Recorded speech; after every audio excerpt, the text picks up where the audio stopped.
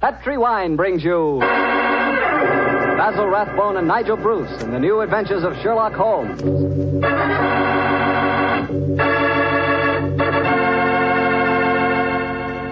The Petri family, the family that took time to bring you good wine, invite you to listen to Dr. Watson tell us another exciting adventure he shared with his old friend, that master detective, Sherlock Holmes. And I want to ask you something. You know, every now and then I've told you about the good old American custom of serving a glass of sherry before dinner, particularly Petri California sherry. And I wonder if you've tried that Petri sherry. Really, a glass of Petri sherry is the best beginning a good meal ever had. Petri sherry is clear, fragrant, and truly delicious. It's a dry. If you don't know which you prefer, try them both. Don't buy one, buy two. But remember, always buy Petri, because Petri wine is always good wine.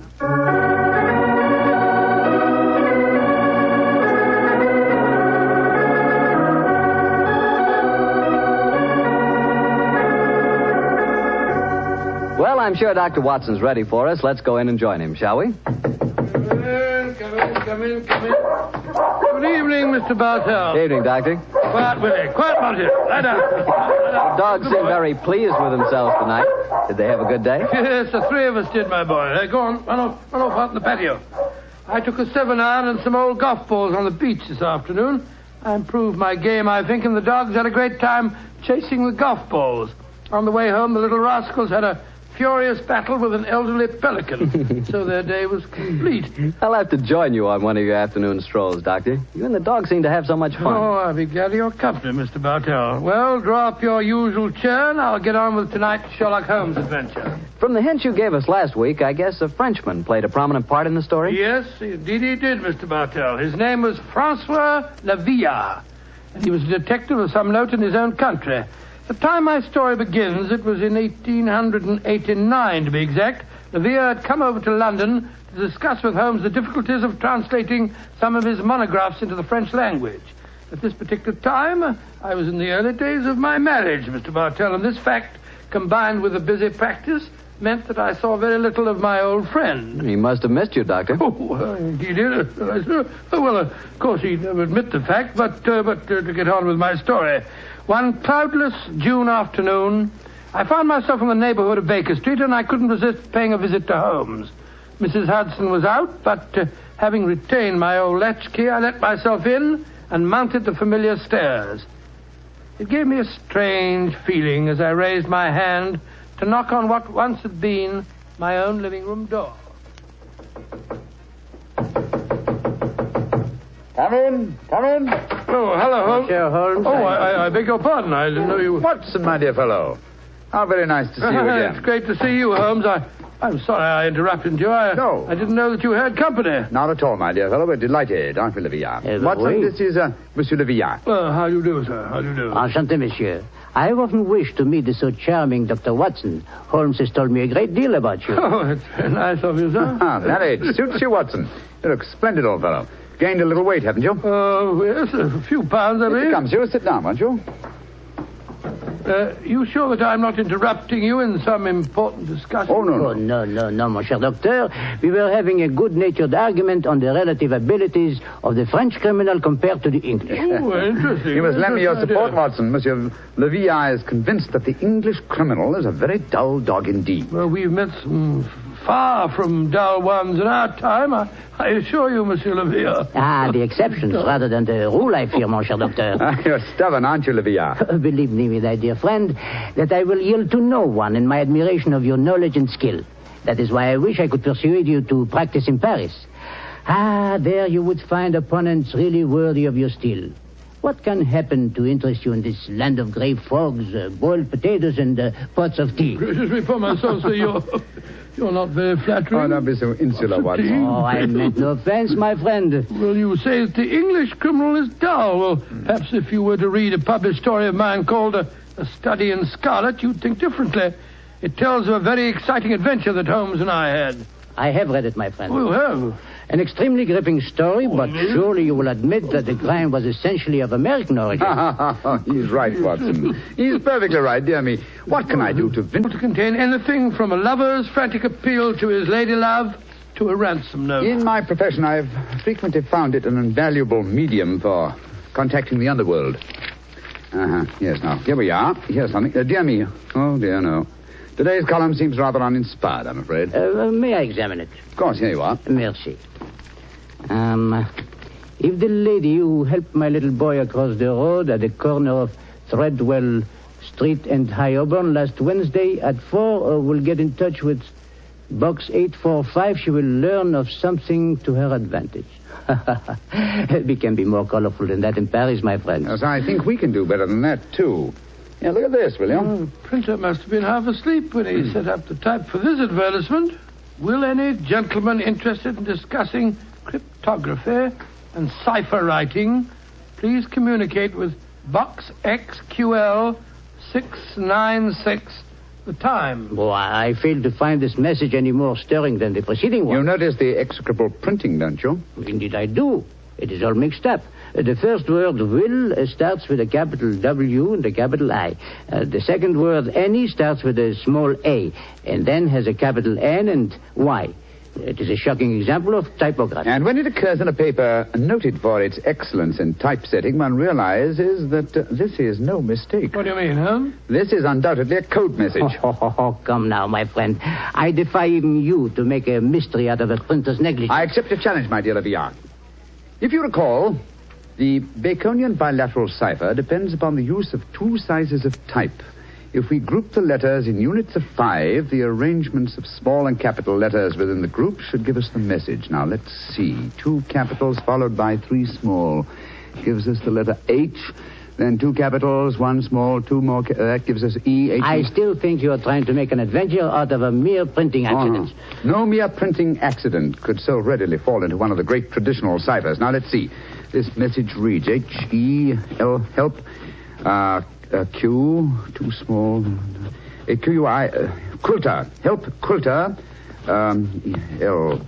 L, too small and large, elms, help, quilter, elms, there it is, yes, penge, help, quilter, elms, penge. Help, quilter, elms, penge. Well, what does that mean? Presumably that a man named Quilter, who lives at a house called the Elms, in the village of Penge, needs help. I see it now.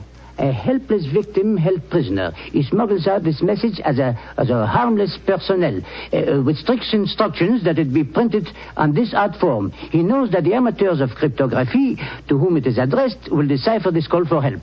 Et voilà. Monsieur Villa, you seem ready to grant that adventure can exist in London, after all. The advantage, my dear Watson, of a more mercurial temperament than we Englishmen possess. Well, Villa, what about it? Shall we set off for Penge and rescue the ingenious Mr. Quilter from whatever dire fate awaits him in the elms? I'm all impatience. Splendid. Watson, I suppose you're too busy to join us. Too busy? Well, in your practice, I'm sure that you have patience to attend to. Yes, of course. Yes. As a matter of fact, I have 2 further visits to make today.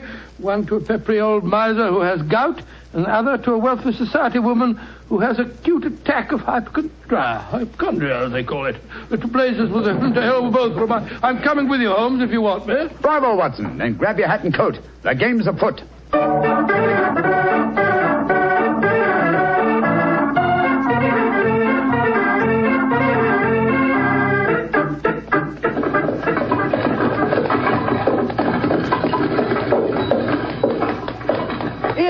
Gents, the Helms Penge. Nice afternoon for a drive, wasn't it?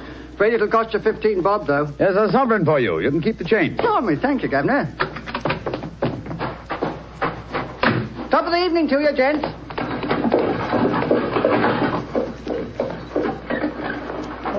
So this is the Elms, eh? Quite a bit of land for such a modest neighborhood. To call it the Elms seems remarkably inappropriate. I cannot see an elm tree in sight. So you see, Leviat, the English have more imagination than you give them credit for. Are you just going to walk up to the front door and knock, Holmes? Why not? The direct approach is often the most satisfactory. Oh, you disappoint me. I had hoped that perhaps you would adopt one of the disguises in which you are so adept, I am told. Well, since it's unlikely that these people know me by sight, that's hardly necessary, is it? However, I trust that this little problem may reward you with some colorful highlights before we're through. Oh. Great Scott. Revolver shots. They came from the house. We are too late. Monsieur Quilter has been murdered. No, I think not. You will observe that the next-door neighbor to the Elms was mowing his front lawn as we drove up. He is still engaged in the same occupation. Obviously, revolver shots attract little attention in this vicinity. Mon Dieu, you mean that violence and sudden death are so common that they do not attract even the passing interest? No, VR. Even the British are not as phlegmatic as that. Then what is the answer to those shots, Holmes? Some member of this household is addicted to pistol practice. The fact that a shooting target is nailed to the back of that fence over there would further support the theory. Well, that's rather ominous, in my opinion. Well, here we are at the front door. Let's keep our wits about us anyway. Are you carrying a revolver, Dr. Watson? No, only a stethoscope, I'm afraid. I was prepared for sickness when I left the house today, and not for crime. I, too, am unarmed. How about you, Monsieur Holmes? Only a magnifying glass, I'm afraid. Hardly a very lethal weapon. Yes? My friends and I were calling on Mr. Quilter. Oh? Who are you? My name is Sherlock Holmes, and these are my friends, Dr. Watson and Monsieur Leviat. How do you do, madam? How do you do? Is Mr. Quilter expecting? I don't know. We read his advertisement in the agony column of the Times today and came down here at once. Are you a relation of his? I'm his niece. Oh. My name is Doris Faversham. Come in, won't you? Miss Faversham, I suppose it is? Yes, Doctor. It's Miss Faversham. We heard 3 revolver shots as we were walking up the driveway. They gave us quite a start. Yes, mademoiselle. We were afraid that we might have arrived at the time of tragedy. Yes, indeed. Tragedy? Oh, my hobby is revolver shooting. I was doing some target practice in the back garden as you arrived. Revolver shooting, Miss Faversham. How very interesting. I flatter myself that I'm something of a marksman myself. Oh, really? Mm-hmm. Well, perhaps we can have a match. Won't you sit down? Your challenge intrigues me, Miss Faversham, but before I accept it, I should like to see Mr. Quilter. Well, Uncle George is paralyzed, you know. Oh, Spends all his time in a wheelchair. I'm not at all sure he'll see you. Well, at least you can ask him, can't you, Miss Faversham? It is his custom at this time of the day to take a little nap. Perhaps tomorrow... Doris! He's still awake. Who's here? Yes, Who's in Uncle. Some men have come to see you, Uncle. Well, bring him in. Follow me, gentlemen.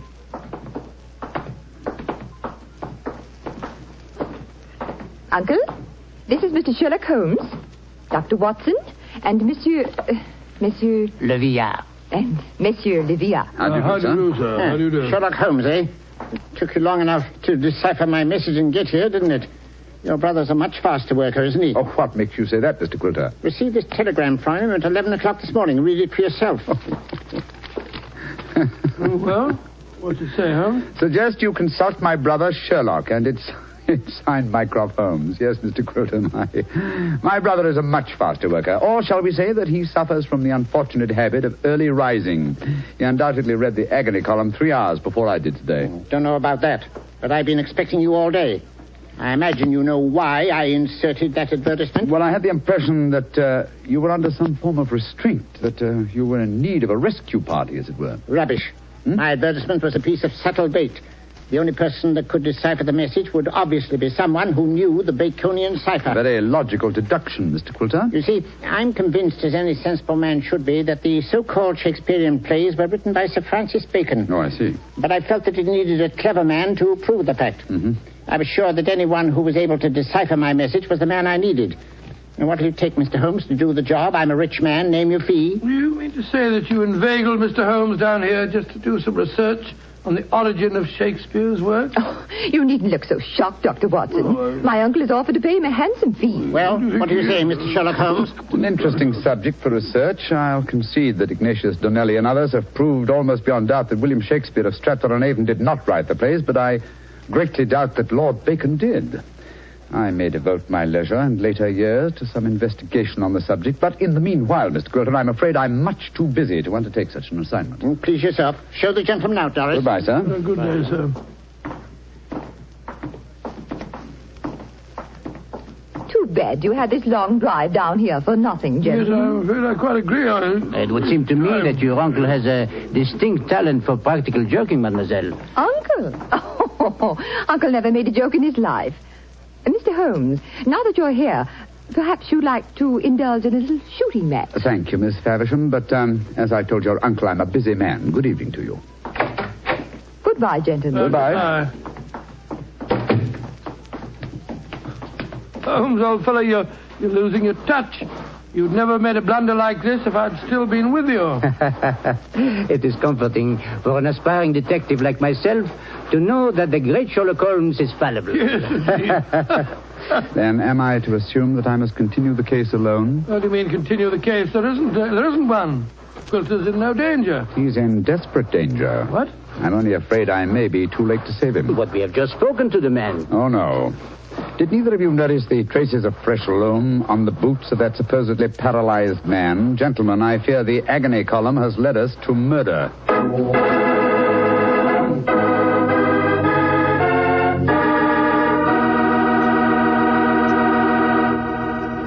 You'll hear the rest of Dr. Watson's story in just a second. Time enough for me to mention that any meal is a better meal when it's served with a Petri dinner wine. If you're having chicken or fish, use Petri California Sauterne.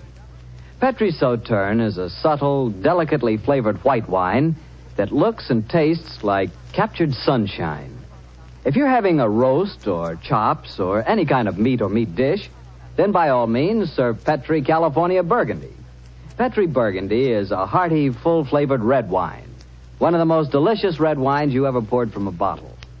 Why not get a bottle of each? Petri Burgundy and Petri Sauterne. Then, no matter what you have for dinner, you'll surely have the right wine, a Petri wine.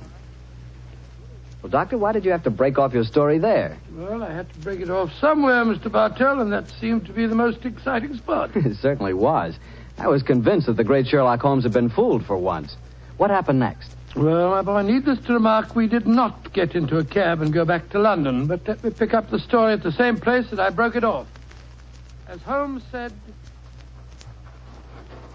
Gentlemen, I fear the agony column has led us to murder. Murder? There was fresh earth on the soles of his boots, you say? Distinct traces, proving that the man in the wheelchair was not paralyzed. And that man, whoever he is, was impersonating Quilter to put us off the track. And the real Quilter may have been killed, eh? I'm afraid so.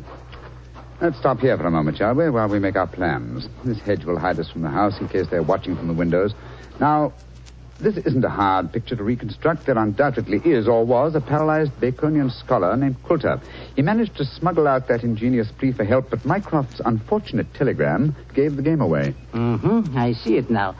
The people in there, holding him prisoner, forced him to reveal what he has done, eh? What they may have done to him, heaven alone knows. One of the criminals, guessing from the telegram that I might appear on the case, posed as the crippled Quilter. What's our next move, Holmes? Remember that singularly unattractive young lady skilled with a revolver? We must search the grounds as unobtrusively as we can. Search the grounds? For what? I can answer that question, Monsieur Doctor.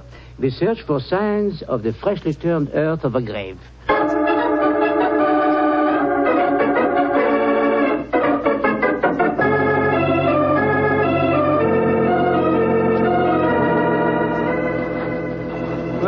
We didn't find any traces of the poor devil's corpse, thank heaven. No. A great disappointment. Oh, Jeremy, you're very bloodthirsty, Livia. Hello. Look at the old fellow trimming the hedge over there. Must be the gardener. Let's have a chat with him, shall we? May be able to give us some information. Good evening to you. Evening to you, gentlemen. Really? You work for Mr. Quilter? That I do, sir. That I do. Ah, very fine work, too. I've seldom seen a better-kept garden. I thank you, sir. I do pride myself in my work. I wonder if you can help me. Be glad to if I can, sir. Did you see a telegraph boy deliver a message here this morning? That I did, sir. The boy came here about 10 o'clock this morning. I was a-clipping the front edge at the time. And you've been working here ever since? Yes, sir. Brought my lunch with me today and ate it in the garden. Has anyone entered or left the house since that telegram was delivered? No, sir. No one except yourself. I see. I suppose you occasionally run errands for Mr. Quilter? Not much these days, sir. The poor old gentleman keeps his chair in the house pretty much all the time, sir. I did run a message for him yesterday, though. Oh, you did? Where to? Well, sir, I was pruning the rose bushes under his study windows when the window opens and his hand comes out with a message. He told me to take it to the village office of the Times and to tell him to print it just the way it was. He looked kind of worried when he gave me the message, and he whispered to me, just as if he was afraid in his own house. I'm much obliged to you. Here's 5 shillings for your trouble. Oh, thank you, sir. Much obliged to you, I'm sure. Good evening. Good evening to you, gentlemen. Oh, so that's how the message was smuggled out. And no one has come to the house or left it since that telegram was delivered. Therefore, Coulter or his body must still be inside that house. We are going to search the house? Yes, we are. But we're not armed, and they certainly are. They probably won't even let us in. Yes, they will. We have an infallible key to entry, a woman's vanity. Come on.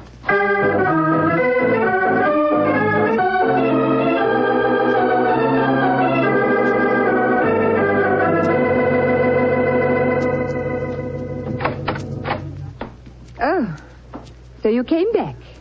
I thought you wouldn't be able to resist my challenge to a pistol match, Mr. Holmes. Exactly, Miss Faversham. We had difficulty in finding a cab and decided to take a train back to London. It was an hour's wait, so I thought I'd accept your challenge. Good. Come in. We'll go into the back garden. Thank you. Don't talk loudly. I think Uncle's asleep in the next room. Don't bring anybody in here, Doris. I want to see. All right, Uncle. This way, gentlemen. If your uncle wants to sleep, seems a funny sort of alibi. Oh, well, he's used to that, Doctor.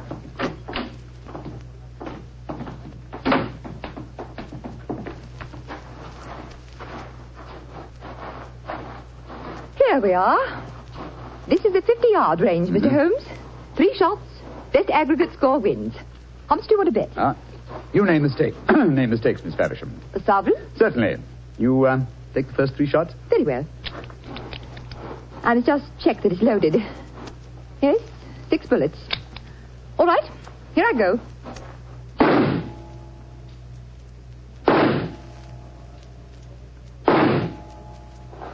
Bravo, Miss Faversham. Splendid. Bullseye and 2 winners. I can do better. Your turn, Mr. Holmes. Doris, who are these men? Friends of mine. I'll introduce you in a minute, Geoffrey. We're in the middle of a match at the moment. Your turn, Mr. Holmes. The revolver, please. Here you are. Thank you. You're sure you know how to handle a revolver? Oh, quite sure, thanks.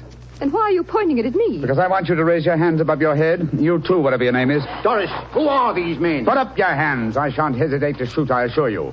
Come on. That's it. What in heaven's name do you think you're up to? Finding out what became of the real Mr. Quilter. Search the man, Watson. Right you are, Holmes. P.R., go into the house, will you, and search it. Yes, but of course. Well, I know this man had a revolver on his hip. Keep him covered with it. Here, stand still, you. Now, sir, who are you? From your resemblance to the man in the wheelchair that we saw earlier, I should say that you're a member of the same family. We're both relatives of Mr. Quilter. That's right. My name's Davies. I'm from the Australian branch of the family. Relatives, yes. And doubtless you stood to inherit his estate in the event of Quilter's death. You moved in on this defenseless old man, terrorized him, lived off him, and finally found it necessary to destroy him. You're talking absolute rubbish. You're telling the truth and you know it. I can tell by your expressions. Move back into the house, both of you. Come on. And keep your hands raised. All right, that's it. Come on. Lead the way into the study. The man posing as Mr. Quilter is still there. We heard him call out as we came in. Yes, we might as well confront the 3 of them together. Yes, he's still seated in the chair. He seems to be asleep. Leah! Did you find anything? Not a trace of the missing men, Monsieur Holmes. Davis, what did you do with Mr. Quilter? I didn't do anything with him. Of course not. He's sitting there in that chair. Well, it's no good lying to us. We know that man's an imposter. This is a fantastic situation. Nobody has left this house since the telegram arrived, and nobody has come to it, yet Mr. Quilter has vanished. Good Lord, how can he sleep through all this talk? You'd think he'd been drugged. Sophia! We're idiots. You are unquestionably the most promising detective in France, and some people have been kind enough to grant me a similar status in England, and yet my old friend Watson has just solved the case. Oh, well, it was nothing. I was just too happy to... What? Solved it? Well, how? Listen to the breathing of that man in the chair. What? He's been drugged. There sits the real Mr. Quilter, the persecuted victim who sent a cipher message for help. The man we spoke to earlier. Was you, Mr. Davies, impersonating Quilter. After you'd received us, you took off your disguise, adopted an Australian accent, and then hid your drug victim by placing him in his own wheelchair, knowing that would be the last place we'd look for him. And they would have kept him here until we had gone and then murdered him. What a devilish plot. Well, what have you got to say for yourselves? It was Geoffrey's idea, not mine. I didn't have anything to do with it. That's a dirty lie. You were in this as much as I am. Oh, this is splendid, simply splendid. Please continue the argument. It'll make interesting evidence in court. You can't take us into court. Of course he can't. What's the charge? Quilter's still alive, isn't he? When Mr. Quilter revives under Dr. Watson's ministrations, you will be charged, I have no doubt, with attempted murder, abduction, sequestration, duress, and probably several other counts. Monsieur Villard, if you will find us a cab, we'll take these miscreants to Scotland Yard. Our work is done.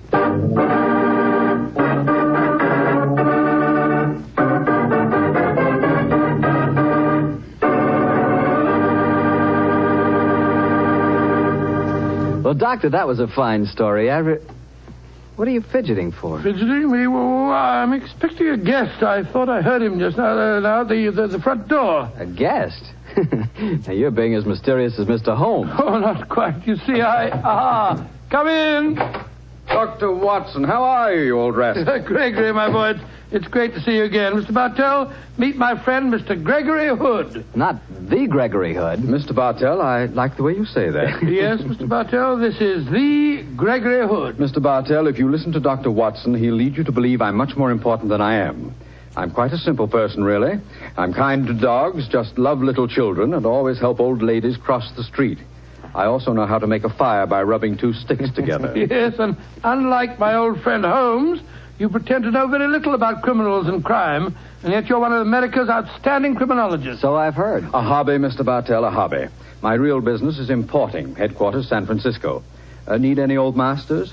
Perhaps I can sell you a nice piece of jade, or would you rather have a bit of old Balinese sculpture? Now, wait a minute. This is all a little too fast for me. Yes, you learn that Gregory is a little too fast for everybody. But, Mr. Bartell, I'm sure you'll get to know Mr. Hood a good deal better. You see, as I've told you, I've always wanted to take a trip back to England, and now I have a chance to do so. But, Doctor, won't I see you again? What about our story? Oh, I shall be back in the fall, but meanwhile, I've asked Mr. Gregory Hood to get together with you at this time every week and tell you some of his experiences. Which, of course, makes me feel very important. Mr. Hood, as you know, has been involved in many famous cases dealing in crime. His importing business and his hobby criminology are a strange combination. I learned that he keeps a diary of these cases, and it's a fascinating book. The Case Book of Gregory Hood. The Case Book of Gregory Hood. Sounds intriguing. Intriguing? Huh. It certainly is. Thank you. Well, then I can tell all our friends, be sure to listen next week at the same time and every Monday night through the summer to The Case Book of Gregory Hood.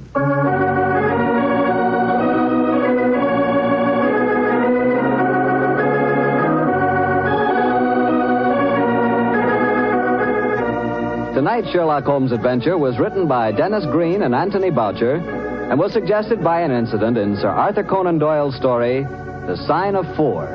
Music is by Dean Fossler. Mr. Rathbone appears through the courtesy of Metro-Goldwyn-Mayer, and Mr. Bruce through the courtesy of Universal Pictures, where they are now starring in the Sherlock Holmes series.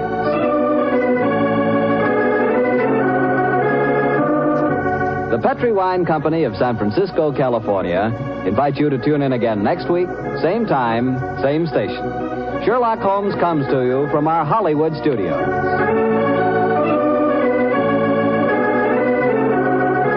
This is Harry Bartell saying goodnight for the Petri family. This is the Mutual Broadcasting.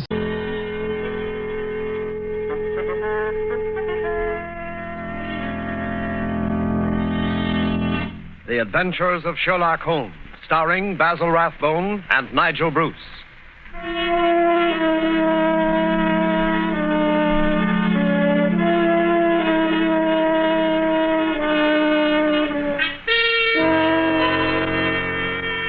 The makers of Grove's bromoquinine tablets bring you another adventure of Sherlock Holmes with Basil Rathbone as Sherlock Holmes and Nigel Bruce as Dr. Watson.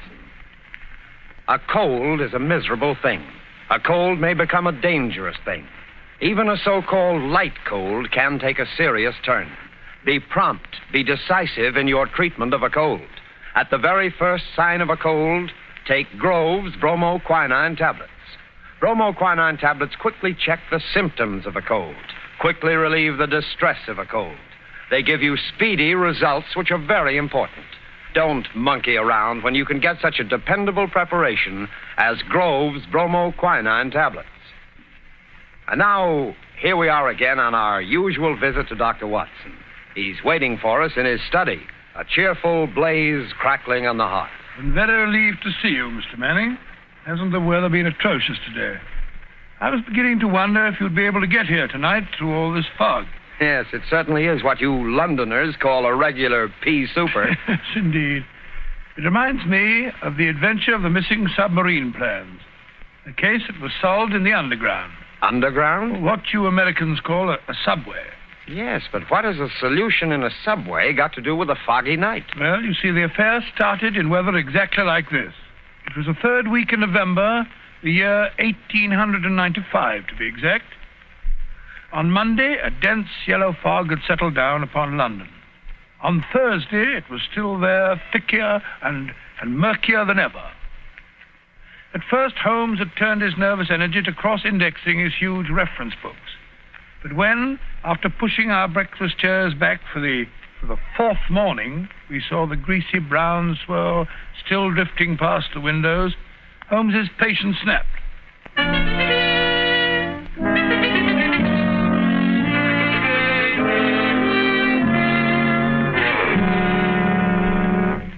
Holmes, if you must pace around in circles, I wish you'd change directions now and then. You're making me dizzy. Bah! It's inexcusable, Watson. Inexcusable. No initiative, no imagination. Nothing ever gets done. If you're alluding to the inactivity in this last session of Parliament, my dear Holmes... I'm not speaking of our lawmakers, Watson, but of our lawbreakers.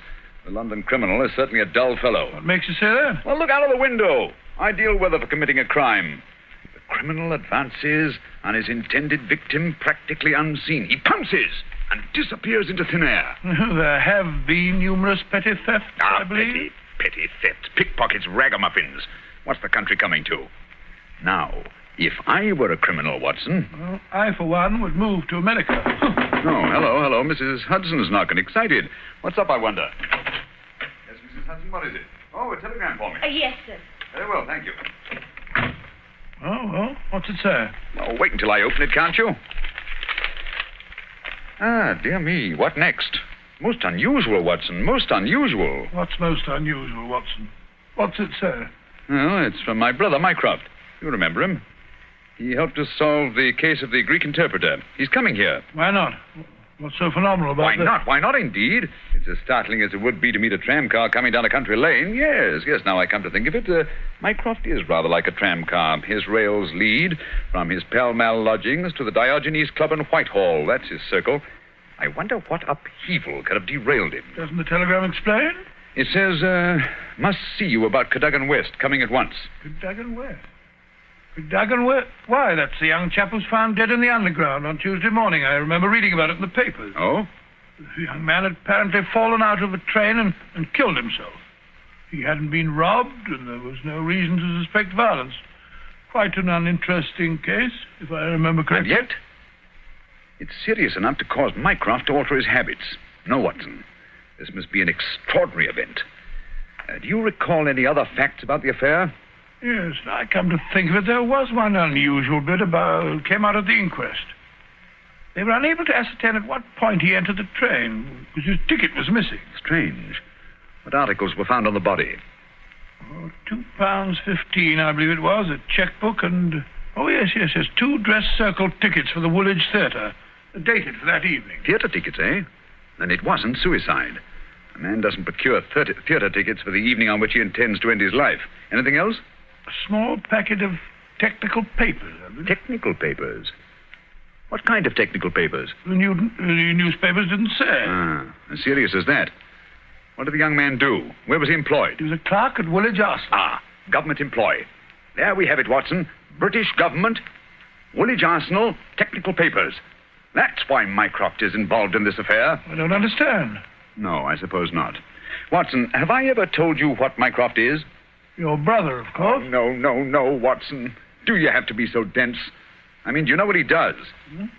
I seem to have some vague recollection that you once told me that he'd held some small office under the British government. It would be more accurate to say, in a way, that he is the British government. What? His position is unique. He made it for himself.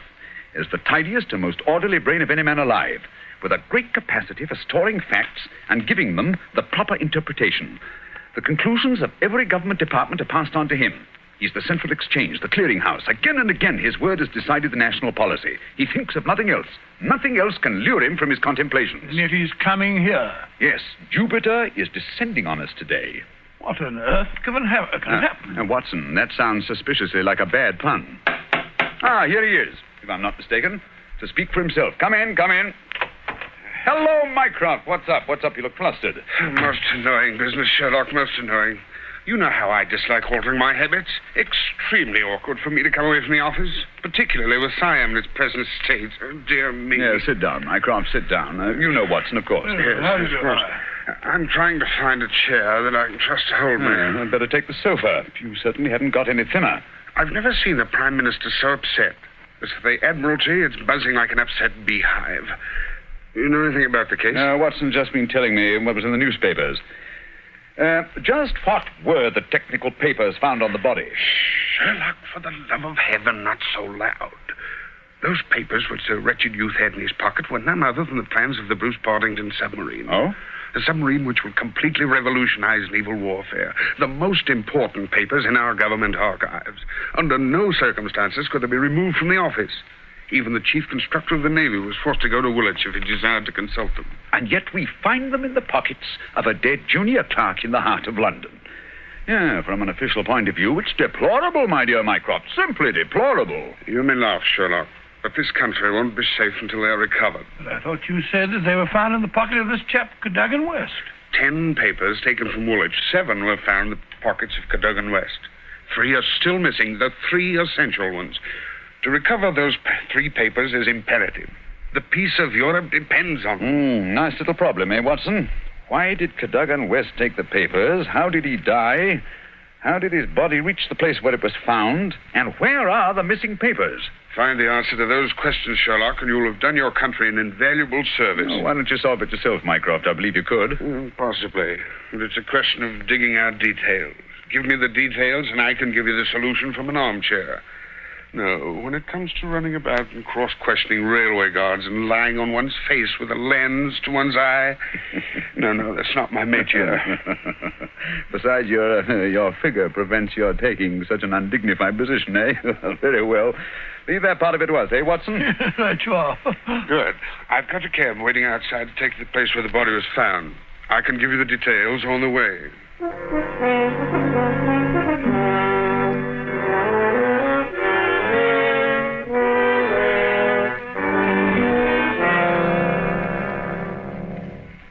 Now, Mycroft, who was the official guardian of these famous papers? No less a personage than Sir James Walter, a gentleman who's grown grey in the service. His patriotism is beyond suspicion. A bachelor, if I'm not mistaken. Lives with his brother. Yes. He was at the house of Admiral Sinclair at Berkeley Square during the whole of the evening when this accident occurred. The Admiral vouches for him. He's one of the 2 who have the only keys to the safe. And his key was with him all evening? Right. His key, the key to the building, and the key to the room. Who was the man with the other key? The senior clerk, Mr. Sidney Johnson. Man of 40, married, silent, morose, with an excellent service record. Any alibi? He, too, had his key with him. Seems to have spent the evening playing a game of drafts with the green grocer around the corner from his lodgings.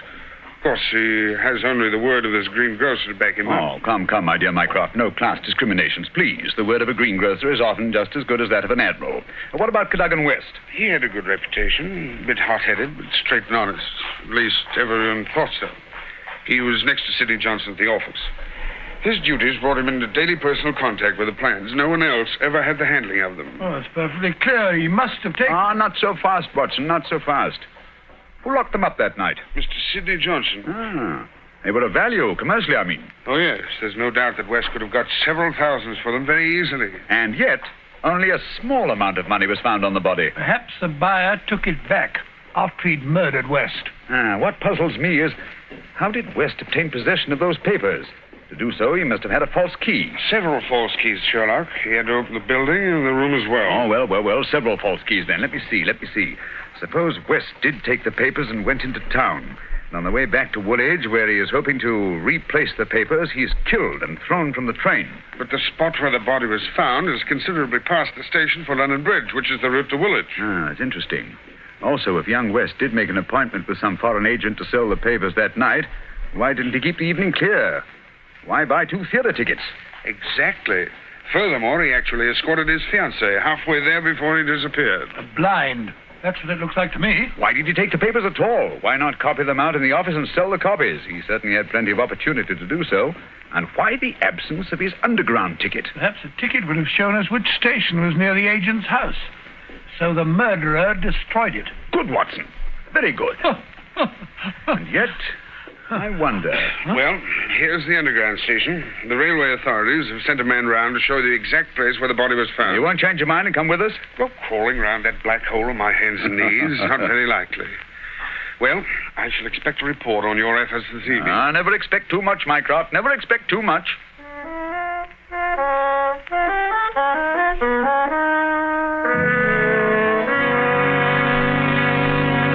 Before we follow Holmes and Watson into the mazes of the London subway system, I have a word of advice.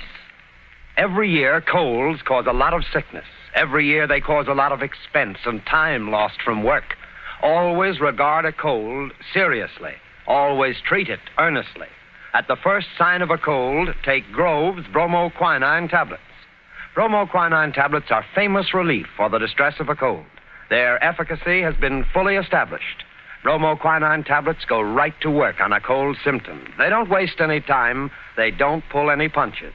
They quickly relieve the misery of a cold. They help reduce the fever of a cold. Thousands of people keep bromoquinine tablets handy all winter. Thousands of people depend on them as their relief for colds. No other preparation enjoys greater confidence than bromoquinine tablets. Follow the example of millions, and at the first sign of a cold, take Grove's bromoquinine tablets. Get them at any drugstore, a few cents a box. Ask specifically for Grove's, Groves, Bromo, Bromo, quinine, Quinine, Grove's bromoquinine tablets.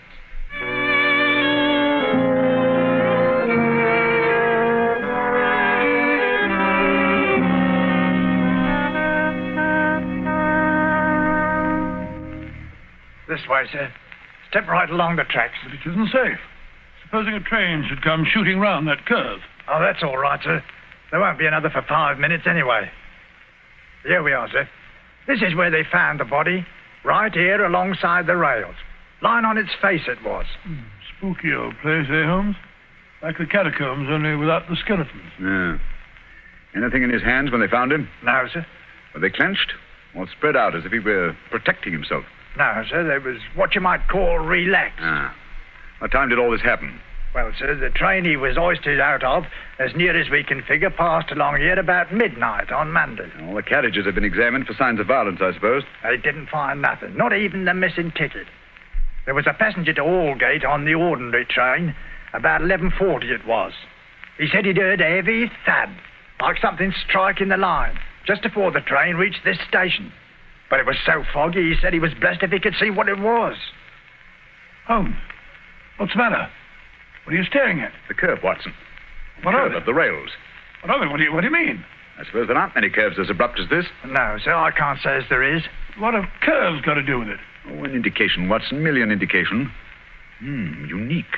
Perfectly unique. And yet, why not? I don't see any indications of bleeding on the line. No, sir, there wasn't any to speak of. But I understand there was a considerable wound. The bone was crashed right enough. Holmes, you hear that? It's a train. It's coming this way. Run, sir. Run for your life. Yes, but where? Up ahead. There's a place where the train switches off. Run, Watson, run. It's just around the curve. We'll never make it. Yes, we will. Faster, faster. There's the switch up ahead. Come on. Here comes the train now. We'll make it. Justin. Watson, for the love of heaven. You're on the wrong track.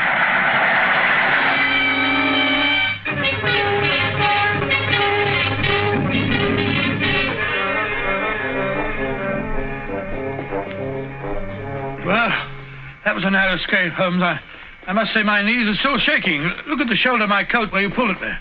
Lucky thing for you that I did. Where are we off to now in this fog?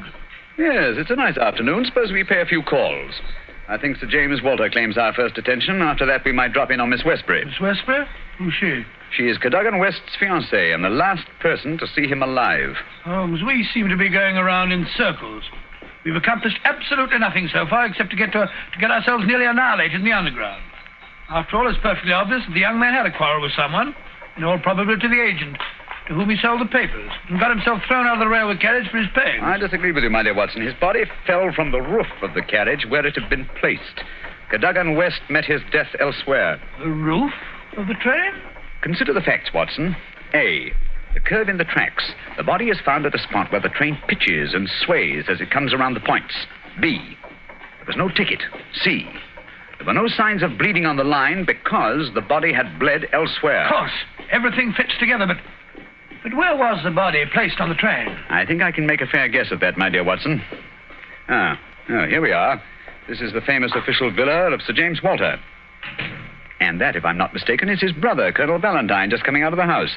What's the matter with the man? He looks positively haunted. Oh, pardon me, Colonel Valentine, but can you tell me if Sir James is at home? Sir James, sir? Sir James is dead. Good heavens, dead? He died this morning. It's terrible. Terrible. How did he die? Oh, it's this horrible scandal. My brother, sir, was very sensitive of his honor. He couldn't survive the disgrace to his department. It broke his heart. Pardon me, gentlemen, I must go. It broke his heart. Most appalling development. Eh, Holmes? I wonder if his death was natural, or if the poor fellow killed himself.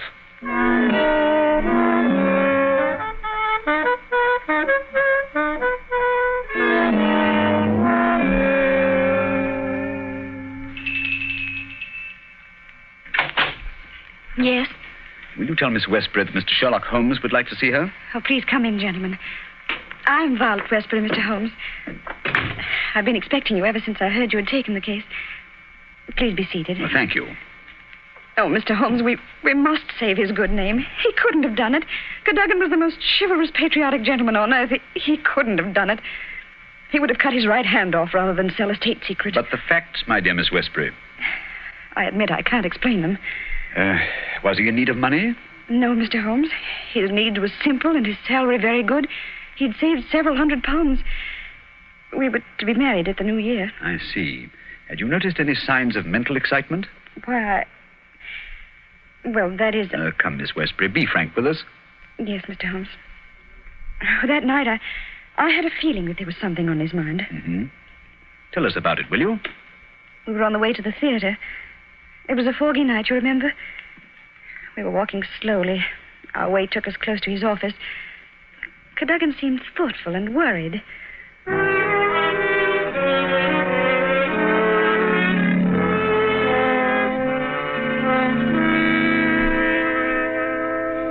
Darling, what's the matter? You haven't said a word for the last 5 minutes. Have I said or done something? Of course not, silly. It's just that I've got something on my mind. Oh, why not tell me about it? Perhaps I can help. It's no use, Vi. It's too serious for me to talk about, even to you. You know, sometimes, Caddy, I feel just the least little bit jealous of that old job of yours when you're cooped up in that building all day. Oh, now you're not going to be jealous of a building. Well, not really. But it is funny to think of a husband having secrets he can't tell his wife. Mighty important secrets, I can promise you. There's one in particular that any foreign spy would pay good money to get hold of. How thrilling. Well, I don't know. They're awfully slack about some things over there in that building, Violet. What's too slack? It would be too confounded easy for a traitor to get his hands on those plans. What plans? Never mind, darling. I guess I'm getting a bit melodramatic. But there's something been worrying me. Hello, what's that? What's what? Over there, that shadow moving along the side of the building. It's a man. So that's it. I always suspected... Oh, what's the matter? You're so excited. What's wrong? Stay here, Violet. There's something I have to find out. Stay here.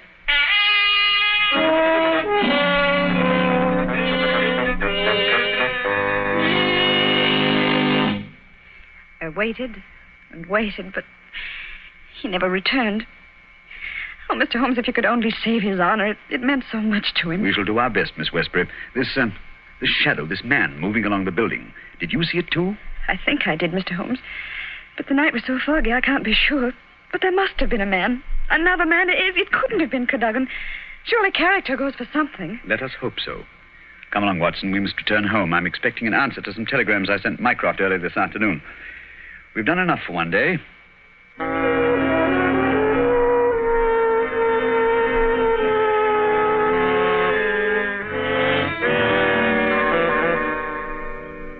Holmes, where have you been all day? You left this morning before I was up. Now you've come home with your towel awry, your suit torn, and as ravenous as a wolf. Yes, I've had a bit of exercise, my dear Watson. Pass me the tongue, will you? It would have done you good to go along. Yes, what were you doing? Investigating the premises inhabited by foreign spies known to have been in London on last Monday. Mycroft sent me a list of them. Took a bit of doing, too. Climbing walls, breaking into cellars, prowling around rooftops. Well? I discovered there was only one residence which had the proper facilities for disposing of West's body after the murder. Well, whose residence was that? It belongs to a Hugo Oberstein. The address is 13 Caulfield Gardens, Kensington. The gentleman himself has departed for Europe. Gone, has he? And he took the plans with him. It's too late. Not necessarily, Watson. What can we do now? We're going to keep a rendezvous with the gentleman who stole and sold those plans. The assignation will take place at Mr. Oberstein's house this evening at 9. What the deuce are you talking about? These newspaper clippings. I found them in the drawer of Hugo Oberstein's desk. Read them. The Daily Telegraph agony column. The first one says, too complex for description, must have full report, terms agreed to, payable when goods delivered. Signed, Piero. Piero, indeed. Sounds like a Mardi Gras. Now, read on, Watson, read on. Second goes, matter presses, must withdraw offer unless contract completed. Piero again. And the last, dated Monday, the day the crime was committed. Monday night after 9, 2 taps, payment in hard cash. I say, do you think it was a submarine the plans that he was buying? I'm almost positive. And Piero was Oberstein himself. But we'll find out for certain this evening. I've invited the gentleman who sold the papers to meet us. But how? I don't understand. I inserted this advertisement in today's Daily Telegraph. Tonight, same hour, same place, 2 taps, vitally important. Your own safety at stake. Signed, Piero, as usual. By George, if he answers that, we've got him. Unless we're too late. Come along, Watson. There's no time to lose. You can take this package for a change. I've been carrying it around all day. What's in it? Oh, just a jemmy, a dark lantern, a chisel, and a revolver. Nice equipment for a respectable citizen to be carrying about the streets of London, I must say. Yeah, you know, Watson, there are times when I suspect we aren't quite respectable.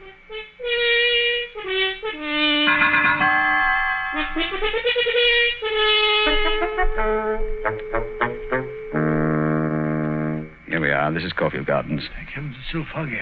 I shouldn't like to be caught in the act of housebreaking. Yeah. Over this wall, Watson. There's a window we can easily pry open in the back. Scale that wall? Now, come on, hurry up. There's no time to lose. Here. I'll give you a boost. Come on, up you. That's it. Look out, here I come. I must say, Holmes, you're as agile as a cat. It's uncanny. This is the window. Light the lantern and give me the jemmy. 1, 2...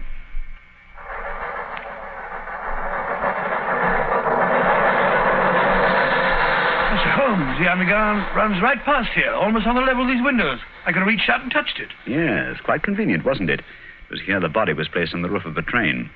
Look out of this, look on this windowsill. You can see the soot is blurred where they rested the body. And here, look. This brown stain is blood. Nasty, eh, Holmes? Let's get on to the house. Very well, then. Come along. The window's open. Easy, don't break the glass. Supposing Oberstein should happen to return home. Well, we must take our chances in this business. Come along, Watson, come along. Our visitor will expect to be let in by the front door. I wish these stairs didn't squeak so. 9 o'clock. We can expect him at any moment now. You take your position on one side of the door. I'll be on the other. So we can pounce on him when he enters. I'll throw my greatcoat over his head. I wish he'd hurry. Shh, Watson. What if he doesn't come? There he is. Ready now. I'll open the door. You wanted me? No, you don't. Take that. Easy, Watson, easy. All right, Holmes, I've got him. Well, let's take a look at our catch. Take the overcoat away, Watson. Right. Hi. It's Colonel Valentine Walter, St. James's brother. Quite. Well, sir, what have you to say for yourself? Why did you steal the Bruce Partington plans? Who are you? What do you know about this? I am Sherlock Holmes, and I know everything. Oh, this is terrible. I'm lost. I didn't realize their importance until my brother killed himself. But I needed the money. I had to have it. Oberstein offered to give it to me if I'd let him see the plans. So you took an impression of your brother's key, opened the safe, and procured the papers. Cadogan West saw you leaving the building, followed you here, and you killed him. No, I didn't do that. I swear I didn't do it. No? Then perhaps you'd better tell us who did murder Cadogan West and placed him on the roof of the railway carriage. I'll tell you. I promise you I will. I did the rest. I confess it, but not that. Very well, then. How did it happen? I got the papers, as you've discovered. Made my way through the fog until I reached the door. Once or twice, I fancied I was being followed. I could hear footsteps on the pavement behind me.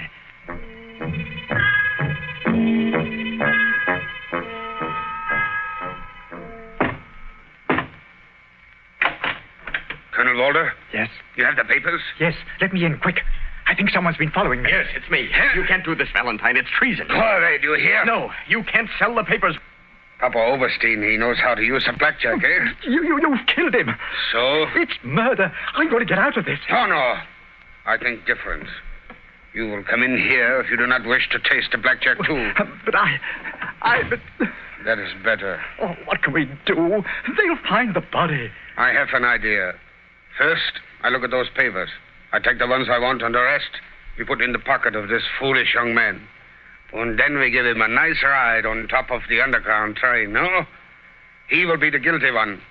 Who will ever know?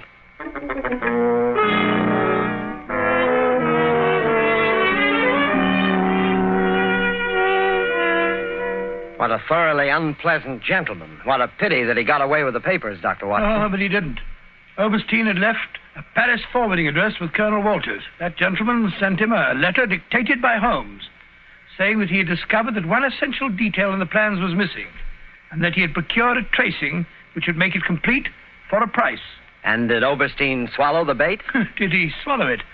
He was arrested as he got off the boat at Folkestone. Some weeks later, I learned, incidentally, that Holmes had spent a day at Windsor Castle and returned with a remarkably fine emerald tie-pin. When I asked him where he got it, he answered it was just a small present from a certain gracious little old lady for whom he'd been able to do a small favor. Yes, and I think I can guess the lady's august name. Elementary, my dear Mr. Manning, elementary. I see.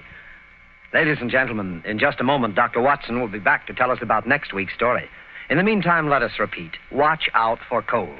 At the first sign of a cold, take Grove's bromoquinine tablets. Bromoquinine tablets are made especially for the relief of colds. In other words, they're specialized medication, and that's what you want. Yes, at the very first sneeze or sniffle, go right to your druggist and get a package of Grove's bromoquinine tablets. Now, Dr. Watson, next week?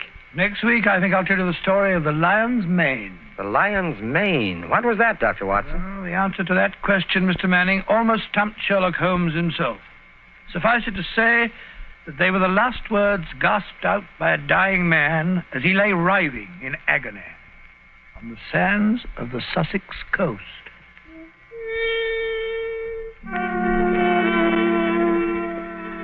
You have been listening to a Sherlock Holmes adventure, adapted from Sir Arthur Conan Doyle's story, The Bruce Partington Plans, with Basil Rathbone as Sherlock Holmes and Nigel Bruce as Dr. Watson.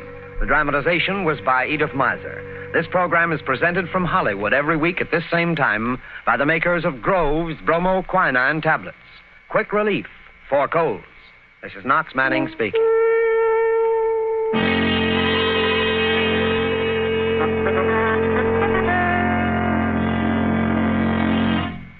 This is the National Broadcasting Company.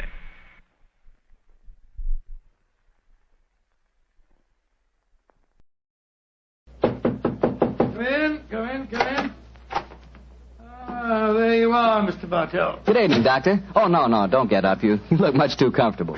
Take off your overcoat and come and join me. Well, I enjoyed your story of a scandal in Bohemia last week, Doctor, and tonight you promised us a sequel. Yes, that's right, Mr. Bartell. A sequel that took place over 20 years afterwards, in 1909 to be exact. Sherlock Holmes was living on his Sussex bee farm. It was only in June, I remember, that I received a telegram from the great man asking me to come and spend a long weekend with him. And I'm sure you needed no urging to accept the invitation. None, Mr. Bartell, none at all. I hadn't seen Holmes for some time, and this fact, combined with my rather indifferent health, found me on the eastbourne train a few hours after receiving the telegram. A dog cart was at the station to meet me, and after a brisk drive across the downs, I found myself once more with my good friend.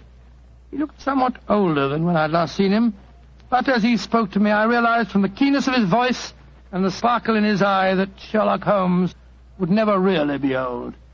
After a while, our conversation lapsed into the comfortable silence that can exist only between friends. And then, as the sun was setting, Holmes picked up his beloved violin and began to play some haunting melody. As he lay back, eyes half closed, his long, thin fingers caressing the instrument, a wave of nostalgia swept over me. I thought of the many years that we'd spent together, and of the exciting adventures that we had shared during the old days in Baker Street.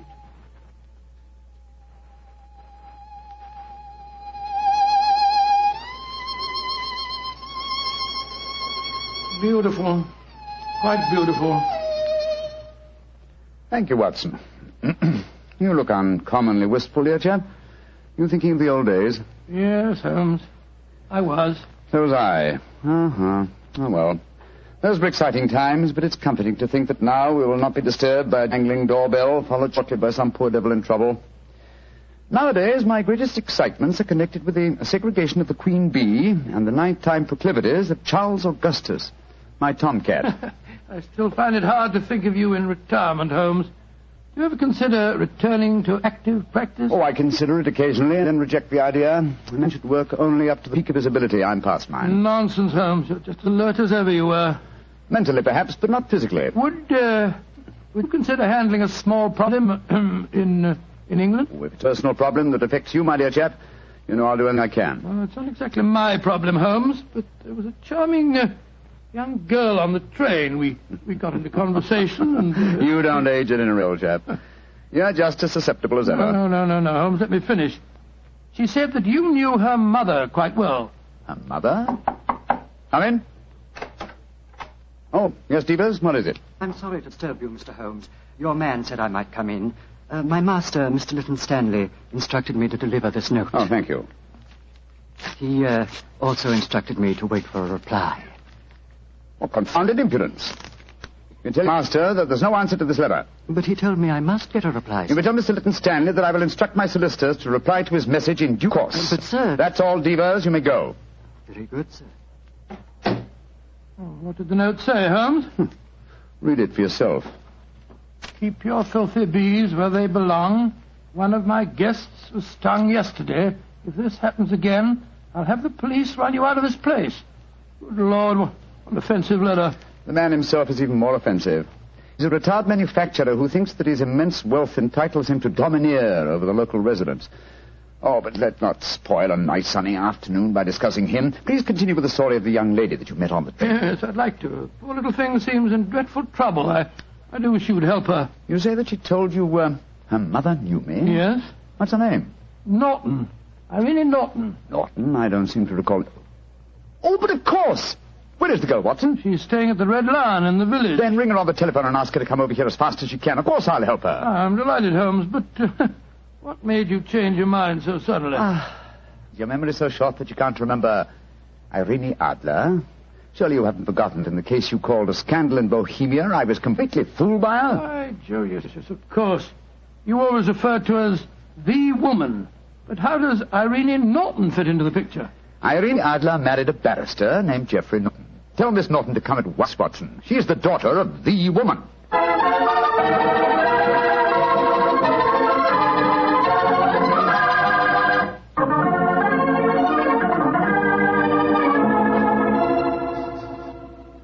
Mr. Holmes, I've heard so much about you from Mother. She says you're the cleverest man in England. Your mother flatters me, my dear child. She herself was much more clever than I. In fact, yes. Did she ever tell you about the circumstances under which we met? No, Mr. Holmes, though she did tell me that you were a witness when she and my father were married. Very true, my dear, very true. Though the occasion was a little, well, shall we say unusual? Look here. This golden sovereign I wear on my watch chain is a memento of that day. I also have a charming photograph of your mother. You must have known her quite well. How about telling Mr. Holmes about your troubles, my dear? Yes. Reminiscences are charming, but they can wait until we've dealt with your problems. Mr. Holmes, I'm being blackmailed. Oh, I'm sorry to hear it. By whom? By a neighbor of yours, Mr. Leyton Stanley. Do you know him? Oh, yes, indeed I do. As a matter of fact, Mr. Holmes received a most offensive note from the gentleman less than an hour ago.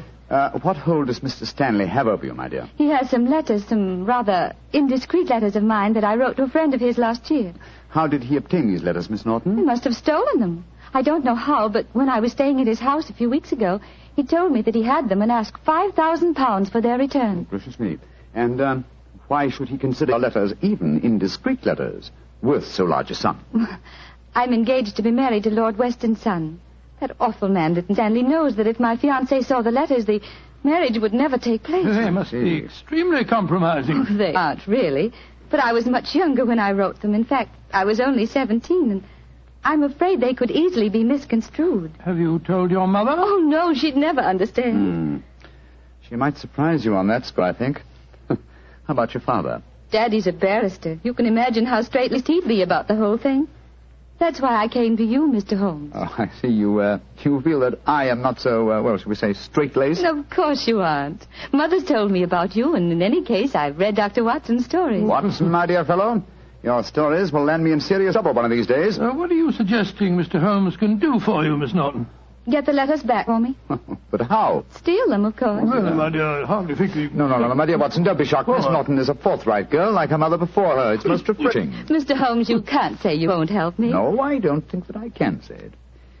In any case, I have a slight personal score to settle with Mr. Leyton Stanley myself. He's rude and has no understanding of bees. But how are you going to steal the letters?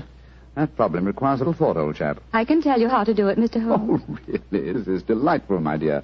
You explain the problem and also the way of solving it. How easy a detective's work might be if all clients were equally helpful. Tell me, what is your plan? Tomorrow is a servant's half-day off at Mr. Leyton Stanley's. He'll be alone there during the afternoon. How do you know that fact? My maid was keeping company, as they say, with Divers, the butler, when I was staying there a few weeks ago. She found out everything from him. My letters are kept in a filigree box in his desk. With your enterprise, my dear, I'm surprised that you didn't try and open the desk yourself. I did. But it's very sturdy and has a combination lock. However, I'm sure that you and Dr. Watson can think of some way of getting the letters, particularly if Mr. Leyton Stanley's alone in the house.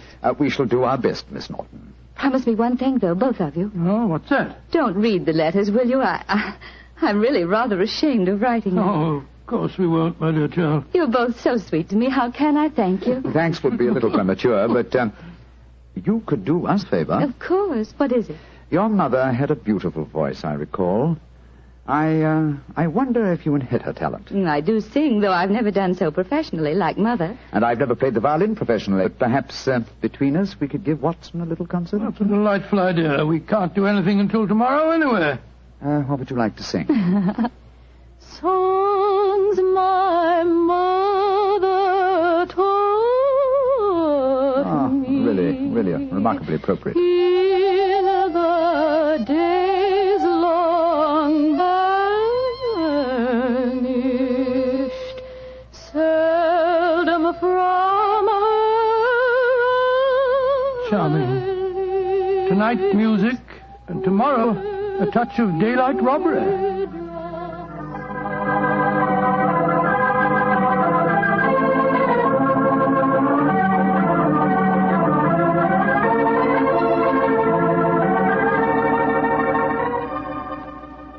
Dear old Watson, your disguise is really excellent. Oh, I must confess I'm a little apprehensive. Hi, old chap. There's no need to be, I assure you. You, as Dr. Hamish, and I, as the Reverend Albee, are calling on Mr. Stanley ostensibly in search of a contribution for my charity hospital that you are in charge of.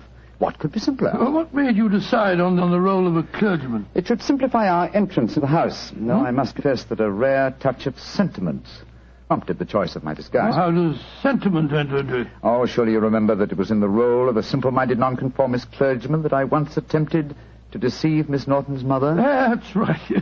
I'd forgotten. That woman really fascinates you, doesn't She does, old chap. Irene Adler was one woman I've always regarded with unbounded admiration, even though she was a criminal. But enough of this. Come on, old good fellow. Are you ready? Yes. You have the equipment I mentioned to you? In my pocket. Let's be off, old chap. Let's be off.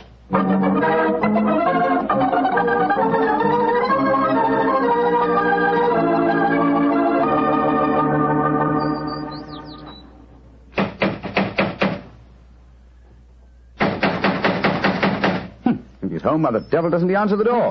Come, my dear Reverend Appleby. For a parson, your language is hardly appropriate. I'm sorry, Dr. Hamish. Here comes someone. Yes? Miss Leyton Stanley? That's my name. Mine is Appleby, and this is my friend, Dr. Hamish. I'm proud to meet you, sir. I've heard a great deal about you. What can I do for you? If we could come in for a moment, I'll explain our mission. Very well. Come into the study.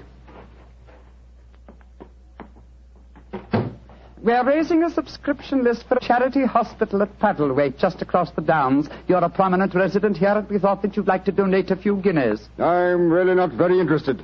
I've given as much to charity this year as I can afford. Well, it's a fine cause, sir. I'm giving my medical services 3 days a week, and the Reverend Appleby is donating his services too.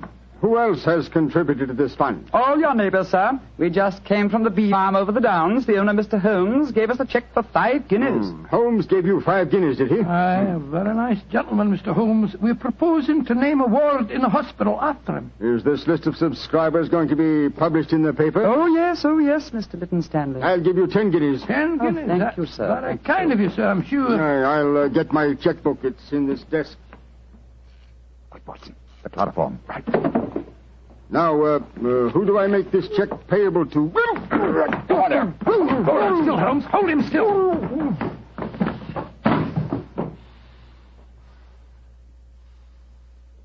Very neat, Watson. Chloroform doesn't take long, does it, Move it back a Holmes? little, old fellow. It's lying over the desk. That's it. Is the filigree box in there? Uh-huh.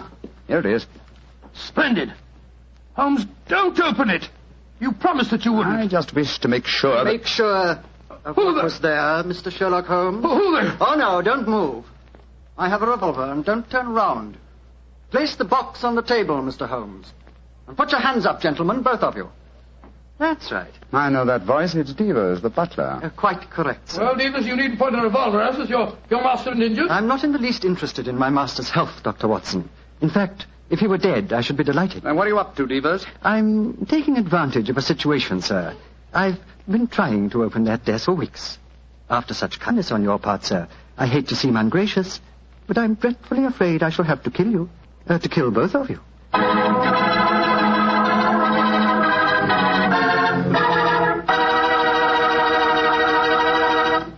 Dr. Watson's story will continue in just a second, so I'm just going to remind you that good food always tastes better when served with good wine.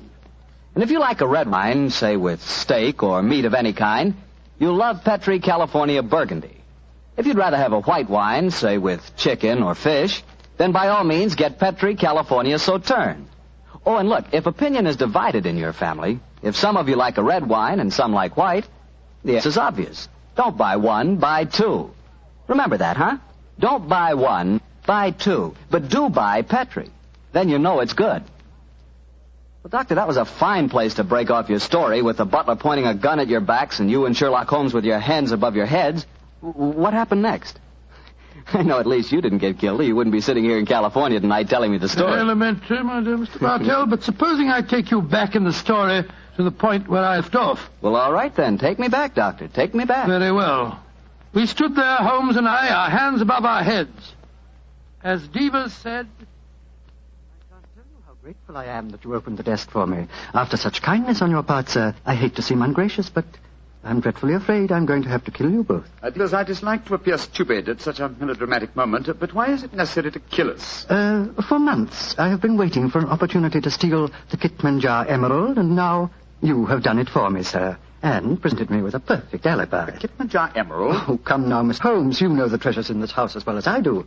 Apart from the emerald, there's a superb Cellini that would fetch a fine price in the right market. We aren't here after any valuables, my good man. Please don't call me your good man, Dr. Watson. It's patronizing and untrue. In any case, sir, whether you were here after the valuables or not makes no difference. I've caught you both red-handed. You're completely in my power, gentlemen. You're going to steal the treasures, I suppose, and then pretend that we were responsible. Exactly, sir. I shall kill you both, secrete what objects appeal to me, and when my master regains consciousness, I shall explain that I found 3 men burgling the house, that I killed 2 of them, while the third got away with the loot. Who will be able to doubt my word? To be regarded as a hero. I might even have my salary raised. Watson, I'm afraid this is the end, old chap. What a sordid way to die. Shot in the back like a coward. Devers, at least do us the courtesy of allowing us to face the firing squad, will you? Very well, gentlemen. Turn round. But don't try any tricks. One last request. What is it, sir? I'm beaten, and I admit it. I'm getting old, but in my heyday I've crossed swords with some of the greatest criminals in Europe. My life has been attempted many times, but I've always escaped. If this is to be my swan song, at least give me the privilege of shaking the hand of the man who has at last bested me. Well, sir, I feel that I'm stepping a little out of my station, but I suppose the situation is unusual. I hope you don't object to the left hand, sir. I'll keep the revolver in my right. Very well, Devers. There you are. Goodbye, Mr. Sherlock Holmes. Goodbye, Devers. And my congratulations for... My congratulations for being a fool. Well done, Holmes. Maybe getting old, Watson, but I've not lost my skill at that, too. He went over your shoulder in a flash. Fortunately, the bullet went wide. How is he, Watson? Struck the desk as he fell. Yes, he gassed his head. It's not serious. He'll be unconscious for a while. Good, but I think we'll take the precaution of closing this desk drawer. I don't want him to be exposed to further temptation when he comes to. There we are. Well, shouldn't we get into touch with the police, Holmes? Police? Great Scott, no, old fellow. After all, we're burglars and we're in disguise. Two facts that would be hard to explain satisfactorily. No, we must back to the bee farm as soon as possible. Yes, I suppose you're right. Miss Norton will be waiting for us there, and we'll tell her what happened. Poor girl, I'm afraid she's in for something of a shock.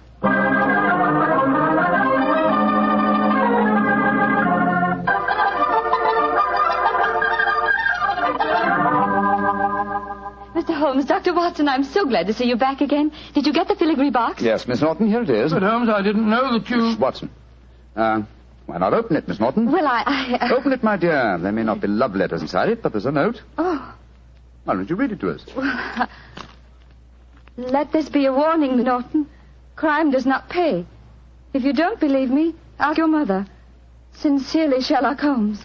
Mr. Holmes, you knew my secret all the time. Not all the time, but I realized it as soon as I'd opened the filigree box. What on earth are you talking about? Miss Norton was under the impression that she could use me as a cat's paw, as a dupe to commit a burglary for her. I still don't understand, Holmes. You will remember she asked us to promise not to open the box. Yes, but you did so just before the fellow held us up with a revolver.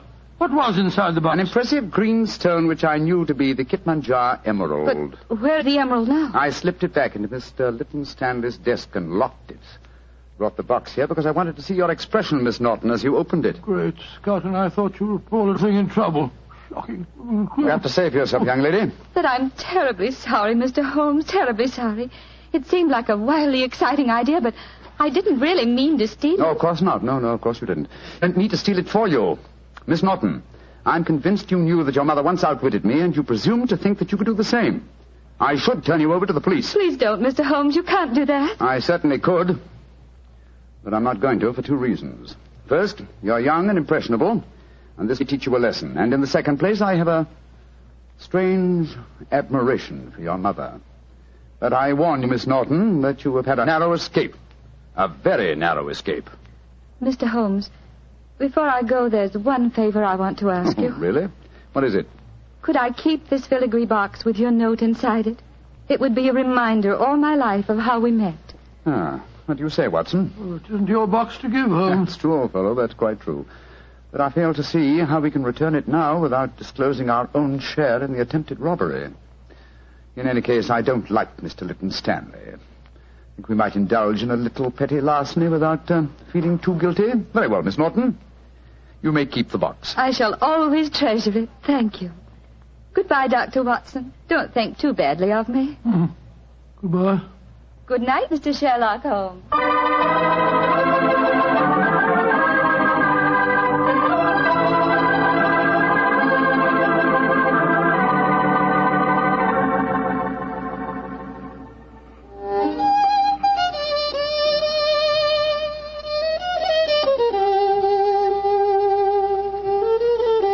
You know, Holmes, I must say you were surprisingly lenient with that girl.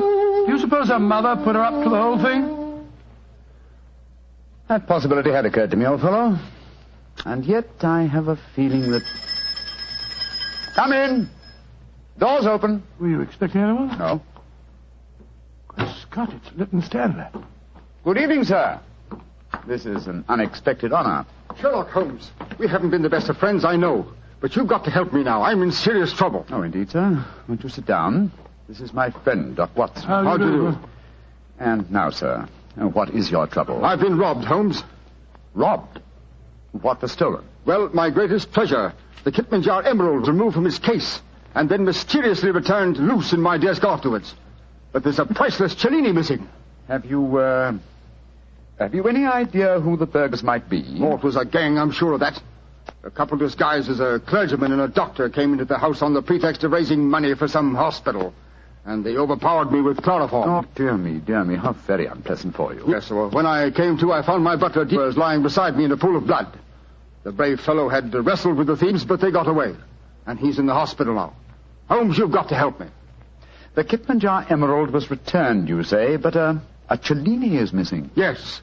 It's an exquisite filigree box in which I had kept the emerald. A filigree box? Yes, it's a genuine Cellini. It's worth several £1,000s. Holmes, you must help me solve this business. I'm sorry, Mr. Leyton Stanley, but I'm afraid I can't help you. I've retired. Yes, and I intend to remain in retirement. Good night, sir. Oh, but I'll pay you any fee within reason. My decision is final, sir. Good night. Oh, I might have known I wouldn't get any help from you. Holmes, she fooled you again. Yes, the little devil. She knew that box was a Cellini all the time. You don't seem very angry with her, old fellow. I should be, but I'm not. What splendid audacity. What a superb nerve the child has. But you must get the box back from her. I shall, Watson. I shall. Or rather, I shall persuade Devers to do it for me. As the price of our silence. But how can he get it back? Remember that he walks out with Miss Norton's maid. I'm certain that when he explains his predicament, he can prevail upon her to steal the box from her mistress so that it may be returned to its rightful owner. That's a good idea. By George, Holmes, Miss Norton's a chip off old block, all right. Yes, Watson, she is, and it makes me wonder. What about? I wonder, my dear chap, how long I can remain in retirement. Such a worthy antagonist at large, it's a challenge. It's an irresistible challenge.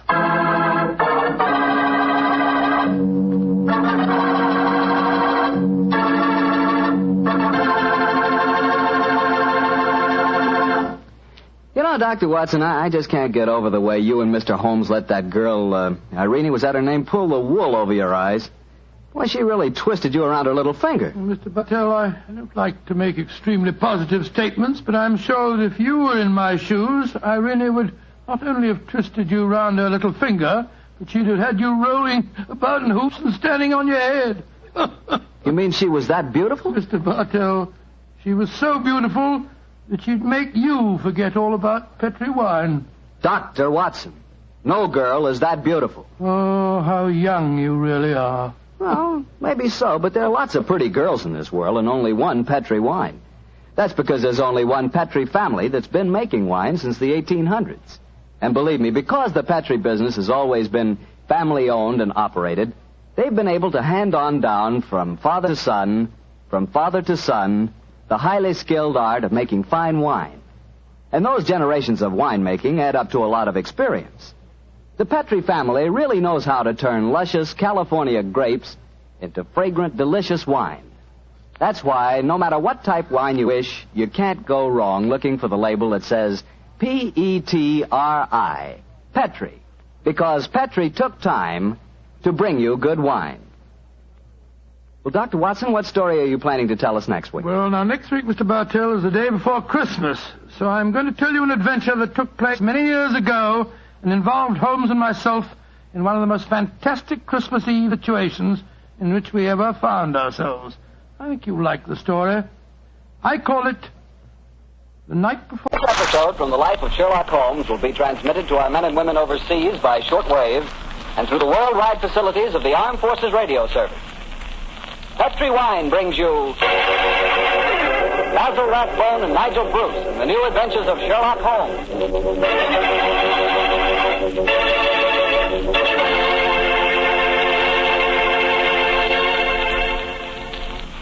The Petri family, the family that took time to bring you good wine, invite you to listen to Dr. Watson tell us another exciting adventure he shared with his old friend, that master detective, Sherlock Holmes. Well, right about now, you're probably taking a little breather in your last-minute rush to get everything ready for the big day tomorrow. Children have to be put to bed to wait for Santa Claus, and there's the tree waiting to be decorated, and a million and one things which must be done before morning.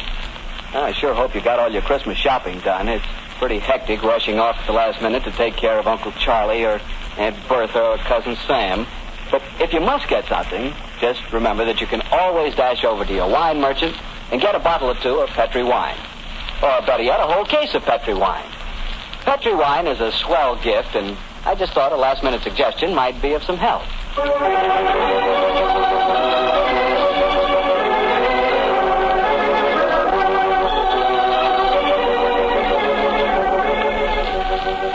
And now I'm sure our good friend Dr. Watson's waiting for us, so let's go in and join him. Ah, there you are, Mr. Bartell. Well, say, Doctor, I can see you're going to have yourself quite a Christmas. Big tree in the corner with colored lights on it. Where'd you get those?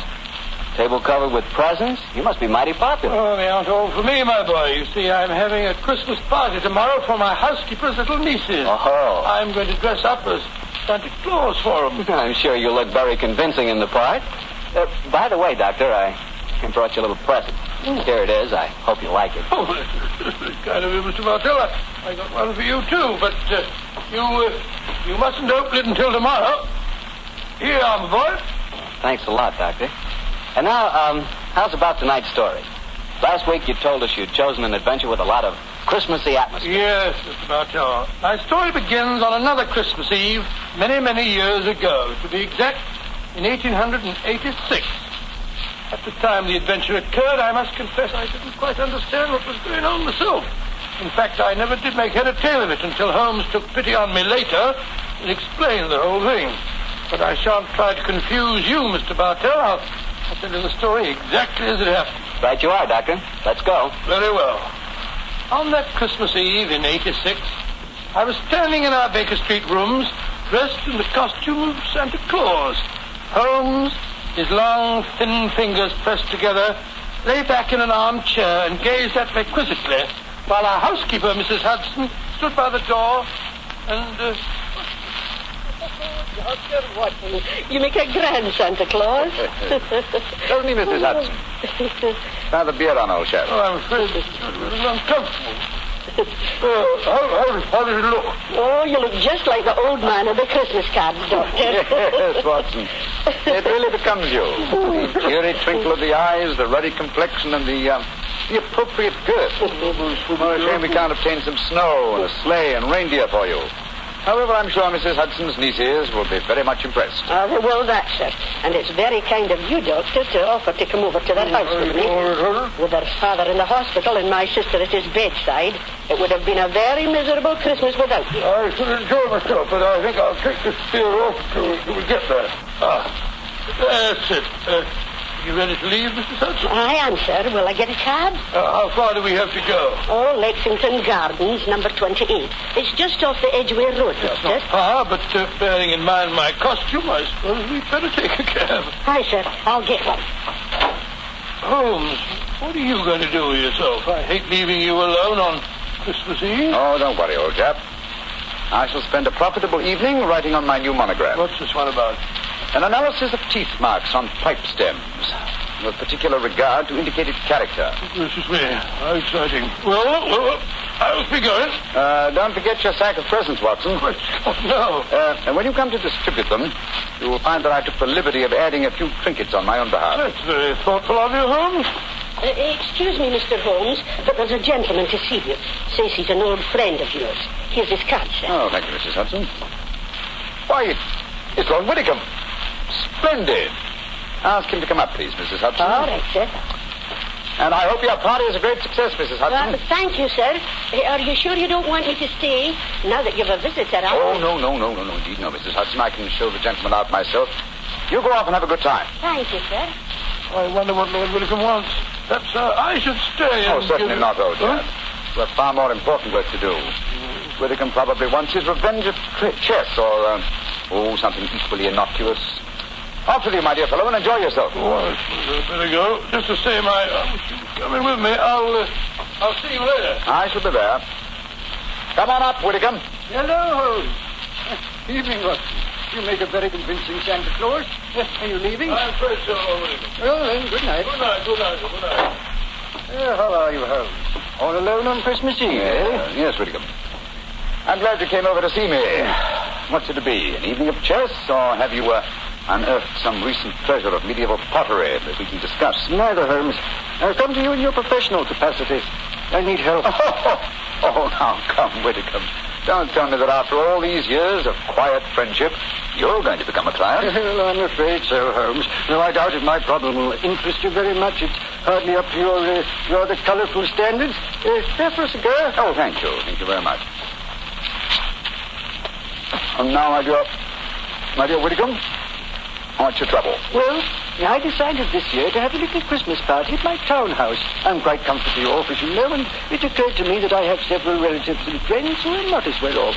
I'm having a party for them tonight, Holmes, and I hope you'll attend it, disguised as Santa Claus. Oh, dear me. I've adopted many disguises in my time, but Father Christmas has never been one of them. Why do you want me to attend your party in disguise? In any case, you ashamed of your friendship with a private detective? Or do you consider my features more acceptable when buried beneath the depths of a snowy beard? Well, my dear Holmes, do take me seriously. I'm not joking, I assure you. Of course you are. You want me to attend your party in disguise. Why? I'm giving some very valuable presents. Diamond and onyx cufflinks, platinum and ruby earrings and such like. And I've wrapped each of the presents in banknotes. Oh, dear me. Where are these presents now? In a sack, in the charge of my butler. I was going to dress up as Santa Claus and give them out myself, until I got the warning letter. That's why I've come to you. Warning letter, eh? Yes. I received it by this evening's post. Listen to this. My dear Lord Whittingham, your generosity with Christmas presents borders on ostentation. We do not approve. Either we will receive £5,000 in sovereigns at Post Restaurant Box 379 by 6 o'clock on Christmas Eve, or I'm afraid your Christmas party will be conspicuous by its absence of presents. Let me see that note, Whittingham, will you? Here you are. Thanks. Plain paper, drawn from a penny notebook. The writing is obviously disguised. By George, yes. Whittingham, I accept the case. I'll come with you to your party at once. And furthermore, I shall follow your suggestion regarding a disguise. Dressed as Santa Claus, I shall be less likely to attract suspicion. I'm delighted, Holmes. But what made you decide so suddenly? This writing, my dear fellow. Though it's a false hand, I know that characteristic M in my dear Whittingham. I've seen it too often at the beginning of a signature. It's Moriarty. Moriarty? Who's he? Oh, one of the cleverest and most unscrupulous criminals in England. Whittingham, there's no time to be lost. It's, let me see, 6:30 now. Half an hour beyond the deadline given you in this letter. And we must go to your house at once.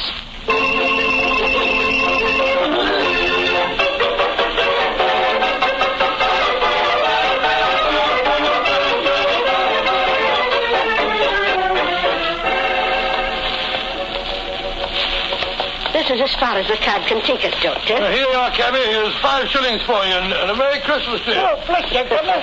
And a Merry Christmas to you, too. You said you wanted to get into the house through the back way so that you could surprise the children. Yes, I thought I'd pretend to come down the kitchen chimney. Oh, you can get to the back of the house by going up the alley here. I'll go in the front door. Splendid. Which is the house, Miss Hudson? Number 28. It's the third one down the alley, Doctor. I'll have the back window open in no time, and you can slip in without any of the bearing seal. Oh, very well. Gloomy little street, I must say. Well, where's the music coming from? Oh, it's from that temple across the street, Doctor. The disciples of the Octagonal Square, they call themselves. Oh, what on earth do you suppose that means? Some newfangled cult. Heathens, most likely. Oh, I'm not the only Santa Claus abroad tonight. Look at that fellow across the street there. Oh, dressed just like yourself, Doctor, and carrying a sack, too. He's running up the steps to the temple. Well, God, he slipped on the ice. Oh. What is Hollywood? Here. Let me help you up, sir. Oh, now, you be careful, Doctor. Do not trip up yourself. Here, now, give me a hand. Thank you, sir. The silly of me, wasn't it? Oh, we Santa Clauses have to help each other, you know. Up you come. That's it. Oh, good gracious me. Oh, Doctor, I told you to be careful. Now you've fallen too. Oh, it's this confounded red coat of mine. It tripped me up. Oh, did you hurt yourself? Oh, I'm all right. How about you, sir? Oh, I'm all right, thanks. It's silly of me to run, wasn't it? Here's your sack, sir. Thank you. Good night, and Merry Christmas. Same to you, sir. Oh, he went into the temple. Must be a disciple of the Octagonal Square. Are you sure you're no hurt, Doctor? No, of course not. Thank you, Miss Hudson. Here, give me my sack, please. Thank you. Your sister's house is the third one down this alleyway, you say? Aye, and I'll hurry and open the back window. I'll be waiting for you, Mrs. Hudson. It's going to be rather fun. What a shame Holmes isn't with us. Oh, well, he's probably happier having a good game of chess with Lord Willicombe.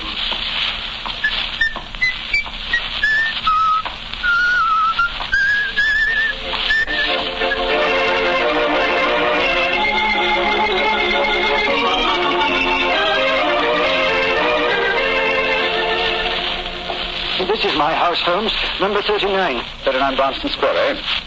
And dear old Watson is just around the corner in Lexington Gardens and hasn't any idea that I've left Baker Street. Here you are, Cabby. Oh, thank you, sir. Hey, Merry Christmas, sir. Listen to that. Carol singers. Yes, we'll probably have our fill of them before this evening is over.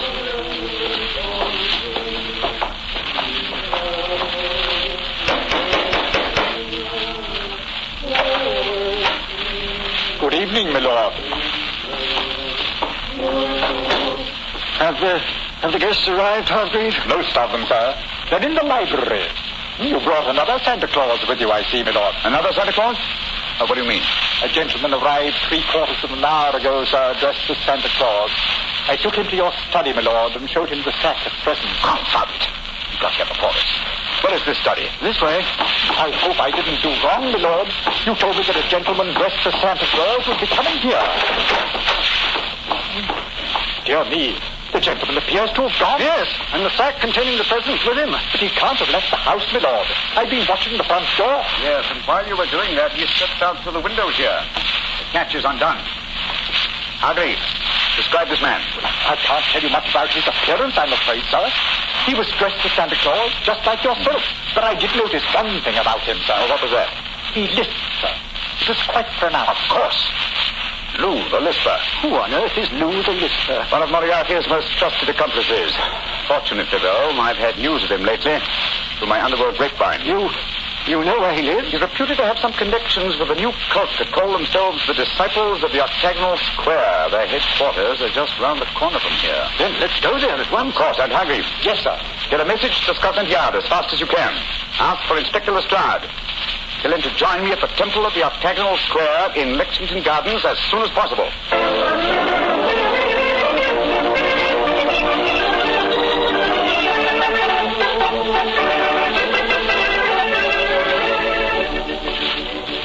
The children are awful excited, Doctor. I told them you just came down the chimney. Oh, I'll slip the bed on and I'll go into them. Will I announce you, Doctor? Yes, please, All right, sir. Quiet now, children, quiet. Santa Claus has come to see you, and he's brought you all presents. Hello, children. Hello, Santa Claus. My name's Elsie. Did you bring me a present? Yes, I expect I did, Elsie. I'll look in my sack in a minute. And what's your name, young man? Herbert. They call me Bertie. Did you come down the chimney? Yes, Bertie. I bet you didn't laugh all the time, do you? You're so smart. Oh, don't be rude, Bertie, or Santa Claus won't give me a present. Well, children, gather round me and I'll see what presents I have for you all. Oh, Bertie. The first present is for... I'll be right. It says for Her Grace, the Dowager Duchess of Guileless.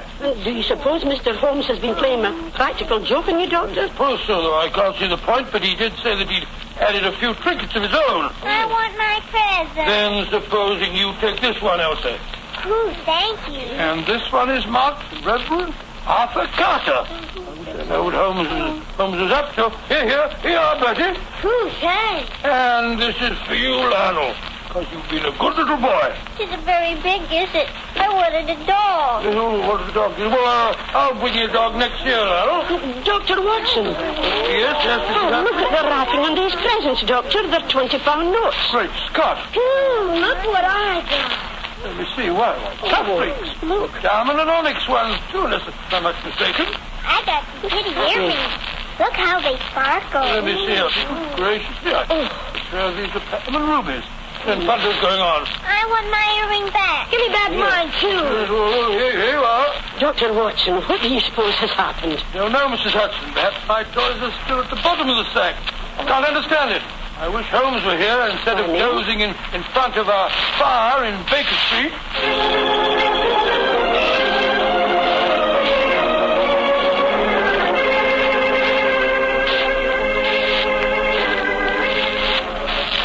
Where are you, Holmes?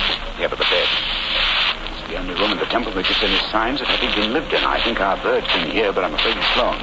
Wish Inspector Lestrade would get here. Strike a match, will you, Billigan? Yes, right. Here's a candle on the table. Just as I feared.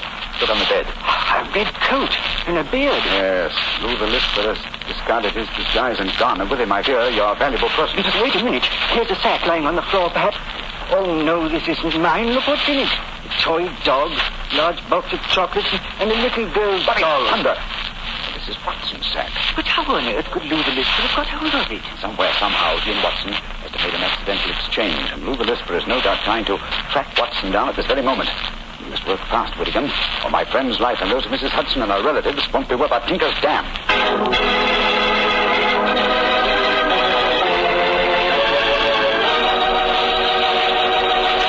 Oh, now, Doctor, you can't break off your story there. Oh, yes, I can, my boy. Before I go on, I thought we'd have a glass of port just to freshen us up. Oh, well, that's different. Cool.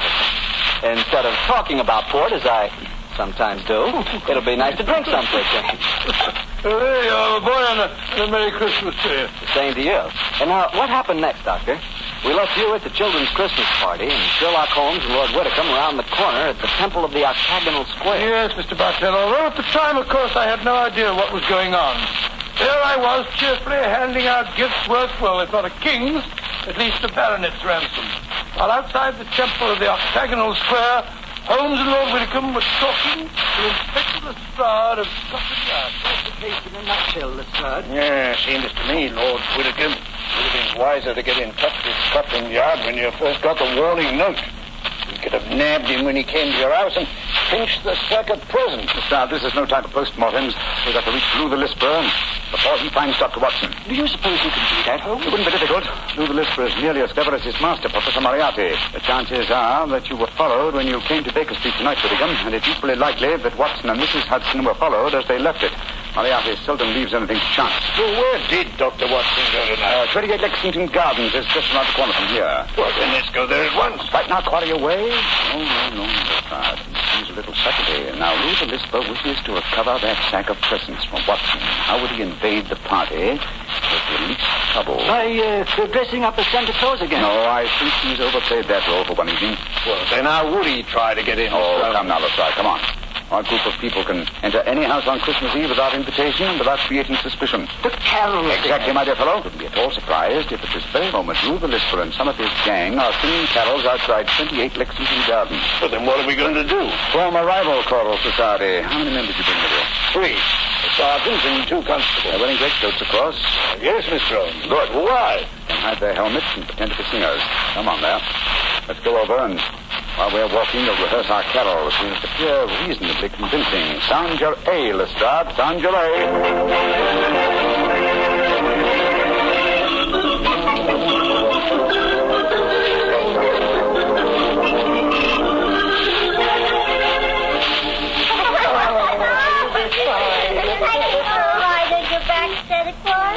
No, you mustn't make Santa Claus too tired. Oh, it's all right, Mrs. Hudson. Now, hop on, Lionel, hop on. There we go.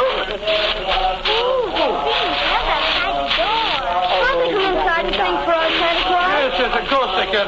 Ask them to come in, Mrs. Hudson, will you? Come on, let me get on your back. No, take it easy. I want to see the reindeer, Santa. Reindeer? Oh, they're up in the roof, Bertie. I'll climb up and see it. No, you mustn't. They're asleep. Oh, here are the carol singers. Good evening, gentlemen. Good evening, and Merry Christmas. Would you like to sing some carols for the children? And Fred, I'm sure you'd like a little drop of something to warm you up. Oh, thank you, sir. We should like that. I see you before somewhere, my man. No, sir, I'm sure you haven't. Come on, men, let's sing Good King Wenceslas. Good King Wenceslas, look down on the streets of peace.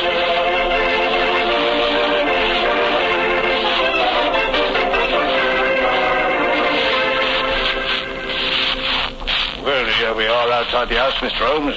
Now what? Listen. Lou the Lisper and his men are already there. Are we going in now? In a moment. Now, men, you all have your truncheons handy? Yes, Mr. Holmes, we're ready. Splendid. Now, remember, when you're inside and I yell Merry Christmas at the top of my voice, you bring out your truncheons and get Lou the Lisper and his gang out of there as quickly as possible.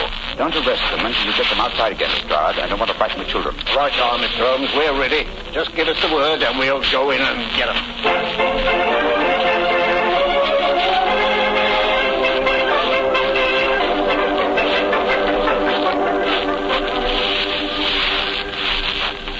That was very nice singing. And now, how about something to warm you up? That won't be necessary, Dr. Watson. See to the door, Sammy. Now all of you stay right where you are. Who are you? What do you think you're up to? Please don't be difficult, Doctor. All I want is the jewels out of my sack that you stole from me tonight. If you try and stop me, I shall have to hurt you. Why do you talk so funny? Have you got a cold like me? Shut up. Now, Doctor, where are the jewels? Cricket. There are some more carol singers outside. What time to go? What do you do? No, better let them come in. If we don't, they might get suspicious. All right, Lou. First you know what you're up to. Now, no tricks, Doctor.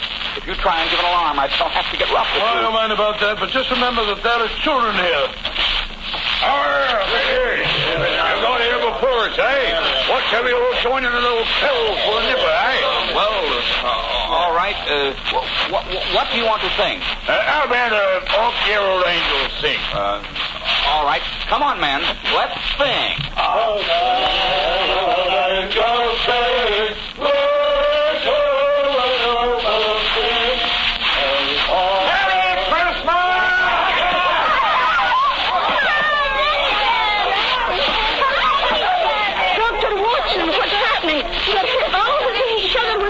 Look here, you can't do that. They're all going away. They're dragging each other. Holmes, what in thunder's going on? I'll explain to you later, old chap. Lestrade! Take them to Scotland Yard and first charges. I'll be over in a little while and give evidence. Right, you are, sir. Too bad we didn't get Professor Moriarty, too. Well, at least we have some of his cohorts. I'll see you later, Lestrade. Oh, I wish I knew what was going on here. Is Moriarty fixed up in this business? Yes, Watson. I'll tell you all about it as soon as I've straightened this thing out. Whittingham. Yes, sir. The £20 notes that you used as wrapping for your gift seem to have been scattered all over the house. Do you want me to recover those, too? No. From what you told me of the children, I think their parents could use the money much more profitably than my relatives. In any case, I can replace it. Oh, very generous Christmas present.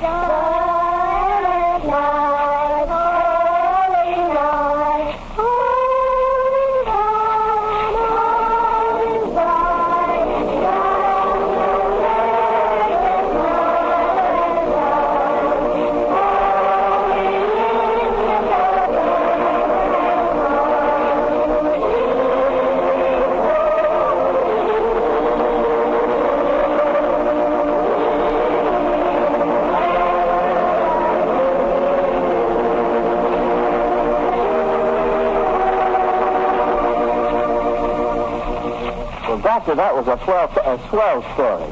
On a Christmas Eve like this, do you ever wish you were back in Baker Street celebrating Christmas Day? Oh, at times, yes. But actually, Mr. Bartell, I'm very happy right here in my little home. And what with the troubles of the world on their way to being settled, it looks as if this is the brightest Christmas that I've ever had. That's how I feel about it, too, Doctor. And I hope that all our friends are feeling just as happy this Christmas Eve as we are. And speaking not only for myself, but I know for all of us, and for the Petty family, too, we wish every one of you a happy Christmas from the bottom of our hearts. God rest ye merry, gentlemen.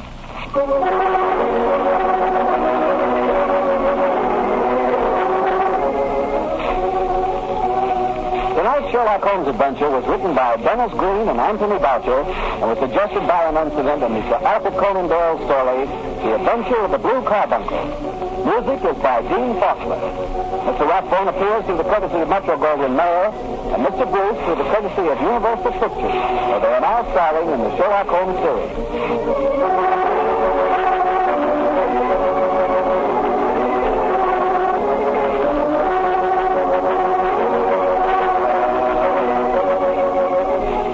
Wine Company of San Francisco, California, invites you to tune in again next week, same time, same station.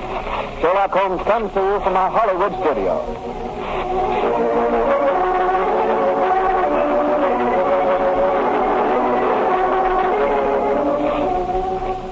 is Harry Bartell saying good night for the Petrie family. This is the Mutual Broadcasting System. Petrie Wine brings you Basil Rathbone and Nigel Bruce in the new adventures of Sherlock Holmes.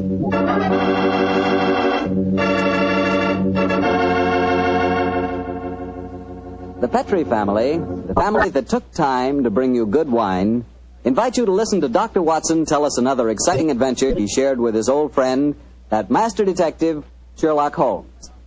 And as for me, well, I'd like to talk about those few minutes you have while you're waiting for dinner every evening. That's the perfect time for a glass of Petrie California sherry. Petrie sherry is the best beginning a good meal ever had. You really feel like you're enjoying the good things of life when you take time for a glass of Petrie sherry. Hold that glass of sherry to the light. Look at it. It's a beautiful dark amber. Yes, and Petrie sherry is clear and fragrant, the way a good wine should be. Now taste it. You've got something. That Petrie sherry has a real heart-of-the-grape flavor. Oh, and look, if you like your sherry dry, not sweet, Petrie makes a fine dry sherry. It's called Petrie Pale Dry. And if you don't know yet which you prefer, the regular sherry or the dry, why not try both? Don't buy one, buy two. But just be sure you always buy Petrie.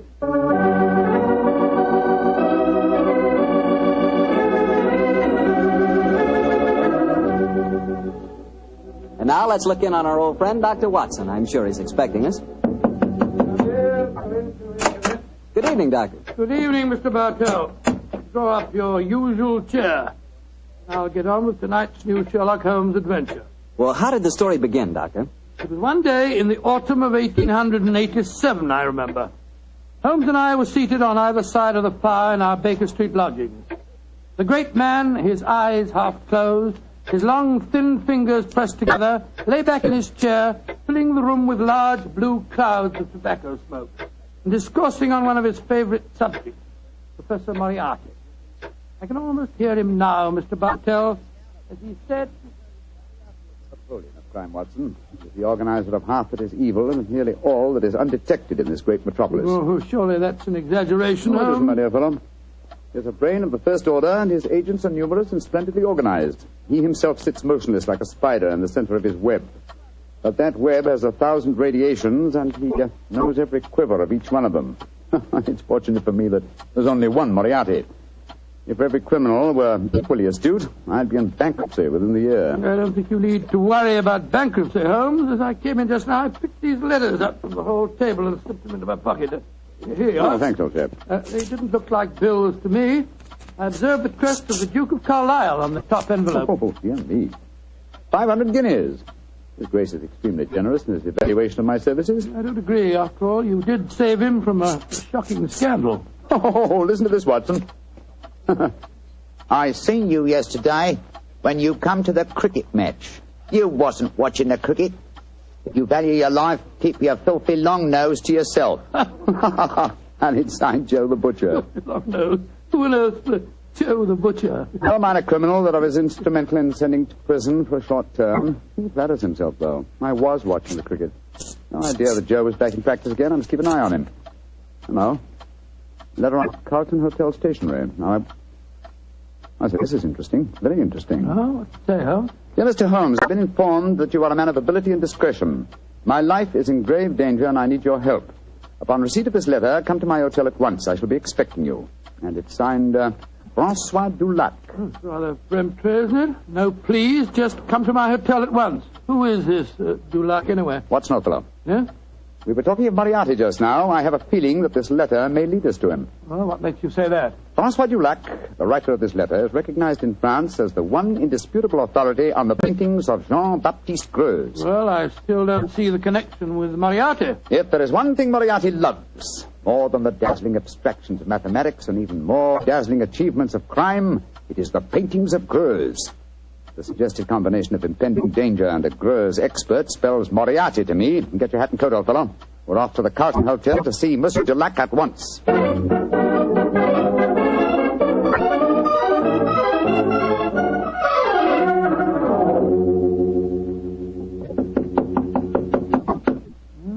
This is room 212, all right, but there's no answer. I'll knock again.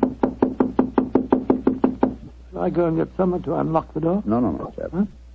We don't want to attract attention to our prospective client.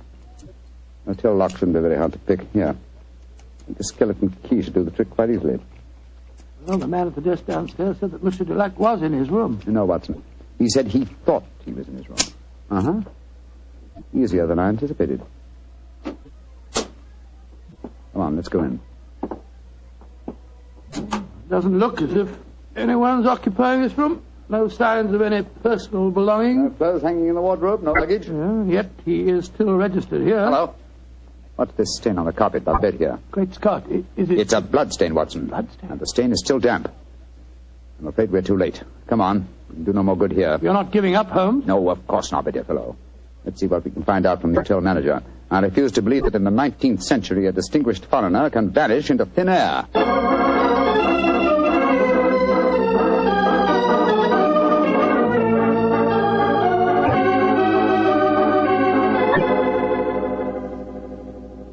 Yes, Monsieur Dulac did have a visitor early on today, Mr. Holmes. Do you remember his name? I think it was Perkins or Parsons, but I'm not sure. Can you describe his appearance? I think so, Mr. Holmes. He was a very tall gentleman, tall and thin, with deep-sunk eyes. Clean-shaven? Oh, yes, sir. He had a high forehead and a funny way of moving his head from side to side. Oh, yes. Right, Joe Holmes, that's almost an exact description of Moriarty. Exactly, Watson. Have you seen Monsieur Dulac since this Mr. Perkins or Parsons called on him? No, I haven't, sir. But his visitor came back only an hour ago. He had some men with him. They carried some large packages out of the hotel. Packages? But not luggage, eh? No, packages, Mr. Holmes. Has Monsieur Dulac received any other visitors since he arrived here? None that have been here to see him, sir. But I understand that Sir Henry Davenant has been most anxious to get in touch with him. Sir Henry Davenant? Thank you. I'm extremely obliged to you. Come on, Watson. Always proud to be of service to Mr. Sherlock Holmes. The plot begins to clear, Watson. And what makes you say that, huh? Sir Henry Davenant is a millionaire whose art collection is world famous. A year ago, the papers were full of his latest acquisition, the gem of his collection, Jean-Baptiste Greux's painting, Young Girl with a Gazelle. And now it would appear that for some reason Moriarty wishes to prevent a meeting between Sir Henry Davenant and Monsieur Dulac, a Greux's expert. Now, do you see why the plot begins to clear? Vaguely, but what are you going to do? Davenant said to something of a hermit. He won't have anything to do with officials, interviewers, and people like that. But we know that he wishes to consult an expert on the paintings of Jean-Baptiste Greux. The next move should be obvious, old chap. Gracious me, you mean that you'll impersonate one? Certainly. If a Greux expert is what he wants, then a Greux expert is what he's going to get.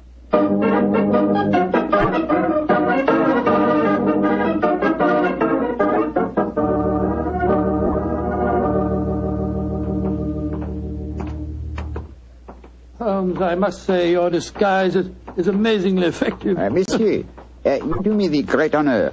If I appear convincing to the astute Dr. Watson, how can I fail to convince Sir Henry Davenant? Oh, my dear fellow, it's marvelous. Appallingly good. Yes. Here we are, sir. Sir Henry's house. Let's hope for the best, old fellow. I don't know exactly what a French art expert looks like, but I could certainly believe that you were one. I only hope that I can be equally convincing in the role of a patron of the arts. You certainly look your part, old chap. Good afternoon. Can I help you? My name is Vernet. André Vernet. I am most anxious to make the acquaintance of Sir Henry Davenant. I'm afraid that Sir Henry is extremely difficult to see, sir. I can tell him you're here, but he very rarely gives interviews. That is a great disappointment to me. Perhaps you would just go and tell him I am a pupil and a disciple of the great Francois Dulac. I will do what I can, sir. Come in, won't you, gentlemen? If you'll wait here for a moment, I'll take your message. What was the name again, Vernet, sir? André Vernet, and this gentleman is Mr. Watson. Very good, sir. Well, we got into the house. Now let's hope that you can impress the master of it. Now, there's easier task, I fear, old fellow. I've had to match opinions on the paintings of Greux with an expert. My knowledge of the subject is somewhat sketchy, I'm afraid. Yes, and mine is absolutely nil. Greux was a naturalistic painter who flourished at the close of the 18th century, and though his paintings command a fabulous fee in this day and age, he himself died in great poverty. Shh. Someone's coming. Monsieur Vernet, will you and Mr. Watson come with me, please? Sir Henry is most anxious to meet you. Merci, mademoiselle. My name is Violet Jackson. I look after Sir Henry's art collection. Indeed, a very pleasurable job, I'm sure, my dear. From what I hear, he has a magnificent gallery. He has one of the finest in the world. Yes. His latest acquisition is the famous young girl with the Gazelle by Greuze. Oh, but I'm sure you know all about that, Monsieur Vernet. I think you said in your message you were a student of the great Dulac. I have that inestimable privilege, mademoiselle. Oh, this is Sir Henry's study.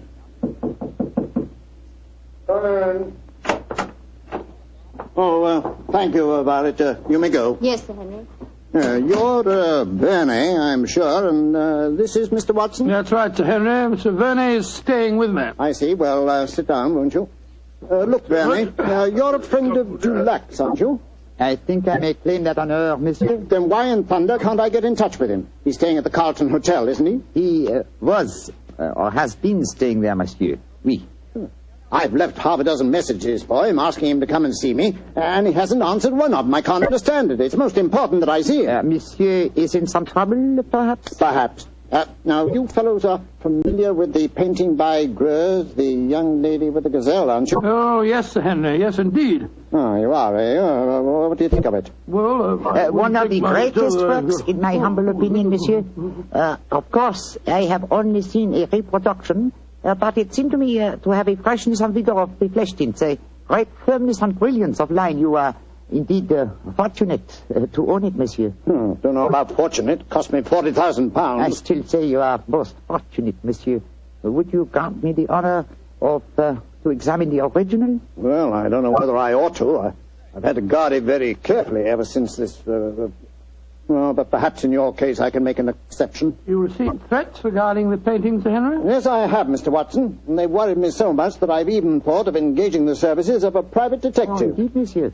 Very interesting. The Duke of Carlisle strongly recommended a fellow by the name of Sherlock Holmes. I was seriously thinking of going to him. Instead of which? He has come to you, Sir Henry. In fact, it will save us all a lot of time, I'm sure. Well, what kind of horseplay is this, sir? Who the devil are you? My name is Sherlock Holmes. Then why do you come here masquerading as a French art expert? Because I'd heard of your aversion to giving interviews, and I wanted to see you urgently. I felt that in the character of a supposed Greuze expert, I was most likely to gain immediate admission. Well, then, your friend here? Dr. Watson, my colleague. Well, it's all turned out for the best, Sir Henry. You wanted to consult Mr. Holmes, and he was most anxious to see you. Yes. Well, I'm glad you fellows are here. You see, I'm devilish worried about that Greuze of mine. Oh, why, Sir Henry? Well, I bought it at an auction. There was another man bidding against me all the time, and when it was finally knocked down in my name, he became most insulting. He seemed unable to bear not owning the picture himself. He told me bluntly that I wouldn't enjoy it long. Well, I didn't think much about it at the time, but lately I've been receiving postcards repeating the threat.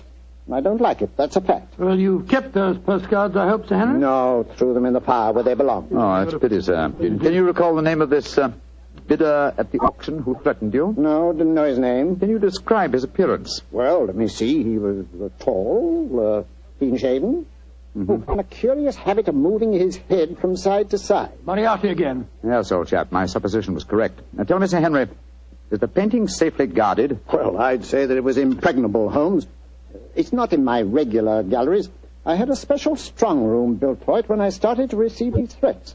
It has a lock to which only I know the combination, and a special clockwork device that so controls the room that even I can only enter it during certain daytime hours. And yet, Sir Henry, with such thorough precautions, you appear to be frightened. Why? Well, I hardly dare trust my own shadow, Holmes. But as you possibly know, one of Greuze's pupils, a certain Madame Ledoux, imitated his paintings most successfully. Several of the experts were fooled. I confess that I've been frightened lately, since I received the threats, that a clever man might try and substitute a fake painting for the original, if indeed he hasn't already done so. That's why I was so anxious to get in touch with Dulac. He'd know a fraud at once. A substitution would be impossible if you're the only one that knows the combination to the lock of the strong room. Well, that's what my logic tells me too, Doctor. And yet I'm very uneasy, I must confess. It's still daylight, Sir Henry. Would it be possible for us to examine the painting now? Well, certainly.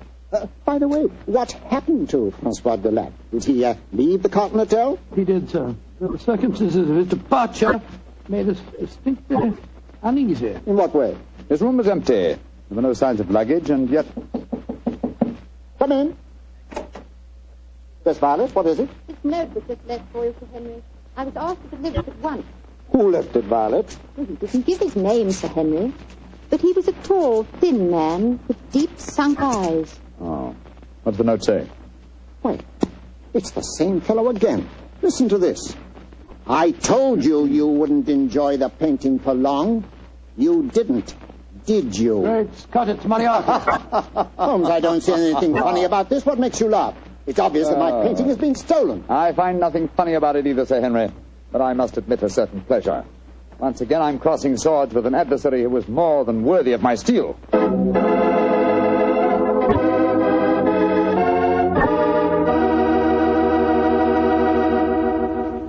You'll hear the rest of Dr. Watson's story in just a second, so I'm just going to remind you that Petri Sherry could really be called the all-round, all-American wine. That's right, Petri California Sherry. Now, the reason I say that is because Petri Sherry is not only a swell before dinner wine, but it's a perfect wine for almost any occasion. When company drops in, serve Petri Sherry. After dinner, when you're just sitting around chatting, Petri Sherry again is just right. Believe me, you couldn't ask for a better all-round wine than Sherry. You couldn't ask for a better tasting Sherry than Petri. Petri Sherry. Well, Dr. Watson, you've kept me on the edge of my chair so far with your story. What happened next? Did Sir Henry Davenant take you to see his famous painting? He did, Mr. Bartell. Together with Miss Violet Jackson, we descended countless flights of stairs. Doors opened where no one expected a door to exist. Finally, after walking down a narrow stone staircase that turned and twisted, we came up against a blank wall. It seemed that we could go no further. But a time clock, a combination of numbers, and a hidden door slid back. We stood in the interior of a small room. A room with no windows and hardly any light. An oil painting stood on an easel before us. It was incomparable Greuze's painting of a young girl with a gazelle. We stood looking at it for a brief moment, and then Sir Henry Davenant said, Heaven, the painting is still safe. Yes, Sir Henry.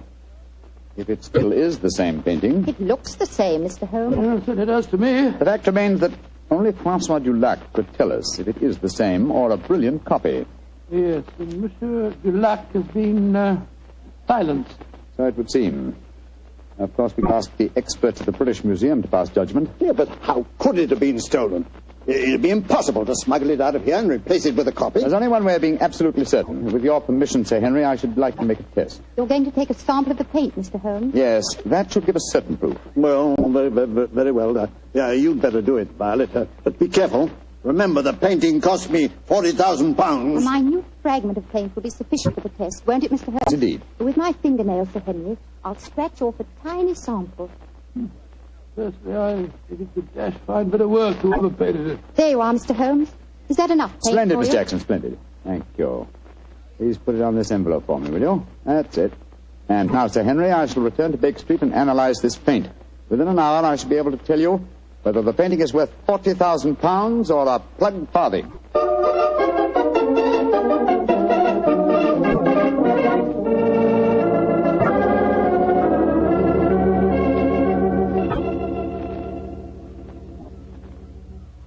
Well, Holmes, did you make the test? I did, Sir Henry. And? I'm afraid there's no doubt that your painting is a fraud. Oh, fraud. The sample of paint that I examined was manufactured not more than 25 years ago, and Greuze died in 1805. Well, I still say that it's a fine painting, whoever did it. I wouldn't mind having it myself. I agree, Dr. Watson.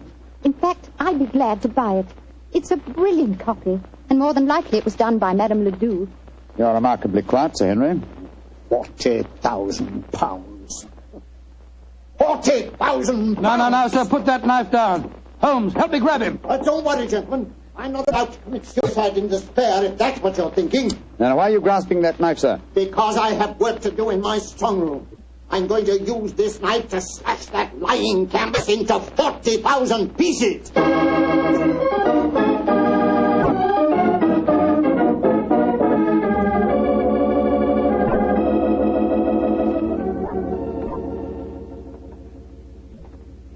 Yes, well, I suppose you're right, Violet. It's childish to mutilate this daub. It's a brilliant fraud, Sir Henry. I'd like to have it. I'll buy it from you gladly. Buy it from me? You can have it. Go and make arrangements to have the wretched thing taken away at once. I don't want any frauds in my collection. Yes, Sir Henry, and thank you. Now, Mr. Sherlock Holmes, I'll pay you any fee you name if you can tell me how the original painting was stolen. Well, Sir Henry, the how must here precede the who. And the how, I must confess, seems impossible. Yes, I agree. This is the sealed metal room. The only entrance is through the door. That has a combination that only you know, Sir Henry. Perfectly true. It's impossible for anyone to enter this room without my being present. Or I would have sworn it was. Let's examine these walls, Watson. Might be a secret tunnel. Ventilator. No method of entrance here. Well, you'll find no flaws, I'm sure. This room is built like a giant safe. And the time lock on the door is equally solid. Is the time lock working now? Yes. It started 5 minutes ago when we opened the door. But don't worry. It's perfectly safe with the door open. But when the door's closed, it couldn't be reopened again, I take it, Sir Henry. Not until the morning, Doctor, no. I had the lock specially designed. Very ingenious. This presents as pretty a problem as ever I've tackled, Sir Henry. A large painting stolen and a fake one substituted in a sealed room to which only you have access. I must confess the how seems utterly impossible. Remember what you always say, Holmes. Throw out the impossible, and whatever remains, no matter how improbable, must be the possible. Let's consider the who for a moment. Is your butler absolutely reliable? Absolutely. How about Miss Jackson? Oh, completely trustworthy. Brought letters of recommendation from most of the leading art galleries in London. Intelligent, too. And serious-minded. She's made a deep study of mathematics as well as her knowledge of painting. Mathematics? How do you know that, Sir Henry? Well, she had a book with her the other day. I was surprised at the title. Could have been a novel, but no. It was called The Dynamics of an Asteroid. And it was inscribed to her by the author. Dynamics of an Asteroid, and inscribed to her by the author. Thank heavens for your memories, Henry. That book was written by Professor Moriarty. Violet Jackson must be an accomplice of his. Violet? The door! Someone slammed it shut. Yes, and it's not very hard to guess who that someone is. Oh, but I can't believe that Violet is a criminal. Look, there's a note being pushed under the door. Strike a match, will you, old fellow? Right, you are. What's it say, Holmes? Forgive my unladylike eavesdropping, but with Mr. Sherlock Holmes as near the truth as he is, I'm afraid it would be unwise for me to remain here any longer. On the other hand, you are in no danger of smothering in the strong room, but your imprisonment should delay my pursuit till morning. Violet Jackson. He's escaped us, Holmes. Don't worry, Watson. Miss Jackson's failure to procure the painting for Moriarty will land her in a far worse dilemma than anything we could subject her to. Moriarty has never tolerated failure on the part of his minions. A brilliant plot, old fellow, a brilliant plot. Moriarty is at the zenith of his powers. How fortunate that we were able to foil him. What do you mean, foil him? My painting's been stolen. Your painting, Sir Henry? Oh, no. It's here in this room. What on earth are you talking about, Holmes? You reminded me of my own dictum, Watson. I discarded the impossible. It was impossible that the picture had been stolen, therefore it had not been stolen. You mean that this painting is the original, Grose? Yes, of course, sir. Surely the whole plot is crystal clear now. Just about as clear as porridge to me. Well, then, let me explain. The whole episode of Francois Dulac, the note to me, the empty hotel room, and the significant bloodstains and the apparent disappearance of Dulac were all part of Moriarty's plot. The real Dulac never left France. Moriarty created him in England to lure me into the case. Why in thunder should he want to do that, Holmes? Yes, I should think you're the last person he'd want on the scene. Oh, on the contrary, sir. He knew that I'd grab at his bait, the apparent murder of a Greuze expert who would make it seem likely that your painting had a substitute, Sir Henry. He wanted me to test the painting, which I did. I fell into his trap very neatly. But the paint, Holmes, you said that it was no more than 20 years old. Yes, my dear fellow, the answer should be obvious. I see it. Violet was his accomplice, had prepared the painting beforehand, and carefully scraped off a piece of modern paint. Exactly, Sir Henry. And Moriarty had assumed, quite correctly as it turned out, that as soon as you thought your painting was a fraud, you'd want to get rid of it. And that girl was going to take it out of this house with your full approval. And, of course, turn it over to Moriarty. What a fantastic scheme. A devilishly clever one, old chap. If it hadn't been for your chance remark about the book on mathematics, Sir Henry, I'm very much afraid the young lady with the Gazelle Might even now be on our way out of your house. Holmes, I can't tell you how grateful I am. And I'm going to express that gratitude in a very material manner, I assure you. Thank you, Sir Henry, but I wouldn't dream of accepting a fee for this case. I've been shockingly obtuse. I might easily have let them walk away with your treasure right under our noses. We locked in here for the night, sir? I'm very much afraid so, Dr. Watson. Oh, I shouldn't be surprised if the butler notices our disappearance and comes looking for us. But he won't be able to open the door. It'll need a professional locksmith to get us out of here. Oh, really? It looks as if we'll spend a very cheerful evening. Don't be gloomy, my dear fellow. Oh, gloomy is not a word. You're locked in with one of the loveliest girls in history, and she's genuine at that. Strike another match, old chap, shall we? What? Let's look at her once again.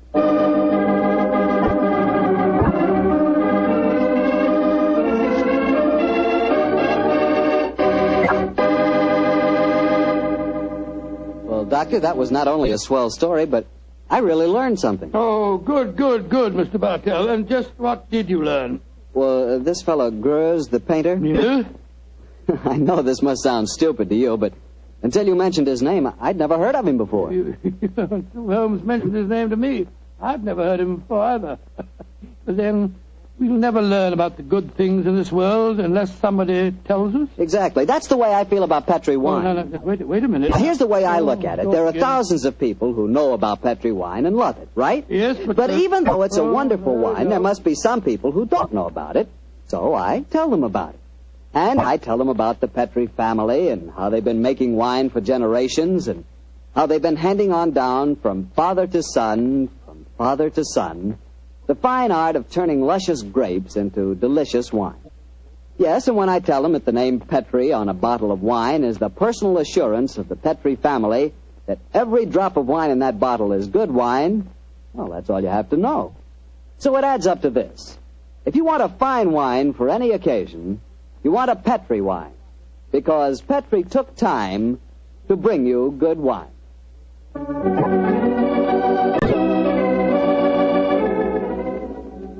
Tonight's Sherlock Holmes adventure was written by Dennis Green and Anthony Boucher and was suggested by an incident in Sir Arthur Conan Doyle's story, The Final Problem. Music is by Dean Fosler. Mr. Rathbone appears through the courtesy of Metro-Goldwyn-Mayer and Mr. Bruce through the courtesy of Universal Pictures, where they are now starring in the Sherlock Holmes series. The Petri Wine Company of San Francisco, California, invite you to tune in again next week, same time, same station. Sherlock Holmes comes to you from our Hollywood studios.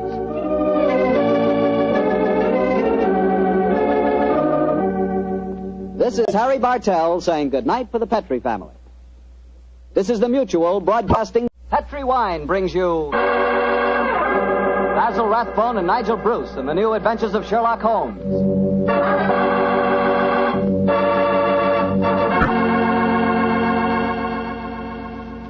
The Petri family, the family that took time to bring you good wine, invite you to listen to Dr. Watson tell us another exciting adventure he shared with his old friend, that brilliant detective, Sherlock Holmes.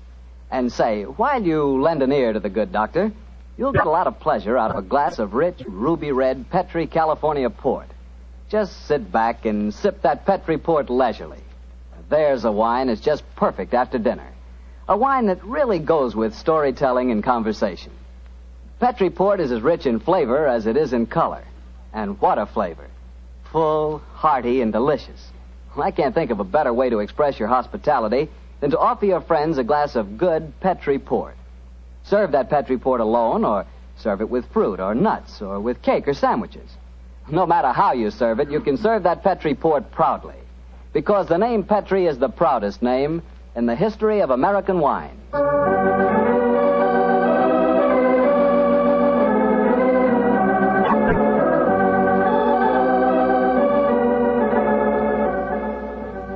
Well, here we are once again, keeping our weekly date with Dr. Watson. Good evening, Doctor. Good evening, Mr. Bartell. Come in and join me. As you see, the puppies have been keeping your chair warm for you. Here, shove them off. No, Doctor, I don't want to disturb them. They look much too comfortable. I'll sit over here, thanks. There's tobacco in the jar beside you, cigarettes in the box, and some excellent port on the sideboard, so make yourself at home. Thanks, Doctor. Are you all ready with tonight's new Sherlock Holmes adventure? Yes, Mr. Bartell, though I'm afraid after all these years, it's going to be a little hard for me to recapture for you the spirit of the story. Last week you told us that a band of gypsies played a prominent part in the adventure. Yes, they did indeed. And it was amid that colorful atmosphere that my story begins. It was in the autumn of 1890. My old friend Sherlock Holmes had persuaded me to leave the comforts of my domestic fireside for a few days and to accompany him to the tiny village of Bragston-on-the-Marsh, in the heart of the Norfolk Fen district. What took Sherlock Holmes up there, Doctor? I'm afraid that at the time we left London, Mr. Bartell, he concealed his true purpose from me, saying only that he wanted friendly companionship and a strong right arm. Not until later did I learn that he was then on the track of one of the last clues that led to the confining of the Moriarty gang. But to get on with my story. We arrived at Bragston-on-the-Marsh and settled ourselves in the village inn. And after an early dinner, we strolled across the fields to the gypsy fair that was encamped nearby.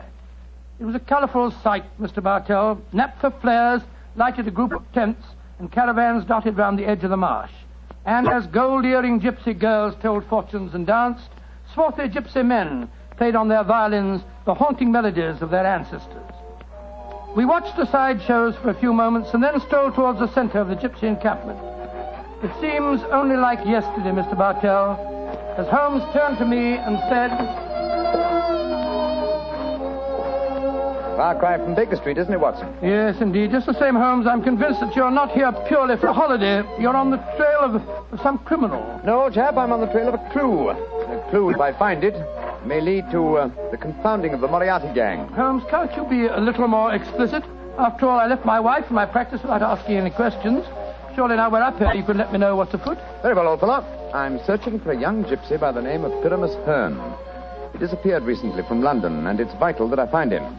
I know that he can give me some essential information on our old enemy, Professor Moriarty. And you're expecting to find the gypsy here? I hope to get news of him, at least. His father, Jasper Hearn, is head of this particular encampment. Well, why don't you ask if you can see him? Just what I'm about to do, my dear fellow. Well, here comes it just now. I'll ask him. All right. Oh, excuse me.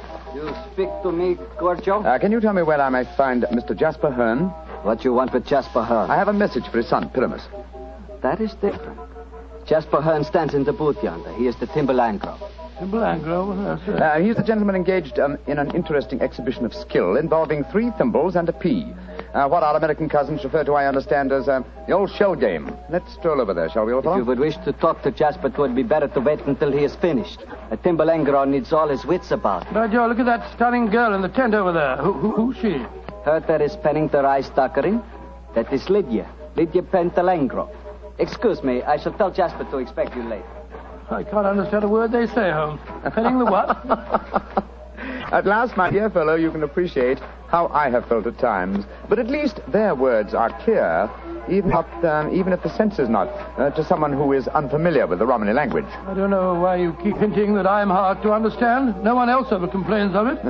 In any case, what does penning the thingamabob mean? Well, if I remember rightly, penning duckerin is telling fortunes. And from the sound of things, Lydia Pentalangro is not greatly pleased with the duckerin she pens. No more. Lydia can tell no more fortune. Come on, Watson. Let's see what the trouble is. What do you mean? You must finish it. But, Olive, my dear, if the young lady doesn't want to tell my fortune... Rubbish. You crossed her palm with silver. She's taking money under false pretenses. Here, I give you your silver back. Lydia has never taken money under false pretenses, nor has she told the future when she does not wish to. Goodbye to you. The insolence of these gypsies is intolerable. If I had my way, they'd be run out of the county. Now, my dear, don't get so excited. The poor girl's probably... Good evening. Major Treadgold, isn't it? Huh? I don't think I have the pleasure of your... Oh, dear me. It's Mr. Sherlock Holmes. Yes, sir. Well, bless my soul. Haven't seen you since that last meeting of the Geographical Society. Oh, I'd like you to meet my wife. How do you do, Mrs. Treadgold? How do you do? This is my friend, Dr. Watson. How do you do? And what brings you up to this part of England, Holmes? Are you hot on the trail of some desperate criminal? Oh, dear me, no.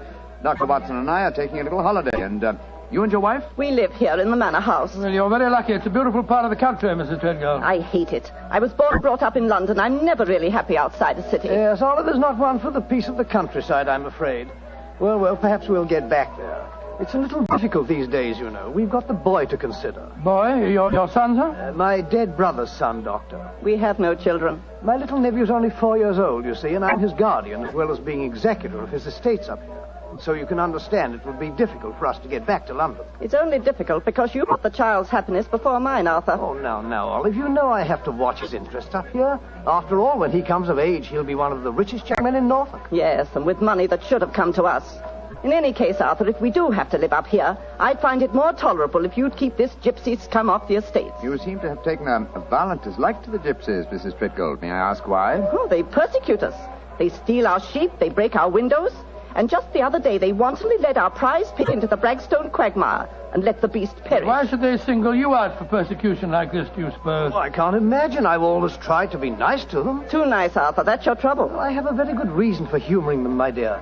You see, Holmes, I've always been afraid they may carry this feud so far that they'll even hurt the baby. Olive, my dear, I wonder if you'd go ahead and wait for me in the carriage. It's getting rather chilly. I'll join you in a moment. Very well, Arthur, but don't keep me waiting long. Good evening. Good evening. Good night, Mr. Holmes. Let's stroll away from the camp, shall we? I've got something very important to tell you. Something I didn't like to say in front of Olive. The gypsies have threatened to kidnap our boy. How shocking. What form did their threat take, sir? This letter. I found it pinned on the frame of my dressing room mirror when I went up after dinner tonight. Let me see it, will you, please? Well, what does it say, Holmes? A Romany Rye... A Romany Rye won't take your insults forever, Major and Mrs. High and Mighty. Watch out for the Treadgold heir. The Bragstone quagmire would make a nice finishing school for him. Romany Rye? What's that mean? Well, it's their own term meaning gypsy. Mr. Holmes, what shall I do? Major Treadgold, Great heavens! That shot just missed me. Where the blazes did it come from? I can't see a soul. Easily have come from behind any one of those caravans ahead of us. If you wanted direct evidence, gentlemen, this is it. That is the first open attempt on my life. Holmes, what extraordinary luck for me that you're in the neighborhood. I'll pay you any fee you name to handle this business. It seems to me that this is a job for the police. I don't want to go to them. Oh, why not, sir? Well, I'm afraid that these attacks may stem from some injustice to the gypsies committed by my late brother. If that were so, I wouldn't wish to expose the fact. I want this kept private. What do you say, Mr. Holmes? Very well, sir. I'll accept the case. It shall be kept private, and I promise to do everything in my power to protect the safety of the Treadgold heir. We are staying at the Rose and Crown in the village. Please get in touch with me if there should be any further developments. The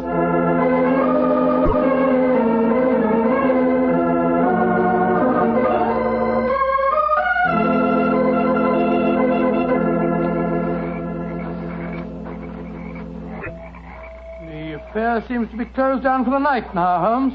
They're turning out the naphtha flares. Yes, let's stroll over to Jasper Hearn's caravan, shall we? He should be free now. Well, if he's head of this tribe, he ought to be able to tell you something about this Treadgold business. Yes. Though I shall first ask him about his son, Pyramus, the man I'm looking for. I think the fact that I know his son will inspire confidence. Here we are. This is the caravan. That girl, Lydia Petrolengo, sitting outside, the one that was telling fortunes. Yes. Good evening. Who are you, and what do you want? I wish to speak to Jasper Hearn. He is not here. He's gone to the marshes. When will he be back? I do not know. You bring trouble to Jasper? No, my dear. This is a personal visit. We're not after him for being a thimble engro, or for penning duckerin.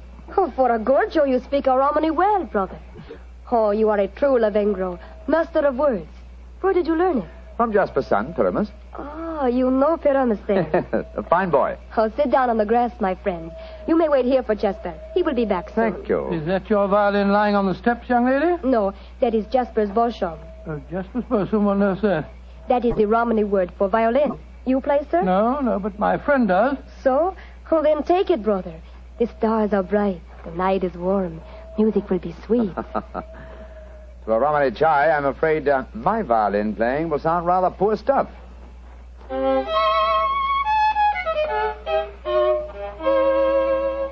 Play on, brother.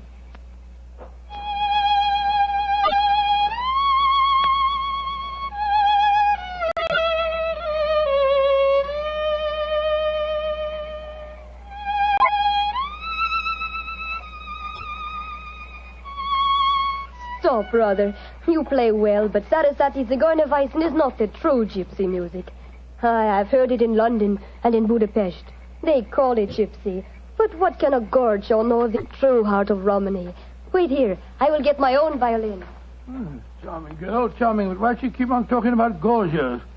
Is that more of their confounded gibberish? Gorgey, old chap, is the term they use for anyone who is not a true gypsy. Now I will play for you the real gypsy airs. Thank you. I should appreciate it very much. But before you begin, I wonder if I might ask you a question. A friend of Pyramus may ask me any question. What is it?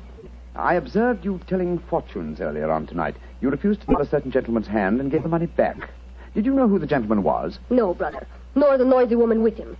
I refused to pen the docker in because I saw blood and violent death in his hand.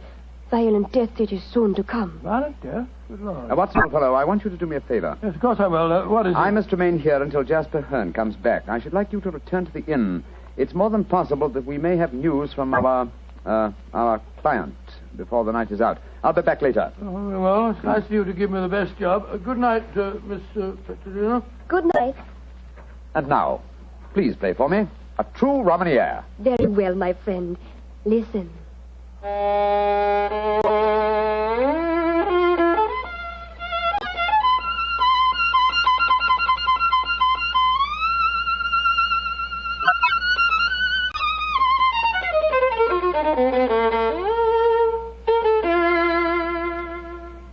Now you must play, brother. I shall make a true bushmanger of you. Come, see if you can follow me.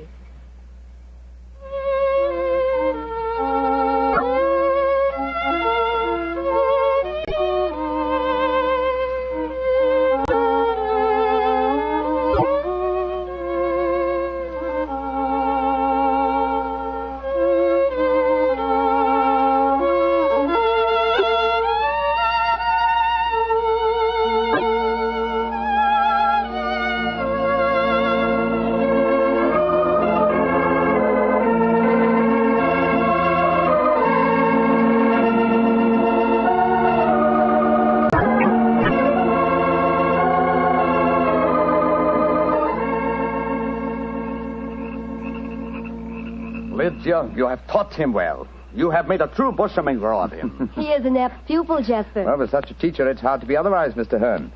That is, if one has a spark of music in one's soul. Call me Jasper, brother. You have spoken well, my son. You have taught wisely to me of things that I have not understood. Come, we shall drink wine together underneath the stars. I shall get glasses and a flagon. Jasper has taken a great fancy to you, brother. And I to him. He's a fine man. Sherlock Holmes. Yes, Lydia? May I read your hand, brother?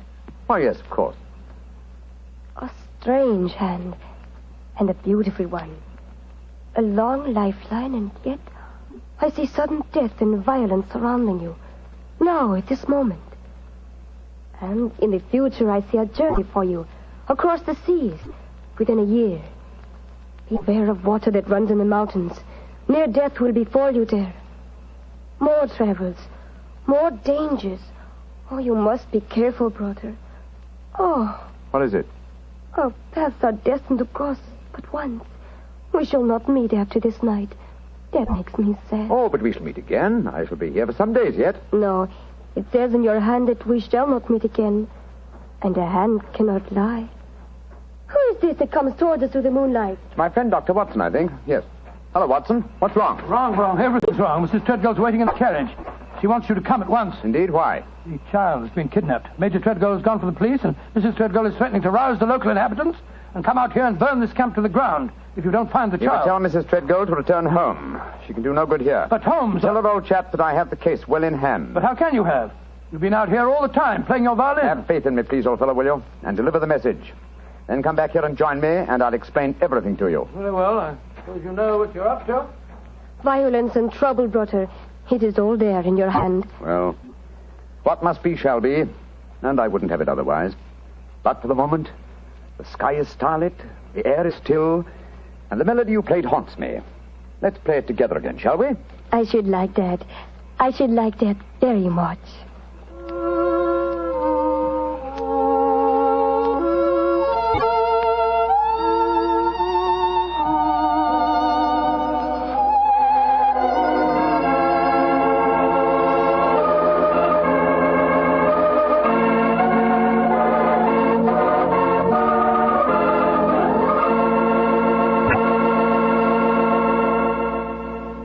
Dr. Watson will continue his story in just a few seconds, during which time I'd like to talk specifically to the ladies, if I may, and tell you about Petri California Muscatel.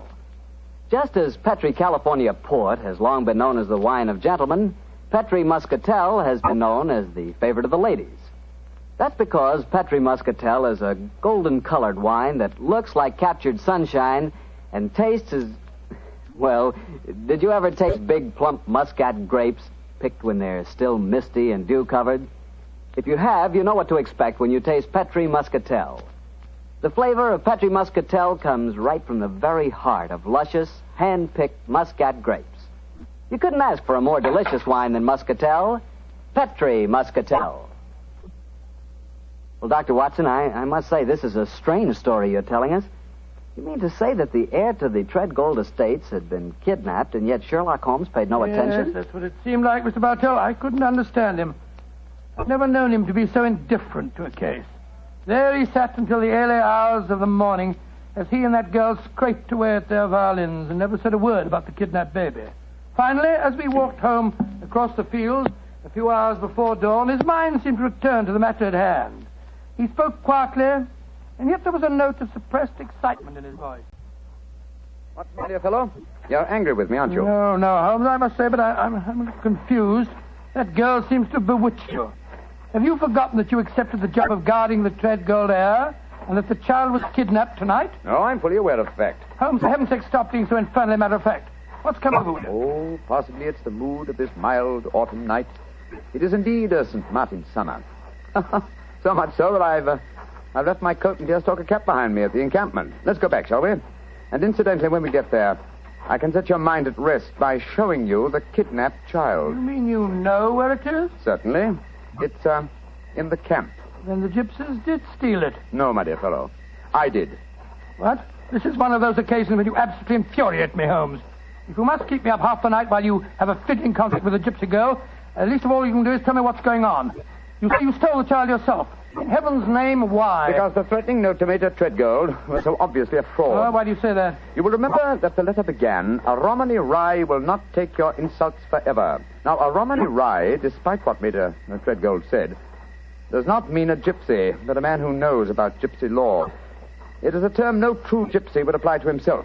He would use the expression Romany child. So it was obvious from the beginning that no gypsy threatened the child. Now, who else had a motive for harming it? Well, Major Treadgold, because he stood to inherit the estate. Yes, or his wife. It's quite obvious she has no liking for our present life, and the child is an obstacle to a new one. With the child kidnapped and later made away with, obviously they both stood to gain a great many of the things they wanted. Yes, you're right. And whoever the culprit is took the precaution of pinning the blame in advance on the unfortunate gypsies by writing the false kidnapping note. Wait a minute, but how about the shot that was fired at us tonight as we walked with Major Treadgold? Probably fired by an accomplice to the plot, in order to give authenticity to the supposed danger. And the child is now in the gypsy encampment. Yes, I promised that I would protect the Treadgold heir, and so I arranged with Jasper Hearn to have the boy kidnapped for his own safety. But if anyone should find the child, they'll say the gypsies deliberately stole him. Oh, I'm quite certain that before that occasion arises, old chap, the criminal will have shown his or her hand. Come on, old fellow. Put your best foot forward. It's a long way back to the camp yet, and it's nearly dawn.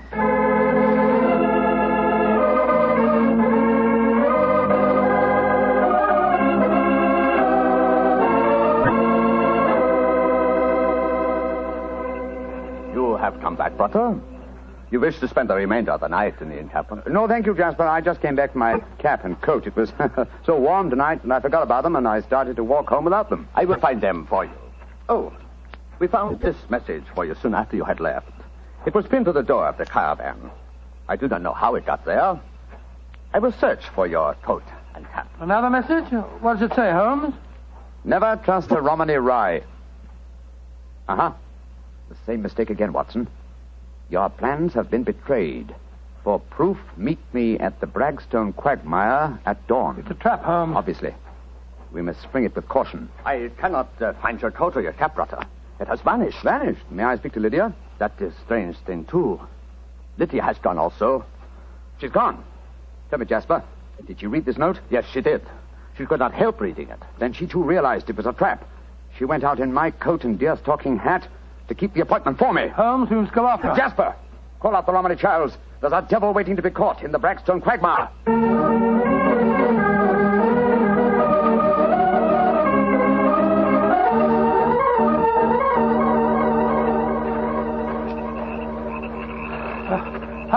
further to the quagmire, Jasper? 200 yards. No more. There's Lydia. There she is. And she's dressed in my deer-stalking hat and coat, walking into the trap that was set for me. Lydia! Lydia! They got her. Look. She stumbled. She's fallen. I'll go to her, Watson. Jasper, get that devil who staged this fiendish plot. I've a score to settle with him. Do not worry, brother. The score will be settled. Follow me, Doctor. Right you are. I'm right behind you. Lydia! Sherlock Holmes, I was wrong. We do meet again. Your hand lied to me. Oh, Lydia. You're wounded. What can I do for you? There is nothing you can do, brother. No one can help me now. There is little pain. There is little time.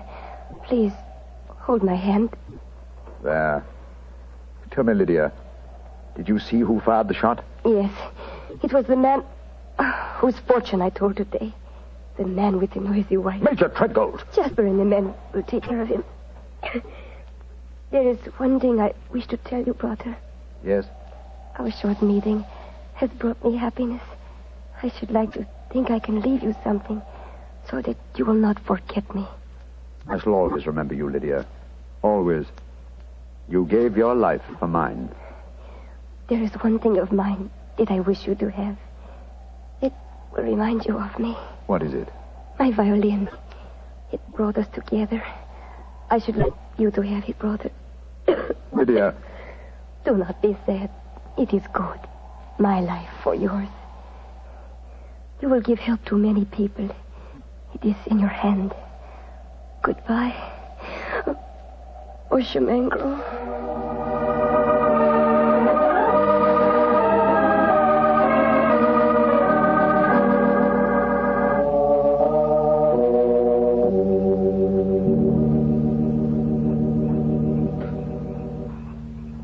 Holmes, it was dreadful. Dreadful. The gypsies surrounded Major Treadgold. They forced him back into the Braxton quagmire. I tried to pull him out, but I couldn't do it single-handed. I'm not sorry, Watson. Jasper, you know that Lydia is dead? Yes, I know it. The gypsies knew it, too.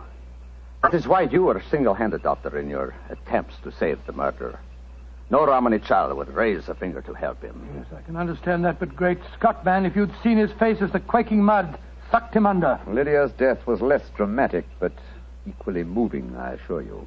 Sherlock Holmes, I met you less than 5 hours ago. You have saved my tribe from a devilish plot that would have blackened their names. A plot that would have driven them from the countryside. What can I do in return? 2 things. First, tell me where I may reach your son, Pyramus. His address is in this sealed envelope, brother. Thank you. What else may I do for you? As Lydia died, she willed me one gift for remembrance. And what was that gift, brother? A violin. Of course. Here. Here it is. Huh. She told me I might become a true Boshemengro. Let's see if I can recapture the melody once more.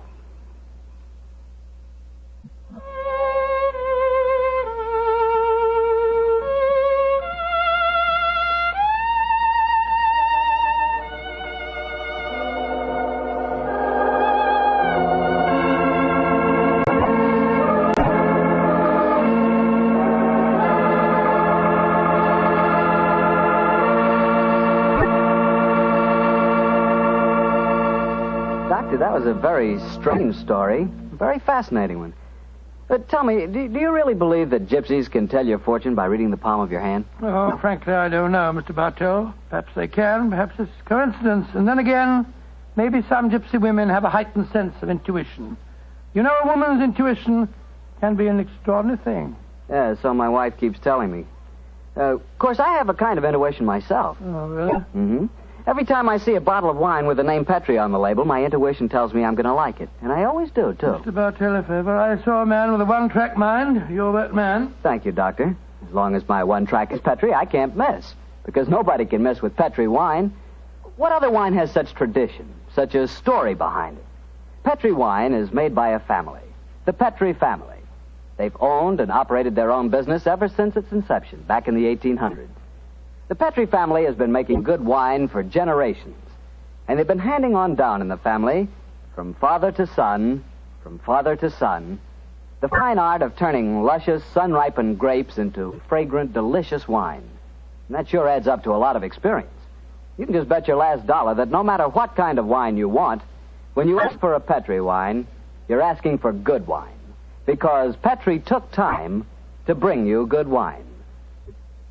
Well, Dr. Watson, what story are you planning to tell us next week? Next week, Mr. Bartell, I'm going to tell you of a strange adventure that Sherlock Holmes and I had in the East End of London. It concerns 5 nephews, an eccentric will, and a dead man's watch that gave us the clue to murder.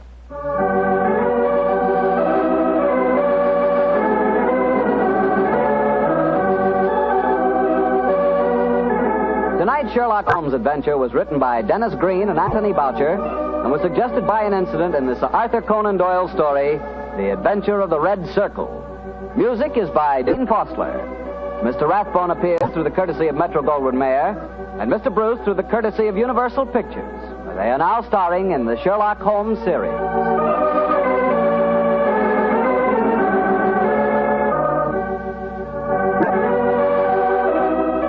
The Petri Wine Company of San Francisco, California, invites you to tune in again next week, same time, same station.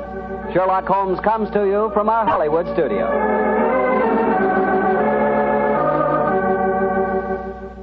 This is Harry Bartell saying goodnight for the Petri family. For a solid hour of exciting mystery dramas, listen every Monday on most of these same stations at 8 o'clock to Michael Shayne, followed immediately by Sherlock Holmes.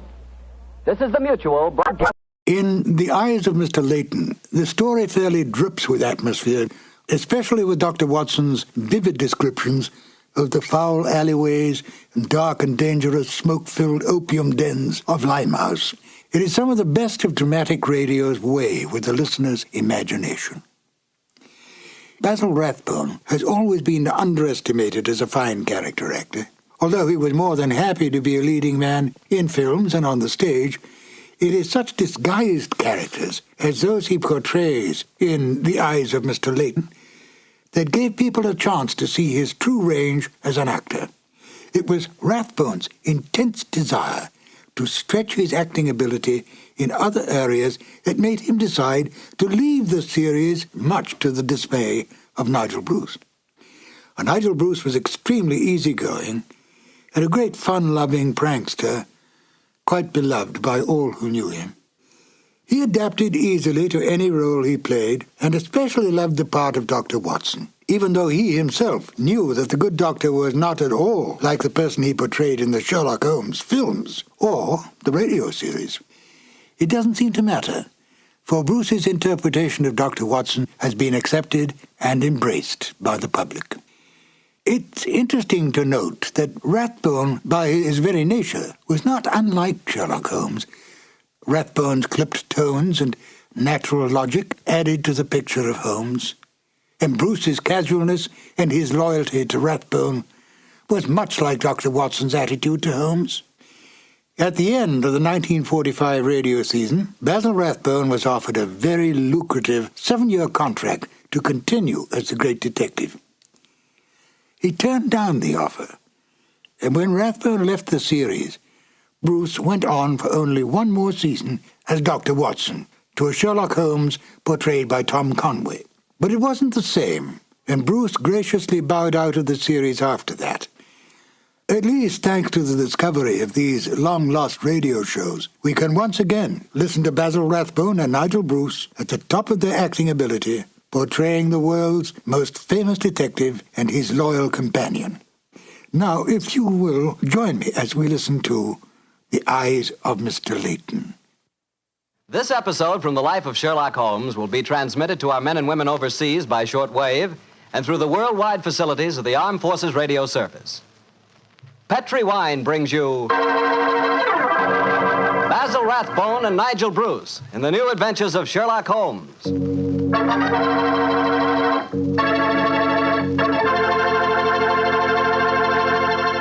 The Petri family, the family that took time to bring you good wine, invites you to listen to Dr. Watson tell us another exciting story about his good friend, that master detective, Sherlock Holmes. And I'd like to tell you something that maybe you already know. The fact that America's favorite wine is port wine. Did you know that? If you didn't, you'll know why port is the way out front favorite if you'll just sample some Petri California port. You just look at that Petri port and you know it's good. That wonderful, deep, rich red color. And Petri port is so clear. Just hold it to the light and you can sort of see right through the glass. But what you want to know really about a wine is how does it taste? And I'll tell you something. I've never yet been able to find the adjective that'll do Petri port justice. It's wonderful, honest. You've just got to taste it for yourself and find out for yourself. You'll love that Petri port in the evening after dinner when you're sitting around listening to the radio. And it's perfect to serve your friends when they come over. You can show them that Petri label, too. In fact, you can show it proudly. Because the name Petri is the proudest name in the history of American wines.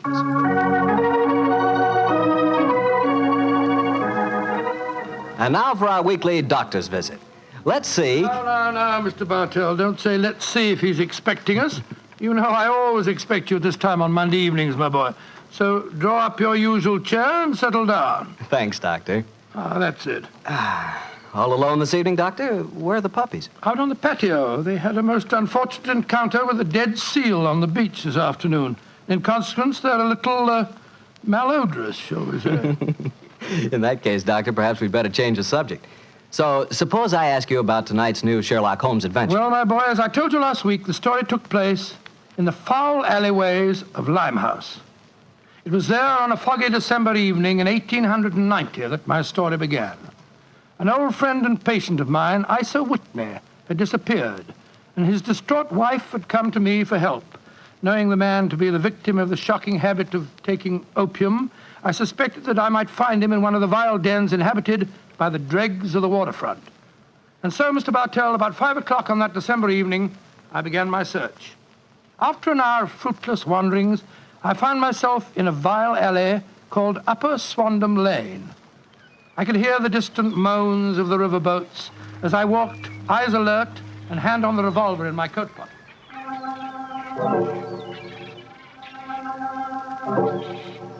Suddenly, I saw a steep flight of steps leading down to a black gap, like the mouth of a cave.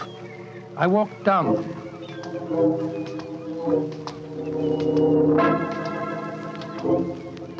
The steps were worn hollow in the center by the ceaseless tread of stumbling feet. I reached the bottom. A door faced me, and above it, a flickering oil lamp winked warnings at me. I found the latch and lifted it. The door squeaked open protestingly. And I entered.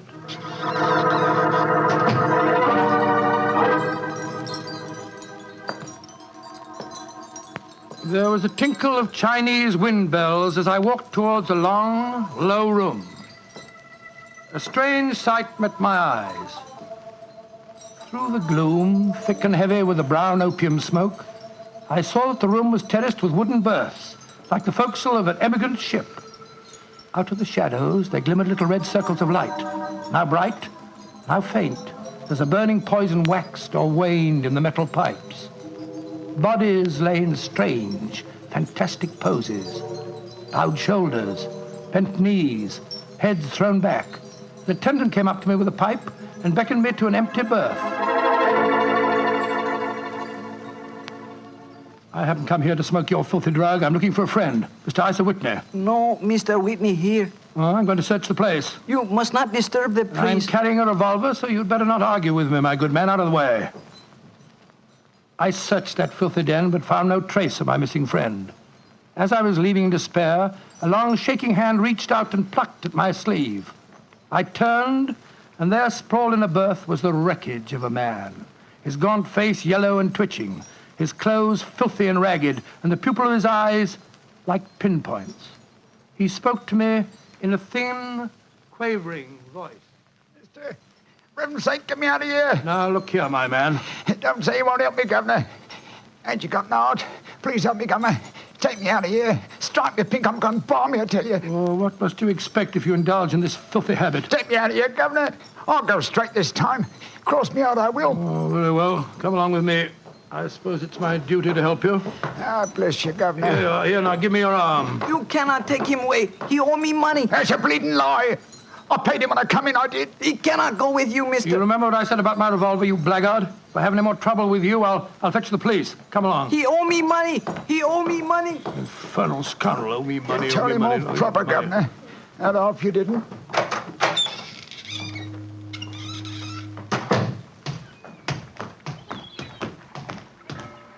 Now, look here, my good man. I'll give you a square meal, some advice, and some medical attention. But the rest Never mind the advice, Watson, but I'll take you up on that square meal.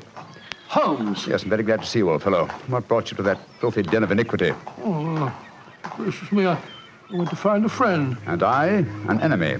Your disguise is wonderful. It completely fooled me. But I'm afraid the proprietor was beginning to penetrate it. That's why I staged the little rescue scene. Had I been recognized, my life wouldn't have been worth an hour's purchase. Well, how long had you been there? Why were you there? Come on, Holmes. Tell me all about it. With pleasure, old chap. But first, let's find a chop house. I want that square meal you promised me.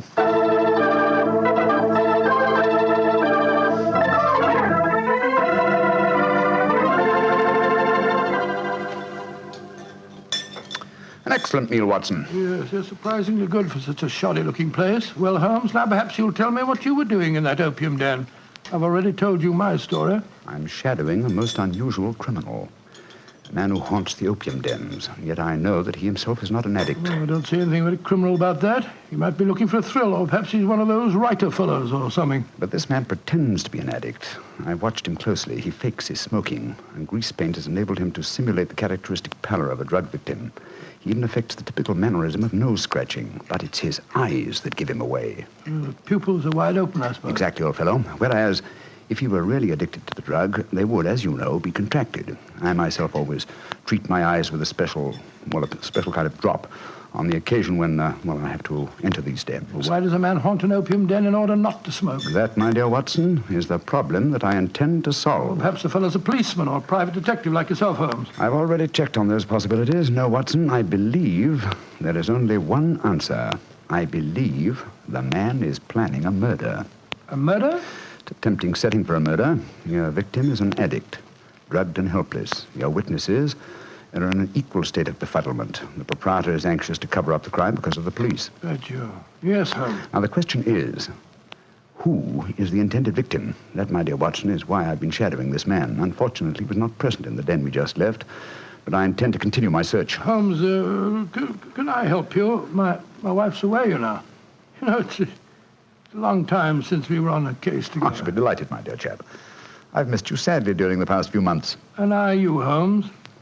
What's the next move? Back to Baker Street, old fellow. My disguise is wearing thin, and I must contrive a new one.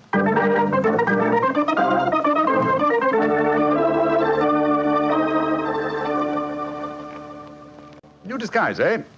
Well, which one shall it be, Watson? Well, how about the old flour cellar? I love that one. Well, it's pretty fresh, Barnett. Oh, no, my dear fellow, no. Hardly appropriate for an opium den. In any case, the clothes are so wretchedly uncomfortable. Well, how about the music hall singer? Oh, that chap, yes. Oh, I don't want to be beside the seaside. Oh, I don't want to be beside the sea. I don't want to stroll along the prom, where the brass band plays tiddly-um. Oh, confound it. Who can that be? You weren't expecting anyone, were you? No.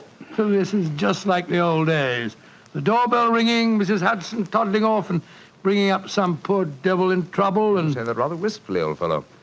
Don't tell me that you repent of marriage. No, of course not, Holmes. Mary's a perfect darling, and I couldn't be happier. Just the same. It is rather fun to be back here again. Come in. Yes, Mrs. Hudson? It's a gentleman, sir. He gave me this card. Says he's very anxious to see you. Wayne J. Leyton, President, Leyton Corporation, Chicago, United States. Ask him to come up, will you, Mrs. Hudson? Aye, sir. Well, it's quite the cold times to see you back here, Dr. Watson. That's just what I was saying myself, Mrs. Hudson. Mr. Leyton has scribbled a message on the back of his card. If £1,000 for a week's work interests you, you'll see me. £1,000? Big fish, Watson. Very big fish. This way, sir. Thank you. Oh. How do you do, Mr. Leyton? I guess you're Sherlock Holmes. You guessed correctly, sir. Excuse me. Oh, Mrs. Hudson, just a moment, Mrs. Hudson. Aye, Mr. Holmes. Sit down, won't you, Miss Leyton? My name's Watson, Dr. Watson. I'm Sherlock Holmes's colleague. Yes, I've heard about you, too. Like a cigar, Doctor? It's a good one. Set me back 3 shillings. Oh, 3 shillings. Oh, thank you. That's very nice. Just a good one. Oh, No, I see you introduced yourself. Splendid. And now, Mr. Leyton, may I ask what brings you here? I'll talk fast and to the point. I'm a businessman. I like to do things in a business way. I have a chance to control the guano deposits of the Republic of San Pedro. Their minister will be in London tomorrow, and if it weren't for one thing, I know that I could swing the deal and get the concession. And what is that one thing, Mr. Leyton? The deal is secrecy. I thought no one knew about it, but when I got here, I found out that my biggest business rival has gotten wind of what's going on. He's an Englishman. I've never met him, but he's right here in London. Now, I'm not going to tell you his name, not until you give me your word that you'll work for me. Just what you wish me to do, Mr. Leyton. Get this rival of mine and keep him out of circulation for a week. I don't care how you do it, and I won't ask. In a week's time, I'll give you the other half of this 500 pounds I brought with me. Oh, good Scott. What kind of Watson, detective give do you... Mr. Leyton his hat and gloves. That's it. Thanks, old fellow. Goodbye, sir. What are you doing, throwing me out? I can't think where you gathered the impression that I indulged in kidnapping. Once again, goodbye, sir. And here, sir, you can take back your cigar. Well, if you don't want some easy money, I'll soon find someone else that does. This is the last you'll see of me, Mr. Holmes. Life is full of little consolations. Some people seem to think that money can... Watson, the game's afoot. Mr. Leyton is the man I've been seeking. The man who pretends to be an opium smoker. Why in blazes did you let him get away? Here, I'll go after him. No. Don't worry. I've already arranged for that. Oh, how? When I left the room just now to talk to Mrs. Hudson, I was intending to tell her to summon some of my band of street urchins. You know, the Baker Street irregulars. When she informed me that half a dozen of them were in the kitchen at this very moment, partaking of one of her incomparable steak and kidney pies. The rest should be obvious. You left instructions for one of them to shadow Mr. Leyton when he left here. Elementary, my dear Watson. Oh, don't tell me that Leyton back again. No, I think not. I should say that at the moment he's just about to walk out of the front door. No, I think we shall have another visitor. And judging by the commotion, the incoming and the outgoing visitors know each other and are not on the best of terms. Well, it sounds to me as if they're having a fight. Here comes Mrs. Hudson to tell us about it. Come in. Oh, Mr. Holmes, you've got another visitor. So I gathered. Mrs. Hudson, you gave my instructions to one of the boys? I did that, sir. Young Wiggins was going to follow the gentleman. Mrs. Hudson, what was all that commotion about downstairs just now? Oh, it was the 2 gentlemen shouting at each other. Him that was leaving and the one that was waiting on the doorstep. And who is our new visitor, Mrs. Hudson? Here's his card, sir. Oh, thank you. Linton Chumley, 9 Belgrave Square. Well, ask him to come up, will you, Mrs. Hudson? Very well, Mr. Holmes. Oh, one thing more. Yes, sir. Please instruct another of the Baker Street irregulars to follow this Linton Chumley when he leaves here and report to me. All right, sir. You're taking no chances, Holmes, eh? You're having this fellow shadowed, too. Leyton is a potential murderer. Of that I'm convinced. This Mr. Chumley might possibly be his intended victim. While we're talking to him, Watson, old fellow, I want you to be sure to look at the condition of his eyes. Yeah, I certainly will. Come in. Oh, good evening, Mr. Chumley. Are you Mr. Sherlock Holmes? I am. This is my colleague, Dr. Watson. How do you do, sir? That was Wayne Leyton that was just left here, wasn't it? Won't you sit down, sir? Thank you. I don't want to sit down. All right, you needn't answer my question, but I know it was Leyton. I've never met him, but I've seen his picture in the newspapers. Oh, very well, then, sir. It was Wayne Leyton. I know why he came to you. He's trying to have me put out of the way while he closes that deal on the San Pedro and Guana concession. Now, look here, Holmes.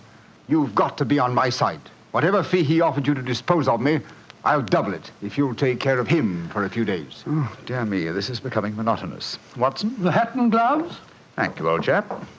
That's right. Good night, Mr. Chumley. Look here, Holmes. I'll treble his fee. I'll quadruple it. My dear Mr. Chumley, I have accepted no fee from Mr. Leyton. I don't propose to accept one from you. Your hat and gloves, sir? That man is out to kill me, Holmes. Well, if you won't help me, I'll go to the police. That's an excellent idea, Mr. Chumley. Again, good night. Did you notice his eyes, Watson? Yes, the pupils were contracted. He's obviously an opium addict. And also a potential corpse. What do we do now? Wait for the irregulars to report? No, you return home for your medical bag. I have a feeling that you'll need it before the night is out. Then come back here. If I've gone before you return, I'll send one of the irregulars to bring you to wherever I may be. Wait until you receive a message from me. On your way, old chap. There's work ahead of us.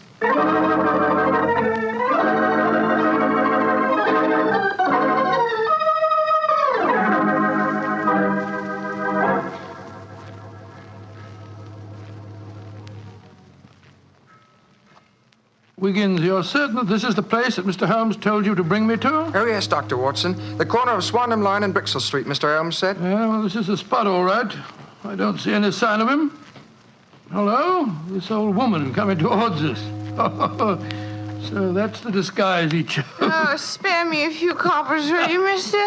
My feet hurt something awful, and I ain't had a bite of food all day. No, you don't, Holmes. You can't fool me this time. As a matter of fact, your makeup isn't very convincing. You hardly look like a woman, and nobody's nose could be quite as red as that. Don't look like a woman, don't I? My nose is too red, is it? I'll take that. No, steady, look here. Making fun of a poor old woman whose plight I made her. I'm sorry, madam. I didn't mean to insult you. Well, matey, she gave you a bit of work for all right, didn't she? Boxed your ears. No mistake about it. You mind your own business. And anyhow, why aren't you aboard your ship at this time of night? Because I'm not a sailor, Watson. It's Mr. Holmes. Great heavens, Holmes. I wish you wouldn't confuse me like this. I'd never have recognized you. My dear Watson, when you're able to recognize me, it will indeed be the beginning of the end. When your eagle eye penetrates my disguise, I shall realize that my retirement is imminent. But enough of this. See that house opposite? You mean the ramshackle place with the broken tiled roof? Yes, I gave the irregulars instructions to let me know at once if our two quarries ever enter the same house at the one time. They're inside there now, and I'm going in after them. Be careful, Holmes. I better come along with you. Can't I come too, Mr. Holmes? No, certainly not. Both keep watch outside. If I need any help, I'll smash one of the windows, and then you can come in after me. Wait here for me. I don't expect I'll be very long. I'll be here, Holmes. Don't worry about me. Just take good care of yourself.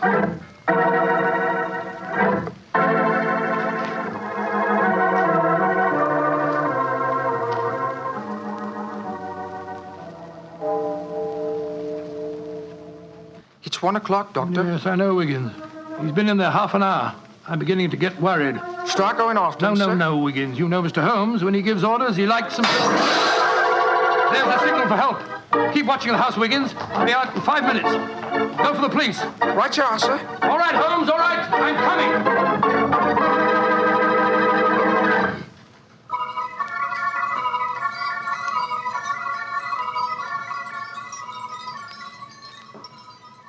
You have searched my house from basement to attic. Why do you not give up? I tell you again, there has been no one here tonight. But my friend came in here half an hour ago. I saw him, and before that, 2 other men are known to have come in here. If that is so, then where are they? 3 men cannot vanish. That's just the point, you scoundrel. Out of the way. I'm going to search this hovel again. I'm not leaving here until I find Mr. Sherlock Holmes.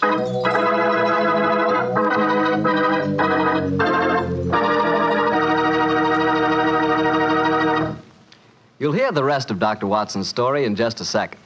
And if you don't mind, I'll take that second to say just one word to the ladies. And that word is muscatel. Petri California muscatel. I want you women to know about it because Petri muscatel is one wine that practically every woman likes. Maybe because it's such a beautiful color, like pale gold. But I guess really because Petri muscatel brings you the wonderful flavor of luscious, sun-ripened muscat grapes. And that's a flavor. Try Petri muscatel after dinner, or any time as a change from Petri port. Remember, if it's a Petri wine, you know it's a good wine.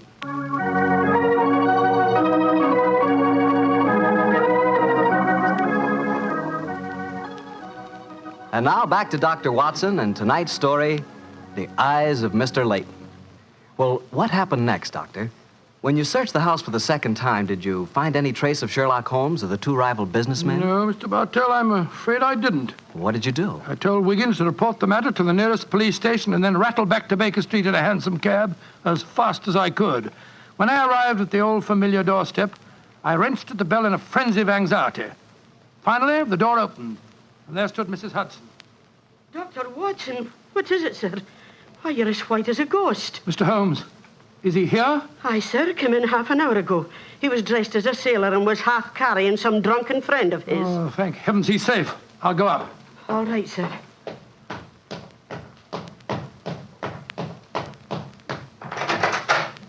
Now, Watson, old chap. There you are. Holmes, I can't tell you how glad I am to see you. Who's that lying on the sofa? Well, up with your bag, Watson. Oh, I'm afraid the poor devil's done for. Great Scott, it's Wayne Leyton, the American fella. With a knife wound between his ribs. See what you can do for him, will you? Right. This is extraordinary, Holmes. You said that Leyton was a potential murderer, and now he's a victim himself. The biter bit, eh, old chap?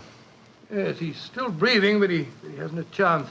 I'll try him with an injection of strychnine. Holmes, how did you get his body out of the house? I searched the place from top to bottom. I found no trace of any of you. When I went in, I found the stabbing had already taken place. The proprietor then bribed me, or rather the broken-down sailor he took me for, to smuggle the body out through the secret stairway leading to the wards at the back of the house. Well, there's no trace of Chumley there? No, he must have left before me by the same exit. Well, then you smashed the window and bolted. Yes, I knew that I could count on you to hold the fort while I was getting the body away.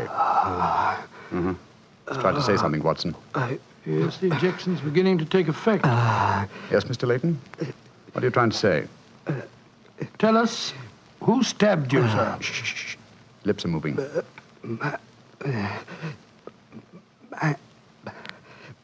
Mandalay.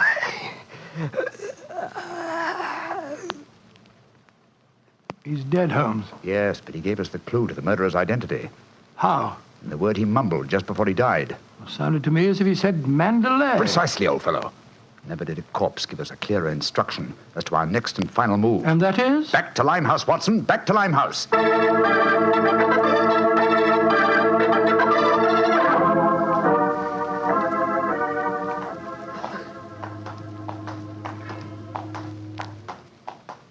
Here we are. This must be the place. What's this? Another opium den? Yes, I knew that since Chumley refrained from smoking earlier on in the night, in order to keep his faculties alert for murder, that an enormous reaction would set in.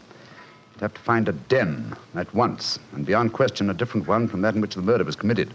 But how do you know that he's inside here? Well, just before you returned to Baker Street tonight, I had a message from one of my irregulars.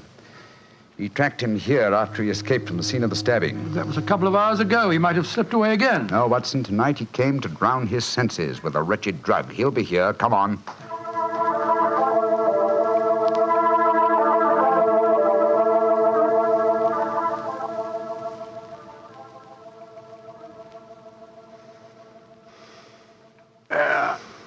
That second injection of caffeine should bring him round. He's heavily drugged, but I think it'll work. Surprising what a £5 note will do, isn't it? Yes, the proprietor let us bring Chumley into this private room and Look, he's coming to. Who are you? What do you want? You remember me, sir? I'm Sherlock Holmes. Oh, yes, I remember you. You're in serious trouble, Mr. Chumley. Very serious trouble. Trouble? What trouble? Wayne Leyton didn't die. Oh. He's badly wounded, but he's going to live. He's at Baker Street now. He wants to go to the police and give evidence. You've got to get me out of this, Holmes. I'll pay you anything. 10,000, 20,000. Why did you stab Leyton? He was in my way. I wanted the San Pedro concession. I meant to kill him. But we can fix it up now, can't we, Holmes? We can fix it up now. Yes, we can fix it beautifully, sir. As neat a murder confession as ever I listened to, Holmes. Exactly. Come along, Mr. Chumley. I think some night air will be good for you. We'll take you for a nice drive to Scotland Yard.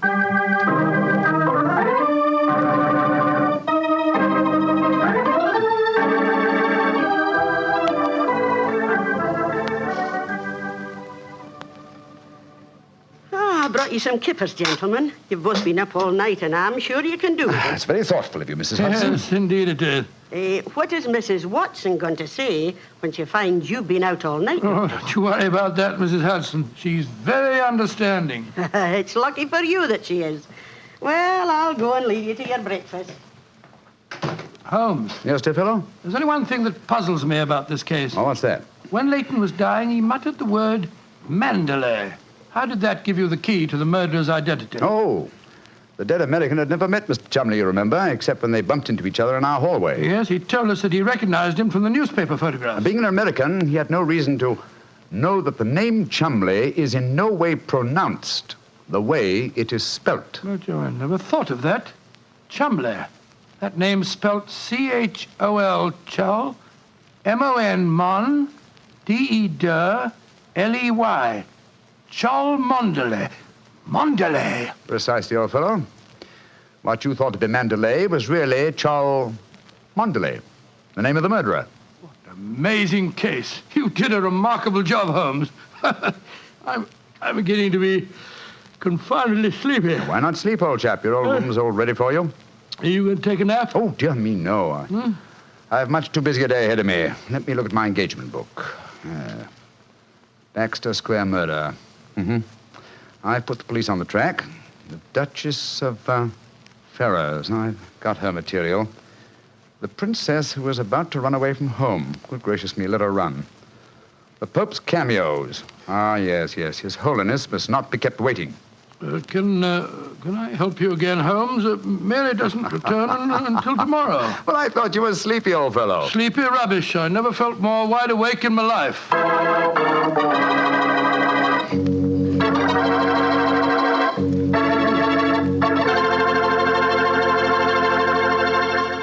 That was a swell story, Doctor. I'm glad you enjoyed it. And it was really funny when you mistook that old lady for Holmes and she slapped your face. It wasn't very funny at all.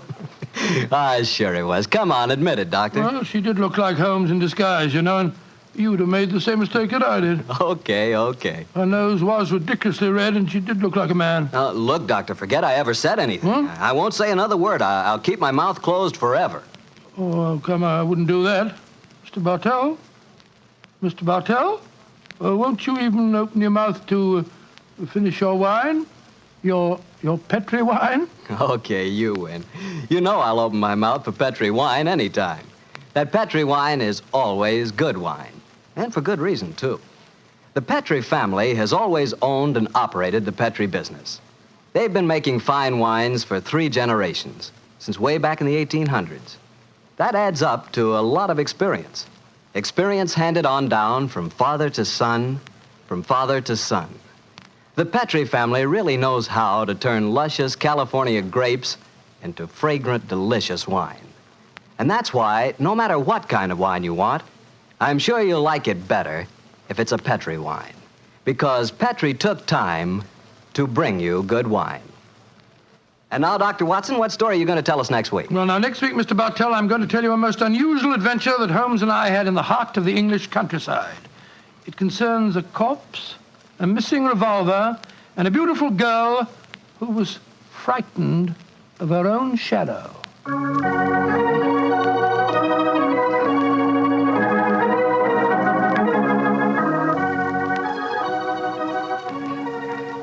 Tonight's Sherlock Holmes adventure is written by Dennis Green and Anthony Boucher and is based on an incident in the Sir Arthur Conan Doyle story, The Man with the Twisted Lip.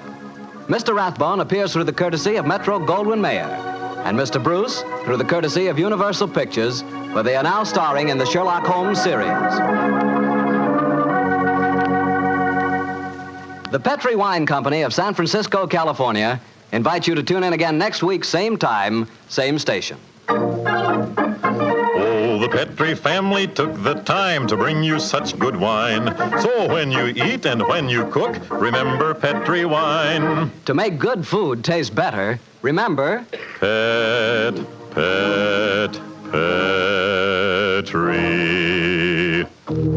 wine.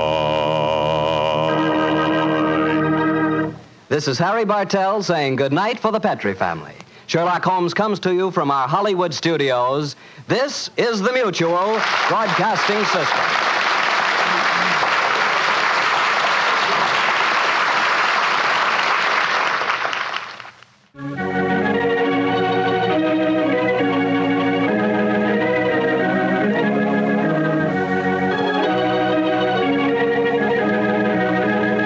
The 2 episodes you have just heard, In Flanders Fields and The Eyes of Mr. Leyton, are part of the new Adventures of Sherlock Holmes, starring Basil Rathbone and Nigel Bruce, and are a 1988 copyrighted production of 221A Baker Street Associates.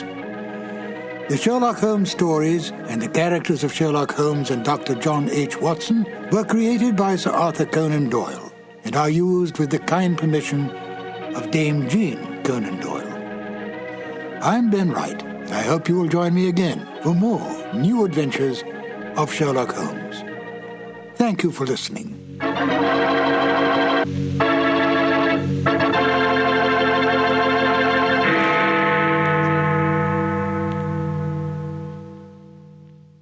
This episode from the life of Sherlock Holmes will be transmitted to our men and women overseas by short wave and through the worldwide facilities of the Armed Forces Radio Service. Petri Wine brings you Basil Rathbone and Nigel Bruce in the new adventures of Sherlock Holmes.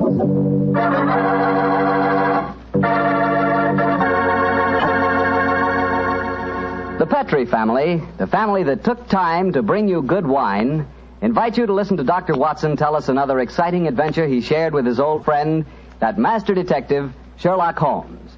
And as for me, well, I'd like to tell you that a time like right now is the perfect time for a glass of Petri California port. After you've had a good dinner, boy, Petri port is a real topper. That rich, deep red Petri port is really an extraordinary wine. Even its color's different. And as for its flavor, well, it'll take a better man than me to describe that. Petri port is a hearty wine, sure. And every other quality that you look for in a good port, you'll find in Petri port, and then some. Try Petri port by itself, or serve it with fruit, with nuts, or with cake. But share it with your friends, will you? Because you can serve it proudly. After all, it is a Petri wine, and that name Petri is the proudest name in the history of American wines.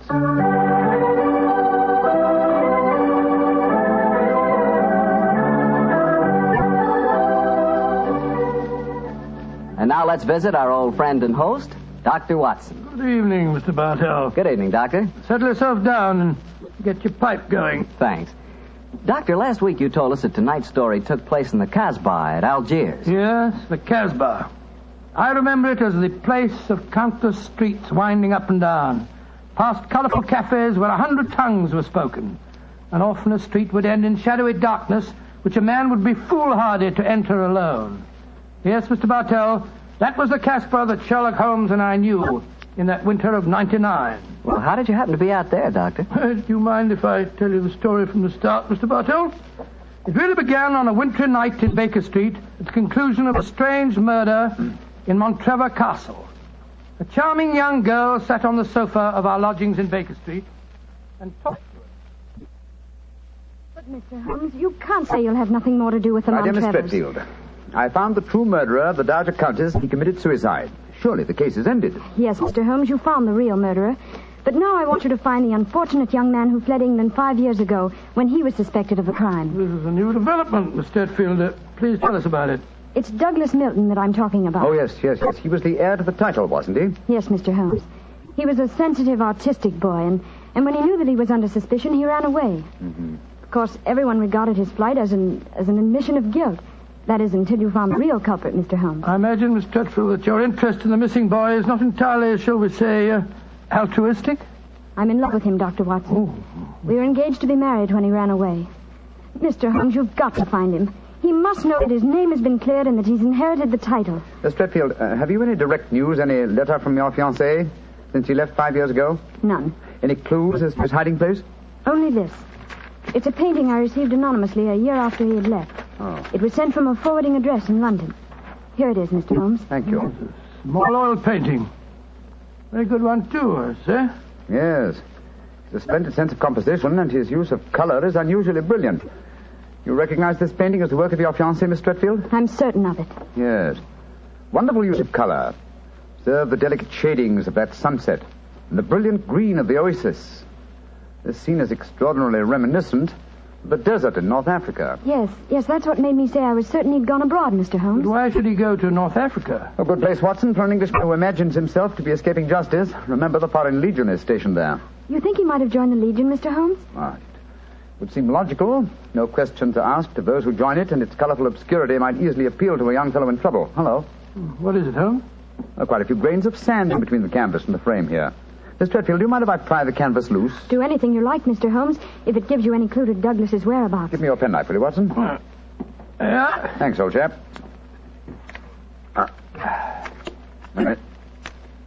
Here we are. Can you see anything? Uh-huh. Look. The word sheriff. An Elafroon. Stamped here. Sheriff is probably the framer's name, and Elafroon is a town some 50 miles from Algiers. That settles it. Miss Stretfield, I accept your case. Watson and I will go to Africa and try to find your fiancé, Douglas Milton.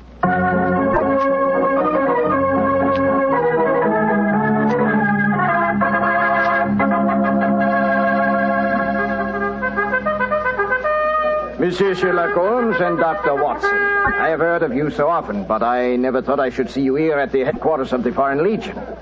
What can I do for you, gentlemen? Well, Colonel Brisson, I'm trying to trace an Englishman who has been missing during the past 4 years. I have reason to believe that he might have joined the Legion. Yeah, I shall look in my records. Let me see. 4 years ago would be 1895. If Sherlock Holmes is tracking him, then I suppose he was in trouble in his own country. If he was in trouble, he might easily have come to us. We ask no questions. 97, 96, 95. In that year, 3 young Englishmen joined us. One of them died of dysentery 2 years ago in Sidi Raji. One of them deserted 18 months ago, and we have been unable to trace him. The third is my adjutant, who brought you into my office just now. He is, I would say, about 3 inches shorter than Douglas Milton, and men do not shrink in the Foreign Legion, eh, Colonel? They do not, Monsieur Holmes. And the fellow who deserted must be our man. Unless it's the one who died of dysentery. Colonel de Brisson, how would you advise us to set about trying to find a deserter? Monsieur Holmes, there's only one place in Algeria where a man can hide from the Foreign Legion and remain hidden. Oh, and what's that place? The Casbah in Algiers. Then that's our destination, Watson. Be very careful, please, gentlemen. The Casbah is a place where the law is exiled. The police have no jurisdiction there. The only rule is that of strength, violence, and trickery. We'll be very cautious, I assure you. Goodbye, Colonel de Brisson, and thank you for your help.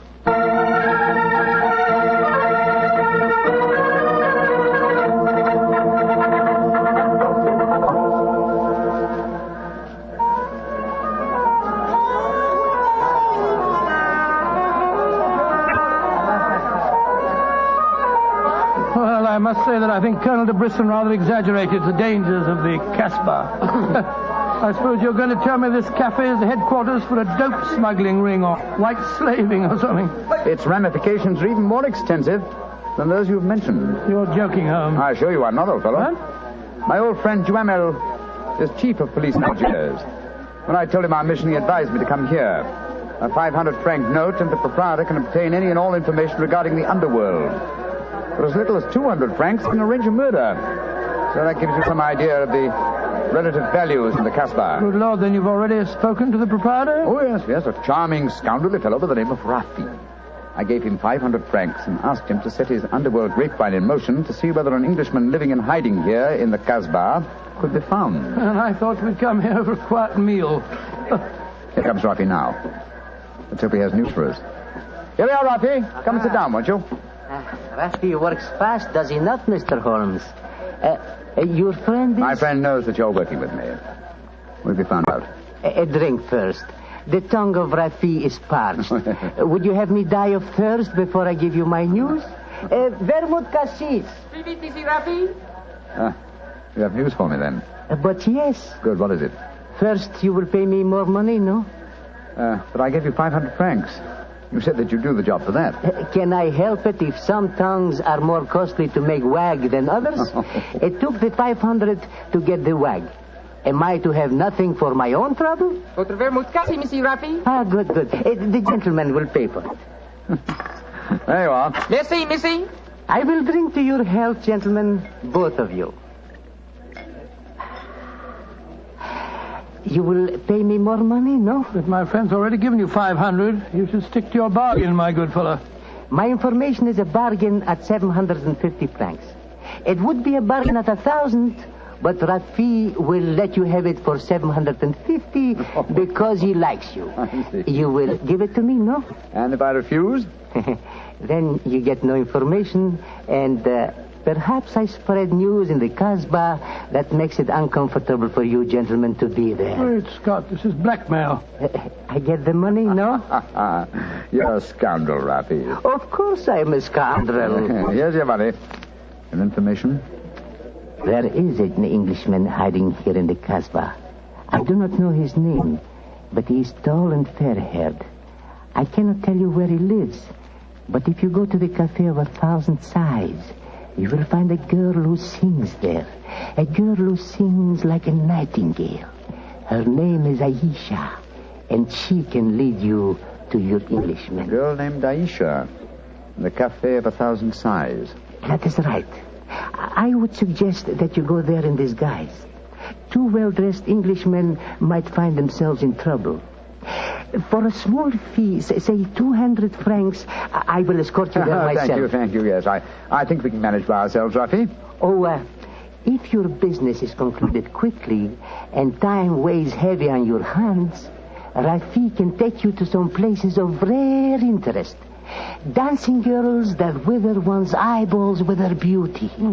For 500 francs, gentlemen... thank you, Rafi, thank you. I have a feeling the time will not weigh heavily on our hands. Good night. You work too hard, gentlemen. You should learn how to play. Good night. On my soul, I think that fellow's the biggest blackguard I ever met. I quite agree, old chap, but he is amusing. By the way, Holmes, don't you think that when this case is finished, we might have a time on our hands? Oh, Watson, you're incorrigible. But I think... Watson. What is it? The man sitting over in the corner by himself. By Joe, yes, his face seems familiar. We've seen him before somewhere. Of course we have. His name is Oliver Leeming. We met him at the inquest on the Montrevor case. So we did. Now, what on earth do you suppose he's doing here in the Casbah? Not on a holiday, I'm sure. Mr. Oliver Leeming, if you recall, is a cousin of Douglas Milton's, the man we're searching for. If Milton were ever declared legally dead, Mr. Leeming over there would inherit the title. It looks to me as if we're not the only people in the Casbah who are searching for the missing heir. That's true, old fellow. Come on, let's go and talk to the gentleman.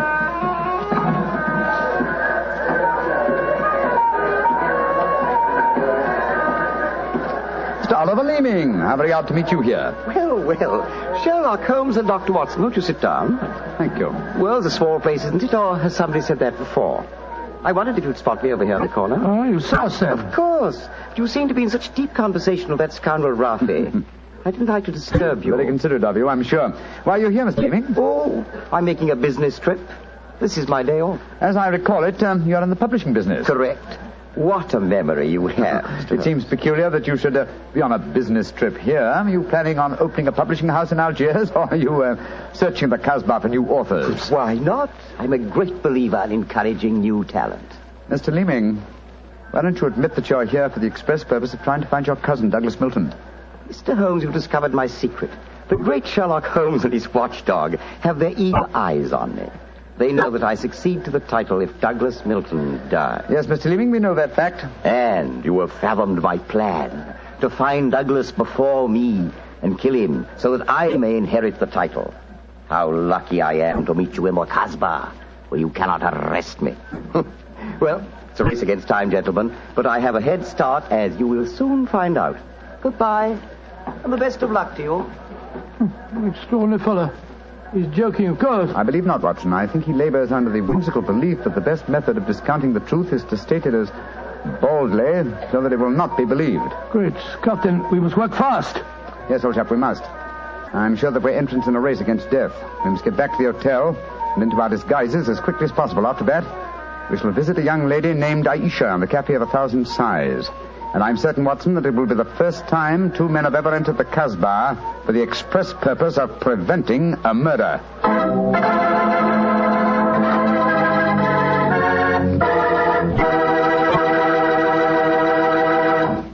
We'll hear the rest of Dr. Watson's story in just about a second, which gives me time to remind you that if you like the flavor of big, plump, juicy Muscat grapes, you'll love the flavor of Petri California Muscatel. What a wine. Petri Muscatel is the perfect after-dinner wine. It looks good, smells better than it looks, and when it comes to the taste department, well, you never tasted anything like it. For a really good wine, remember first Petri, then Muscatel. Petri Muscatel. Well, Doctor, I can hardly wait to hear what happened next. You and Sherlock Holmes went back to the hotel, I suppose. Yes, Mr. Bartell. Holmes quickly adopted the disguise of an Arab guide, while I assumed the role of a tourist, and we started off on our search. Outside the Cafe of 1,000 Sighs, we met with a rude shock.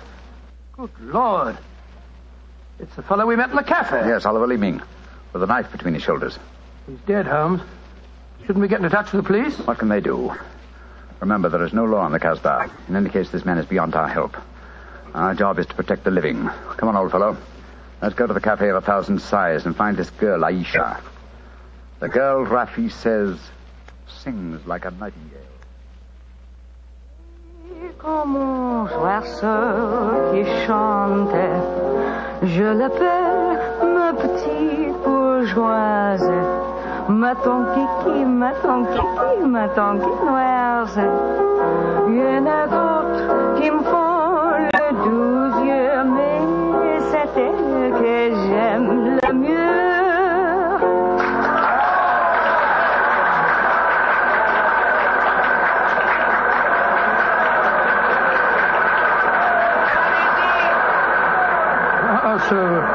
So that's the girl, Aisha.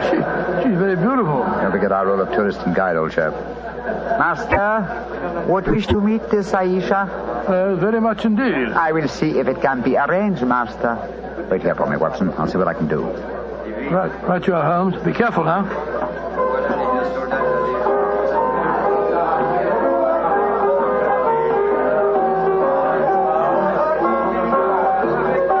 Mademoiselle Aisha? What you want, greasy one? There is an Englishman at the table over there. He wishes to talk to Aisha. Which one is he? The man who sits at the table in the corner. He is very rich, Aisha, and he admires you a great deal. He told me to give you this 500-franc note. So? Very well. You may bring him to my rooms. The door is at top of stairway, to the right. Good, Aisha. I fetch him. I shall be waiting.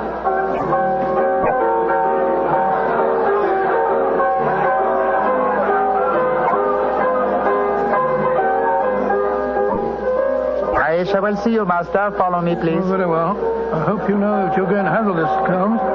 Don't worry, Watson. In this case, I think honesty will be the best policy. Well, I'm not so sure. This place is a thieves' kitchen if ever I saw one. You better be careful. First door to the right at the top of the stairs. This is it. Come in. Oh, come and sit over here, Mr. Englishman. Greasy one, you may leave us. Mademoiselle, I may as well tell you at once that I am not an apt guide. My name is Sherlock Holmes. What do you want with me? Why you trick your way in here? Don't be frightened, mademoiselle. I can explain our mission in a very few words. My friend and I have come in search of an Englishman by the name of Douglas Milton. We have good news for him. What make you think I might know of him? A gentleman by the name of Raffi suggested that you might. What is your good news for this Englishman? That he has been cleared of suspicion of murder, and that he is the rightful Earl of Montrevor. That means when he knows this, he will leave the Casbah and return to his country? Naturally, madame. I do not know this man. I have never heard of him. Here is your 500 francs. Goodbye. Not so fast, Aisha, mon petit chou. I've been listening from behind these curtains. Gentlemen, allow me to introduce myself. My name is Douglas Milton. Douglas Milton, we found you at last. It gives me infinite pleasure to have succeeded in my mission. How do you do, sir? This is very exciting. Yes, I think the occasion calls for a drink. What will it be, gentlemen? Well, I think a glass of port would be very nice, sir. Yes, it would be the most appropriate for toasting the new Earl of Montrevor. Splendid, splendid. Aisha, bring glasses and a bottle of port and some creme de menthe for me. You are not going to England. I will never let you leave me. Oh, stop being so melodramatic, Aisha. Please bring 2 bottles and some glasses. Very well. I am sorry. Mr. Holmes, I can't tell you how I appreciate your trouble in coming all this way to find me, but, well, I must tell you at once, there's one problem that makes it difficult for me to leave this country. You see, I deserted from the Foreign Legion. Yes, we know that, my boy. In fact, that's how we first got onto your trail. I shouldn't let that fact worry you, Mr. Milton. I'm certain the British consul in Algiers can arrange to have any charges dropped against a peer of the realm. Oh, well, I never thought of that. Here are the bottles. You must excuse the glasses, gentlemen. Tumblers are hardly cooked, I suppose, but... Well, they won't spoil the flavor, I'm sure. 2 glasses of port and creme de menthe for me. Only 3 glasses, Aisha? Bring a glass for yourself. I do not wish to drink. And I insist that you do. Bring a glass, Aisha. Why should I drink if you are leaving? Mr. Milton, do you know Oliver Leeming? Of course, he's my cousin. Yes, he came here half an hour ago and threatened me. Did you also know that he's lying dead in the street? Murdered? Well, yes, I did. If we went in the Casbah, I wouldn't tell you this, but Aisha stabbed him. She followed him when he left here. He killed him and then slipped back just in time to sing a song a few moments ago. Oh, you needn't look so shocked, Dr. Watson. Life is cheap in the Casbah, and Aisha is a girl of violent passions. Come on, let's drink. A toast to the new Earl of Montrevor.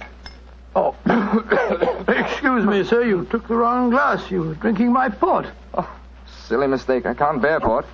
Very English of me, I'm afraid, but, well, After all these years, I don't feel particularly English. In fact, I'll probably find it very hard to adjust myself to the old life when I go back. Or perhaps I should say, if I go back. Since you feel that way about it, Mr. Milton, why go? You can claim the title and the revenues of the estate without leaving Algeria. You could stay here and live on the income. I didn't realize that would be possible. You sure I could do that? Oh, yes, I'm quite certain of it. But if you doubt my word, I suggest we all adjourn to the British consulate in Algiers. They can put you straight on the matter. That's a good idea. Let's go over there at once. Now, I've been listening to you, my friend. You're planning to leave me. Once you go from the Casbah, I shall never see you again. Put down that knife, Aisha. I will not let you go. You belong to me. If you try to leave me now, I will kill you. Put down that knife, Aisha. You've done enough damage for one night. Why, you... Put it down, you fool. Put it down. Let me go. Let me go. She twisted the knife on herself as she fell. Holmes, help me turn her over. She's dead, Mr. Milton. Poor Aisha. It's a bloody path that leads to the Montrevor title, sir. I suggest that we see that this poor girl's body is taken care of. Then go to the British consulate without any further delay.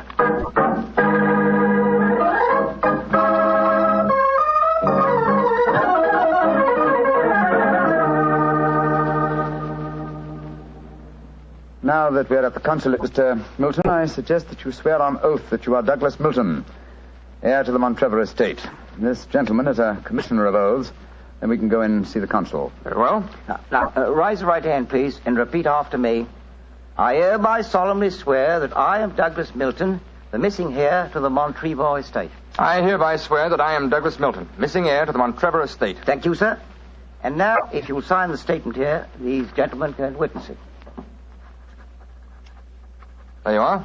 Thank you, sir. And now, if you gentlemen will sign. Yes, certainly. Thank you, gentlemen. The document is now legal. Splendid. Now let's go over and see the consul. Not yet, my friend. Watson, this man is not Douglas Milton. What the devil are you talking about? There is no law on the Casbah, sir, so you cannot be punished for the 2 murders you committed there. But now that your avarice has tempted you here to Algiers, where you've been foolish enough to sign a false statement, I think we can at least settle you very nicely for desertion, false impersonation, forgery, and perjury. What do you mean? The story should be obvious, old fellow. Oliver Leeming did track down the deserter. Recognition was uncertain after so many years, but at least it gave this gentleman the idea of impersonating the real Douglas Milton, a friend of his. You have a lively imagination, Mr. Holmes. The real Douglas Milton died of dysentery 2 years ago in Sidi El Raj. As soon as the idea of impersonating Milton was born, Leeming had to die. Your theories are very interesting, but you haven't a shred of proof. I say that I'm Douglas Milton. How are you going to prove otherwise? Very simply, my dear sir. Douglas Milton was a painter. A painter who excelled in the use of vivid colors. You, sir, suffer from the quite common malady of red-green color blindness. Less than an hour ago, you mistook a glass of port, which is red, for a glass of creme de menthe, which is green. I knew at once that you were an imposter. You're cleverer than I thought you were, Holmes. Goodbye. Here, come back. No, Watson. Don't go after him. But we can't let him escape, Holmes. Don't worry, old chap. He won't escape. I sent a message to Colonel de Brisson. If you go to the window, I think you'll find that the consulate is being watched. The Legion has a long memory for desertion. I don't think he'll get very far. They got him, Holmes. Shot him as he was trying to run away. A just death for him. He lived a life of violence and treachery, Watson. It's only fitting that he should die in the same manner.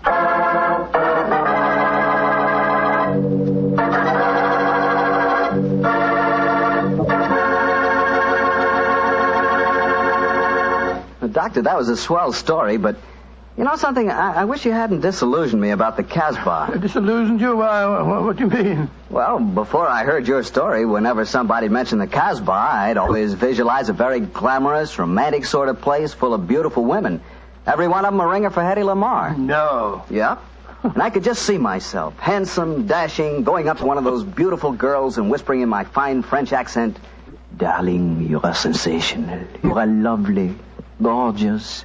Tell me, have you ever tried Petri wine? It's wonderful." Well, you must admit, Doctor, that is the truth. It is wonderful wine. It certainly ought to be. Incorrigible. After all, winemaking has been the business of the Petri family ever since way back in the 1800s. For generations, the Petrie family has handed down from father to son, the fine art of turning luscious, sun-ripened grapes into fragrant, delicious wine.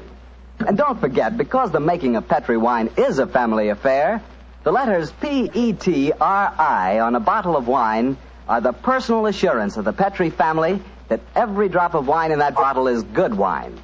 So no matter what type wine you prefer, for any occasion, remember you can't go wrong with a Petrie wine because Petrie took time to bring you good wine. Well, Doctor, now I suppose you're ready to tell us about next week's story? Yes, and as soon as I have, I want you to meet a friend of mine. Friend? Yes. But first, Mr. Bartell, next week, I'm going to tell you an adventure in which, for once, Holmes came off second best. An exciting story of high society and romance. I call it A Scandal in Bohemia. Boy, that sounds swell. And now what about your friend? Well, he's waiting at the microphone in San Francisco. He's Dr. Langley Porter, and he wants to tell us about something very important. Dr. Langley Porter. Thank you, Dr. Watson. Radio listeners, tonight in Italy there are thousands, many thousands, dying of cold and hunger. Babies, children, expectant mothers, old folks, dying for want of clothes, want of food. This organization, American Relief for Italy, appeals to you to search your homes for anything that can be made useful for starving, freezing men, women, children. Clothing, layettes for babies, diapers, shoes, food, surgical supplies, but above all, clothes, clean clothes, fit to wear. Take them to the nearest fire station. That your gifts will reach the Italians who need them, you may be sure. Americans of this organization will distribute the packages in Italy through the Italian Red Cross, the Catholic Relief Organization, the League of Italian Women, the Confederation of Italian Labor, and the Italian government. In California, rationing has gone. Christmas comes. There, in Italy, death is on the prowl. Radio listeners, lives can be saved. It's up to you. Thank you, Dr. Langley Porter. I know that our friends listening in will do all that they can to help the organization American Relief for Italy. Tonight's Sherlock Holmes adventure is written by Dennis Green and Anthony Boucher and was suggested by an incident in the Sir Arthur Conan Doyle story, The Crooked Man. Music is by Dean Fossler. Mr. Rathbone appears through the courtesy of Metro-Goldwyn-Mayer and Mr. Bruce through the courtesy of Universal Pictures, where they are now starring in the Sherlock Holmes series. This is the Mutual Broadcasting. It was tragic to me, the death of radio. Radio was sold down the river. It needn't have disappeared. It didn't disappear in England. It didn't disappear in France. And it needn't have disappeared in the United States. They took the networks primarily, took the proceeds of radio advertising, built up their television networks, and then dumped radio as though it had simply ceased to exist. Radio could have and should have survived. And the fact that there's as much interest in it as there is now, I think is proof of that. I did a show once on Armed Forces Radio Service with John Anderson. We did a 13-week series on Lewis and Clark. It was an excellently produced and directed show, very well written, historically accurate. And I've played those records for my children and other children at times, and they're fascinated. The idea that they create the scenery, they create the action. They think this is great, and we don't even have to sit down and watch television. Petrie Wine brings you Basil Rathbone and Nigel Bruce in the new Adventures of Sherlock Holmes.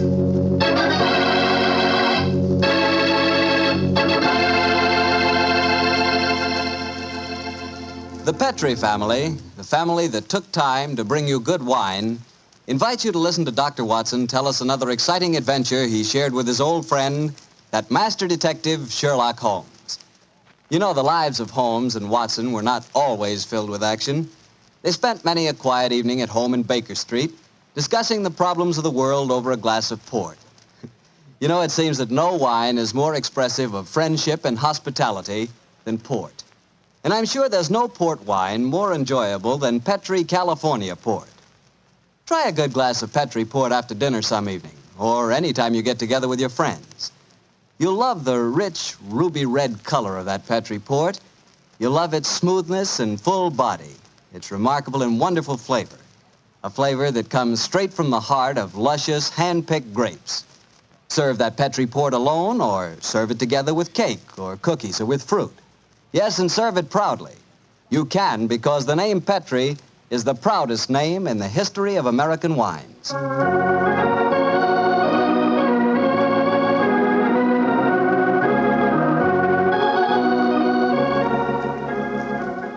And now I'm sure our old friend Dr. Watson's expecting us. Let's tap on his study door. Come in. Good evening, Doctor. Good evening, Mr. Bartell. Come over here by the fire. I was just having a cup of coffee. Would you care to join me? Thanks, that'd be nice. It'll prevent you falling asleep during my story tonight. There's no chance of that, Doctor. From the hints you gave us last week, it sounded like quite a story. It began in a circus in Paris, you told us? Yes, my boy, the circus. A colorful world of sawdust and spangles.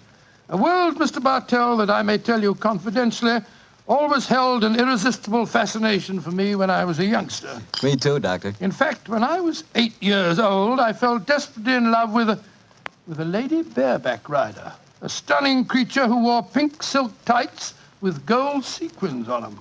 Unfortunately, my mother caught me writing her proposal of marriage, and I'm afraid that, that's another story, and one that you probably wouldn't find very interesting. I'm sure I would, Doctor, but I think it would be safer to stick to your Sherlock Holmes story. Yes, you're probably right, my boy. Well, it was a winter in the 1890s, and Holmes and I were in Paris. On our second day there, Holmes suggested we attend that night's performance of the Cirque Royale. Needless to remark, I was delighted, Mr. Bartell. And shortly after 9 o'clock that night, I found myself seated beside Holmes in a box near the ringside. It was an incredibly vivid scene, even for that city of color and light. The gay costumes of the women and the gaudy trappings of the ringmasters and clowns looked like a giant kaleidoscope under the blazing glare of the arc lamps. As we sat there, a brass band nearby blared forth some popular music of the day, and yet he didn't appear to be enjoying himself. And so I leaned across and touched his arm.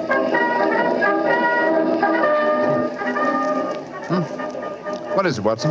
Well, you're very quiet, Holmes. Aren't you having a good time? A good time, I suppose, old chap. I was just wondering where Mr. Edwards is. Mr. Edwards? Who's he? An extremely distinguished client who was to meet us in this box at 9 o'clock. Client. So this little excursion was on business after all. Yes, I might have known it. No worry, old fellow. In your case, I think you'll be able to combine quite a little pleasure with the business. Well, can't you be a little more explicit, Holmes? Shh. Here comes the ringmaster.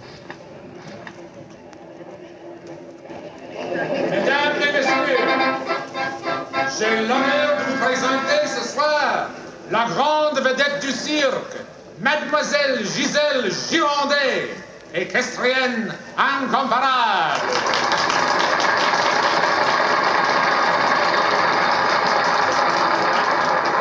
Gisèle Girondet, yes, I've heard of her. She's a bareback rider, isn't she, Honest in France, old fellow.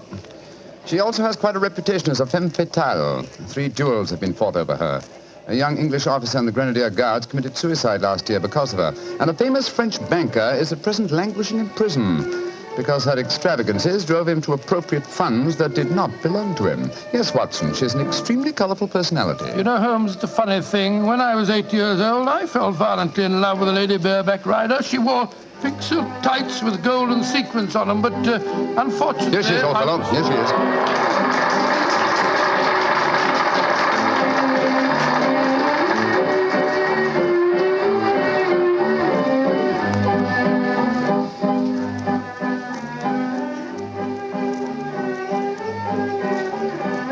Holmes, she's exquisite. Look at the way she's jumping from the back of one horse to the other.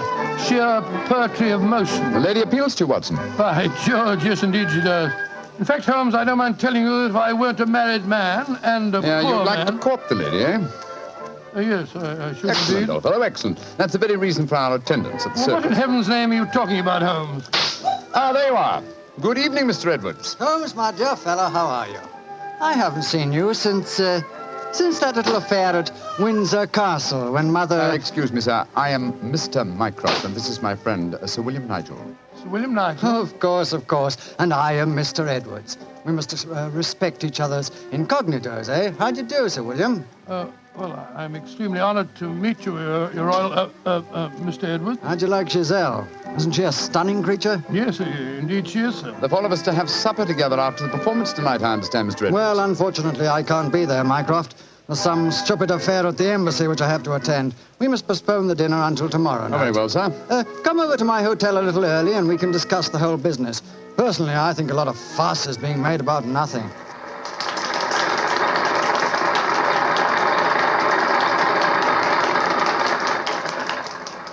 Now, if you'll excuse me, gentlemen, I must go back and see Gazelle for a moment and tell her that I can't keep our appointment for tonight. I'll see you tomorrow, Mycroft. Good night, Sir William. Good night. Good night, sir. Et maintenant, pour votre plaisir, les frères Salini, les jongleurs internationaux.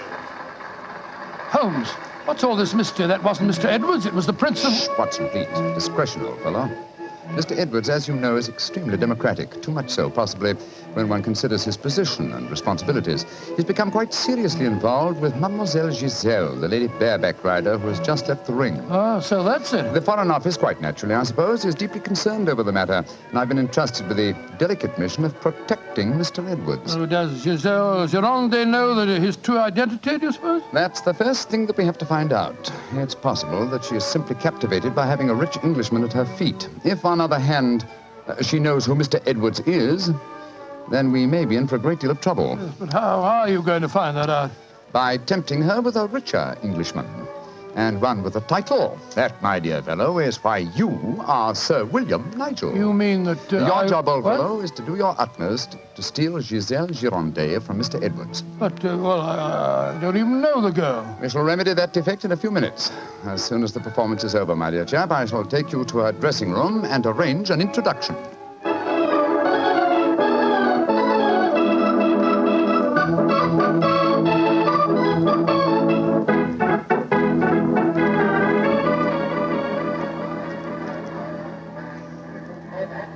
I must say, Holmes, the backstage life at a circus is even more colorful than in the ring. What makes you say that, old fellow? Well, I just saw a pinhead having tea with a bearded lady while a sword swallower was standing behind him practicing his act. Oh, hello. See that man standing talking to the girl in tights? Yeah, attractive, isn't she? The gentleman is Inspector Vernet of the French police, an old friend and a distant relative of mine. Vernet, how are you? Ah, Holmes, mon cher ami, comment ça va? No, Vernet, please. On this occasion, my name is Mycroft, if you don't mind, and this is my friend, Sir William Nigel. How do you do, Inspector? Enchanté, Sir William. Permit me to introduce Mademoiselle Yvette Marat. How you do? How do you do, madame? What brings you behind the scenes at the circus, may I ask, mon cher Mycroft? My friend Sir William is most anxious to make the acquaintance of Mademoiselle Gironde. But of course, every man wishes to meet Giselle Gironde. Why not ask Vernet? He will present you to her. Ha! He knows her well. Oh, now, Yvette, chérie, do not begin that all over again. You're in love with her. You have always been in love with her. I wish you were dead. Sometimes I think I could kill her myself. Upon my soul, Inspector, she's a fiery little thing, isn't she? Ah, ça c'est vrai, ça, Sir William. Many times I've told her that Giselle Gironde would never waste her time with a simple police inspector. She prefers a wealthy foreigner. But Yvette ne comprend pas. She does not understand and she does not believe. Mademoiselle Marat was dressed in tights, Vernet. And what does she do in the circus? She walks the tightrope. Oh, She's yes, queen of the high wire. A charming and a talented girl, but a most jealous one. Vernet, my distinguished friend Sir William Nigel is most anxious to meet Giselle Gironde. Will you introduce him? I should prefer not to appear on the matter at this stage. Oh, mais certainement. I will take you to her dressing room. Please come with me, Sir William. Yeah, right. I'll see you later, Holmes. I'll be waiting for you, old chap. Good luck. You're a lucky man, Sir William. Giselle has quite a penchant for the Englishmen. And when they are rich and have a title, I am sure she finds them irresistible. You really think so? Oh, but of course. Ah, quel dommage that I'm only a poor policeman. Here we are. Entrez. Giselle, mon chou, permit me to present to you Sir William Nigel. He's a great admirer of yours. Yes, indeed, madam. Ah, Sir William Nigel. Come and sit here beside me, Sir William. I shall leave you. Au revoir. Sit closer. There. That is much more cozy, no? Oh, it's very nice of you to see me, Mademoiselle Gironde. Oh, don't be so formal, my Englishman. You may call me Giselle, and I shall call you... Let me see, I shall call you Sir William... Willie! I shall call you Willie. You do not mind? Mine, it's very delightful. Quite delightful, my dear. I was hoping perhaps that you'd care to have a little supper with me tonight, Giselle. So what about some oysters, a cold pheasant, and a bottle or two of Pomeranian Green 072? And you get to taste rather well, don't you think? Oh, Willie, I can see you are a perfect Oh, toast. I don't know about One that. moment, I get my cloak. Well, you know, Giselle, it's a funny thing. What is a funny thing, Willie? When I was 8 years old, I fell violently in love with a lady bareback rider at a circus. History seems to be repeating itself. Here. Alfio Alfieri, do you no longer knock when you come to my door? Who is this man? My name is Nigel, Sir William Nigel, my good man, and who may you be? I am Alfio Alfieri. I am Alfio Alfieri. And what is he? A trainer of wild animals. An imbecile. Va-t'en! You must not speak to Alfio in that way. You belong to me. Send this stupid Englishman away. Founded impudence. Grossier. Belong to you. Giselle belong to no one. Do I have to take my whip to Put you? down that way. Put it down, you scoundrel. Next time it will be your face, Carla. You infernal blackguard. Raising your hand against a woman. Shocking. Bravo! Mon cher Willie has knocked him down. He certainly deserved it. Oui. And you in turn deserve something, Willie. Oh, what was that? Come close, Willie, and I give it to you. A little kiss. Oh, kiss? Thanks awfully. Oh,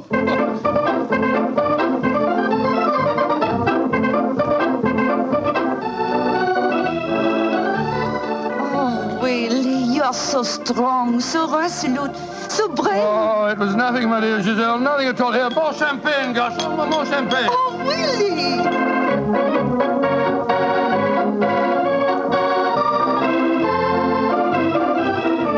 Giselle? Oui, Monsieur Edwards? I have a box for the opera tomorrow night. I was hoping that perhaps... Oh, I'm sorry, Monsieur, but my time is occupied. I am showing the delightsome moment to mon cher Willie.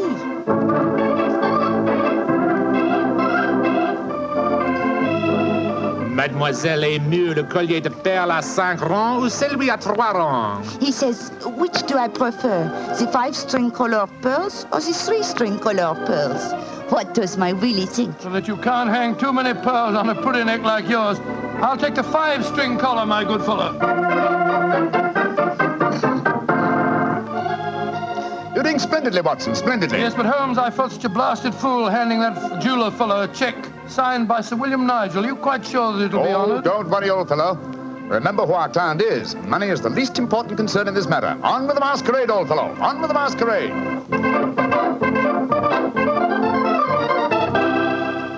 More champagne, garçon.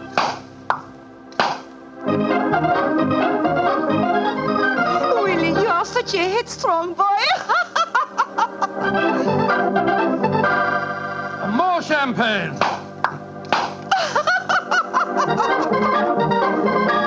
Giselle, you dear little thing.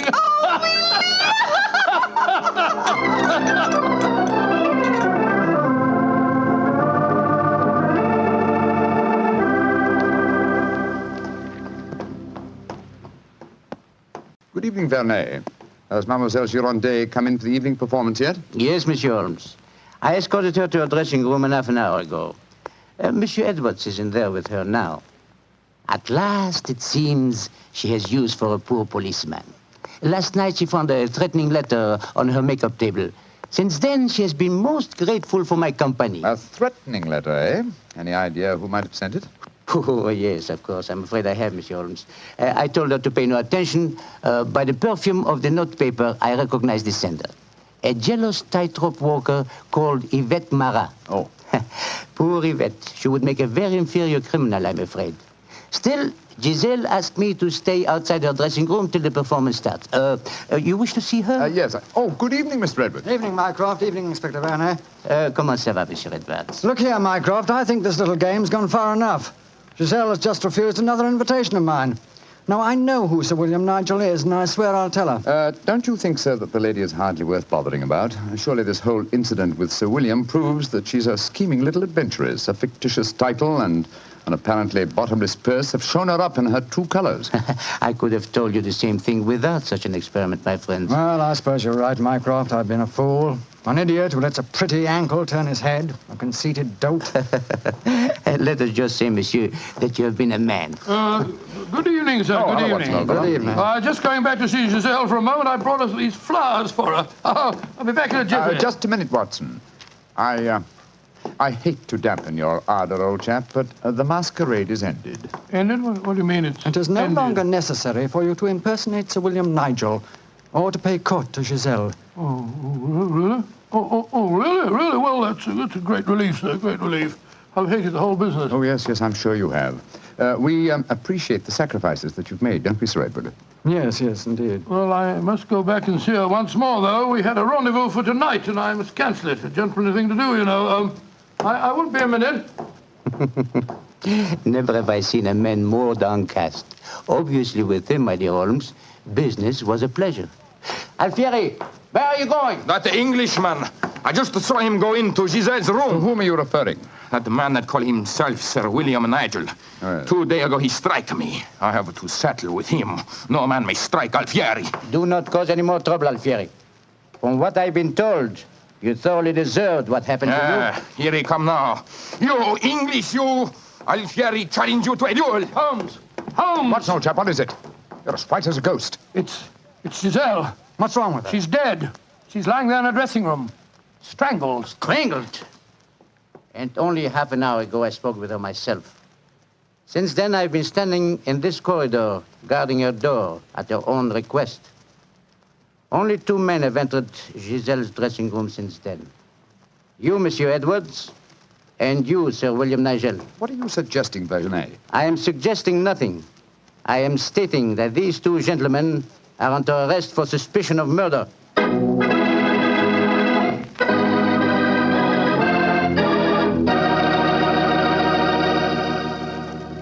Dr. Watson's unusual story will continue in just a few seconds. Time I'd like to take to remind you that one wine that seems to be the outstanding favorite among the ladies is Petri California Muscatel. That's probably because, like a beautiful woman, Petri Muscatel is subtle and intriguing. Petri Muscatel is the color of burnished gold, and its flavor, well, it's the flavor of big, plump Muscat grapes, picked by hand carefully and tenderly when they're just full of wonderful, delicious juice. If you want to show that you really know the wine that women prefer, serve Petri Muscatel. Serve it after dinner or later in the evening. It's wonderful. And why shouldn't it be? It's a Petri wine. Well, Dr. Watson, so you and the mysterious Mr. Edwards got yourselves arrested on suspicion of murder, huh? Yes, Mr. Bartell. Holmes did everything in his power to persuade Inspector Vernet to release us, but it was useless. And so, while Mr. Edwards and myself were languishing in detention cells at the local Sûreté, Holmes and the French inspector were examining the dressing room of the dead woman. I'm sure, Inspector Vernet, that being as keen a detective as you are, you must suspect the true identity of Mr. Edwards. Of course, Monsieur Holmes. But that is the danger of incognitos. If he chooses to assume the identity of plain Monsieur Edwards, then he must run the risks of plain Monsieur And you're convinced that either he or my friend strangled Mademoiselle Girondet? It is obvious. Then I'll have to prove to you that they didn't. Let me examine the body again, will you? If she had been strangled by either of my friends, why would her body be lying here under the window? It's as far away from the door by which they left this room as possible. That proves nothing. No, but it's odd. Giselle was a strong girl. There might easily have been a struggle. Perhaps she tried to get away through the window. And yet there are no marks of violence on her throat. Just this piece of very fine cord that did its deadly work so cleanly. Cut with a knife. Please do not remove the cord, Monsieur Holmes. The body has not yet been photographed. Dear me, Vernet, you're making it very hard for me, aren't you? You notice, of course, that the window is open. Yes, but we have examined the snow outside. There were no footprints within 3 yards of the window. The murderer must have entered by the door that I was watching. Yes, it would be hard, even for a professional acrobat to jump in. An acrobat? Verney, your young friend, Mademoiselle Yvette Marat, is a tightrope walker. Yvette, but... Yes, she certainly had a motive. She'd even sent a threatening letter. I heard her express hatred and jealousy for this dead woman. It's conceivable that she could enter a room by a window without leaving footprints in the snow. Where was she at the time of the murder? I do not know. I was waiting for her in the corridor. And I suggest that we investigate her alibi at once. And after that, Inspector, I must pay a visit to the Sûreté. I don't want my friends to think that I've deserted them.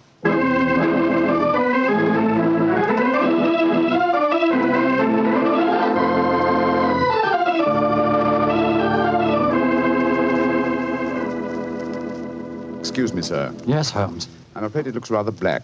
As I was telling you, Yvette Marat, the tightrope walker, was able to establish a completely satisfactory alibi. Verney still suspects you or Dr. Watson. Well, that's ridiculous. May I ask you a very straightforward question, sir? Of course. I can well understand that if you had gone into the dressing room and found the woman already murdered, you might easily be tempted to conceal the fact, to avoid a scandal involving your person. Will you swear to me, sir, on your true identity, that Gazelle was alive when you left her? She was, Holmes. I swear it. Thank you, sir. That's all I wanted to know.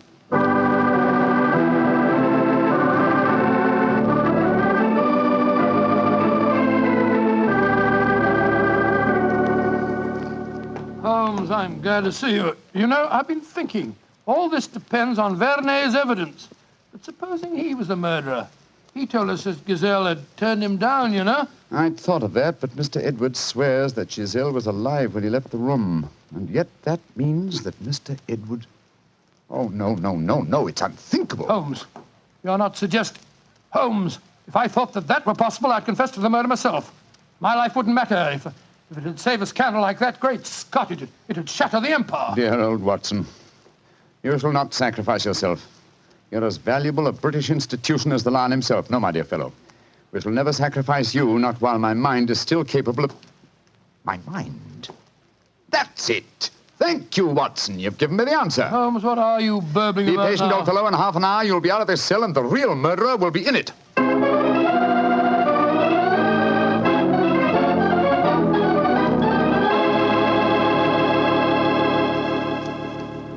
Questions. Why must Alfieri answer so many questions? Because he will not yet tell the truth. You murdered Giselle Girondet. How many times I have to tell you I did not kill her? Why should I want to harm her? Because you were jealous. Because she humiliated and tormented you. But I was not in her dressing room. I've already proved that fact. Am I a magician that I can kill somebody without entering a room? Alfieri, I know how you killed Giselle Girondet without its necessitating your entering this room. And you're a smart man. Please to tell me. I don't need to tell you. With the aid of Verney, I'll show you. Open the window, Alfieri. What game is this? Very well, then. I'll open the window myself. Put your head out. Come on. So. Who do you see? Inspector Verney, standing 3 yards away, where you stood, and he's got your long training whip. No! Don't move! Stand there. The inspector hasn't your skill with a whip, but he wants to try a little experiment. No, leave him alone! All right, Verney. I'm holding him.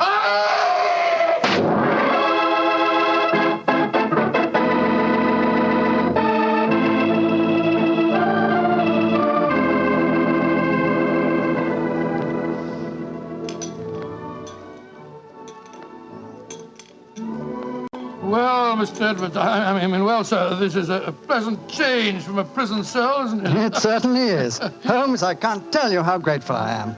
I still don't quite understand how you did it. Watson, in rather a roundabout way, was responsible for giving me the clue. Oh, how was that, Holmes? Well, on more than one occasion, old chap, I've had cause to deplore your rather florid style of writing. Tonight, I was very thankful for it. When I began to speak of the capabilities of my mind, suddenly I remembered a phrase of yours in which you referred to its whip-like rapidity and accuracy.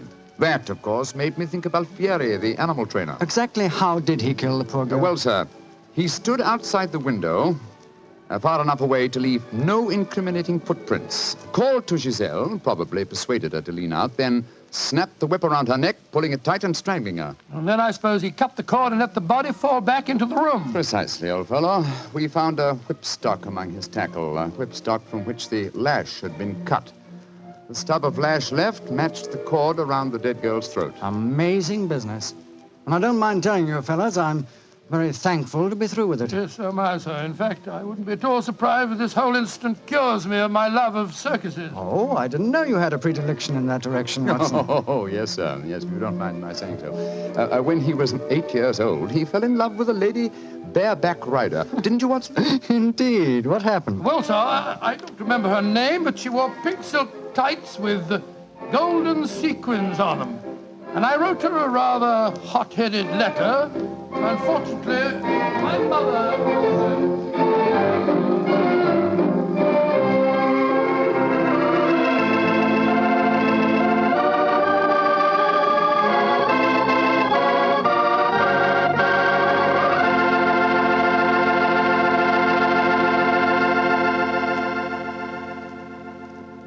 Well, Doctor, that was one of the most unusual stories you've ever told. And I might say you played a very prominent part in that case yourself. Oh, I suppose I did at that, Mr. Bartell. Giselle was a beautiful girl. Beautiful. Boy, I sure love that nickname she gave you. Wheelie. Yes, I thought it was rather nice myself. Well, that is, I mean... Don't get embarrassed over a nickname, Doctor. You should hear the nickname I had. Well, when I went to school, all the girls called me Bottles. Bottles? Oh, I see, from Bartell. Bartell? Oh, Some nickname, like a prophecy. What do you mean? Well, they called me Bottles, and now that's what I like to talk about most. Bottles. Bottles of Petri wine. Oh, I should have known. And I'd like to talk about Petri wine because, as far as I'm concerned, it's the swellest wine that ever poured from a bottle. That's because the Petri family really knows how to make good wine. Well, they ought to.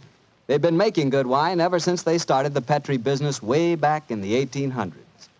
And since the Petri family has always personally owned and operated their business, they've been able to keep that fine art of winemaking right in the family, handing it on down from father to son, from generation to generation. So it's no wonder, whenever you want a good wine, you want a Petri wine, because Petri took time to bring you good wine. Well, Dr. Watson, what new Sherlock Holmes story are you going to tell us about next week? Well, now, next week, Mr. Bartell, I'm going to tell you of a strange adventure that Holmes and I had in the swampy fenlands of Norfolk. It concerns a gypsy encampment, a child that vanished, and a horrible death in the murky depths of a fearsome quagmire.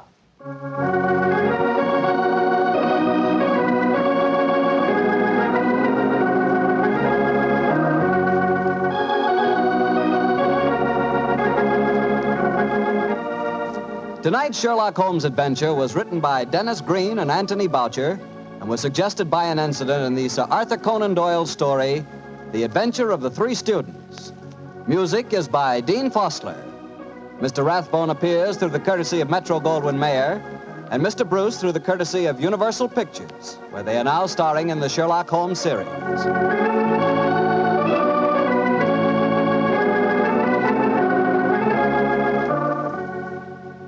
The Petri Wine Company of San Francisco, California, invites you to tune in again next week, same time, same station. Sherlock Holmes comes to you from our Hollywood studios.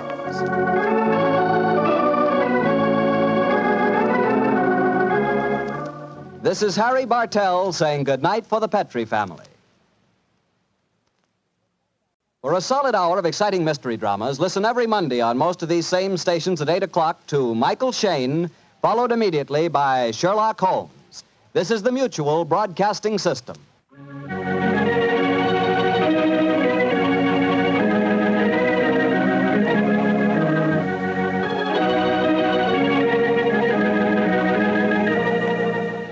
The two episodes you've just heard, The Telltale Pigeon Feathers and The Indiscretion of Mr. Edwards, are part of the new Adventures of Sherlock Holmes starring Basil Rathbone and Nigel Bruce, and are a 1989 copyrighted production of 221A Baker Street Associates.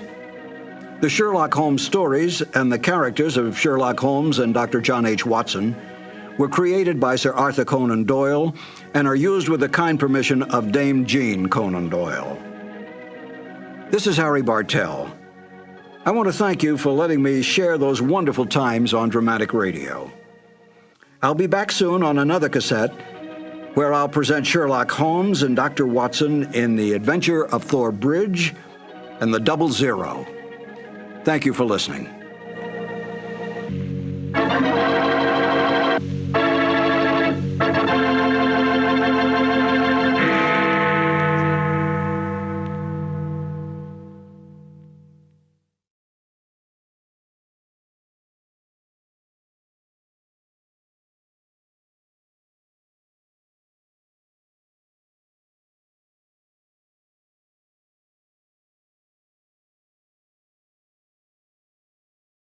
Petri Wine brings you Basil Rathbone and Nigel Bruce in the new Adventures of Sherlock Holmes.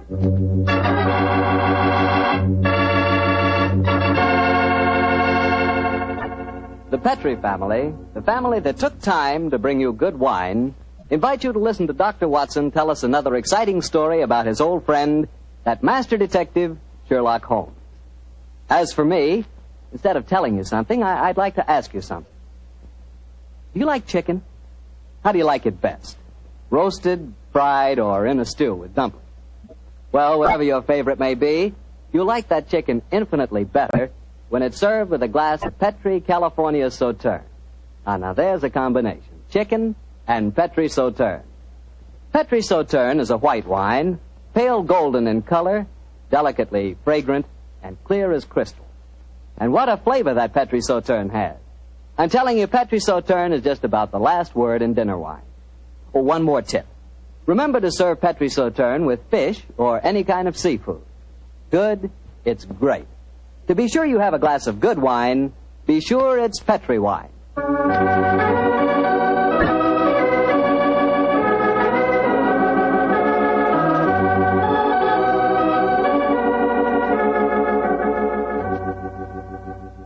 And now I'm sure our good friend Dr. Watson's expecting us. Let's go in and join him. Good evening, Doctor. Good evening, Mr. Bartell. Punctual to the minute, as usual. Draw up a chair and settle down, my boy. Well, I won't settle down too far, Doctor.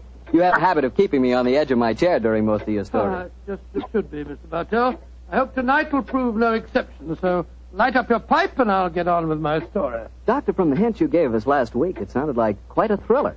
How did it begin? On a cold winter morning in 1897, Holmes and I, our breakfast just concluded, sat on either side of a cheery fire in our Baker Street lodging. A thick fog rolled down between the line of dun-colored houses, and the opposite windows loomed like dark, shapeless blurs through the heavy yellow reef. Another London pea souper, huh, Doctor? Exactly, Mr. Bartell. Our gas was lit and shone its flickering light on the white cloth and glimmer of china, for the breakfast table had not been cleared. Holmes was busy cross-indexing his record of crime, while I was engrossed in one of Clark Russell's fine sea stories. Our morning was not destined, however, to be a quiet one. For shortly after 11 o'clock, Mrs. Hudson ushered a young lady into our room. A young lady who seemed to be in serious trouble. Sit down, won't you, young lady? I'm Dr. Watson, and this is Mr. Sherlock Holmes. How do you do, gentlemen? I must apologize for not giving my name to your housekeeper, but I have to be so careful. Yes, we quite understand, my dear. Of course, you're wondering who I am and what's brought me here. My own theory would be that you are Miss Harriet Irving, and that you've come to me to elicit my aid in proving that Mr. Binion did not murder your father. Holmes, what on earth are you talking about? You're absolutely correct, Mr. Holmes. But how did you know? I deduced it, Miss Irving. You're wearing very new and extremely expensive mourning, presumably for the first time, since a few basting threads are still in evidence. You wear no rings, so evidently you're not in mourning for a husband. The only man whose death the papers announced in the past few days and who left a young daughter wealthy enough to purchase such garments is Sir Edward Irving. And since the police have already made an arrest, obviously wish me to disprove the police theory and intercede for young Binion. Mr. Holmes, you're wonderful. That's just what I want you to do. You will, won't you? Miss Irving, I've studied the newspaper reports very carefully. It would seem to me that Scotland Yard has arrested the right man. Well, I'm very sorry, but I didn't read the newspaper reports. I haven't the faintest idea what you're both talking about. Then let me bring you up to date, my dear fellow. And please correct me, Miss Irving, if I make any mistakes. 3 days ago, Sir Edward Irving, the father of this young lady, was found stabbed to death in his study. Sorry to hear that. The only entrance to the study is through an anteroom. where his secretary had been sitting ever since Sir Edward was last seen alive, and the secretary swore that no one had entered or left the study. Secretary's name being Binion, I suppose. Yes, under the circumstances, it's hard to see that any other arrest was possible. And yet I know he's innocent, Mr. Holmes. Oh, and how do you know that, Miss Owen? We were in love. We were going to be married. I don't care what the police say. A woman knows these things. Robert Binion did not kill my father. Did your father approve of the engagement? Well, no, not exactly. If one were to be exact, Miss Evan, wouldn't one say that your father absolutely forbade the marriage? Yes, he did. And Inspector Lestrade assumed that was the motive for the murder. Well, sounds logical, I must say. Does your father have any other relatives living, Miss Irvin? His brother, my Uncle Peregrine. He lives a hermit's life in the country. We've seen very little of him in the last few years. Was he left anything under your father's will? No, I was the sole beneficiary. Please help me, Mr. Holmes. If you'll just talk to Robert, you'll know he's not guilty. Oh, there's no harm in talking to him, Holmes. After all, our old friend Lestrade handled the case, and he's made a good many mistakes in the past. Oh, haven't we all, old chap? Well, Miss Evan, I'll do what I can, but I promise nothing. Bless you, Mr. Holmes. Where is your fiancé being held? At Scotland Yard. I talked to him there just before I came to you. Scotland Yard, eh? Splendid. We can talk to Lestrade at the same time. Watson, your hat... My hat and coat? Precisely, old fellow, your hat and coat.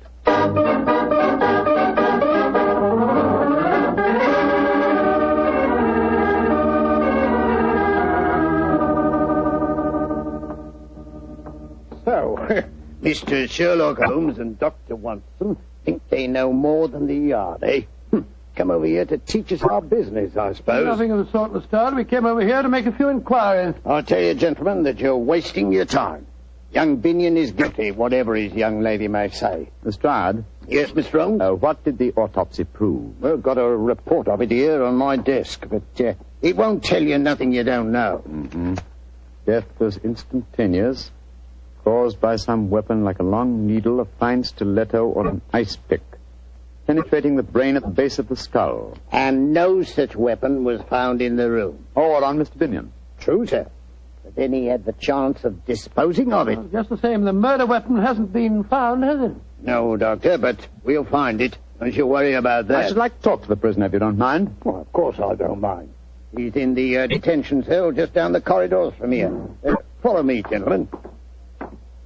Has he given you any trouble, Lestrade? Trouble? If all our prisoners were as quiet as him, we wouldn't need no guards, Doctor. Nice, quiet young fellow.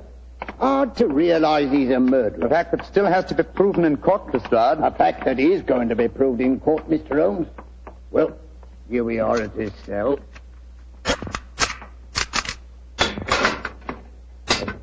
You've got visitors, Binion. Very distinguished visitors. Who are you, gentlemen? My name is Holmes, Sherlock Holmes, and this is my colleague, Dr. Watson. I'm sorry to see you in this plight, Mr. Binion. Mr. Sherlock Holmes. Then Harriet did come and see you when she left here. I'm so glad. You'll get me out of this mess. I know you will. Even Mr. Sherlock Holmes can't get you out of this one, young fellow, my Mr. lad. Binion, I promised your fiancé that I'd try and help you. My obvious course is to go to Sir Edward's house and examine the room in which the tragedy occurred. But before I do that, I'd like to ask you a question or two. Ask me any question you want to, sir. It was you who discovered the body, I understand. Yes, Mr. Holmes. Please describe the circumstances. Sir Edward was in his study. I'd been working in the anteroom adjoining. At 5 o'clock, I went in to say good night to him, and I found him slumped in his chair, dead, with blood streaming down the back of his head. Of course, I sent the butler for the police at once. Could anyone have entered that room without your knowledge? No, Mr. Holmes. I never left my desk. And there was no other entrance to the room save through my office. Well, how about the windows in Edward's room? They were locked from the inside, Doctor. You don't need to worry. We examined the window ledges, not a mark. No one came in that way. Now, what is your theory of the murder, Mr. Binion? I haven't one, Mr. Holmes. I'm completely baffled. I'm certain that no one entered that room. Yet I swear to you that I didn't stab him. So I can understand the police believing I did. Mm-hmm. Lestrade, I should like to examine the room in which Sir Edward was murdered. Well, easiest thing in the world, Mr. Holmes. I'll drive over with you if you like. His house is in Knightsbridge. Oh, you needn't bother, Lestrade. We can quite well go by ourselves. Eh? Oh, not a bit of it, Doctor. I'd like to come with you. Oh, why, Lestrade? You're convinced Mr. Binion is guilty, are you? Won't you be wasting your time? Not me. For once I know you're on the wrong side of a case, Mr. Holmes, and I want to be there and see your faces when you find it out.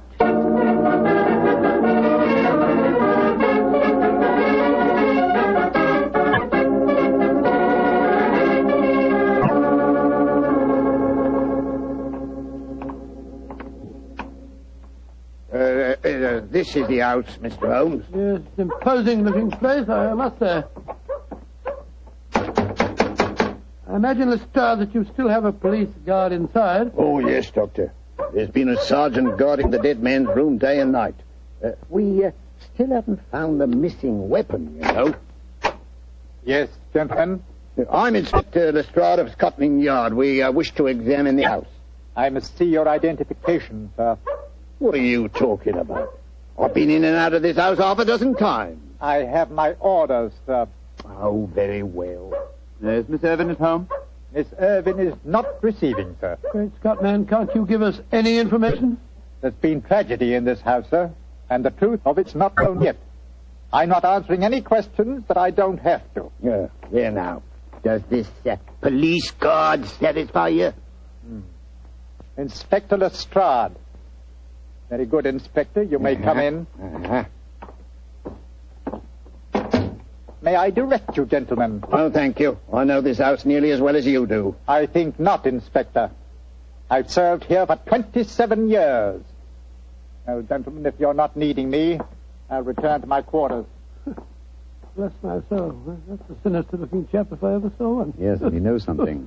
You see, Lestrade, there is a possibility that Binion is innocent. Yes, I began to see that, sir, when you were talking to the butler. You're being very cryptic. What other possibility are you talking about? The possibility that Binion, the arrested man, is shielding the real murderer. And whom would he be most certain to shield? You mean his fiancée, Miss Irvin? That's right, old fellow. What? Here we are. This is the ante-room where young Binion worked. And that door there leads into the study where Sir Edward was found. Nothing been touched, of course, since the discovery of the crime? Oh, no, Mr. Holmes. That's why we've had a constable on duty in there night and day. Before the trial, we're bringing experts in to test the room for secret panels or anything of that kind. Let's examine the dead man's room, shall we? Right you are, Mr. Holmes.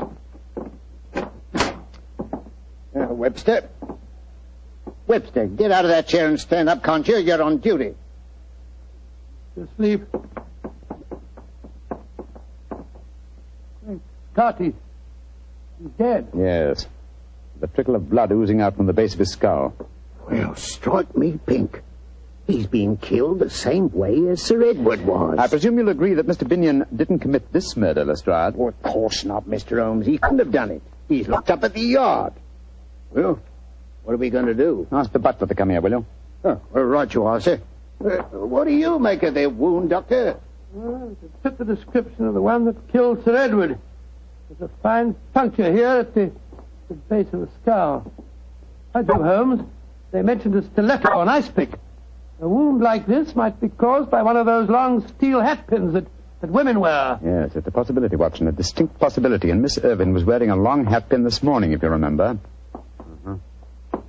Plastered walls.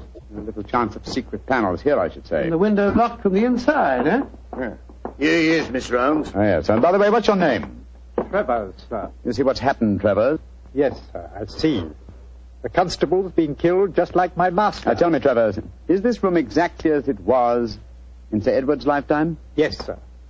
Except that my master was not in the habit of keeping the corpses of policemen in here. Here, don't try to be funny, Travers. Don't you realize you're mixed up in a murder case? I meant no offense, gentlemen. Marks in the bad taste, my good fellow. The point of my question, Travers, was to find out if any of the furniture in here had been moved lately. Not moved, sir. But there has been a piece of furniture added. That armchair the dead man's lying in. The same chair in which Sir Edward's body was found. Of course, that's the answer. Travers, when was that chair delivered? And who delivered it? It was delivered the day before Sir Edward died. It came from Silver Schwartz's antique shop in Bond Street, sir. The game's afoot, Lestrade. See to the removal of this poor man's body. Seal the room, and for heaven's sake, keep this latest death a secret for a day at least. Within that time, I hope to have your murderer for you. Then we're going... We're going, my dear chap, to Silver Schwantz's antique shop in Bond Street.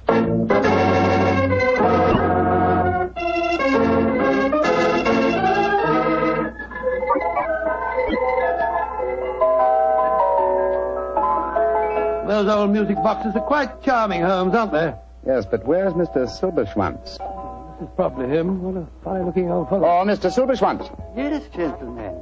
You are interested in musical books? No, sir, in chairs. Particularly in the handsomely carved chair you delivered to Sir Edward Irvine a few days ago. Ah, yeah, magnificent specimen. He's pleased with it? He was found dead in it, Mr. Silvershine. And half an hour ago, someone else was found dead in it also. That chair was one of a pair, wasn't it? Yeah, but... Holy begotten Himmel. That's impossible. Please to follow me. I will show you it's not possible.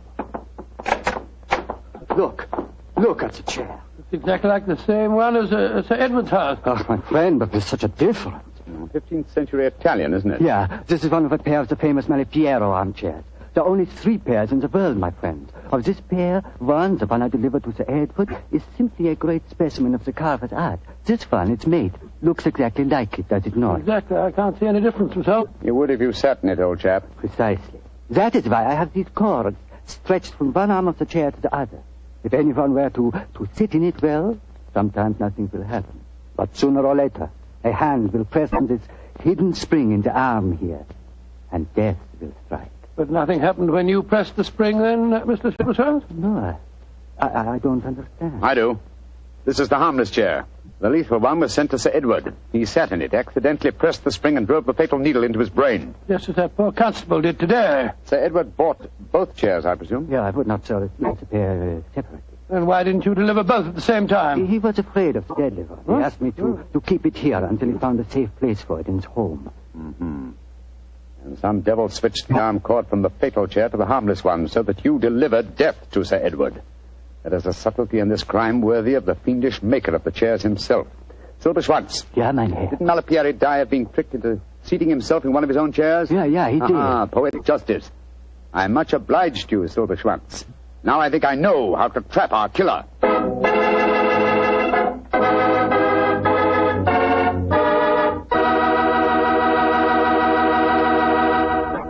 Dr. Watson will bring you the rest of his story in just a second, so I'm just going to tell you that after a good dinner, there's nothing quite like a glass of good Petri California port. Petri port is really a wonderful wine. A deep, hearty red in color and rich and truly delicious in flavor. You know, port wine is actually America's favorite wine. Try a glass of Petri port and you'll know why. Petri port is not only fine after dinner, it's perfect whenever good friends get together. Just keep in mind the name Petri, because Petri wines are good wine. Well, Dr. Watson, this is quite a story you're telling us tonight.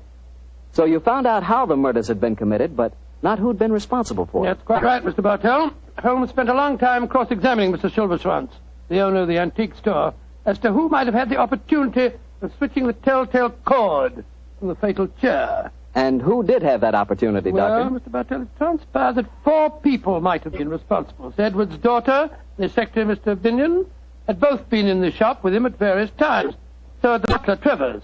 The 4th suspect was Sir Edward's eccentric brother, Peregrine, who it appeared had dropped into the shop the day after the purchase had been made. With this last information, Holmes became very excited and launched into eager preparations, which ended a few hours later when we found ourselves disguised as furniture removers, driving a van along a quiet country lane near Dorking as we approached the house of Sir Edward's brother, Peregrine. There's the house, Watson. Ramshackle-looking place, isn't it? Yes, extremely so. Why are you so morose, my dear chap? You've hardly spoken a word on our drive down You here. never tell me anything. Why are we trundling off into the wilds of the country disguised as furniture removers and carrying the harmless chair with us? Surely the reason is transparent, old chap? Yes, it's just about as transparent as Goff stocking full of hot tripe. Oh, my dear Watson, surely it's obvious that we're up against an extremely cunning murderer. Now, what advantage accrues to him in using the Malipiero chair? An alibi, of course. He's nowhere near the place where the murder happened. Precisely. Apply your logic a little further. 3 of the suspects, the daughter, Mr. Binion, and Travers, the butler, live in the house and would almost certainly have been present at the time of death. Therefore, who gains most by such an alibi? Well, the brother, Peregrine. Elementary, my dear Watson. Now you see why we trundled off into the wilds of Dorking. Well, that must be Peregrine standing up on the porch. He's a funny-looking fellow. Follow my lead, Watson. Good afternoon, Governor. You fellows must have come to the wrong house. You were Mr. Peregrine Irvine, ain't you, Governor? Yes? And we come to the right house. All right. Come on, Bertie, give us a hand. Right to you or our feet. What the devil are you unloading an armchair? Come on, get over there, Charlie. But you drop it on my foot, buddy. Look at easy does it. Come on, Bert. That's I got it, Alf. I got it. All right. Let it in easy now on the porch here. There you go. That's it. Give me the crickets. And a pretty chair, Governor? Bertie and me was admiring it on our way down here. Cool, blimey, it's half a nice chair. But who told you to bring it here? Orders, Governor. Mr. Silver Snitch, whatever his name is, told us your brother didn't want the chair and said as how we was to bring it to you. But my brother's dead. Mr. Silver Snitch said he gave the order before he died. Mind if I sit down in it, Governor? Oh, of course not, of course not. Cool, lummy. Bit of all right, isn't it? Look at him laughing. Who wish me old Trouble and Strife could see me now? Trouble and Strife? Yeah. Trouble and Strife. That's my wife, Governor. Here, sit down yourself, sir. Come on, go on. Sit down, try it. Go on, Governor. Take the weight off your plates of meat. What barbaric jargon do you speak? What on earth are plates of meat? Plates of meat is feet, Governor. That's rhyming slang. That's right. Rhyming slang. Go on, sit down in it. Go on. I very well. There now. Ain't that comfortable? Yeah, go on. Run your hands over the arms, Governor. Ain't that carving pretty? Ain't it just ducky? Yes, yes, it is. But I don't want the wretched thing. There's been some mistake. So you'd better take it back to London and tell them to sell it. I don't want anything of my brother. Jumping Jehoshaphat. Can't see where you don't want to sit in a nice chair like this, Governor. But you're the one that gives the orders around here. Come on, Bertie. Go on, get your back into it. All right, Alfie. Let's get back in the van. All right, come on. Alfie. Away they go. Oh, bless your heart, Governor. We don't worry about that sort of thing, do we, Bertie? Of course not, Alfie. We had a nice drive in the country anyhow, didn't we? That's right. Let's get these old horses going. Good day, Governor. Good day, Governor. Good. That was a false trail, Holmes. Obviously, he knew nothing about the chair. He thought it was perfectly harmless. And, as indeed it was. But the murderer would have thought it fatal. I've slipped up in my reasoning somehow, confound... Oh, but of course! Oh, what a fool I am! We must get back to London as fast as these tired nags can take us. Come on, get up there! Get up! What's the next move, Holmes? Back to Edward's house, and the staging of a little drama that I'm sure will give us the final answer to this problem.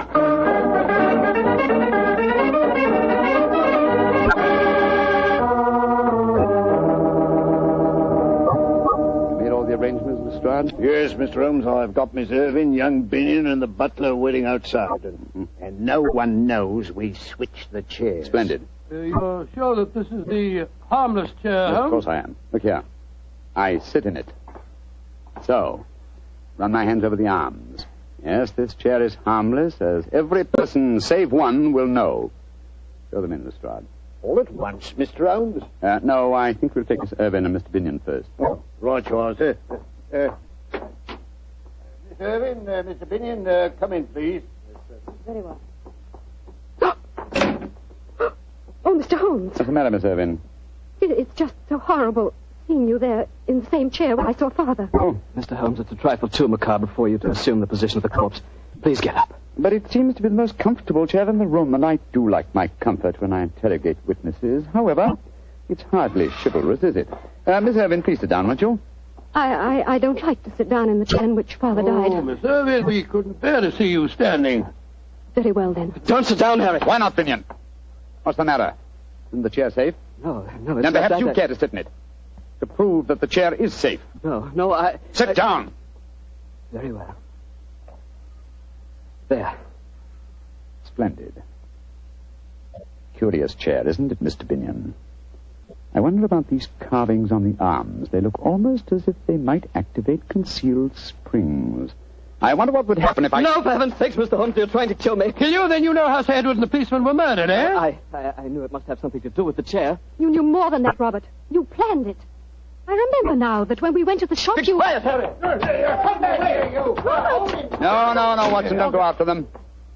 The stride will stop him. In any case, the police are at the door. Oh, I'm tired. I think I'll sit in this rather fateful armchair. So it was young Binion all the time, eh? Yes, and he all but outsmarted me. I reasoned that somehow the murderer must have intended the device of this chair to clear him. And suddenly I saw the real motivation. How better establish his innocence than seeming to be obviously guilty, and yet leaving a trail whereby an astute deduction could seem to clear him. Yes, it's his idea that Miss Irving came to you. He used you as a cat's paw. That's right, Watson. I'm afraid this whole case is a rather humiliating experience for me. Well, why do you say that? Lestrade had arrested the right man in the first place. Oh, my dear Watson, I shall never hear the end of this. Never.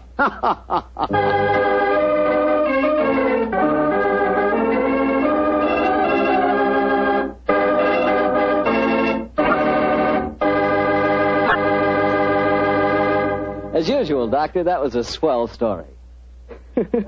Imagine Lestrade accidentally arresting the right man. Well, he had that one coming to him. Poor fellow, he'd been outwitted by Holmes so many times he was beginning to get an inferiority complex.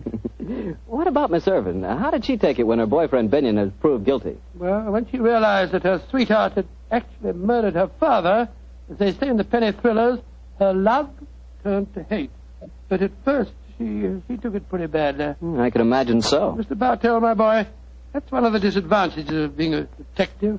When you bring the guilty to justice, you very often cause the innocent to suffer too. Believe me, never become a detective. Stick to being a wine expert. You calling me a wine expert? Now, wait a minute, Doctor.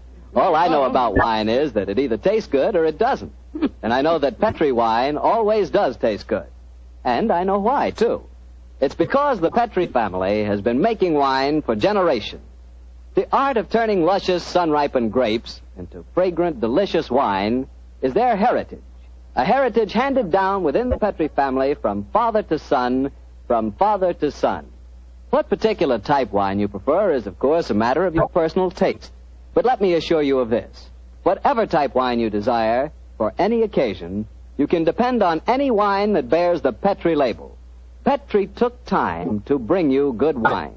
And today, that name Petri is the proudest name in the long history of America's wine. Well, Dr. Watson, what new Sherlock Holmes adventure are you planning to tell us next week? Next week, Mr. Bartell. Now, let me see. Next week, I'm going to tell you a strange story that took place in one of the smaller states of Middle Europe. It concerns a young prince, a most unusual concert, and a beautiful contralto who sang 2 days after we'd seen her die at the hands of a firing squad. I call the story The Haunting of Sherlock Holmes. Doctor, that's one I've got to listen to. Yes, Mr. Bartell. And everyone should also listen to what Secretary of Agriculture Anderson says about saving used kitchen fats. We've all got to keep turning in every bit of used fat. Take it to your meat dealer. The shortage of fats is worse now than ever it was. And unless we help, and we all help, we'll all be faced with a serious shortage of soap. Yes, a serious shortage of paints, lubricating oils, drugs, and many other things that require fats in their manufacture. It's up to us. Keep turning in every bit of used kitchen fat. Tonight's Sherlock Holmes adventure was written by Dennis Green and Anthony Boucher and was suggested by an incident in Sir Arthur Conan Doyle's story, The Musgrove Ritual. Music is by Dean Faulkner. Mr. Rathbone appears through the courtesy of Metro-Goldwyn-Mayer, and Mr. Bruce through the courtesy of Universal Pictures, where they are now starring in the Sherlock Holmes series.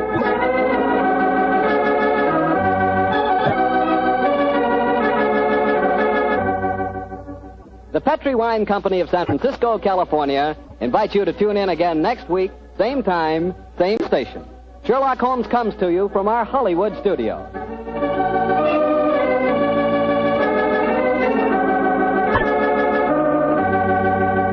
This is Harry Bartell saying goodnight for the Petri family.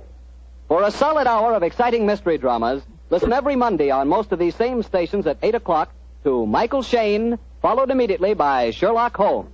This is the Mutual Broadcast. Good evening, Doctor. Good evening, Mr. Bartell. Draw up your usual chair. Thank you.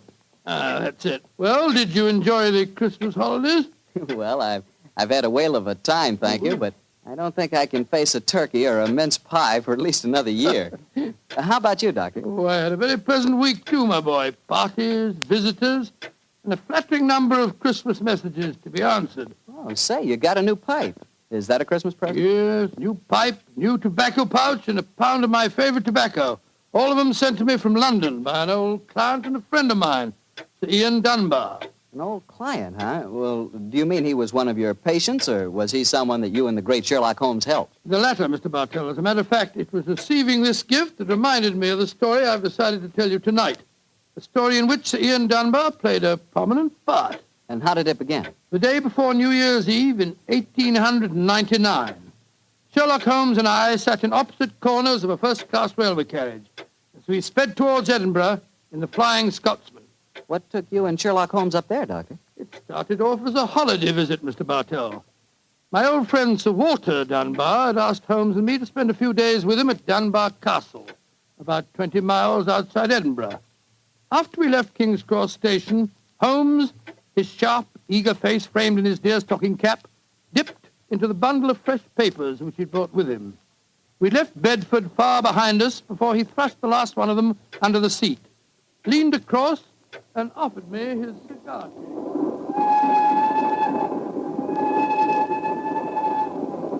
Care for a cigar, Watson? No, thanks, awful. I'll stick to my pipe. Flying Scotsman's living up to its name. We're going splendidly. Our present rate is 53.5 miles an hour. Oh, I hadn't noticed the quarter-mile post. Nor have I, but the telegraph posts on this line are 60 yards apart. With the aid of a watch, the calculation is a simple one. Watson, my dear fellow, we have several hours ahead of us. Tell me more about Sir Walter Dunbar. I have a feeling that he is in some kind of trouble, but you haven't wanted to talk about it. Well, it's not exactly trouble, Holmes, but there's a strange problem that confronts the Dunbars. A problem that'll be settled at midnight tomorrow. Oh, indeed. Night of New Year's Eve, eh? Yes, exactly. But to really appreciate the story, I have to begin by telling you of the death of old Sir Thomas Dunbar. The father of the present baronet, I suppose. Yes, he was severely wounded at Waterloo, though he managed to last out long enough to get back to Dunbar Castle. The story goes that as he lay there on his deathbed, he told his wife of his plans for their unborn child. Dinna grieve, lass. I'll fetch the baronetcy home from Waterloo. What if I fetch the mortal wound as well? Oh, hush, lass. I'm not afraid to die. All that niggles me is that I shall ne'er see the child you bear. Is Sir Walter Scott no coming yet? Can he visit the deathbed of his old friend? Who's there? Is that you, Sandy Murdoch? Aye, Thomas. It's me. Aye. I'm leaving an unborn son behind me when I die. Now, I don't trust women or children or banks for that matter. Put the best part of my wealth and gold in the big iron box you'll find under the bed. The money's there. Aye, and something else for a rainy day. You're to keep that box in trust for me, Sandy. You can turn it over to my boy on the New Year's Eve before his 21st birthday. And he'll be a man and wise enough to know how to use it. You understand, Sandy? Aye, Thomas. But supposing your bairn's a girl. A girl? I tell you, it'll be a boy.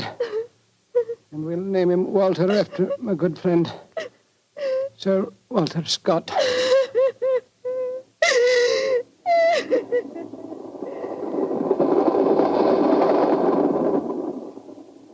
Very interesting story, Watson. And that child, of course, is the gentleman we are going to see now, Sir Walter Dunbar. Exactly. And the first baronet was a friend of Sir Walter Scott, while his son can boast of your acquaintance. Why, it's a family singularly rich in literary friendships. That's not very funny, Holmes. To continue, I suppose you can guess what happened. Sir Thomas carefully drew up a document to specify the New Year's Eve before the baronet's 21st birthday. And the poor child was born on February the 29th. It was a leap year. Oh, so poor Sir Walter is still waiting for his iron box full of gold. Yes, he'll be 84 next year, and yet legally, with only one birthday every 4 years in the eyes of the law, he'll at last be 21. A most amusing situation, though I'm afraid Sir Walter finds it far from entertaining. The lawyers must have been extremely scrupulous in abiding by the letter of the document. Yes, old Sandy Murdoch is dead now, of course. But he, too, is a great-grandson, William Murdoch, who still handles the Dunbar estate. He'll be at the castle tonight to formally hand over the iron box. I'm delighted you accepted the holiday invitation of Sir Walter. My dear fellow, I've needed a rest, but I've always loathed too strict a one. This situation may pose a nice little problem for me. Problem? Yes, I'm reasonably certain that the aged Sir Walter Dunbar will not get his iron box full of gold on this New Year's Eve either. But we shall see, old fellow. We shall see.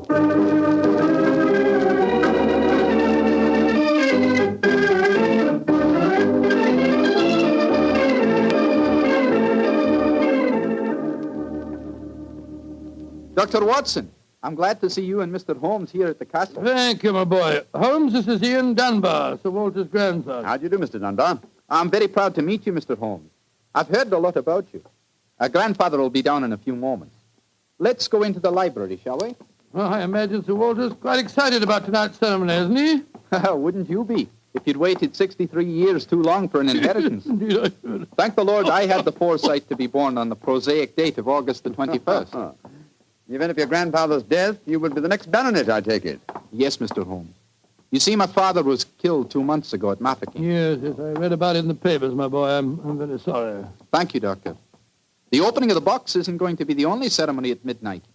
Dorothy and I are announcing our engagement. Dorothy? Dorothy Small. She and her father are staying here, too. My congratulations. Yes, indeed, Ian. Indeed, mine, too. Thank you.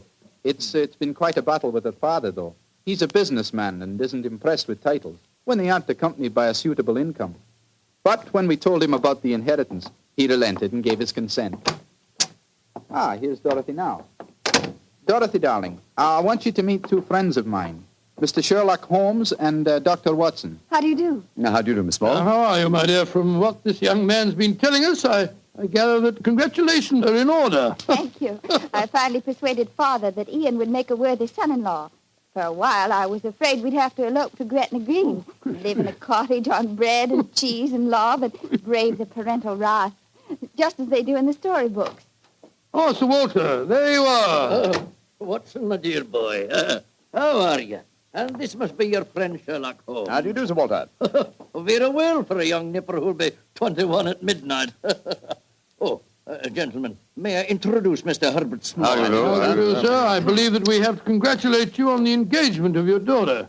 That was supposed to remain a secret until midnight. The Dunbar box was finally opened. Dinna be grouchy, Herbert. The children are in love, and I'm going to settle money on Ian, and it's New Year's Eve. Let's enter into the spirit of the occasion. Bring out the glasses, Ian. I've had some bottles of my special pride put out. It's the finest port in Scotland. The cream of Dunbar. Aye, my father laid the first bottle down the year before I was born.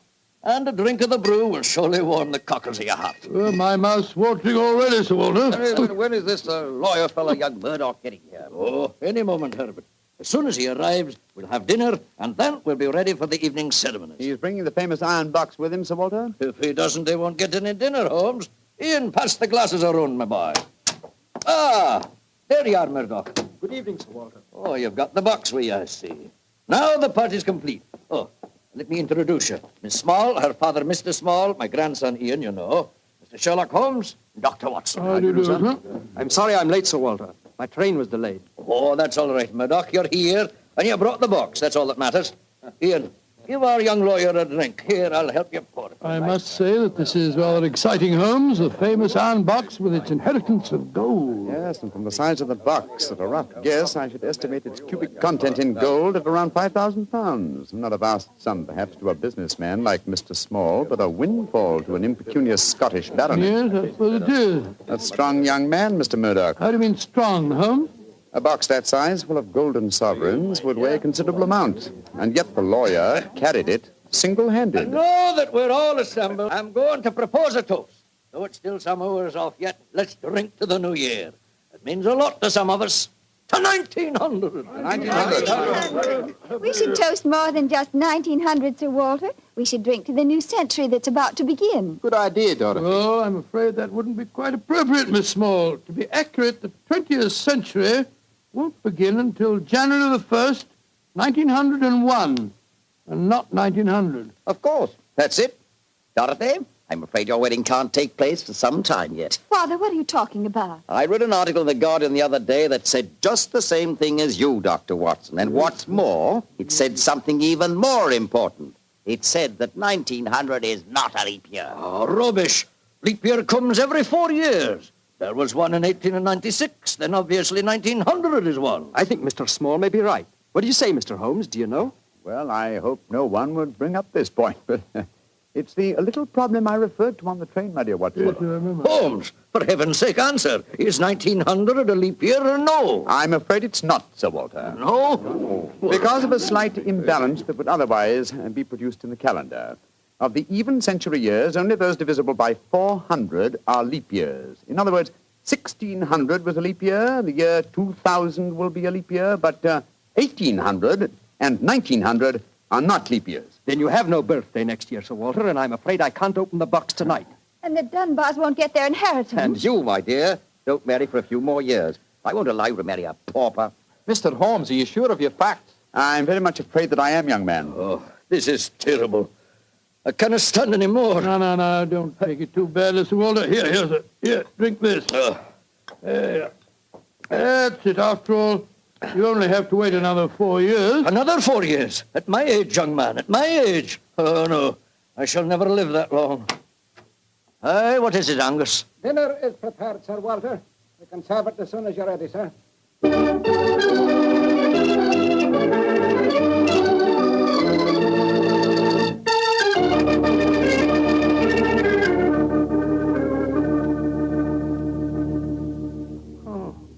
What a miserable meal, Holmes. The Walter's gone to his room, the young lovers are nearly in tears, and Small and the lawyer Murdoch seem to be positively gloating. Yes, a most depressing atmosphere in which to welcome the new year. But let us, at least, make the best of it.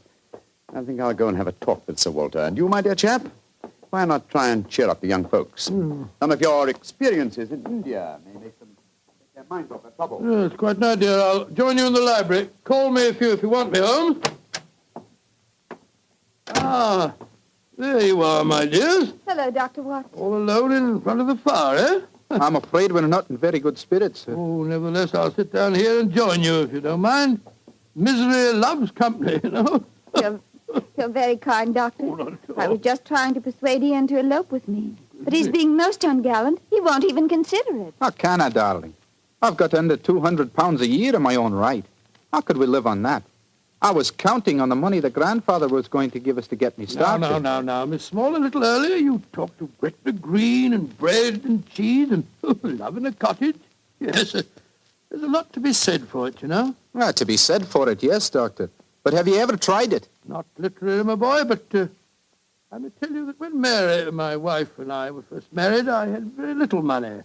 In fact, my income was just about the sum that you mentioned. And we were very happy. Ah, but you have a profession, Doctor. Look at me. I've been trained for nothing except to be Laird of Dunbar Castle. I can't support a wife on tradition. But you're young, Ian. You can get some kind of position. I'm sure you can. Yes, of course. As a matter of fact, I think that... Holmes, what is it? What's wrong? There's devil's work afoot, Watson. Come with me, old fellow. And you, Mr. Dunbar. Mr. Holmes, what's happened? It's Sir Walter. I went to his room. It was in darkness, but in the moonlight I saw two figures struggling by the open casement. One of them was Sir Walter. As I entered, he disappeared from sight. His attacker had pushed him out of the window into the moat. How dreadful. The other man got away in the darkness. We must get lanterns and go out to the moat at once. Though I'm very much afraid, Mr. Dunbar, that your grandfather is beyond our help.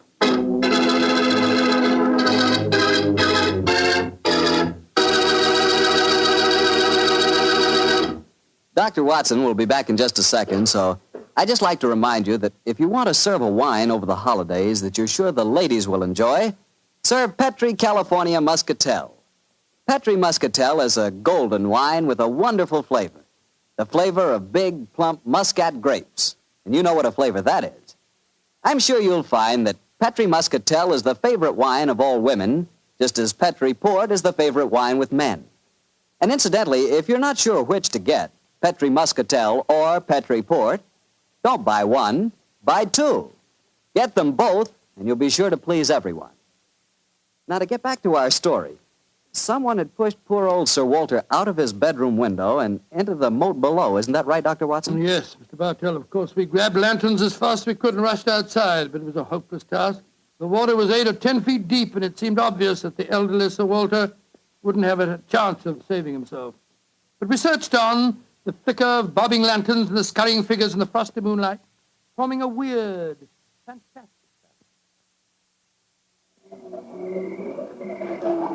Angus, bring a lantern over here. Aye, sir. Can you see anything, Holmes? Not a thing. I don't see why your friend doesn't call the police, Dr. Watson. He's accomplishing nothing. He thought there might be a chance of finding the old man alive, Mr. Small. He wants to avoid a scandal, if possible, for your sake, sir, as well as the Dunbars. The scandal can't touch me or Dorothy over this. Her engagement was never announced. Thank heaven. That's a great pity, sir. I should think some new blood in your family would be a great improvement. You're being confoundedly impertinent, Doctor. And you'll be confoundedly heartless, sir.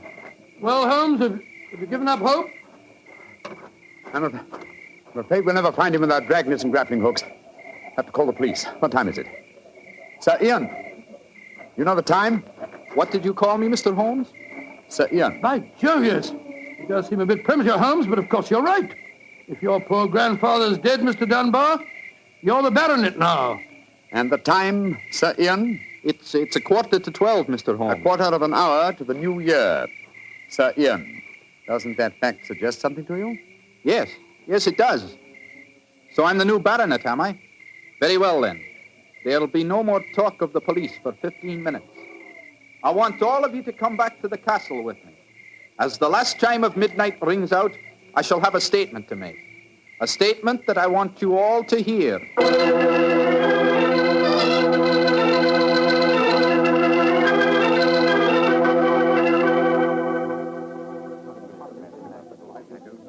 What you brought us all back here for, Holmes? There's something very funny going on. I tell you, I don't like the look of it. And I, Watson, like the look of it very much. I wish you wouldn't be so dashed mysterious. What are you up to? You haven't taken a step yet towards finding the murderer? Haven't I? And I wonder what causes the beads of perspiration on Mr. Small's brow. Small? You mean that Small... Yes, and I wonder what causes the singular look of apprehension on the face of Murdoch, the young lawyer. You remember, of course, on my remarking how easily he carried the large iron box. Good Scott, yes. And it took a strong man to throw Sir Walter out of the window. Watson, huh? The new year is approaching. Ladies and gentlemen, in view of our recent tragedy, this is one New Year's Eve when none of us feels like song and jollity. But there still remains a ritual duty for me to perform. Mr. Murdoch, open the iron box, please. But I can't do that. It was only to be opened for your grandfather. No, Mr. Murdoch. The phrase was that it was to be opened on the New Year's Eve before the baronet's 21st birthday. I am now the baronet, and I shall be 21 next year on August 21st. Open the box, please, Mr. Murdoch. Ian, darling, how frightfully clever of you. Good lad. I hoped you'd think of it. Sir Ian. Murdoch, open that box. Very well, Sir Ian. But I'm afraid you're in for something of a shock. Great Scott, the box is empty. Except for a sheet of notepaper in the bottom. What's the meaning of this, Murdoch? Read that paper, Sir Ian, and you'll understand. I owe you 4,000 sovereigns. And it's signed Alexander Murdoch, on behalf of Murdoch and Murdoch, lawyers. You'd better explain this. It's the family skeleton, Sir Ian. That note is signed by my great-grandfather, the one that witnessed the original deed concerning the box. As soon as Sir Walter was born on that February the 29th, my great-grandfather realized the money wouldn't have to be produced for 84 years. And so he stole it. He borrowed it. He always intended to pay it back, but he was never able to. When he died, he told my father of his secret, and my father in turn told me. We've always planned to put back the money, Sir Ian, but we've never been able to. This is daylight robbery. You should prosecute them, Ian. The firm's still in business. You can ruin them. You can sue them for every penny they have. Mr. Small, you've already shown a marked aversion to my family. I suggest you allow me to handle their affairs. Bravo, Ian. How dare you, Dorothy? Go to your room. No one's going to their room.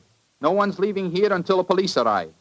I'm convinced that one of you murdered my grandfather tonight. And if you ask me, it's obvious who that someone is. Who, Dr. Watson? You, Mr. Murdoch. You came here planning to kill poor old Sir Walter because you never intended to open that box. You thought that your secret would die with him. That's a lie. I was going to tell him everything and then ask for time to pay the money. I didn't kill him. Of course he didn't. There's your murderer. You yourself, Ian. Father, what are you saying? I'm saying that Ian's the murderer. He saw that the box wasn't going to be open for another 4 years. He realized out the money couldn't marry Dorothy, so he killed his grandfather and then ordered the box opened. You're trying to cover yourself. You pushed grandfather out of that window tonight. You thought that if he died, the box would never be opened. So Dorothy couldn't marry me. You young Gentlemen, please. Upon my soul, Holmes, you seem remarkably calm. Do I, my dear Watson? I must say I'm absolutely fascinated by listening to three people accusing each other of murder, and each of them producing perfectly sound motives. It's a remarkable example of the dangers of reasoning from motive alone. We should profit by experience, Watson. Mr. Holmes, how can you be so calm? There's a murderer in this room. I suppose this game of charades is getting a little out of hand, Miss Small. Let's conclude it. You'd better come out now. That tapestry. It's It's moving. A happy new year to you all. Grandfather. Sir Walter, oh, am I seeing a ghost? Oh, Sir Walter, you're all right. But what kind of a game have you been playing? It's a bunny game that Holmes and I invented. You might call it forcing the issue. I was determined to have the box open before the next 4 years were out, whilst I was still alive to look inside it. But the trickery of your family, Murdoch, has made me a very unhappy man. Sir Walter, I shall pay back the money in a few years. I swear I will. It'll be too late to do me any good, but I'll take care that Ian gets it. I've half a mind to prosecute you. Grandfather, the money isn't important now that you're all right. You were counting on it just the same, my boy, so that you could marry Dorothy. I know that. She'll never marry a pauper. I won't allow it. When I'm 21, you can't stop me, Father, and I am going to marry Ian. Be quiet. Sir Walter, it's a very unsavory business. I think that you owe us an explanation of your behavior tonight. You tell him, Holmes. I fancy a wee drop of cream of Dunbar. Watching you all search for my body in the moat has made me thirsty. The explanation is a very simple one, ladies and gentlemen. When you arrived here tonight, Mr. Murdoch, I knew from the way you handled the box that it could not contain the sum of gold it was supposed to. And so you suspected fraud and devised a plan to force the opening of the box? Yes, and Sir Walter was an eager conspirator. Of course I was. Ian is 21 next August. Supposing I had died after he came of age and before my next birthday, 4 years hence, the box would never have been opened. And so we invented the fake murder story. By the way, Ian, I must congratulate you for grasping the possibilities of the situation so speedily. If you hadn't demanded the opening of the box, the Murdoch secret might still be a secret. Well, it's a clever plan, Holmes. It's too bad that it had to have such a miserable ending. I'm not sure that we have finished with the matter. Mr. Murdoch. Yes, Mr. Holmes? You say that your family took £4,000 from that box? Yes, Mr. Holmes. Curious. I would have sworn from its size that it would hold closer to 5,000. And in your account of the legend, Watson, you told me that Sir Thomas Dunbar stated on his deathbed that he had put something else in the box. Right. Something for a rainy day, is that it? Mm-hmm. Did the Murdochs find that extra something? No, Mr. Holmes. They found nothing but the gold. Oh, that's very odd. I think I'll take a closer look at that box, if you don't mind. Since this seems to be a night of telling secrets, I think you might as well know, Father, that if you don't give your consent, I shall elope with him. Oh, bravo, my dear, bravo. No such thing. I admire your resolution, young lady, but I hardly think it will be necessary. What do you mean, Holmes? Permit me to show you all the treasure of the Dunbars. What have you found, Holmes? Something for a rainy day that old Sir Thomas spoke of. You see, since the cubic contents of the box obviously differed from my calculations, I deduced the existence of a false bottom. I was correct. And in that space, I found this. Oh, it's a manuscript. Quite so, the manuscript of a book. Look at the title page and see the author's name. History of the Dunbar Family. By Sir Walter Scott. Scott? I think, Sir Walter, that an original and unpublished manuscript by your distinguished namesake will prove worth several times the gold that is missing from that box. You've saved the day for us, Holmes, my boy. God bless you. This has been as strange a new year as ever I knew, but it's turned out to be a bonny one, thanks to you, Holmes. Well, fill up your glasses. We're going to drink a toast to the new year. By Joe, yes, Sir Walter. This is really a happy occasion. Then let's complete it by singing the traditional song of the season, Auld Lang Syne. And in this case, when we sing, Should Old Acquaintance Be Forgot, I feel that in our hearts we should be thinking of Sir Walter Scott. Though he died over 60 years ago, he's made us all very happy here tonight. Should old acquaintance be forgot and never brought to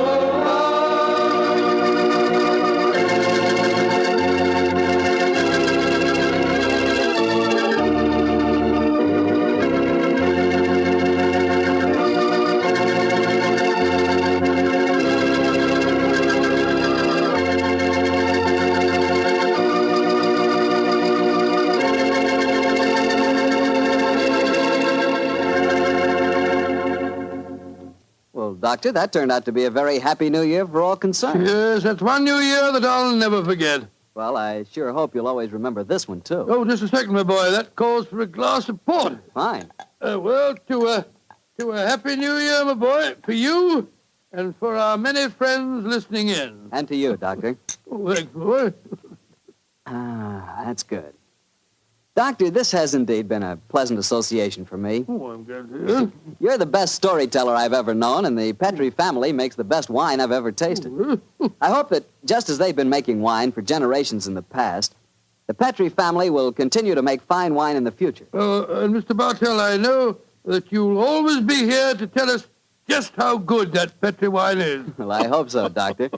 And I hope you'll always be right here beside me to tell another swell story about Mr. Holmes. I hope so too, my boy. Oh, and incidentally, Doctor, what new adventure are you planning to tell us next week? Next week, Mr. Bartell, I'm going to tell you a weird story.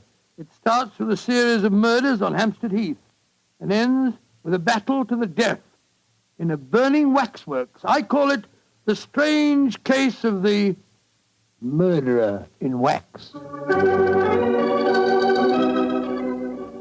Tonight's Sherlock Holmes adventure was written by Dennis Green and Anthony Boucher and was suggested by an incident in the Sir Arthur Conan Doyle story, The Silver Blaze. Music is by Dean Fossler. Mr. Rathbone appears through the courtesy of Metro-Goldwyn-Mayer, and Mr. Bruce through the courtesy of Universal Pictures, where they are now starring in the Sherlock Holmes series.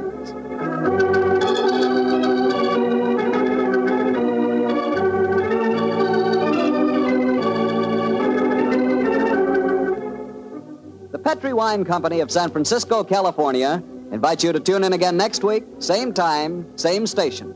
Sherlock Holmes comes to you from our Hollywood studio.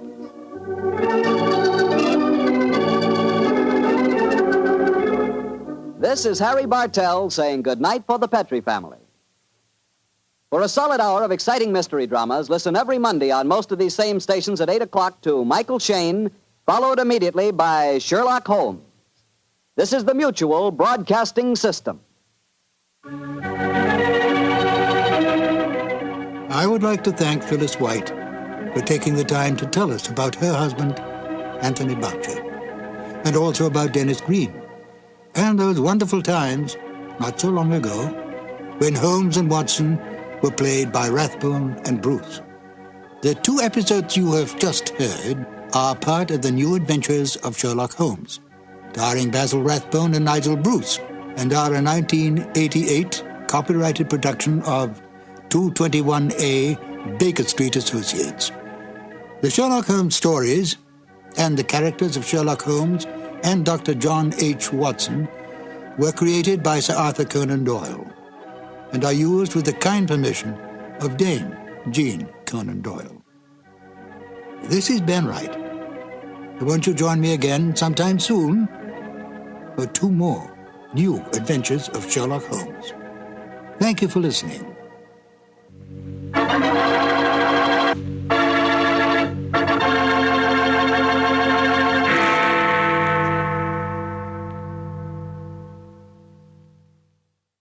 Petrie Wine brings you Basil Rathbone and Nigel Bruce in the new adventures of Sherlock Holmes.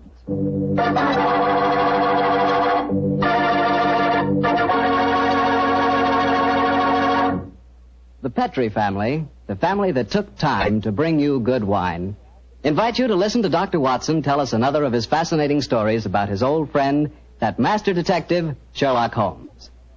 You know, we're really happy to be back with you once again, and we're looking forward to getting together at this time every week from here on out. And I hope you won't mind if every once in a while I sort of get a word in edgewise about Petrie wines. You know, and I really mean this, Petrie wines are wonderful wines. For instance, right now, I wish I could give you a glass of Petrie California port. You could hold that Petrie port up to the light and look at its clear, deep red color. You could smell that luscious grape aroma. And best of all, you could taste that Petrie port. What a flavor. That Petrie port just sort of rolls around on your tongue, and oh boy, is that ever good. Try Petrie port after dinner some evening, or try it when some friends drop in. You can serve it proudly because, after all, the name Petrie is the proudest name in the history of American wines.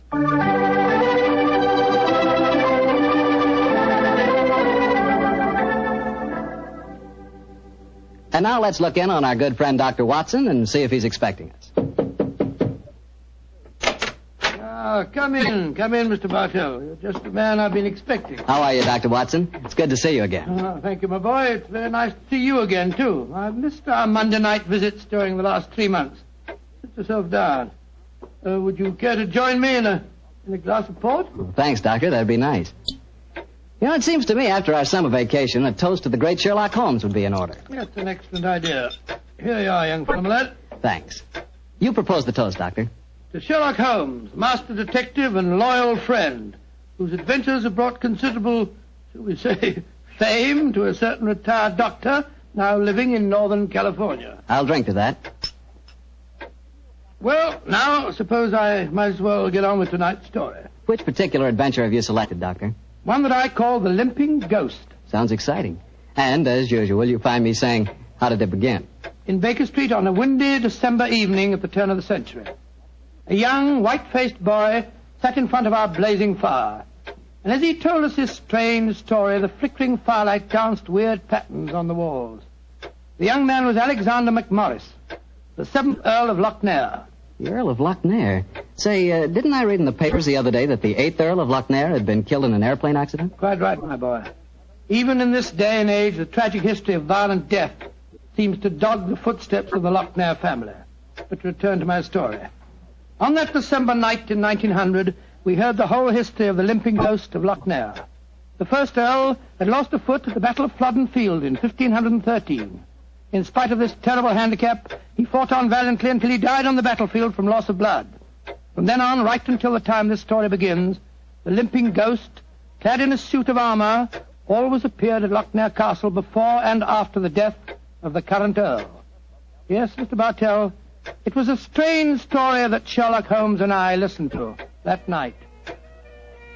A story of death and horror over the centuries, punctuated by the limping clank of ghostly armor.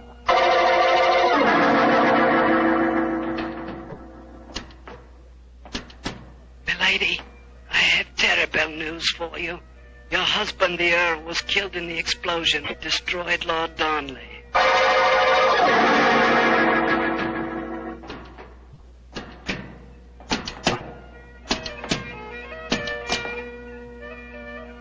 Milady, the Guy Fawkes plan to blow up the Houses of Parliament has failed.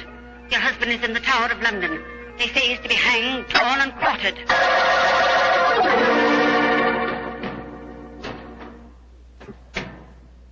Madam, I regret to inform you that your husband, on my instructions, has been arrested for murder. I have no doubt that he will hang. And that's the story of the Lochnairs, Mr. Holmes. You were instrumental in sending my great uncle to the gallows, a fate which he richly deserved, I'm told. So it seemed only natural to come here to Baker Street and consult you now that I'm in trouble. I shall be most happy to do anything I can to help you, sir. I don't remember anything about your sending the Earl of Lochnair to the scaffold, Holmes. Well, he did, Dr. Watson. Mm-hmm. And the servants have always sworn the ghost really did walk at midnight on the day that he was hanged. Indeed. Now, sir, I suggest that you tell us what problem brought you here. The ghost is walking again, Mr. Holmes. You know what that means. According to the legend, that the present Earl will die. Exactly. And as I'm the present Earl, you can see why I'm rather worried. Am I to understand that you've actually seen this ghost yourself? Yes, Mr. Holmes. The night before last, Betty, well, that is, Miss Noel and I were sitting in the dining hall in front of the fire when we heard a strange sound up in the musicians' gallery. We looked up and in the moonlight saw a ghostly figure in armor limping towards the staircase. Oh, gracious me. My dear sir, you're certain that you really saw it? Moonlight can play strange tricks, you know. There wasn't any doubt about it, Doctor. We both saw and heard it. What did you do? I started to go towards the stairs, but as I did so, Betty screamed and then tumbled to the floor in a heap. Fainted, I suppose. Yes. While I was reviving her, the ghost disappeared. Who's staying with you at Lochnair Castle at the moment? Well, there's Betty Nolan. She's the sister of James Nolan. He looks after my estate. Betty and I are engaged to be married. Oh, thank you. Yes, indeed. Anyone else staying with you? Yes, a distant cousin of mine, Jeremy K. McMorris, an American. He turned up in England a couple of months ago with his son Walter. They're both with me at the present. A distant cousin? That's right, Mr. Holmes. Actually, they're descendants of a more than usually black sheep branch of the family. I don't know how long the old man's going to be with us, though. If you ask me, he's a dying man. How do you say that, sir? As far as I can gather, he's been wasting away for years. It's only a question of time before his strength fails him entirely. I was hoping perhaps you could take a look at him, Dr. Watson. That is, if I could persuade you and Mr. Holmes to come and stay at the castle for a few days. Well, what about it, Holmes? It's an intriguing problem, Watson. The current Earl of Lochnair would seem to be in danger. A cousin of his is dying of an obscure disease, and the ghost of Lochnair Castle is walking again. Yes, it's an irresistible invitation. I see no reason why we can't leave on the Scotch Express tonight.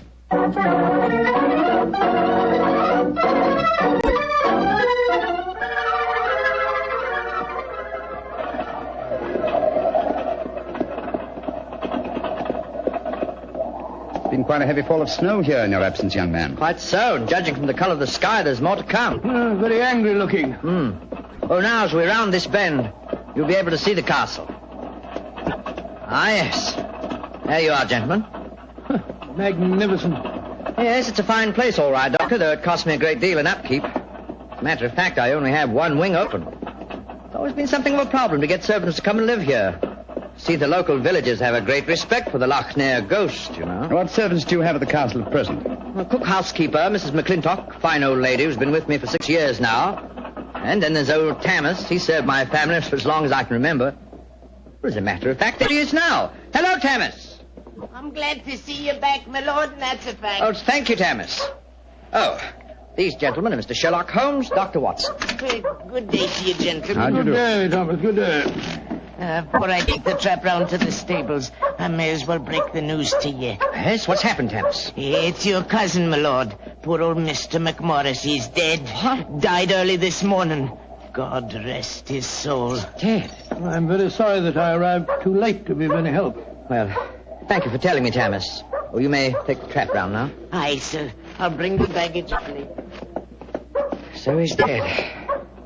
Well, I can't say it's unexpected, but it is a shock, nevertheless. I'm sure that it must be, particularly as you yourself told us you saw the ghost of Loch Ness the night before last. In which case, Watson, I think we may reasonably expect another visitation. Perhaps before the night is over. Shall we go in?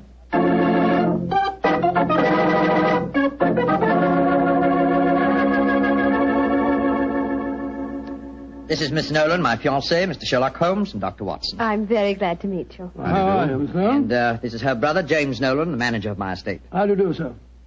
How are you, Mr. Nolan? Much better for seeing you both up here. I'm sure it won't take you long to lay this ghost business by the heels. Well, I trust you don't overestimate our abilities, Mr. Nolan. Alec, you've heard about your cousin, of course. Oh, yes, my dear. Tammas told us as we drove up. Where's Walter? He went into the village with the doctor and the body of his father. Oh. He should be back soon. How's he taking it? Very quietly. Too quietly, if you ask me. Those Americans are pretty demonstrative people, you know, and Walter's been no exception. But he behaved very strangely this morning. When the doctor told him his father was dead, he just said, now things will start to happen, and then shut up like an oyster. I can't make head or tail of the fellow. Yes, quite so, quite so. Mr. Holmes, I expect you and Dr. Watson would like to go to your room. Yes, I must go. I think first I'd like to take a look at the musician's gallery, if you don't mind. Oh, yes, of course. Would you excuse us, darling? All right, Alec. It's in the dining hall here. They must have been very hospitable people in those days. 50 or 60 people could eat at that table. Yes, Doctor. Needless to remark, we hardly ever use the room nowadays. There's the musician's gallery, Mr. Holmes. Oh, yes, I see. How do we get up there? I'll show you. See, there's a stone staircase behind this tapestry here. Follow me. Watch your step. It's quite narrow, rather dark. Watch your head, Watson, old chap. Oh, don't worry about me, Holmes. I'm perfect. Oh, I say. Must have built these stairs for pygmies. Oh, yes. Here we are, gentlemen. This is the musician's gallery. By Jove. It must have made a pretty picture in the days gone by. A little string orchestra fiddling away up here and down below the Scottish nobility, bobbing and floating round in the intricacies of a Highland schottische or a stately gavotte or something. Where does that door lead to? To the bedroom wing. And that's where the ghost appeared from the other night, I suppose. Yes, Mr. Holmes. Uh-huh. The door's ajar. You generally keep this door unlocked, sir? Why, no. But the key mysteriously disappeared about a week ago. James is having a new one made. So I must remind him about that. Alec! Alec, where are you? Oh, we're up here, Walter. We're coming down. That's Walter McMorris.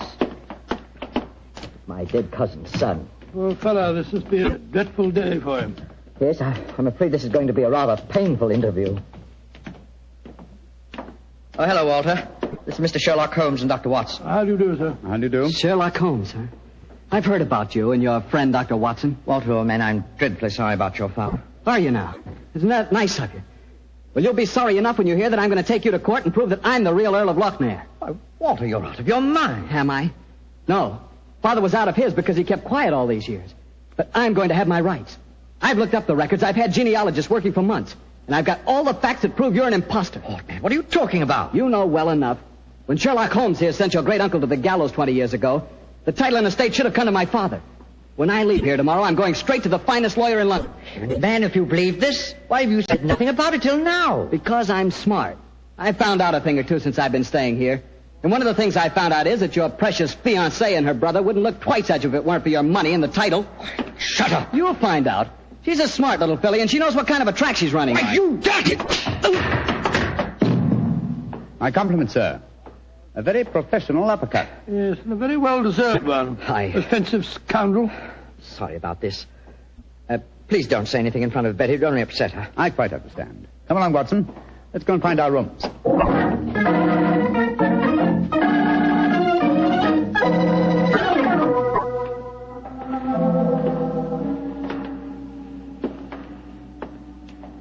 Holmes, it's nearly dinner time. Why are we wandering about here in the dark instead of having a glass of sherry with the others in the library? I'm a conscientious practitioner, Watson. I like to earn my fees. It occurred to me that a further examination of this dining hall might prove profitable. Well, personally, Holmes, I think you're wasting your time on this case. What makes you think that, old chap? It's perfectly obvious that young American fellow was impersonating the ghost a few nights ago. He knew his father was going to die, and he wanted to build up the legend so as to make his own claim seem more believable. Well, that's very sound reasoning, Watson. Though to be logical in his deception, he should repeat the performance, now that his father is dead. Well, ghosts only walk at midnight, so why don't we go and have a glass of sherry? Shh. What is it, Holmes? Someone's coming in from the library. The lighted candle. Yes? Who is it? It's me, Mrs. McClintock, the whiskey. Oh, gracious me, you gave me quite a start. I heard voices and I knew the candles were not alight in here, so I came in to see who it was. You're watching for the ghost, I suppose. Well, you'll no be disappointed, gentlemen, though you may see more than you bargained for. Those that meddle with ghostly things they dinna comprehend are playing with something much more dangerous than fire. Fire burns. But the shades on dead people... Holmes! Look up there in the gallery. The door's opening. It's the ghost. Aye, here he comes, the poor body. See the armor on him, and the way he's dragging one leg behind him. Yes, it's really quite an effective impersonation. And the twilight provides most appropriate lighting for his play acting, too. You mean it's the young American? Of course. Look behind him. There's another figure. Yes. Dressed in the same kind of armor and carrying a sword. Game's afoot, Watson. The ghost has seen him. He's turning. The second figure's raising his sword. Look out! Great heavens! He's knocked him through the railings. That must be a 20-foot fall. Come on, old fellow. Help me open his visor. Just a minute. Yes. It's Walter McMorris, the American. Though from the angle of his head, I would suggest that it might be the late Walter McMorris, eh, Watson? He's dead, all right, Holmes. Neck broken. Meanwhile, the second figure has been able to slip back through that wall and escape us. Come on, he was dressed in armor. He can't go very fast. Perhaps we can overtake him.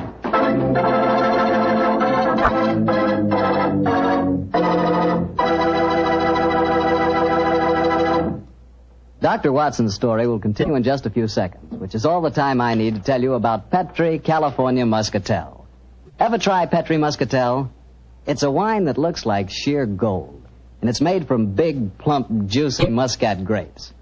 Boy, pop one of those Muscat grapes into your mouth, and you know you've got something delicious. You know that. And you get the same flavor in Petri Muscatel. It's a perfect wine to serve a lady. Women love it.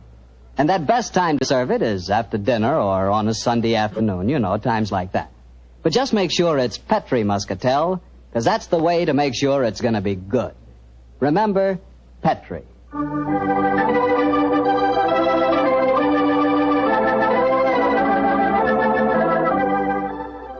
And now back to tonight's new Sherlock Holmes adventure and the story of the limping ghost of Locale. Confound it, Holmes. There's no trace of the ghost in the musician's gallery. We gave him too much of a start, I'm afraid. Of course you didn't find him. You'll never find him because he's not mortal. Mrs. McClintock, is the original suit of armor the one worn by the first Earl of Lochmere still in the castle? Aye, sir. It's in the library through that door there. I'll take you to it. Don't bother, thank you. We'll find it. Come on, Watson. Bring that candle with you. Right, you Holmes. If you know what's good for you, you'll stop dabbling in matters you dinner really can. Holmes, what do you make of the second ghost? Another imposter, obviously. But who could it have been? That's what we have to find out, old chap. Undoubtedly someone knew that the American Walter McMorris was impersonating the ghost and used this macabre method to kill him. But why kill him? Possibly his claims to the title and estate were valid.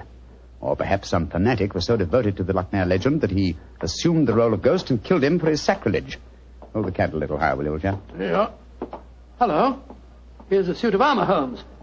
Lying in a heap on the floor. Oh, on the floor, eh? Whereas it obviously belongs on that stand over there. It's perfectly clear what's happened. The second figure used this armor and slipped it back in here while we were examining the dead man. Possibly, Watson, possibly. At least this armor gives us a definite clue, but it limits the field of possible suspects. How do you mean, Holmes? Well, it's an interesting fact that the human race has grown definitely larger in the past 400 years.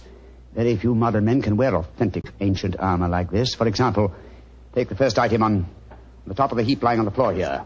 These gauntlets of chain mail. Try them on. Well, much too small for Exactly. me. Neither you nor I could have worn this suit. No, nor could young Nolan, the estate agent. Whereas his sister could have done. Yes, so could Thomas the butler. He's a small fellow. And if it comes to that, Watson, our distinguished client, the young Earl of Lochner, is himself a small man. Right, Joe, so he is. And he might easily have had a motive. Young McMorris had disputed his right to the title earlier in the day. But we mustn't jump to conclusions. Nevertheless, you see what valuable evidence this armor has become. Hello. It sounds as if the rest of the party are on the scene. Yes, I suggest that we join them without making any reference to this suit of armor. Remember, old chap, one of them in there is a murderer. And we may have to set a trap to catch him.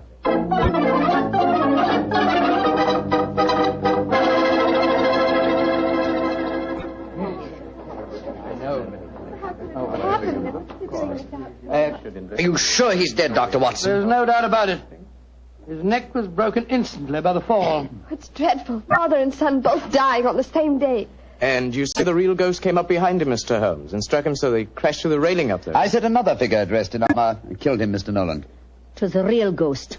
I saw him with my own two eyes. He killed that man for trying to bring shame on the name of Lochner. Shouldn't we get into touch with the police? How can I get a message to them tonight? Have you looked outside? We're almost completely snowed in. Snowed in.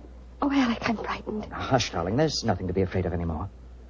No, at least we have the assurance that the ghost will not limp again. Why? Well, the murderer has no further motive for impersonating the ghost. To walk now would be to support the dead American's claims. No.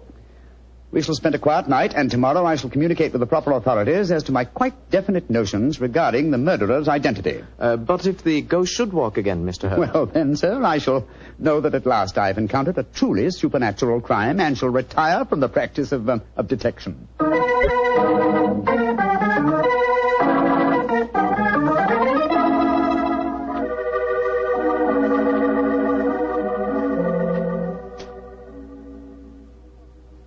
It's nearly 2 o'clock. You still over there by the window, puffing away that pipe of yours? You know, I can't help feeling that young McMorris knows a great deal more than he told us. A great deal more. There's a shifty look about him I don't like. Never did trust a fellow who couldn't look you squarely in the eye. Don't you feel the same way, Holmes? Holmes, where are you? Holmes! Shh. Quiet, Watson. Where have you been? I thought you were over there by the window. Been talking to myself. Never mind that, old chap. Get your slippers on in a dressing gown. We're on the last lap of this strange, eventful tragedy. Oh, thank the Lord for that. Perhaps I can get some sleep. Holmes, where have you been? I went to the musician's gallery and baited the trap. Now it's ready to spring. Don't dawdle, Watson. Come on. I'm not dawdling. What do you mean you baited a trap? You'll see for yourself in a few moments.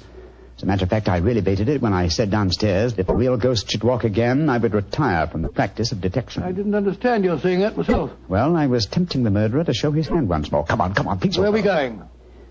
To wait behind the curtain at the foot of the stairs leading to the musician's gallery. And I hope we don't have to wait very long.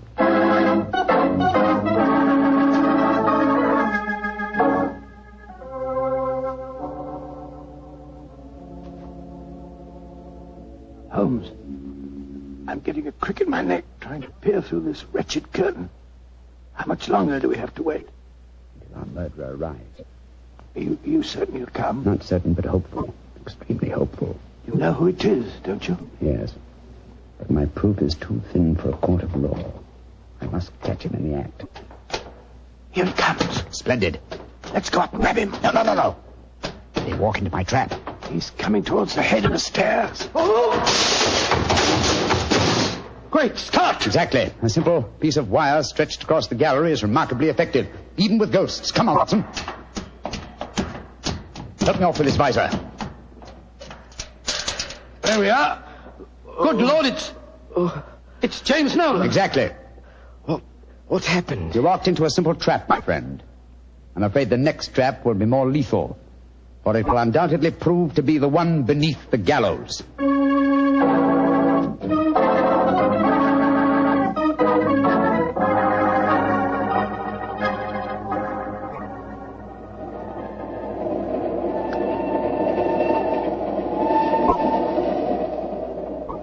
Well, now that we're headed back for London, Holmes, perhaps you'll settle one or two points in the case that are bothering me quite a bit. Oh, with pleasure, my dear chap. What are they? I still don't see what Nolan's motive was in murdering the American. Oh, that should be obvious.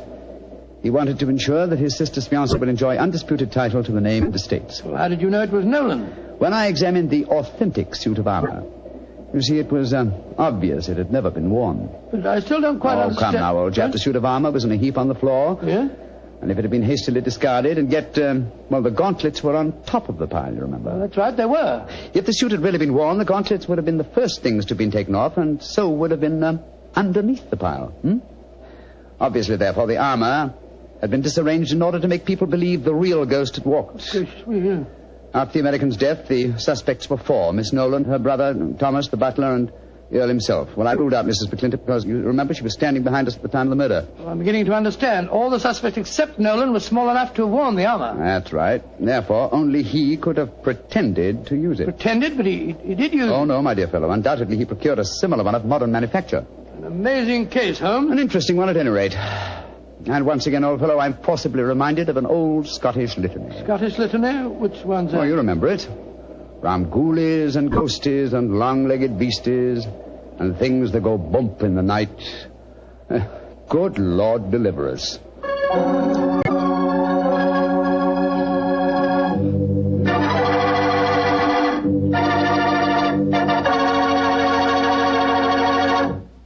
Well, Doctor, that was really a swell story. You know, for a while there, I was beginning to believe in ghosts. Well, I'm ashamed to admit it, but at the time, so was I. You know, this sounds silly, but I bet it would be fun to be one of those legendary English ghosts. You know, go around sticking your nose into everybody's business and playing practical jokes like mad and nobody able to figure out who did it. That would really be fun in a way. Well, you can go around scaring people all you want to, but not for me. I think a ghost leads a terrible life herself. For instance, a ghost can't have the pleasure of eating a nice, juicy steak. Yeah, or drinking a glass of really good wine. Ah, now you're talking, young fellow, my lad. Petri wine. Yeah, still talking, young fellow. You see, when I say good wine, I always mean Petri wine because you can depend on Petri. I know. Why, the Petri family has been making wine for generations, handing on down from father to son, all their skill and knowledge and experience. When you realize they started the Petri business way back in the 1800s, well, common sense tells you the Petri family knows practically all there is to know about the fine art of turning luscious grapes into clear, fragrant wine. Yep, whether you're looking for a swell wine to serve before dinner or with dinner or after dinner, for any occasion, you just can't go wrong with a Petri wine because Petri took time to bring you good wine. Now, Doctor, what story are you going to tell us next week? Well, now, next week, Mr. Bartell, I'm going to tell you a strange adventure that Holmes and I had in the English countryside. It concerns the apparent madness of a certain Colonel Warburton and the puzzling mystery of two dead dogs.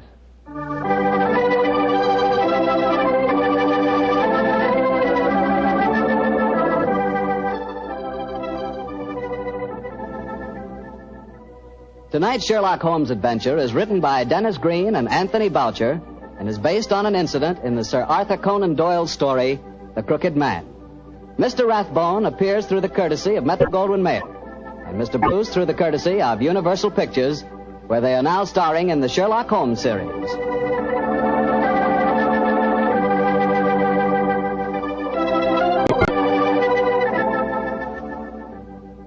The Petri Wine Company of San Francisco, California, invites you to tune in again next week, same time, same station. Oh, the Petri family took the time to bring you such good wine. So when you eat and when you cook, remember Petri wine. To make good food taste better, remember... Petri wine.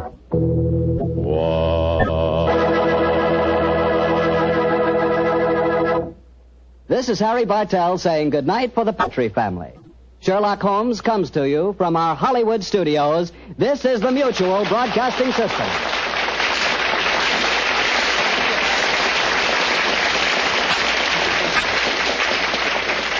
Petri Wine brings you Basil Rathbone and Nigel Bruce in the new Adventures of Sherlock Holmes.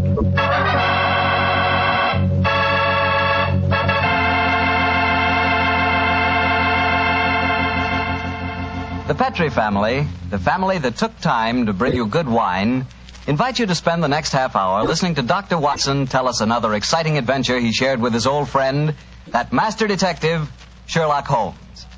And I'd like to tell you about something you ought to share with your family before dinner. And that's Petri California Sherry. Because Petri Sherry can make that time before dinner a high spot in your day. That Petri Sherry is a truly fine wine. Its color is a deep amber, rich and inviting.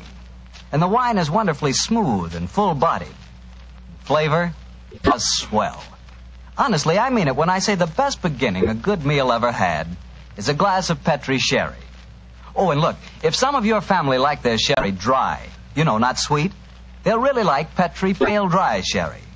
So to be sure you please everyone, don't buy one, buy two.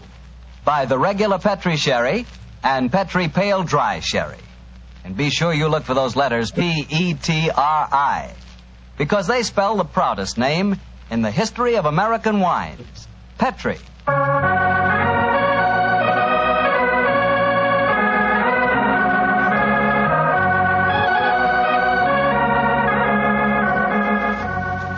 And now I know our good friend Dr. Watson's expecting us. Let's go in and join him. Come in. Good evening, Doctor. Good evening, Mr. Bartell. Say, how are you feeling, Doctor? All over that attack of flu you had? I'm feeling very much better, thank you, my boy. I'm still a little weak. We old fossils take much longer to get over that sort of thing than you young fellows. Well, you take good care of yourself, Doctor. You've got a lot of friends, you know. Oh, I'm very glad to hear that. Thank you, Mr. Bartell. And now settle yourself down, and I'll get on with tonight's new Sherlock Holmes adventure. Where did it take place? You may not be familiar with the names of Jersey, Guernsey, Alderney, and Sark, but those are the four principal islands that make up the group known as the Channel Islands. Oh, yes, Doctor, I have heard of them. Somewhere in the English Channel, aren't they? Between the southern coast of England and the northern coast of France? That's quite right, my boy, though I very much doubt if you ever heard of the tiny island on which this story happened. It was the island of Garth, a minute but self-contained spot with a population of just under 1,000 inhabitants, subsisting, and from what I saw of the island in those days, subsisting very well on its dairy products. Was it under the rule of the British government, Doctor? No, Mr. Bartell, not exactly. You see, the island belonged to a family by the name of Horn. The head of the family, who was known as the Seigneur of Garth, was an independent ruler owing nominal allegiance to the King of England. That allegiance was expressed by one of those traditional ceremonies in which the Seigneur annually presented 1 pound of freshly churned butter to a representative of the British Crown. Times haven't changed much, have they, Doctor? Pound of butter is still worth a king's ransom. But tell me, what were you and the great Sherlock Holmes doing on the island of Garth? Well, I just coming to that, my boy, if you'll give me a minute. It was in the summer of 1896 when, to my utter amazement, Holmes informed me that we were going to the island of Garth as the official representatives of the British Crown to accept the annual presentation of butter. At the time, I must confess, I couldn't see why Holmes wanted to accept such a ridiculous mission. It was only as we approached the island in a small fishing boat that he told me a great deal more was at stake than 1 pound of butter. Unfortunately, Mr. Bartell, I'm not much of a sailor, and as the wind was blowing hard and the sea racing, I'm afraid I wasn't a very intelligent companion.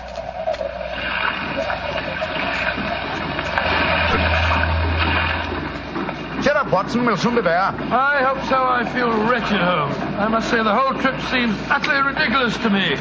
plunging and bobbing about in a little boat in a raging torrent just because somebody wants to give somebody else a pound of butter. Dear old Watson, you don't really think our mission is so innocuous, do you? Then why are we going to the island of Garth? We're going to the island of Garth at the express wish of its present ruler, Martha Horn. Martha Horn? I never heard of her. She's an extremely spirited old lady, and the only woman who dared tell a certain resident of Windsor Castle that she looked devilishly dowdy for an empress. Great Scott, you mean that... I mean, Watson, that Martha Horn's behests are not lightly disregarded.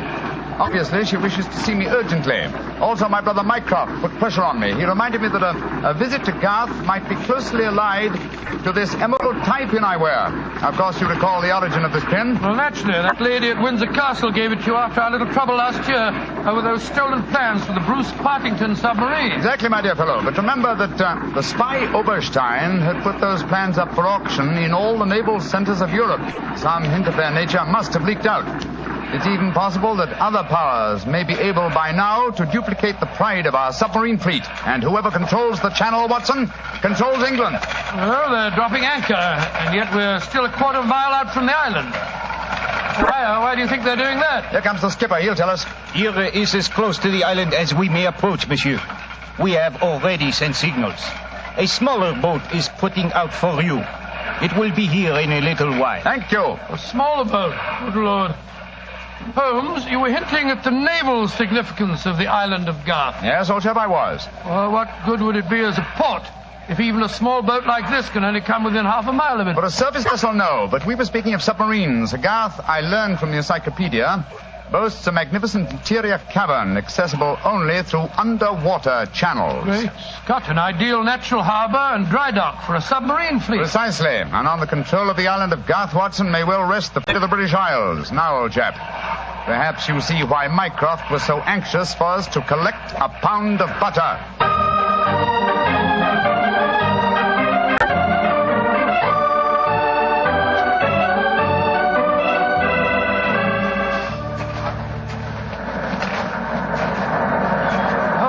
Doesn't it seem wonderful to be on land again? First the fishing smack, and then that wretched little rowing boat. Then the bucket swinging us up the face of the cliff. Now at last I can stretch my legs. Steady, old chap, steady. Let me give you a hand. You'll soon get your land legs back again. Thank you. I'm a bit shaky, I must confess. Hello? Who's that couple walking towards us? Our welcoming committee, no doubt. How do you do? Mr. Sherlock Holmes and Dr. Watson. Permit me to present myself. I am Dr. Hugo Oberwald. How do you do, sir? How do you do, Doctor? And this is Mrs. Reeves, the housekeeper at Horton Castle, where you will be staying. How do you do? How do you do, Mrs. Reeves? Welcome to the island of Garth, gentlemen. We were deputed to come and greet you and take you back to the castle. We can walk there across the cliff tops. It isn't very far. Splendid.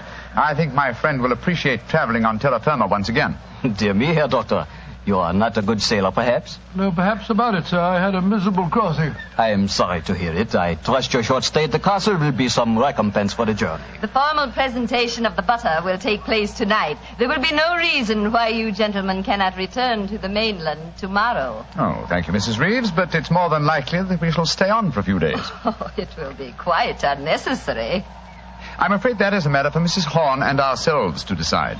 I'm afraid that Mrs. Horn is incapable of making any further decisions. Oh, what do you mean, madam?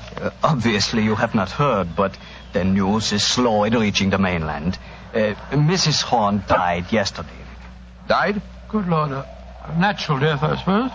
But, of course... I attended her myself. A simple case of heart failure. The poor lady died in her sleep. Shall we begin our walk to the castle? By Jove, Holmes, this changes things. You suppose it was a natural death? I suppose nothing, old fellow. But in almost 20 years of practice, I can recall precisely 3 clients, actual or potential, who died natural deaths. Come on, let's follow them.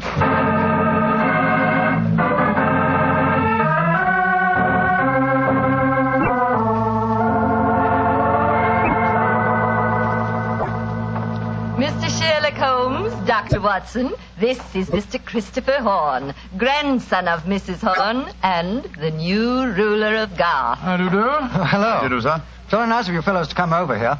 Too bad you had to arrive just as the poor old gal kicked the bucket, though.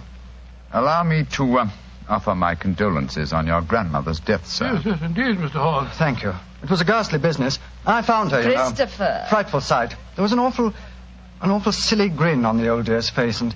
Don't you think it would be more to the point if you were to explain the ceremony in connection with tonight's presentation? You're right, Reeve. Reeve is a terrible tyrant, but she is efficient. Don't know what I'd do without her. Always ran everything for poor old Granny. Why, when the old girl was ill, she... Christopher, I gave you a schedule of the ceremonies this morning. What did you do with it? Dash it, Reeve, I don't know. Must have lost it. And I have my own copy in the study. I swear I don't know what I'd do without you. Excuse us a moment, gentlemen. I'll be back in a jiffy. Holmes, what in thunder's going on here? That boy's completely under the thumb of Mrs. Reeves.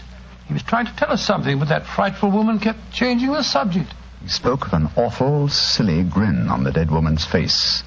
Didn't that suggest something to you? By Jove, that's one of the characteristic symptoms of strychnine poisoning. Exactly, old fellow.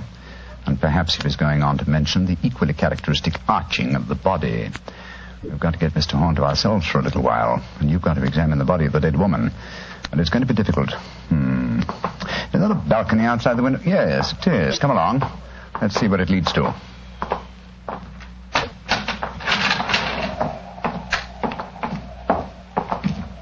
The balcony seems to lead right round this particular wing of the castle. Must have served as a lookout in the olden days.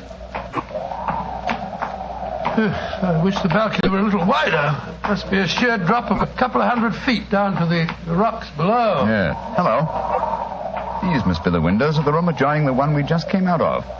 Let's go a little closer, shall we? We may be able to find out something. Can you see anything? Yes. They're in there. Mrs. Reeves and the boy. She's leaving the room. Now's our opportunity. I'll tap on the window. He's seen us. He's coming to open it. What are you two doing out there? Admiring the view? Yes, my boy. It's quite beautiful. Mr. Horn. Yes, Mr. Holmes. I was a great admirer of your grandmother. And I was interested in what you were telling me of her death. She had a grin on her face, you said. Yes, it was awful. Her body was all hunched up like a croquet hoop. Really? Of course, Dr. Oberwald said it was perfectly all right, but I must say it seemed dashed odd to me. Yes, it was far from all right, I assure you. And you started to say something else. What was it? Let me see. You said, when she was ill... Oh, yes, that was a silly business. When she was ill, she thought she was in danger from poisoning, so she made Mrs. Reeves taste all her food and drink. Did she really? Where is your grandmother's body now? In the West Wing. The funeral's to be tomorrow morning. I see. Where did Mrs. Reeves go? I'm here on the balcony behind you, gentlemen, listening to your conversation with the greatest interest. Christopher, let me warn you. These men are the emissaries of the British government. They would stop at nothing to take the island over. These men are trying to influence you against me, against Reeve, who has looked after you ever since you were born, and who tries to protect you now that your grandmother has gone and you are alone. Yes, I know, Reeve, but after all... That is your pride as the head of the Horn family, the Seigneur of Garth. The Garth that I'm trying to save for you. This man is completely unscrupulous. He was about to accuse me of murder. Weren't you, Mr. Sherlock Holmes? The thought had occurred to me, Mrs. Reeves. Of course it had, because you wished to poison Christopher's mind against me. Well, Mr. Holmes, we have no police on the island of Garth. Our only law is the word of the Seigneur, and Christopher now holds that title. Seigneur, what do you say? Will you allow an Englishman to blind you by accusing me of being a murderess?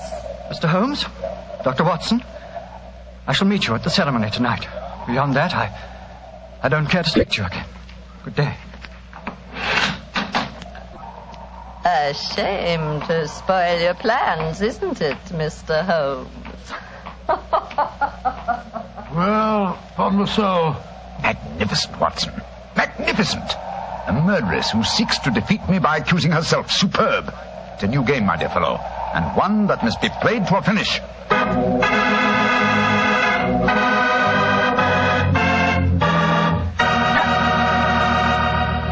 We'll hear the rest of Dr. Watson's story in just a second, so I'm just going to remind you that right now is one time you'd really enjoy a glass of Petri California Port.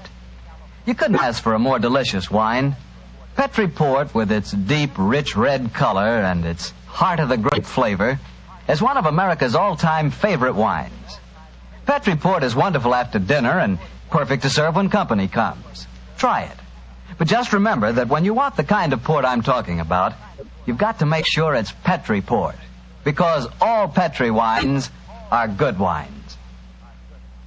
Dr. Watson, this is certainly an unusual story you're telling us tonight. What happened after Mrs. Reeves left you and Sherlock Holmes standing on the balcony? We retired to our rooms and had a quiet and lonely lunch.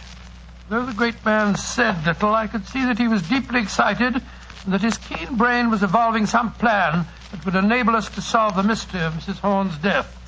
After lunch, we started to descend the stairs leading to the main hall of Garth Castle. As we did so, Holmes said... Watson, we're in no danger ourselves. Mrs. Reeves knows that we're here as emissaries of the British government. Yes, and if we didn't return with the butter within a few days, there'd be a British dreadnought here looking for us. However, I am in danger of one of my worst defeats. My professional pride is piqued. If only I could... Watson. Yes, Holmes? If at any time today I slip you a note, don't read it at once, but... Here comes Mrs. Reeves. Precisely, Watson. I entirely agree. If I do not make the test on Mrs. Horn's body within 24 hours of her death, it will be useless. I must make it by 3 o'clock this afternoon. Mr. Holmes. Oh, yes, Mrs. Reeves. I want to apologize for my behavior before lunch. I was intolerably rude. Oh, please, no. Whatever my quarrels may be with British politics, I at least owe to both of you the duties of hospitality. That's very gracious of you, Mrs. Reeves. I wonder, would your hospitality also include a personally conducted tour of the subterranean caverns for which this island has become internationally famous? Would they really interest you? Well, I'm afraid that my friend and I won't have the time. Oh, yes, not at all, Watson, not at all. We have plenty of time, as long as we're back here by 3 o'clock. I'm sure Dr. Oberwald would be delighted to join us. He has made quite a study of the unique rock formation. Oh, that's splendid. It should prove a most interesting excursion. But, Holmes, why do we want to go stomping around a lot of damp and smelly caves? Well, the exercise will do us good, old fellow. Will you lead the way, Mrs. Reeves? And please remember that it's most important that I return here... I remember, Mr. Holmes. You must be back here by 3 o'clock.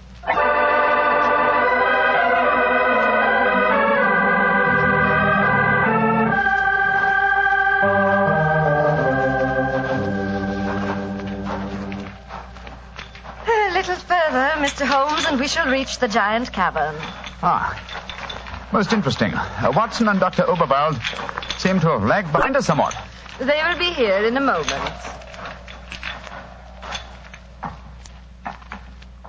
There. This is the giant cavern. Magnificent. Truly a miracle of nature. It's a natural submarine dry dock hewn out of the rocks. Yes, Mr. Holmes. And in the olden days, only the smugglers who inhabited this island knew the entrance that leads to this cave. The first seigneur of Garth found a cache of untold wealth hidden here. Really? Silks, jewels. There are still the remains of some of the finest Calvados brandy stored among these rocks. Indeed. An incomparable drink. Would you care for some?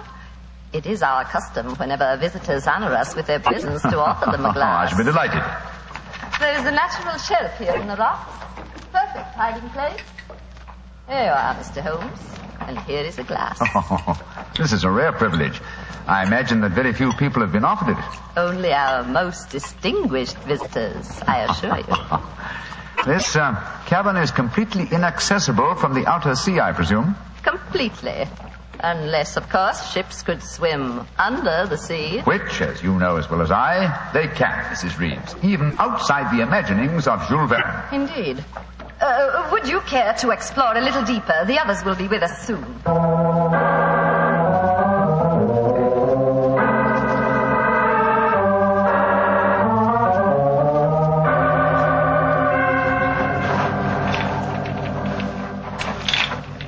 Dr. Oberwald, the others seem to be some way ahead of us. Yes, they do, don't they, Doctor? Holmes! Holmes! Where are you? Dear me, I'm afraid we cannot follow them. What do you mean? The next cavern is already cut off by the rising tide. Great Scott, you mean that they're cut off? I am afraid so. But do not worry here, Doctor. In a few hours, the tide will recede. They are in no danger. Just, shall I say, temporarily marooned.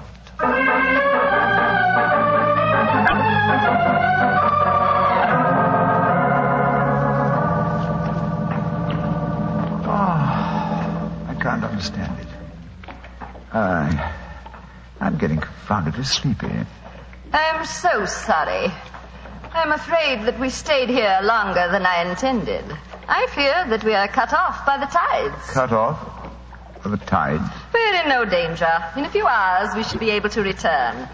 But I'm afraid I cannot get you back at 3 o'clock, which was the time I promised. But it's vital. Absolutely vital that I get back. I'm so sleepy. But please, keep talking. I must keep awake.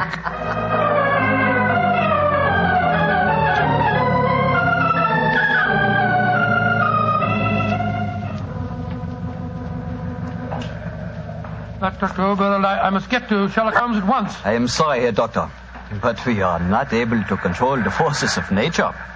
We cannot force the water to recede. Your friend is in no danger. No, but he's got a most important test that he must make by 3 o'clock. I am afraid that will be impossible. I've got to do something. I should have come to these blasted caves in the first place. I don't know what on earth I ought to do. By Jove, that note that Holmes gave me, he told me to open it if... where did I put it? Ah, here it is. A note from Mr. Sherlock Holmes, eh? Vital that you make medical test. Great Scott, Dr. Overall, it's absolutely necessary for me to return to the castle at once. Indeed. A note from Mr. Sherlock Holmes, and now it is most important that you return to the castle. No, my fine English friend. I am afraid I cannot allow you to. Oh, I don't know how you propose to stop me, sir. You see this revolver? And do you see this stick? I warn you, Herr Doctor. Oh, no, you don't. I'm sorry you can't hear me, Dr. Overville, but when Sherlock Holmes gives me orders, I carry them out.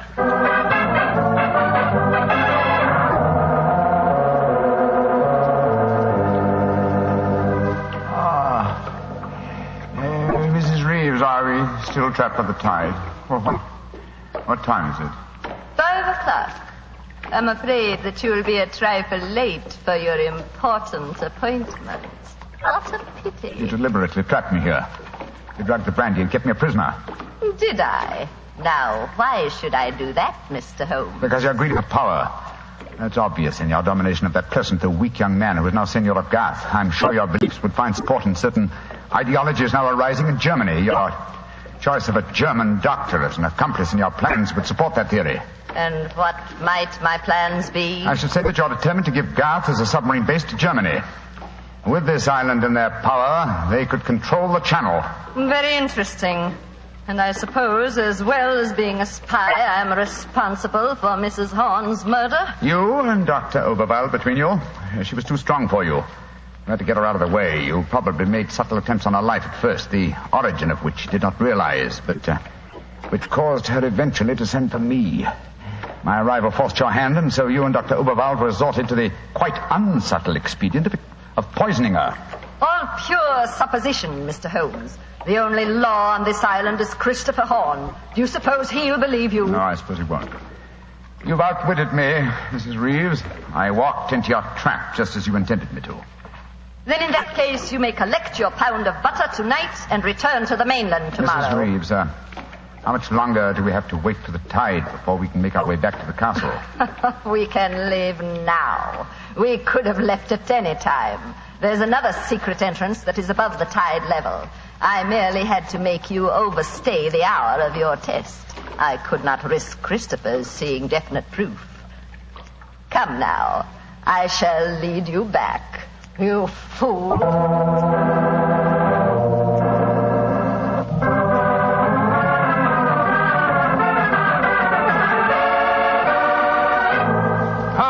Holmes, where have you been all this time? Mind that, Watson. Did you open the note? Yes. And followed my instructions? Yes, it was, as you suspected. Thank heaven, old chap. Then now we can hoist her with our own petard.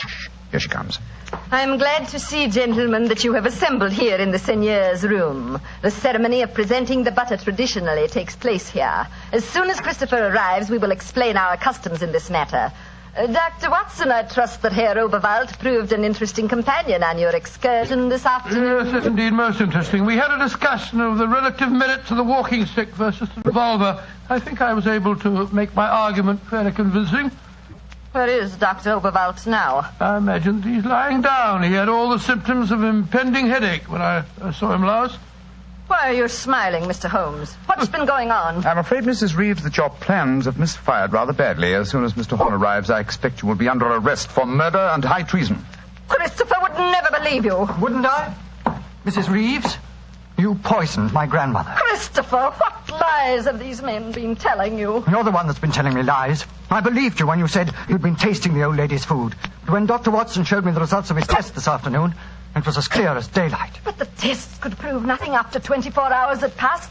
You said so yourself, Mr. Holmes. A deliberate lie, Mrs. Reeves. I'm afraid that I invented that mythical 24-hour test. I knew that as soon as I mentioned it, you would attempt to prevent my carrying it out. So I was delighted when you fell into my trap. You thought that you were shanghaiing me, whereas in reality I was shanghaiing you. My job is to prove your guilt to the senor.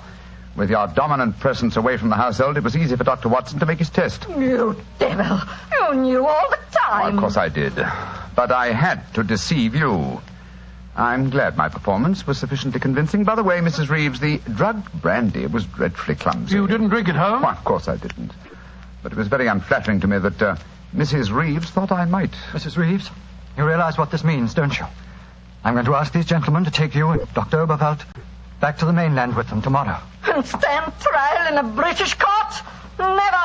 I was born on the island of Garth. I have lived here all my life, and I shall die here! What are you up to? Stop her! She's going out on the balcony. One day Garth will belong to Germany. One day the whole world will belong to Germany. Goodbye, you meddling fool! Goodbye! Great Scott, she's gone. It must be a couple of 100 feet to the rocks below. What a dreadful thing. I still can't believe she was a murderess and a traitor. Now, it's shocking. A shabby finish to a shabby business. Mr. Horn, I suggest that we make sure Dr. Oberwald does not escape justice, and that we then perform the ritual presentation of the butter. Yes, Mr. Holmes. The island of Garth will still pay tribute to England, and I think it always will.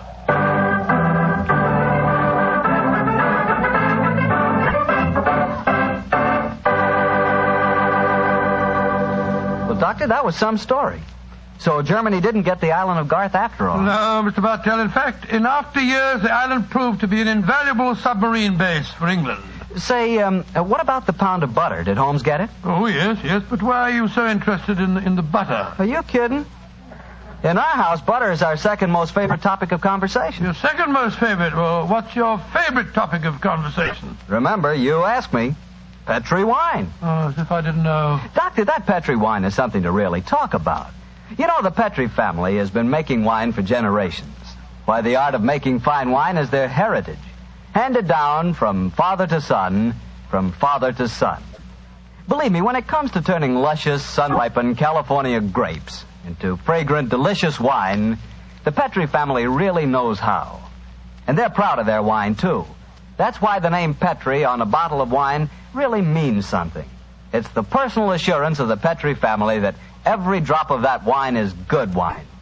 It ought to be, because Petri took time to bring you good wine. Well, Dr. Watson, what new Sherlock Holmes adventure do you have lined up for us next week? Next week, Mr. Bartell, I'm going to tell you a story that took place on the Sussex Downs many, many years ago. It concerns a young girl, a painter in watercolors, and a very wise old lady. I call it The Adventure of the Living Doll.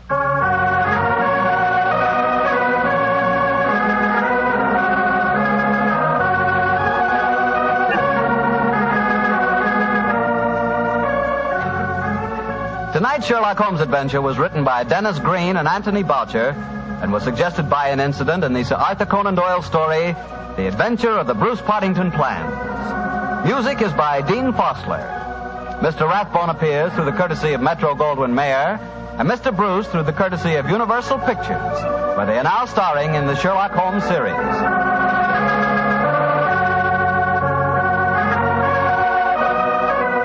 The Petri Wine Company of San Francisco, California, invite you to tune in again next week, same time, same station.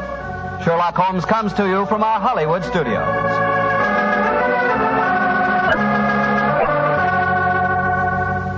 This is Harry Bartell saying goodnight for the Petri family. For a solid hour of exciting mystery dramas, listen every Monday on most of these same stations at 8 o'clock to Michael Shayne, followed immediately by Sherlock Holmes. This is the Mutual Broadcast. Petri Wine brings you Basil Rathbone and the New Adventures of Sherlock Holmes.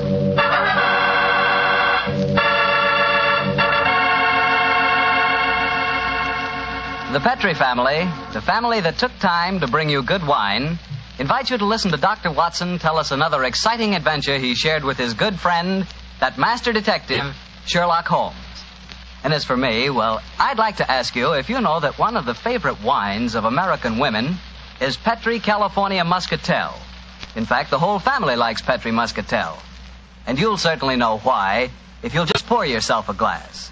Why, that Petri Muscatel is wonderful just to look at. It's the color of sheer gold. And raise that glass of Petri Muscatel to your lips.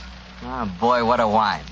Look, did you ever walk through a vineyard early in the morning? You know, when the dew is still clinging to the grapes? And did you taste one of those luscious, plump muscat grapes? Then you'll know what to expect the first time you taste Petri Muscatel. Petri Muscatel brings you that same wonderful muscat flavor, right from the heart of the grape. Try serving Petri Muscatel after dinner by itself or with fruit or nuts. It's the perfect after-dinner wine. And serve it proudly because 5 letters, P-E-T-R-I, spell the proudest name in the history of American wine.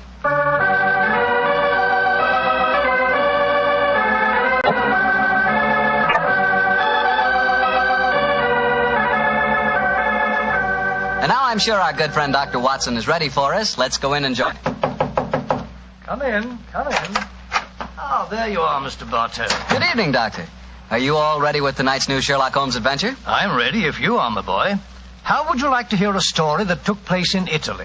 In Italy? Say, you and the great Sherlock Holmes certainly did get around. What took you there, Doctor? We'd gone to Rome to investigate the sudden death of Cardinal Tosca. An inquiry, which I may tell you, Mr. Bartell, was carried out by Holmes at the express desire of His Holiness the Pope. Oh, say, Doctor, that sounds like a wonderful... No, Mr. Bartell, that's a story that I'm afraid I can never tell you. However, tonight's adventure took place a few days after Holmes had brought his case to a satisfactory, though somewhat terrifying conclusion. I suggested to the great man that a short holiday would be good for us before returning to England. And so we spent some happy days browsing among the architectural treasures of old Rome. The Colosseum, the Baths of Caracalla, the Forum, the wonderful ruins on the Palatine Hill. I couldn't drag Holmes away from them, Mr. Bartell. And at night time he was able to indulge to his heart's content his great love of music. Finally, it was 2 nights before we were to sail for England, I remember. We went to the opera house to hear the famous Italian soprano Gina Valchesi singing Verdi's immortal La Traviata. I can hear that exquisite voice now, Mr. Bartell, as Holmes and I, seated in a box, listened spellbound to the great Valchesi singing her last act aria.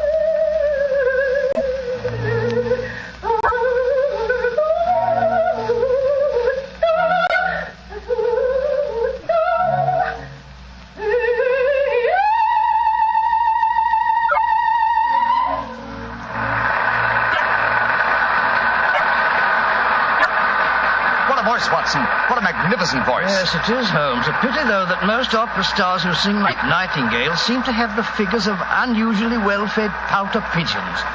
Poor woman, she must weigh at least 20 stone.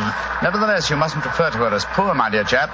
Despite her somewhat unfortunate proportions, Signora Gilda Valchesi remains one of the greatest and wealthiest of contemporary sopranos. Listen to the applause. Yes, undoubtedly she'll sing an encore. We might as well go back to her dressing room now. The opera's almost over. Why are we going back to her dressing room? Because during the last intermission I received a note from her requesting my attendance. Oh, what did the note say? Well, it seems that the lady is not too popular with certain members of the opera company. Well, I've no wish to become entangled in any opera clash of temperaments. I confess I find myself not a little interested in meeting the lady. Shh. She's going to sing an encore.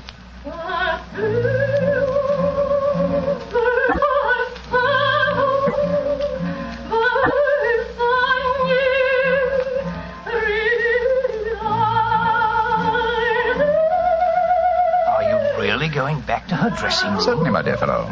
A summons from Gina Valchesi is no more to be disobeyed than a royal command.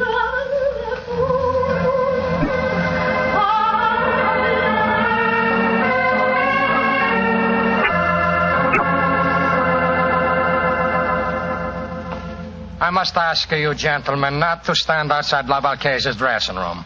We permit no strangers, particularly foreigners. But the Signora has requested our presence. May I ask who you are? Permit me to introduce myself, gentlemen. I am Armando Bellini, Inspector of Police. My name is Holmes, Sherlock Holmes, and this is my friend, Dr. Watson. Sherlock Holmes? But this is a great honor. Allow me to apologize. Here in the Opera House, we have to be so careful, you understand, of intrigues. There are so many. But Senor Holmes and his friend, I am so happy to meet you both. At headquarters, I hear wonderful reports of your work in the Cardinal Tosca affair. I should prefer not to mention that unfortunate matter, Inspector, except under conditions of extreme privacy. Oh, quite so. And behind the scenes at the opera is not the most secluded place. Please to forgive me. You are waiting to see La Valchese? Yes. Well, she is still on the stage. She has requested your presence, you say, Senor Holmes? Yes, I trust the meeting is to be a social and not a professional one. We're sailing for England in a couple of days. And you came to hear the great Valchese sing before you left. Most understandable. A magnificent voice, Inspector. Yes, Doctor.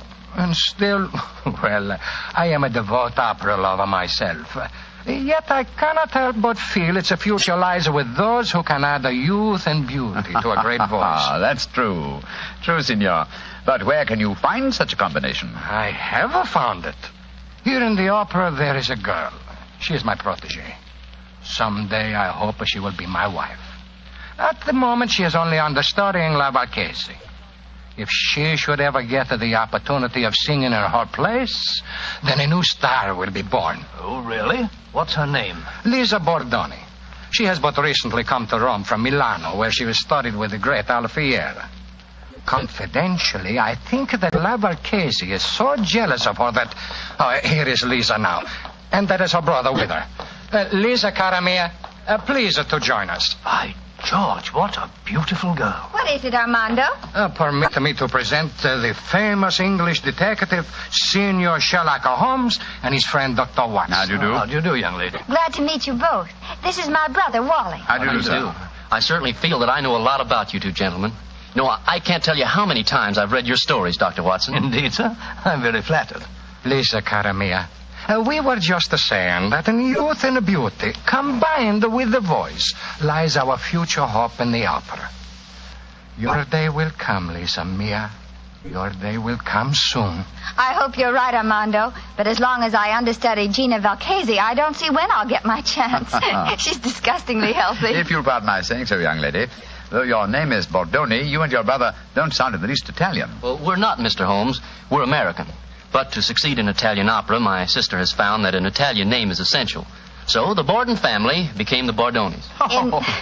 In any case, my real name is Lizzie Borden. Oh, really? I'm sure you, Mr. Holmes, as a famous detective, will see that I had to change my name. Yes, I can well understand. Who was Lizzie Borden? Well, my dear fellow, one of the greatest and most successful of murderesses, who wielded an axe with incredible dexterity. I've often regretted that I was in Tibet instead of America at the time of that particular case. Senor Holmes, I do not understand you Anglo-Saxons. To me, a murderess is a murderess. Now, when you speak of a greatness in women, I feel... Oh, but here comes Gina Valchese now. I will introduce you. How many times must I tell you allow no one to stand outside my dressing room? Send them away. La Valchese is tired. But you wish to see Senor Sherlock Holmes, the famous detective. He has come here in answer to your request. Please, permit me to present him, and also his friend, Dr. Watson. How do you do, Senor? I'm greatly honored to meet you, Senora Valchese. And now, perhaps, if we may come into your dressing room and confer privately. Ertio. What would La Valchese have to say to a detective? I mean, you're not the police, as Vero. Go away, all of you. Well, what do you think of that? She slammed the door in my face.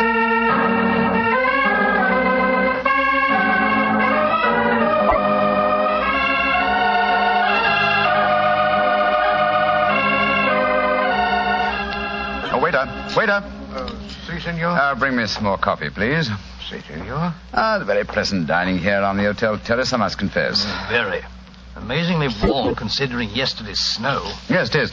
Later, I suggest we pay another visit to the opera and hear La Valchese sing Gilda and Rigoletto. Upon my soul, Holmes, it seems to me that you're astonishingly casual after the way that woman insulted you last night, slamming the door in your face as if you were a tradesman. Shocking. What would you have me do, my dear chap? Force my way into a room, demand an apology, or have my friend challenge her to a duel in order to avenge my honor? Oh, don't try to be funny, Holmes. You know perfectly well what I mean. The lady asks you to come and see her, and when you do, she pretends she's never heard of you. And here it is nearly 24 hours later, and you've done absolutely nothing about it. Oh, dear old Watson. You're really quite upset over the affair, aren't you? Well, if it'll make you any happier, let me tell you, I have done something about it. I'm delighted to hear it. What? This morning I was able to obtain a specimen of Valcase's handwriting from an autographed picture in the possession of Inspector Bellini. I compared the writing with that on the note that I received in the box last night. It was the same, proving that the message I received was authentic. Oh, in that case, why did she snub you like that? Well, something was to frighten her, I suppose. Something or someone who was standing at the dressing room door with us. Well, who was there? Inspector Bellini, Lisa Bordoni, and her brother. Precisely, my dear fellow. Therefore, we may assume that La Valcase had no wish to recognize me in their presence. But if you think that, Holmes, why haven't you been in touch with her today? She may be in some dreadful danger. Oh, if she is, she can find me easily enough. And meanwhile, I'm perfectly happy to be left alone. The last few weeks have been sufficiently strenuous without becoming involved in some fresh case. On my soul, Holmes, you must be tired. I've never known you to be so indifferent to a case. Great Scott. What is it, Watson? Look, walking towards us. It's Signora Valcase herself. Oh, and judging from the lady's expression, she seems to be in some distress. Good evening, Signora. Signor Holmes, I must speak Please to sit you. down, won't you? This is my colleague, Dr. Watson. How do you do? First, I must apologize for my behavior last night. It would have been dangerous if La Valcase had acknowledged that she had to communicate with you. That's just what my friend assumed, madam. Please speak quite freely now, Signora. No one can overhear us. Signor Holmes, I am being persecuted. My life is in danger. You must save me. You've been threatened. Si, signor. And now today, tragedy has struck. My sister, my beloved Bella, lies near death from a murderous attack. An attack that was meant for me. Good Lord, what happened, madam? If you will please to keep quiet, and let the Valcase speak, will I learn what happened. Oh, I'm so sorry, madam. This morning, I always myself take my dog for a walk. But this morning, I feel the trace of a cold. I asked my sister to take the dog for a walk. Please do understand that my sister is very much like me in appearance. Yes, I understand, Signora. Please continue. She walked alone in the park. From nowhere, a horseman come gallop and ride her down. This much I learned from the traces in the snow when I hurry and go to find her. Was she able to tell you who the horseman was? No, she cannot speak, Signor. They say at the hospital that her skull is fractured, that she may not live. Signor Holmes, that attack, it was meant for me. You must protect me. Signora, I shall do everything in my power to... No! What's wrong, madam? Somewhere there is a cat. I know it. Make it go away. I cannot stand cats. They drive me mad. No! Oh, make it go away, please. I cannot sense them without even seeing them. Shoot, run away, shoot. No. I can't see please, one. It must be your imagination. Signora, I am sorry to make such a scene, but I cannot bear to be near a cat. I cannot tell you what it do to me. It may sound foolish weakness. No, not at all, Signora. Such a condition is quite common. In fact, I believe medical science has given it a name. It's known as ailurophobia. Oh, whatever it is called. It makes me ill. I must go to my room. I cannot stand much more. My poor sister. I imagine with your sister at death's door, Signora, you will not sing tonight. Signor Holmes, I love her very much. But even a sister is only a sister. My art is my life. In an hour, Signor, I sing Gilda in a Rigoletto. You will attend the performance. And afterward, you will tell La Valcase how she may trap this devil who seek to destroy her.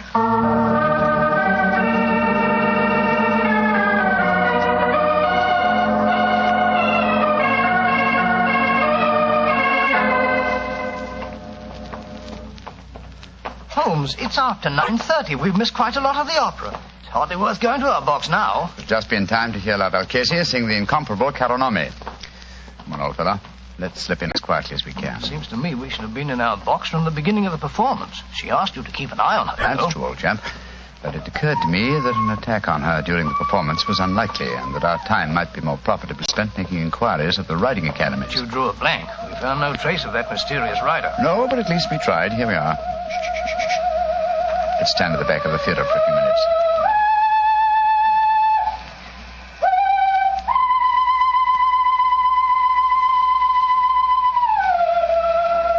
Great Scott! That isn't Valchese singing.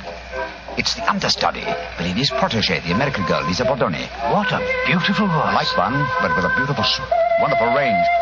Look here, we've no time to listen to her now. We must go to the Valchese's dressing room at once. We know she left for the theater tonight with the intention of singing. I'm very much afraid there's devil's work afoot, Watson.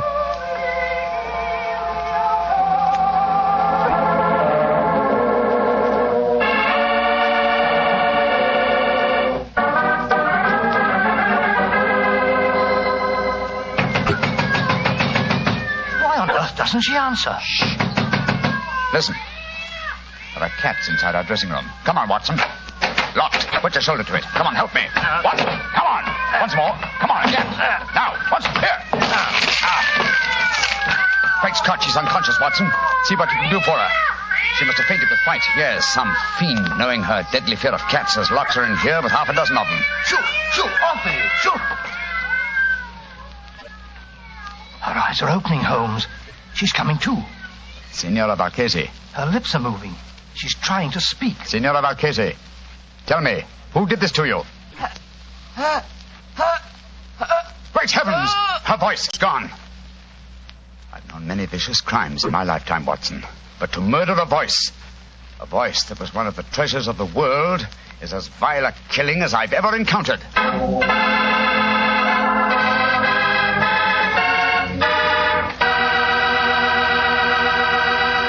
Dr. Watson will tell you the rest of his story in just a few seconds. And right now would be a wonderful time to try a glass of Petri California Port. In the evening after dinner, well, any time you're taking things easy, is the perfect time for Petri Port.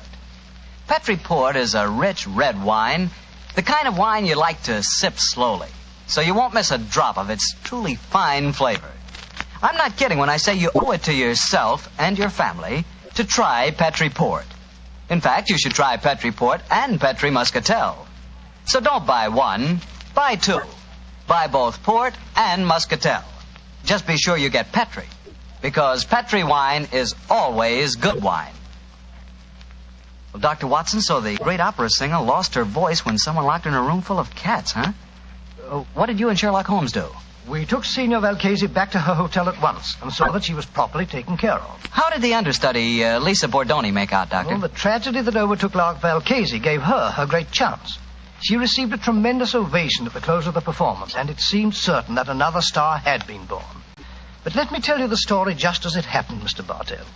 A little later that night, Holmes and I were once again standing on the balcony of our hotel, watching a crowd of people that had assembled in the courtyard. You see that crowd, Watson? Yes, I suppose they've come here to acclaim the new star. No, my dear fellow. That crowd isn't planning a celebration. Look at them and listen to their angry murmuring. I'm afraid there's going to be trouble. I don't like the look of it. Hello. Here comes Lisa Bordoni's brother, Wally. What's wrong, sir? Mr. Holmes. Mr. Holmes, you've got to do something. What's happened? Well, somehow the story about the cats in La Valchese's dressing room has spread. The crowd outside are saying that my sister, Lisa, planned the whole thing so that she could sing Valchese's part in the opera tonight. Where's your sister now? In a room at the hotel here. I managed to get her away from the crowd, and I locked her in. But that mob, I'm frightened for. Here comes the official representative of law and order, Inspector Bellini. Wally, where is Lisa? I was just telling Mr. Holmes that I'd locked her in a room. Well, that crowd's in a dangerous mood, Bellini. What precautions are you taking? I have thrown a cordon of police around the hotel. The mob is getting out of our hand, and Lisa must be protected. As a matter of fact, the situation is even worse than the crowd knows. I have just been told that La Valchese's twin sister Bella died in the hospital tonight. That adds a murder charge. If the crowd knew about that, I tremble to think what might happen. Did you say that La Valchese's sister was a twin, Inspector? Si, Senor Holmes. She was her exact double in everything but voice. Indeed, how very illuminating. If you don't mind, I should like to have a few words in private with my friend, Dr. Watson. Excuse us for a moment, please. What do you make of it, Holmes? What do you, old chap? Well, the American girl seemed very charming and all that, but she might have done it. It had to be either her brother, or the inspector himself. They all had a motive for wanting La Valchese to lose her voice. But I must say I can't understand the motive behind the murder of her twin sister. I think I can give you the answer to that question in a very few minutes. But meanwhile, the mob gets uglier and uglier. The only way to avert violence, Watson, is to give them quick proof and a certainty of conviction. I must go back to Bellini and the young American. I want to keep an eye on them. Meanwhile, I want you to slip out and get me a cat. Cat? What on earth for? You'll find out soon enough. But Holmes, what kind of a cat? Oh, any kind, but hurry.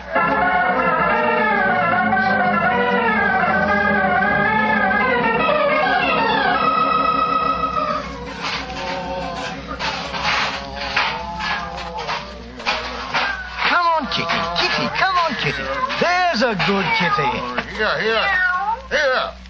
What you do in a hotel kitchen, senor? Oh, you want to play with my cat? Oh, is he your cat? Charming little fellow. I'd like to borrow him for a little while. Why you want to borrow my cat? Oh, I thought I'd take him up to my hotel room and have a little game with him. I've got some old socks he can play with. Deal. The English, they are a crazy race. My cat does not like to play with the old socks. Look here. Here's 50 lira for you. Wait. Oh, no. I tell you, my cat does not like to play with old socks. My cat will stay here, and you can keep your money. I'll give you 100 lira. So that you may stuff my cat full of old socks? No. Give me back my cat. Oh, the place is with you. You'll get it back later. Stop him. The crazy Englishman is stealing my cat. Stop.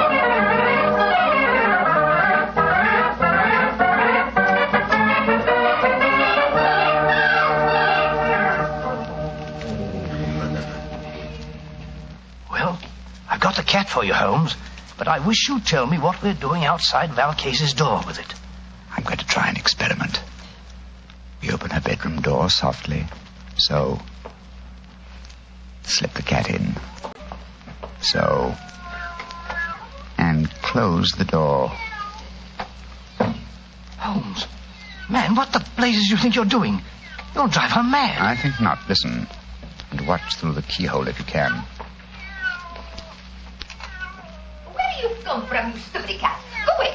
Holmes, her voice. It's come back. Yes, I thought it might. I can see her through the keyhole. She's picking the cat up by the scruff of its neck. She's walking toward the balcony. Yes, and towards the crowd down below. An excellent opportunity for a public confession. Come on. Stella? What do you want? I charge you with the murder of your sister, the great singer, Valcase.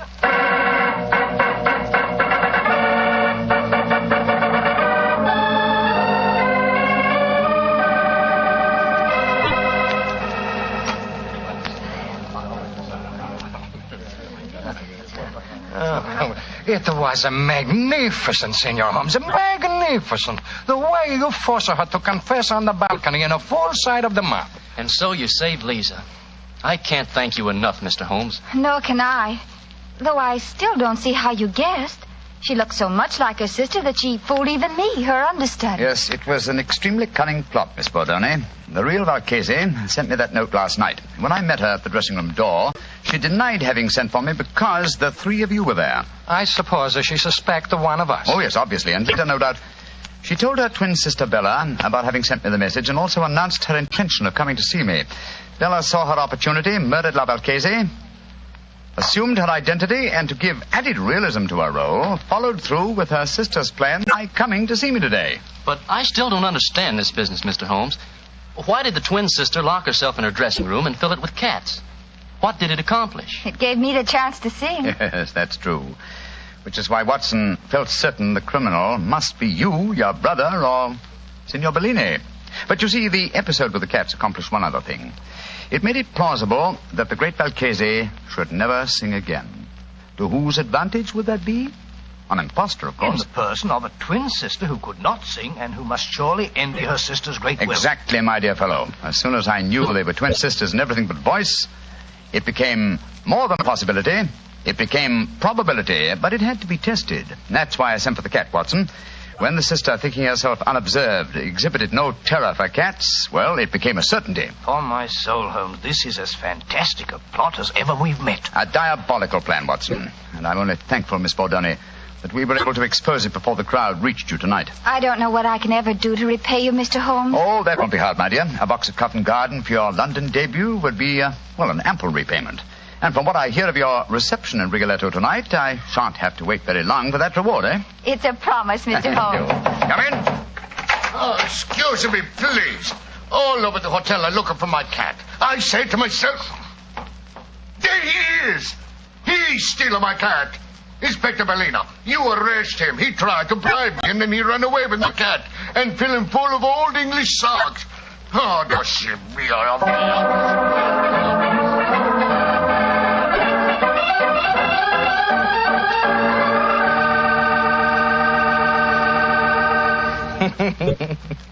Doctor, I'd sure like to have a picture of you running away with that fellow's cat under your arm. You, a cat stealer. It's not a bit funny, Mr. Bartell. Believe me, it was most embarrassing. I know. But it was all for a good cause, and I think you were splendid about the whole thing. Incidentally, how'd you happen to look for a cat in the hotel kitchen? Oh, there's usually one round the back door of the kitchen. Haven't you ever wandered, backstage in a hotel? Fascinating. Oh, of course I have, but I've never been in a hotel kitchen. Then where were you? In the wine cellar. I should have known. Yes, Doctor, I like to look at bottles of Petri wine because when I see a Petri wine, I know I'm looking at a good wine. And Petri wine is good because of the Petri family. The Petri family first started making fine wine before the beginning of this century, generations ago. Since then, winemaking has been their heritage, handed on down from father to son. So you can take it for granted that the Petri family really knows how to turn luscious, sun-ripened grapes into clear, fragrant, delicious wine. And you can take it for granted, too, that the name Petri on a bottle of wine is more than a trademark. It's a personal assurance of the Petri family that every drop of wine in that bottle is good wine. You just can't go wrong with Petri wine because Petri took time to bring you good wine. Well, Dr. Watson, what story are you planning to tell us next week? Next week, Mr. Bartell, I'm going to tell you a strange adventure that Holmes and I had many, many years ago. It concerns a young girl, the mutilation of her doll, and the tragedy that overtook a certain wise woman from the mountains.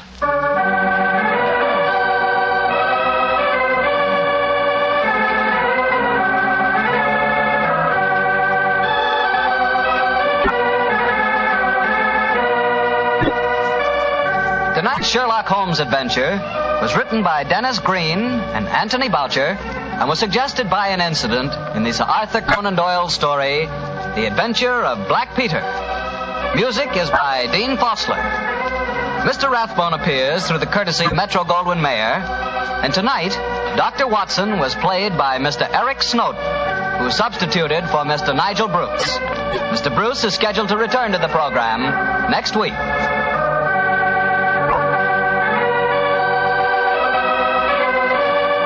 Wine Company of San Francisco, California, invites you to tune in again next week, same time, same station.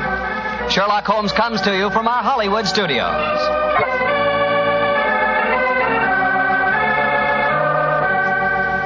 This is Harry Bartell saying goodnight for the Petri family.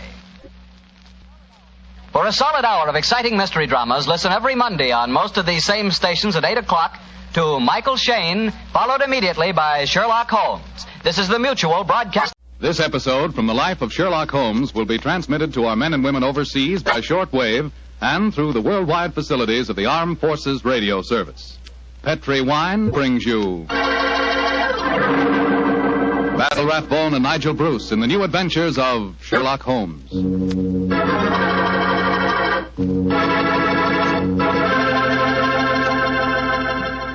The Petri family, the family that took time to bring you good wine, invites you to listen to Dr. Watson tell us about an exciting adventure he shared with his old friend, that master detective Sherlock Holmes. And say, while you're getting comfortable, I'd like to tell you about an old American custom. The custom of serving a glass of sherry wine before dinner.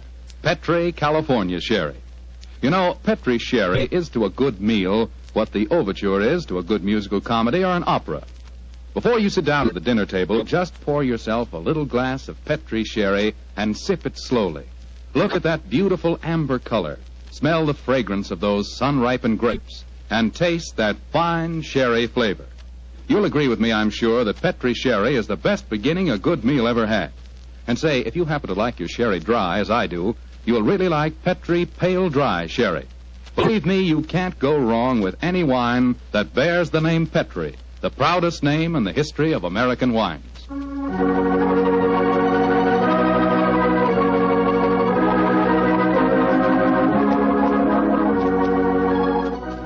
And now let's drop in on the good Dr. Watson, who's waiting for us in his California ranch house. Good evening, Doctor. Good evening, Mr. Foreman. Come in and make yourself at home. Thank you, Doctor.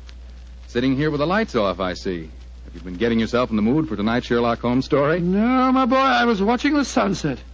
It's quite a beautiful tonight. Aye, Doctor, the sun set over an hour ago. Yes, I know that, young fellow, my lad. I know that. But at my age, a fellow's entitled to take a little snooze after dinner, isn't he? Of course he is, Doctor. And now that we've settled that, how about tonight's story? Well, a very beautiful girl figured prominently in this adventure, Mr. Foreman.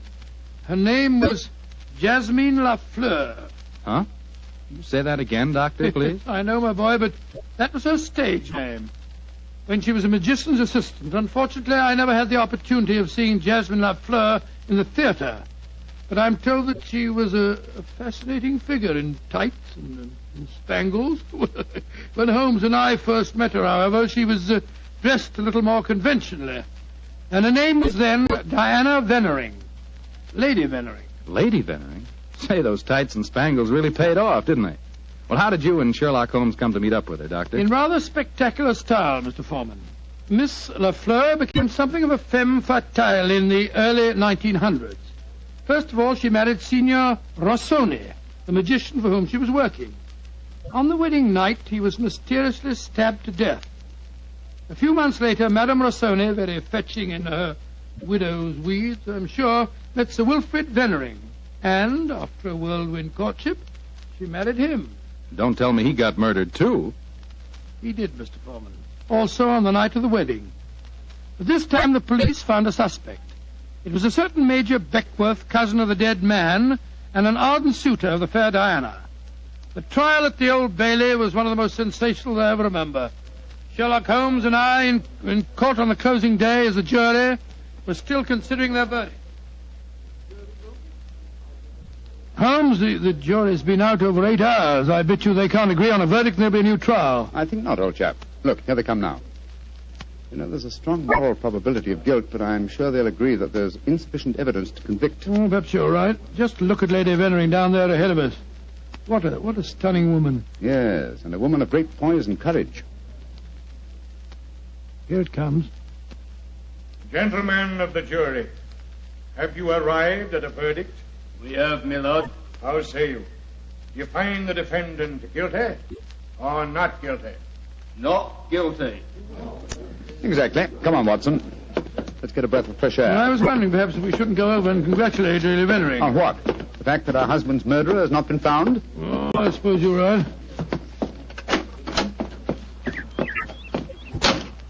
You ever read the Book of Tobit, Watson? Tobit? I don't think so. When was it published? Well, a little before our time, old chap. It's an Old Testament story. Whatever made you think of it at this moment? Well, it's so remarkably apposite with the case of Lady Vennering. It deals with a highly peculiar series of murders, 7 of them, if I remember correctly. Who was the murderer? A jealous demon by the name of Asmodeus, who strangled husbands on their wedding nights. Well, judging by the verdict just now, Major Beckworth isn't the Asmodeus, or whatever you call him in this case.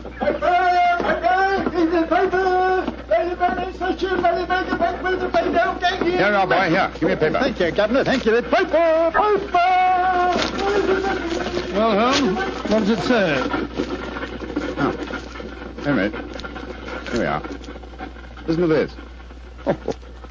Lady Vennering, widow of the murdered man, says that she will marry the suspect. Lady Vennering told newspaper reporters this afternoon that if Major Beckworth is acquitted, she will marry him before the year is out. Oh, upon my soul, Holmes, there's a positive sparkle in your eyes. You read about her. I must admit the lady fascinates me, old chap. I hope before she becomes involved in any further tragedies that we may have the opportunity of meeting her. And something tells me that we will.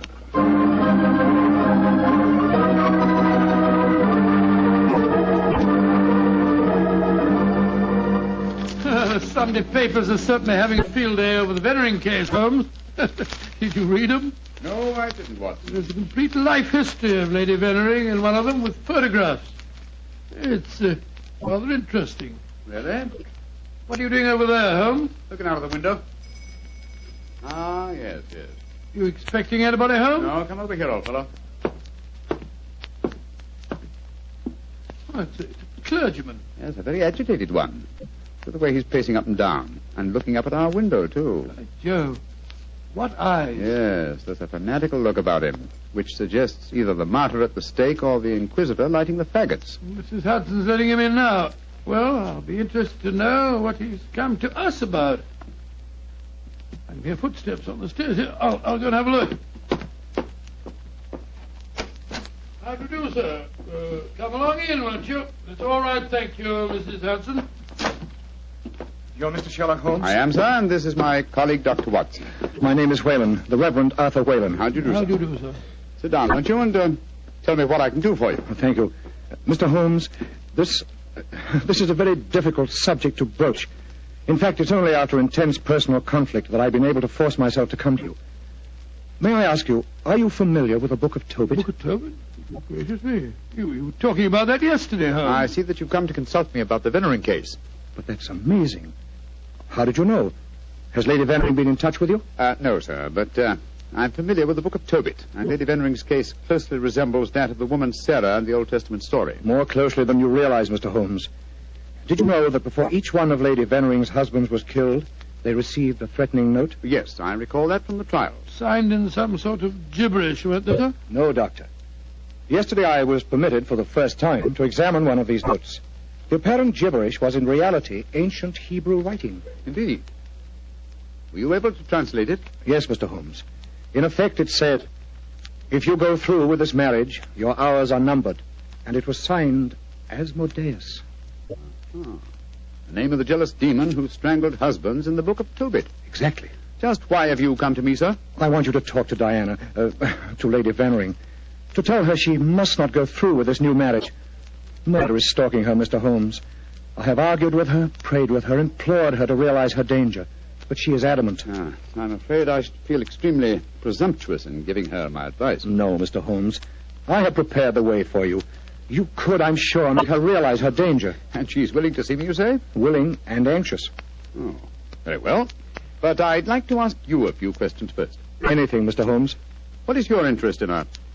She's a member of my flock. She needs my guidance. Nothing further? No, Mr. Holmes. By the way, I believe that you performed the marriage ceremony at both of her previous weddings. Yes. Are you proposing to officiate at the ceremony if she marries Major Beckwith? Well, I don't know. I'm hoping that marriage will never take place. And so I want you to help me, Mr. Holmes. Where does the lady live? 47, Berkeley Square. Very well. Dr. Watson and I will call on her this afternoon. Delighted to, delighted. I doubt if I can be there myself. In fact, Diana might speak more freely if I'm not. But here's my card. Oh, thank you. You'll know where to get in touch with me if you want to. Very well, sir. Good day to you, gentlemen. And I'm greatly in your debt. Well, good day, sir, good day. Strange business, Holmes. I can't believe that Mr. Whalen's motives are entirely impersonal. Nor can I, old chap. What are you laughing about? I was thinking of the Book of Tobit, Watson. In that, the role of protector, the role I have just been asked to take, was played by the Archangel Raphael. I can't help feeling, Watson, that I'm making distinct strides in my profession.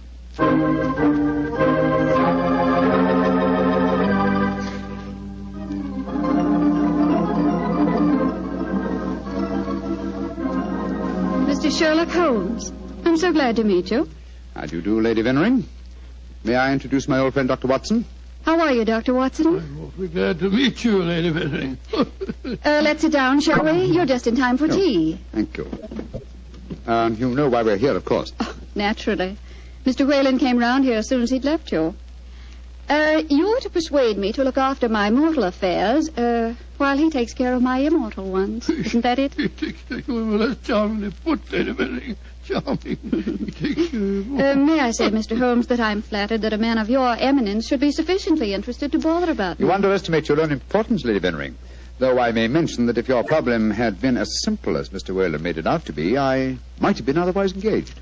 You're being very frank and a little mysterious. Are you suggesting that Mr. Whalen didn't tell you everything? I am. And I hope you will be more candid with me. Sherlock Holmes, I like you. You're most refreshing. Milk and sugar in your tea? Just milk, thank you. Here you are. How about you, Dr. Watson? Oh, just the same way, please. Hey, thank you, my dear. And now, Mr. Holmes, perhaps you'll tell me why you think that you haven't been told everything. Before I answer that, Lady Vennering, I wonder if I might ask you some questions. But of course. Anything. When your first husband, Signor Rossoni, was killed, did the police find any suspects? Yes, one. Ferdinand Gautier, a young man who had been an assistant in our Magician's Act. A stupid, good-looking boy who thought he was in love with me. But of course Inspector Lestrade had to release him. There was no evidence. Inspector Lestrade? Well, you can bet that if he arrested him, the boy was innocent. A warning note was found among your husband's effects, wasn't it? Yes, and it was signed in Hebrew with the name Asmodeus. But perhaps you're not familiar with the Book of Tobit. Oh, yes, sir, I am. I'm familiar with it, Lady Vennering. How did you know then that the Hebrew letters signified that name? Mr. Whalen translated them for me. Oh, I see. And also read me the Book of Tobit. He's always been particularly fond of that book. Perhaps because it illustrates his own ideas on the dangers of marriage. But Holmes told us that he hadn't seen one of the warning notes until yesterday. Precisely. Lady Vennering, I read in the papers that you intend to marry Major Beckwith, the man who has just been tried for your late husband's murder. Yes, Mr. Holmes. When are you going to marry him, may I ask? When it pleases me. Doesn't it occur to you that a great deal of comment will be caused? Also that Major Beckwith's life is in obvious danger? Of course it occurs to me, my dear man. But because of two tragic marriages, am I to spend the rest of my life alone? As Mr. Whalen would have me do? I'm young, alive. Peter, what are you doing here? I just arrived back in England today, Diana. What's this I read about you marrying Beckwith? Peter, I have guests. Mr. Sherlock Holmes and Dr. Watson.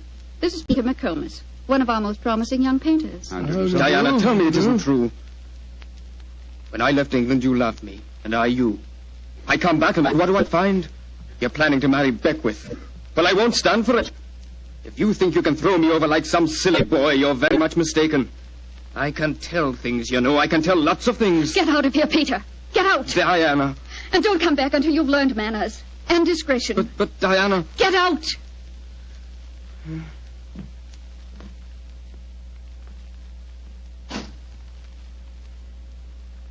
I'm sorry, gentlemen. Were there any more questions you wanted to ask me, Mr. Holmes? One, Lady Vennering. Where is your fiancé, Major Beckwith? He's upstairs. I'm letting him stay here until the scandal of the trial has died down. I must see him at once. At once? Why, Holmes? He's in no danger until the marriage takes place? The marriage has taken place, Watson, unless I'm very much mistaken. What makes you think so, Mr. Holmes? You're much too discreet and intelligent, Lady Vennering, to let him stay here in your house unless you were already married. We were married this morning. But we planned to keep the fact a secret for a few months until the scandal had died down. May I talk to him, please? Of course. I'll ring for the butler and ask him to come down. May I ask, madam, who married you? The Reverend Arthur Whalen, of course. Oh, and all the time he talked to us today, he knew perfectly well that this marriage had taken place. He must have just come from it. I don't trust that man, Holmes. Oh, there you are, Hudson. I just rang for you.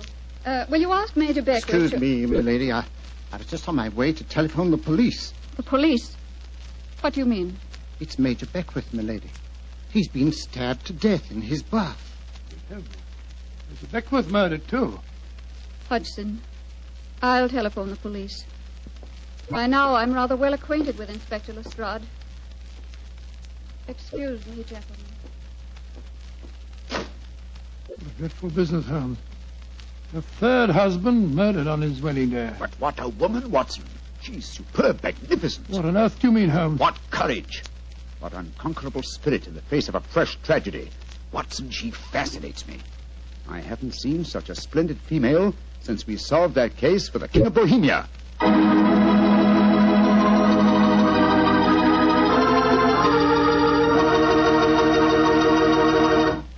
Dr. Watson's story will continue in just a few seconds. Time enough to remind you that the easiest way to make good food taste better is to serve that good food with a swell Petri wine. And there are two Petri wines in particular just made to go with food.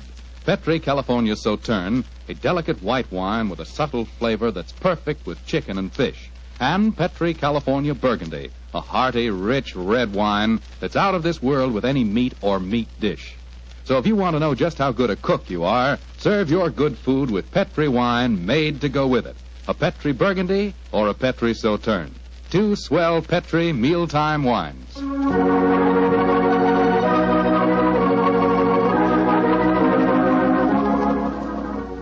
And now back to tonight's new Sherlock Holmes adventure. The famous detective and his old friend Dr. Watson have become involved in the affairs of thrice-married Diana, one-time magician's assistant. Each of her husbands has been mysteriously murdered on his wedding day, the latest murder occurring on the same day that Sherlock Holmes and Dr. Watson are brought into the case.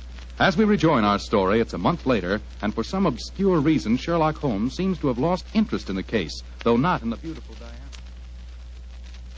Mr. Holmes.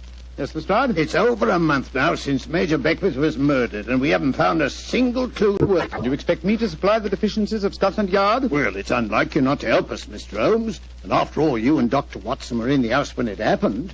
If you ask me, the murderer's either McComas, that Irish painter, or the clergyman Whalen. What do you think, sir? As far as I'm concerned, the case is closed, Lestrade, and I wish you'd stop bothering me. What do you think I am? Nothing but a detecting machine? Mr. Holmes, whatever's come over you? Holmes, you're not going out again this evening, are you? I'm afraid so, old chap. Well, this will be the fourth night in a row. I was hoping that we might have a nice, quiet evening in front of the fire. Oh, I'm sorry, Watson, but I promised to take Diana to the horse show at Olympia. I should be home by midnight.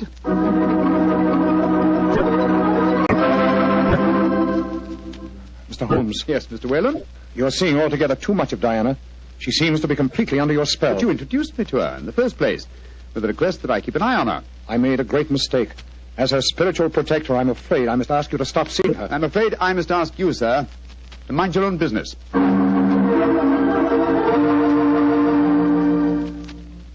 I say, Holmes, have you seen in the paper that violinist, this Iway, is playing at the Albert Hall tonight? No, I haven't looked at the paper today. Oh, I thought perhaps that we might go along and see I'm together. afraid I can't, old chap. No, I'm taking Diana to the French Maid at Delius Theatre. I hear it's a charming musical comedy.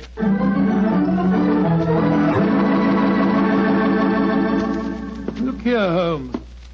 We've been friends for a good many years now. Very true, old fellow. And I think I'm entitled to speak to you straight from the shoulder. Of course you are, Watson. Very well, then. This Diana Beckwith. Oh.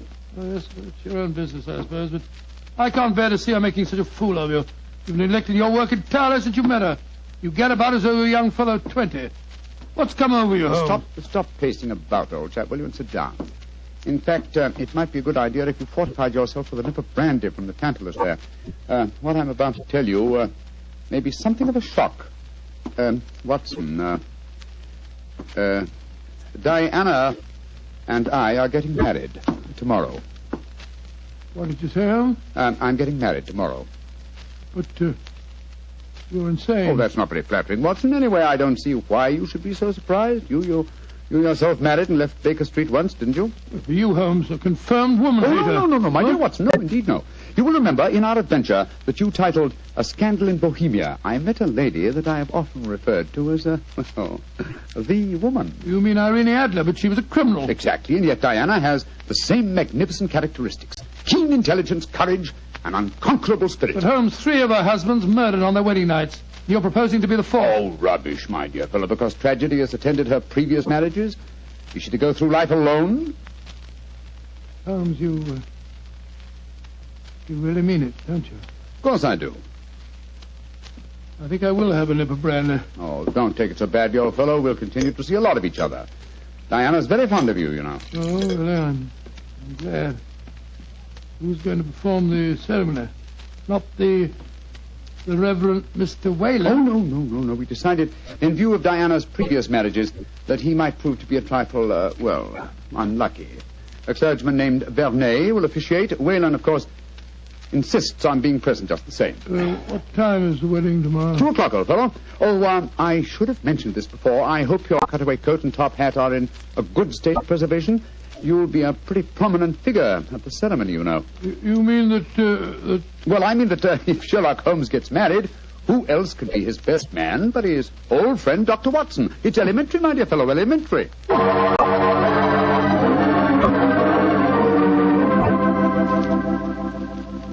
I now pronounce you man and wife. And those whom God hath joined together, let no man put asunder.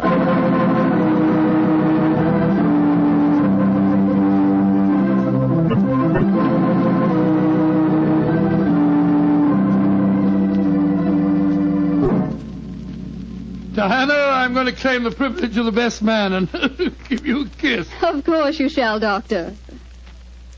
Joe Holmes, you're a devilish lucky fellow. Of course I am, old chap. Sherlock, I'm going upstairs to change my dress now. Very well, Diana. I'll be up shortly. I'll see you later, Dr. Watson. Very well, Mrs. Holmes. Holmes, I never thought I'd live to say that. Watson, old fellow, I'm worried. Worried today? Oh, my dear fellow, what's the matter? Well, just before the ceremony, I received one of those warning notes signed by Asmodeus. Oh, you better be careful, Holmes. I think I'll slip out and have a pipe or two on the matter. Yes. Look after my guests for me, will you? And keep your eyes open. And your ears. Yes, I will indeed. There you are, Mr. Whalen. Would you care for a glass of champagne or punch or something or other? Thank you, no, Doctor. I'm in no mood for celebration. I'm certain that Diana has made a shocking mistake. Well, really, sir, I don't think... I only came here in a last-minute attempt to dissuade her. Now that I've failed, I shall leave. Good day, sir. Bless your soul. Dr. Watson? Oh, hello, McComas. Where's Mr. Holmes? We'll be back in a few minutes. Would you care for a glass of champagne, sir? Well, thank you. I should like to drink a toast to the pair. I've been in love with Diana for years, you know, but she wouldn't marry me, and... Well, I suppose I might as well make the best of it. I must say your friend Sherlock Holmes seems like a splendid fellow. He is indeed, McComas. In fact, I may say... Excuse me, sir. All right, Holmes, I'm coming. I'm here. What else the matter, Holmes? Follow me, lock the door behind you. Allow me to introduce you to the demon Asmodeus, Watson. Unfortunately, at the moment, she's in a faint. Good Lord. It's Diana. Exactly. Always an impetuous woman, she made the mistake of trying to stab me with that knife. So I bent over to strap up a suitcase. She didn't allow for the wall mirror in which I was watching her. You mean you suspected her all along? Of course I did, old fellow. The problem was to find the proof. I first suspected her when I knew that she had been a magician's assistant. The key to the profession of magic is misdirection, and these murders have been a perfect example of misdirection of motive. How do you mean, Holmes? Well, by creating Asmodeus, thanks to the well-meaning stories of the Reverend Mr. Whalen, from whose theological libraries she must have copied the Hebrew signature, she focused the murders on jealousy, concealing the fact that the one person with a perfect motive was herself, the widow who was to inherit. Oh, why hasn't she been caught before? Because she was clever, devilishly clever. She left no clues except an indirect one that I had once spotted, that the likeliest person to be able to approach a bridegroom unsuspected and stab him is his bride. And now I wish you'd see if you can revive her, old fellow. When the police get here, I should like Mrs. Holmes to be in full possession of all her faculties.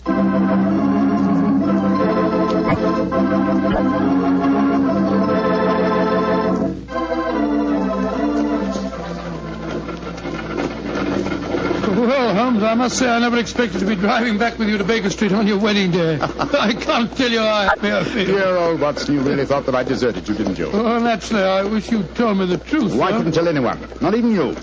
If the faintest shadow of suspicion had entered her mind, I'd never have caught her. Well, it seems to me you paid a pretty high price, Holmes.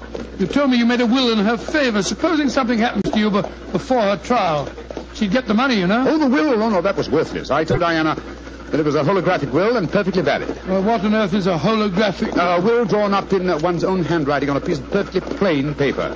Such a document is quite legal, but I drew mine up on a paper with a letterhead. That made it invalid. Oh, I see, but the fact remains that you are married, Holmes. I really fooled you completely, didn't I, Watson?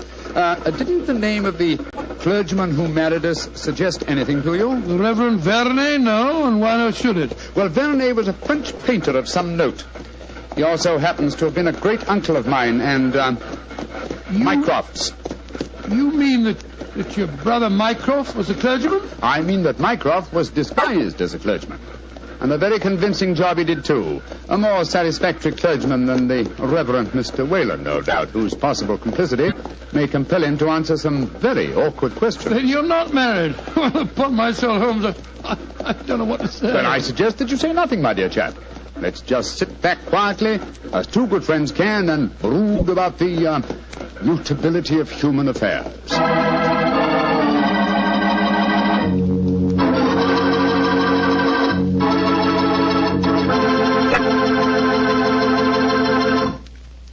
Well, Doctor, tonight's adventure was really a little extraordinary, to say the least. Holmes sure had a narrow escape. Doubly narrow, Mr. Foreman, doubly narrow. He not only escaped the jaws of death, but he also escaped the clutches of matrimony. Actually, the story had a happy ending for everybody but Lady Vennering. Jasmine Lafleur. What about that artist fellow, McComas? How did he take it? Oh, very well indeed. In fact, in gratitude, he even painted Holmes's portrait. Not exactly a good likeness, though. One of those modern artists who paints as impressions of a person rather than a portrait. What do you mean? Well, now, let me see. If he were to paint his impression of you, you'd probably end up by looking like a bottle of Petri wine in a sports jacket. Go ahead, Doctor. You can tease me all you want to, but I'll still rave about Petri wine. And why not? The facts bear me out that Petri wine most certainly is good wine. After all, the Petri family knows all there is to know about the art of turning plump, sun-ripened grapes into fragrant, delicious wine. That's because they've been making wine for generations, ever since they started the Petri business way back in the 1800s.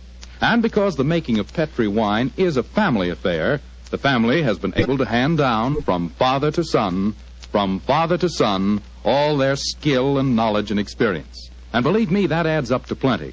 So no matter what type of wine you prefer, one to serve with meals or a wine for any special occasion, choose one of the fine Petri wines. You can't miss, because Petri took time to bring you good wine. And now, Dr. Watson, what story do you have lined up for us next week? Well, now, let me see, Mr. Foreman. I'm going to tell you about a strange adventure that began by my taking a wild cab ride through the moonlit streets of London, and ended with Holmes and me being trapped in a luxuriously furnished cellar below a furniture warehouse down by the waterfront.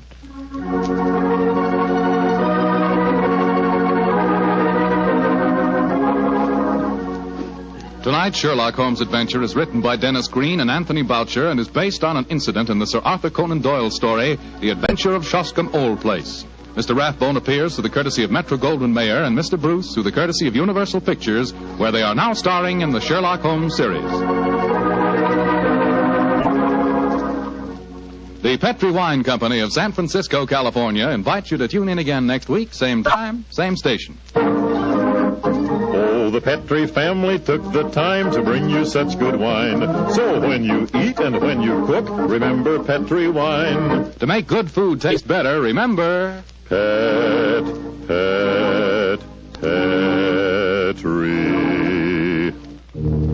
wine. This is Bill Foreman saying goodnight for the Petri family. Sherlock Holmes comes to you from our Hollywood studios. This is the Mutual Broadcasting System.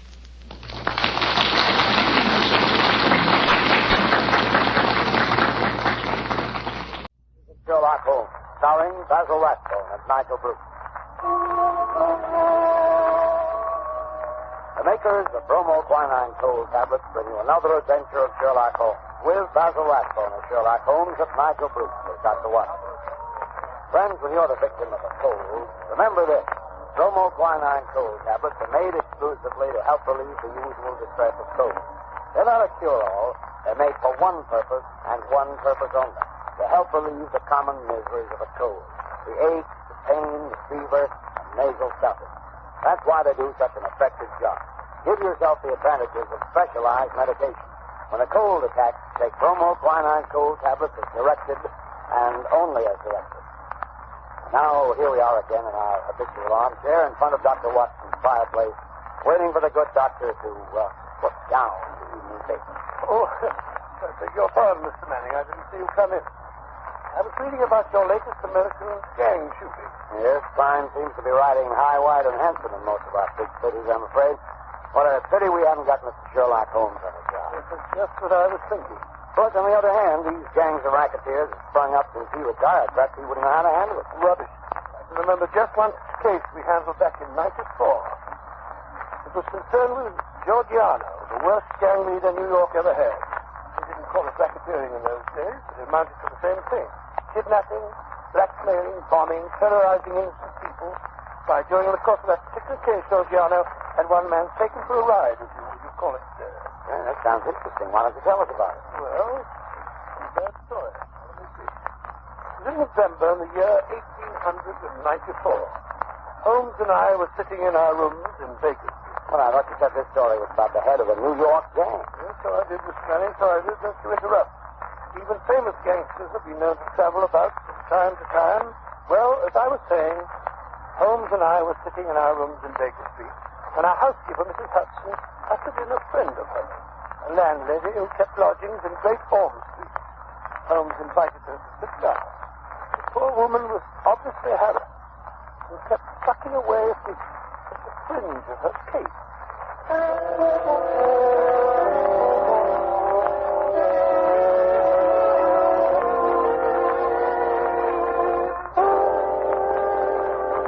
Mrs. Hudson tells me that you've been having some difficulty with the lodger, Mrs. Warren, that's thank my you, name, thank sir. No, Mr. Holmes, you shouldn't call it difficulty I'm having. And there was a lodger that was easier to do for. It's just that I don't see him from one weekend to the other. Oh, come now. That's nothing to be uneasy about. My best to Mrs. Warren, if I were your lodger, there would be many occasions when you wouldn't see me for weeks at a time. I work a good deal at night, you know, and do my sleeping by day. Oh, well, no doubt, Mr. Holmes. This is different. He never goes out, not even at night. I've waited up to find out. I never see his face, not even when he pays his bills. Not a sign of him ever seen for the last 3 weeks. And how do you know he's still there? Not he trying to get away from something? Oh, it frightens me, Mr. Holmes. I can't sleep for fright. When did this lodger first come to you? 3 weeks back it was. He asked me to turn to my place, 50 shillings a week. You see, there's a fine sitting room and bedroom all complete like at the top of the house. Yes, indeed. Go on. Well, Mr. Holmes, he said to me, I'll pay £5 a week if I can have it on my own terms. He took a £10 note out of his pocket then and then and gave it to me 2 weeks in advance. Then he says he's to be left entirely to himself and never for any excuse are we to disturb him. So he took the rooms and hasn't been out since. Oh, yes, he has, sir. What? But I thought you said that he... Just what it was, sir, that first night. He went out and returned very late. He was all in bed, but I heard him walking up the stairs. And his door shut and locked. Always keeps it locked. And I ain't seen him since. But his meals. How does he get his meals? Well, when he rings, I take a tray up and leave it on a chair outside his door. Then when he rings again, up I goes and takes the tray away empty. If he's wanting anything else, he writes it on a slip of paper and puts it on the tray. I see. Have you brought any of those slips of paper with you? Yes, Mr. Holmes. There's just been 3. Good. Here they are. Uh-huh. When today? Most interesting. Written with a broad, pointed, violet-tipped pencil and printed. Well, what do they say, Holmes? The messages are quite laconic, my dear Watson. Soap, Daily Gazette, and match. They open up a very pleasing field of intelligent speculation. Suggestive, Watson, very suggestive. The gentleman... Anything very unusual about those papers? No. That's printed. The gentleman doesn't wish Mrs. Warren to obtain a sample of his handwriting. And here, look. On this slip, after the soap, a corner has been torn away. There is evidently some mark, perhaps a thumbprint. It might give a clue to the man's identity. Furthermore, the person is undoubtedly a foreigner. Oh, and how do you deduce that? When he writes match, not matches. You must look the word up in the dictionary, which gave only the singular, of course. Now, Mrs. Warren, what's your lodger look like when he came to take the rooms? Youngish he was, Mr. Holmes. Not over 30. Middle-sized, dark, and he had a beard. Spoke English? Yes, sir, he spoke English well enough, but with an accent to the foreign. What did I tell you, Watson? What did I tell you? Did he give his name? No, sir. He had any letters or callers? No, sir. Where did he retire when you or the girl go in to do his in the morning? We don't go in, sir. He does for himself. Oh, I see, yes. Interesting. And you say nothing has come out of that room? Absolutely nothing? Just 2 burnt matches and a cigarette end. They was on the tray this morning. You brought them with you? Oh, that I did, sir. Mrs. Hudson told me how you said nothing was too small to take notice of. Mrs. Hudson was right. Sir, here you be. These matches were used to light cigarettes. Steady. How can you tell what the matches were used for? Quite obvious, my dear. Wasn't quite obvious. The shortness of the burnt end. At least half a match is consumed in lighting a pipe or a cigar. Hello. Well. This cigarette is certainly remarkable. Yes, Mrs. Warren. The gentleman who is now living in your rooms is not the gentleman who engaged them. No, Holmes, you can't tell us that. You can deduce that from the cigarette itself. Elementary, my dear Watson, elementary. Notice the size of the thing. I believe you said the first gentleman had a beard, Mrs. Warren. Yes, sir. A black beard it was, and a flowing moustache. Yes. Now, take the cigarette. Only a clean-shaven man could have smoked down this far. Why, Watson, even that bristle you call a moustache would have been singed. That's not very funny. Perhaps he used a holder. Impossible, my dear fellow. Notice the way that it's matted at the end. No, it's a different person entirely. How could he have got in? Well, he went out the first night, Mrs. Warren tells us. But did the same man return? I think not. I think it was the second chap who came back. The one for whom the first man took the room. Perhaps they both returned. Possibly that there are two men in those rooms. Excellent, my dear Watson. Excellent. You're coming along. Now, tell me, Mrs. Warren, how much does the fellow eat? Would it be enough for two? Oh, no, sir. He eats so little I often wonder if he can keep life and warm. Well, that settles that. Oh? Now, Mrs. Warren, there seems to be nothing more to be done for the moment. I hardly think the situation is dangerous, at least not for the present.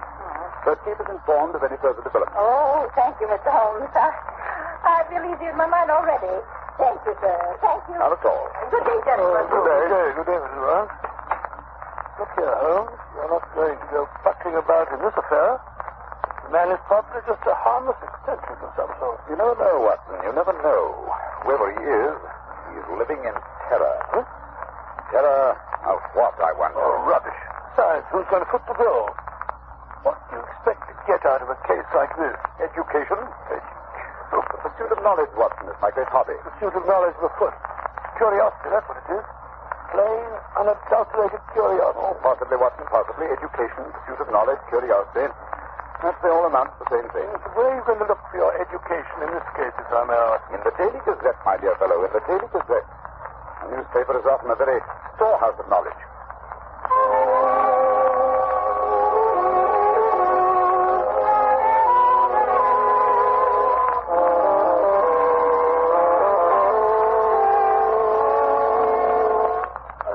Every time I look at you, you have your nose buried in a copy of the Daily Gazette. Why the fondness for that yellow rag? Yeah. The Daily Gazette is the paper Mrs. Warren's mysterious lodger asked for, remember? Well, what of it? What can you discover from a common newspaper? The answer is nothing. Nothing at all. Here it is 4 days since we heard of that mysterious gentleman, Mrs. Warren. What have you unearthed? Nothing. Absolutely nothing. You're wrong as usual, my dear Watson. We interrupt this program to bring you a special bulletin from the NBC newsroom in New York. President Roosevelt will address the joint session of Congress at noon tomorrow. We return you now to the Adventures of Sherlock Holmes. My chief enemies to the hiding place of the mysterious lodger. How would you go about keeping in touch with him? Just learn now. Through the papers, my dear fellow, through the agony columns. And since Mrs. Warren's lodger received only one paper, the notices must appear in that. See now, but how can you tell which notice is the one we're after? By elimination, Watson. By elimination. Take this paper, for instance. The edition which appeared 2 days after the lodger took up his residence with Mrs. Warren. The agony column, huh? Let's have a look. Dear me. What a collection of groans, cries, and utter nonsense. Oh, perhaps, my dear Watson, perhaps. But nevertheless, an invaluable hunting ground for the searchers after education. Well, go on. The first one reads, surely Jimmy will not break his mother's heart. That's very certain. Listen to this.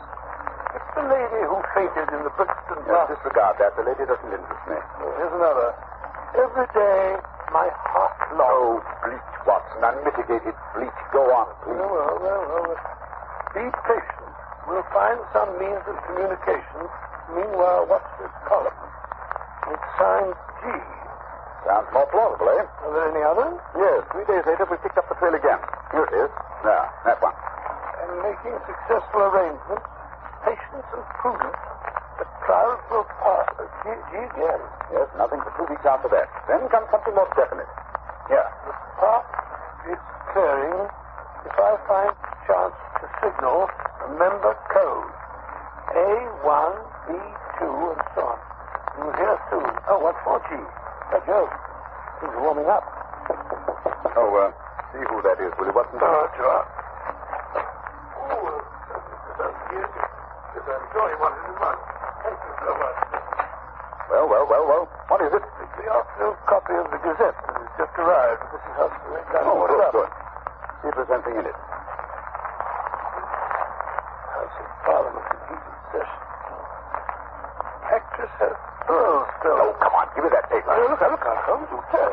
Snatching a paper out of a fellow's hands like that. Nice manners, I must say. Here we are, Watson, here we are. I read house with white stone facing, third floor, second window left after dusk. G. Ha. That's definite enough, Watson. That's definite enough.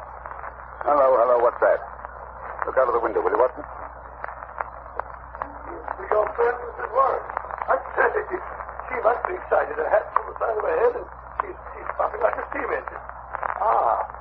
There's Mrs. Hudson. Just let her in. Yeah, something's happened. We weren't there. Confound it, Watson. I hope nothing did it. Come in. Mrs. Warren, what's up? Oh, Mr. Holmes, sir, I come as fast as I could. Well, here, take a chair and get your breath. Oh. No, wait a minute. Sit down. Oh. That's better. Now then, what's happened? It's a police matter, that's what it is. I'll have no more of it, and I won't. I'll pack in my bag and baggage. I'm at the end of my patience, I am. When it comes to knocking my old man about... Mr. Watson, well, tighten him up anyway. Who did that? Well, that's what we want to know. It was around 11 this morning. There was a fog, you remember? Well, I sent Mr. Warren around to get me some money in for the stew we were to have for lunch. Well, he says he got no more than 10 paces down the road when two men come up behind him, threw a coat over his head, and bundled him into a cab that was standing beside the curb. 12 o'clock, 1 o'clock, and he don't come back. And there am I and me stew left waiting for the onions. Well, at 2 o'clock, it come up a stew anyhow. And you know what a stew is like without onions. Yes, it's like tea without... Yes, milk. I like mine. Well, tea without milk is about that. That's one of the most... Go on, Mrs. Warren, go on. Never mind. Yes, well, at 3 o'clock, my old man comes home, all black and blue, and his coat tore. At first, I think he's been in some pub. He's got a weakness for a drunk now and then. Yes.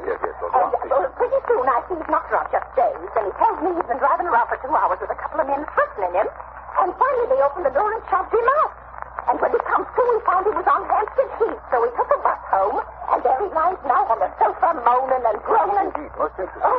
Did he notice the appearance of the men? Did he hear them talk? No, Mr. Holmes. He's clean dazed. He just knows he was lifted up as if by magic and then dropped again. As if by magic? Yes, sir, that's right. And you connect this attack with your lodger? Well, sir, we've been living there 15 years now, and those such happenings ever came before. I've had enough of it. Money's not everything. I'll have him out of the house before the day is Now, done. wait a minute, Mrs. Warren. Wait a minute. Don't do anything rash. Matters becoming more and more interesting. It's clear that these men mistook your husband for your lodger, and the heavy fog this morning, and when they discovered their mistake, they released him. They threw him out, they did. On his ear. Yes, well, wait a minute. The important thing is that your lodger's enemies have found him. They're on his track. They'll be back. I suggest you return to your home at once before anything serious has a chance to happen.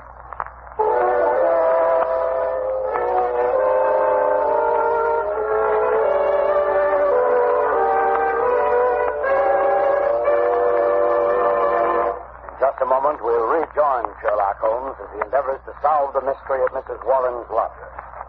Ladies and gentlemen, in every American city, town, or village, you'll find a group of people who are worthy of the highest praise. The American druggists, men and women who are always on the job to serve our needs day and night. This evening, we have a very welcome guest, a druggist from the city of the famous Mardi Gras, colorful New Orleans, Mr. Wally Schweikart of the Schaefer and Schweikart Pharmacy at Carrollton and Jeanette. Now, here's what happened the other day when a friend of mine visited the Schaefer and Schweikart Pharmacy. Mr. Schweikart, you certainly have a fine modern drugstore. How long have you been serving this neighborhood? About 25 years. Well, sir, it's a long time. Say, what were those big buildings I just passed on the way out? Why, the famous Tulane and Loyola University. And we're proud to have some of the students among our best customers. And I suppose you have an occasional professor stopping in, too, huh? Yes, we do. College students and professors buy medicines just like anyone else. And that brings up a question I'd like to ask. What do most of your customers buy when they want to relieve the usual symptoms of colds? Bromoquinine cold tablets by a big margin. We recommend them, and both Mr. Schaefer and I have used them to help relieve the common miseries of our own colds.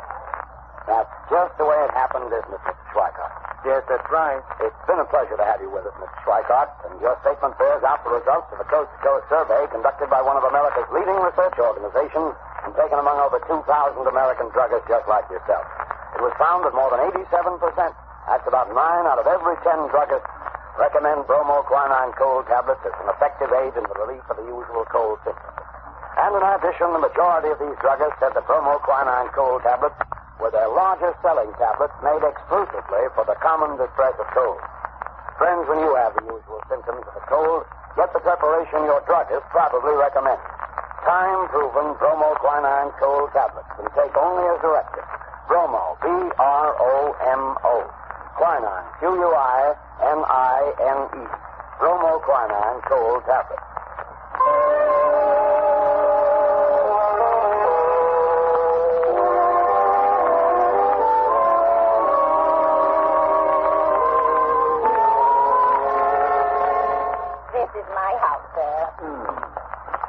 Very tidy indeed. Starched curtains, polished doorknobs. I do my best, Mr. Holmes. Now, where do I put my keys? Those windows on the top floor where the lamp is lit. Those are the lodgers' rooms, I take it? Yes, sir. Oh, here's the key. Slipped inside the linen and bag. Will you come in, gentlemen? Holmes? The door's open. Come on in. I say, why are you staring at that house across the street? You see it, Watson? You see it? Of course I see it. I'm not blind. High red house with white stone facing. Of course. The message. Yes. Watson, that is undoubtedly the signal station. Notice the to let sign in the window? An ideal spot, my dear fellow. An ideal spot. I dare say we're supposed to be gone inside. We're keeping Mrs. Warren waiting. Right, Watson. Practical as usual. Oh, Mrs. Warren, what now? I don't rightly know, sir. Well, suppose we begin by taking a look at this mysterious lodger of yours. Well, how are you going to manage that if he keeps the door locked? When do you take his next tray up to him, Mrs. Warren? Usually I do see around 4:30. 4:30, eh? It's almost that now. Is there any chance, another room with a door opening onto his corridor? No, sir, that is... Oh, wait a minute, sir. There's a cupboard. A big cupboard almost opposite his door. Yes? Excellent. What you and I will secrete ourselves in that cupboard while Mrs. Warren fixes the gentleman's tea tray. Very good, sir. I'll do it right away. It's the top floor, Mr. Holmes. You can't miss it. The cupboard door is the first one to the right, at the head of the stairs. Good, thank you. Come on, Watson. Do you think it's nice flying like this? Watson, you've too many scruples to be a first-class detective. Oh, come on. The stairs, they creak like a rusty one. Now what are you doing? Removing my shoes. You better follow my example. That way you have a much better chance of being undetected. Very well, but I feel like a criminal myself. Oh, not a... I can't get this shoelace undone. Well, for goodness sake, break it. We can't sit here all night. All right. Oh, there you are. Come on now. Quiet. You sound like the charge of the light brigade. I'm not making any more noise than you are. Easy now. Cupboard door.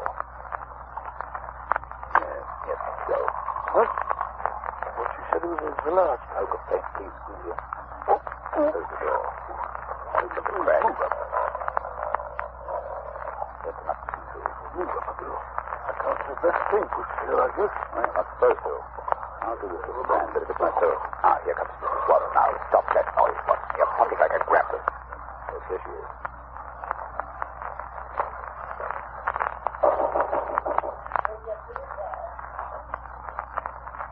Slipped on chair.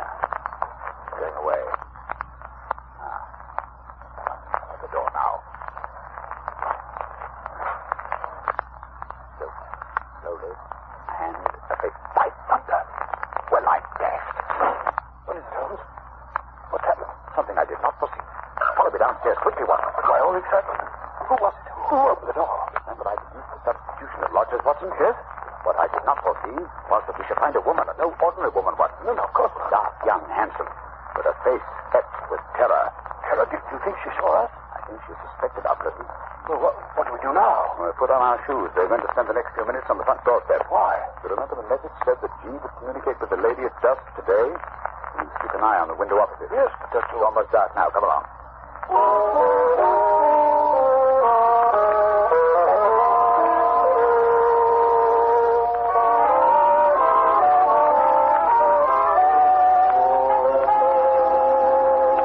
Holmes, we've been here for half an hour. My fingers have practically numb. Perhaps your friend has seen us and been scared off. No, this doorway's too dark. It's more likely that something has happened to prevent his coming. Hold on. There's a light over there now. Yes, I can see a shadow. Look, there he is. Pale face. That's the pair. He's got a candle. Peering across. Once they're sure she's there. Now we see this flash. A single flash. Stay. Take the message, Willie Watson, so we can check up on each other. Oh, I will. T. That is T-A-T-S. Wait a minute. There's down. Another T. That must be the beginning of the second word. Now E. Then comes an N. Long one this time. It's another T. An A. It's not. Well, surely that's not all. At Tenta. At Tenta-night. Why, wake up. I had it. T-A is the initial. That goes again. Why she got a waist like that? I can't keep up with it. Wait a minute. The same message over again. Curious, Watson. Attenta. Must be in cipher, Holmes. Not a very obscure cipher, Watson. It's Italian. Attenta means beware. It must be urgent. Very good, scared me. Still the same message. Attention. Hello. He's broken off. The light's gone out. Someone's broken a window. What's that? Quick, Watson. We must get in there. Something violent is happening.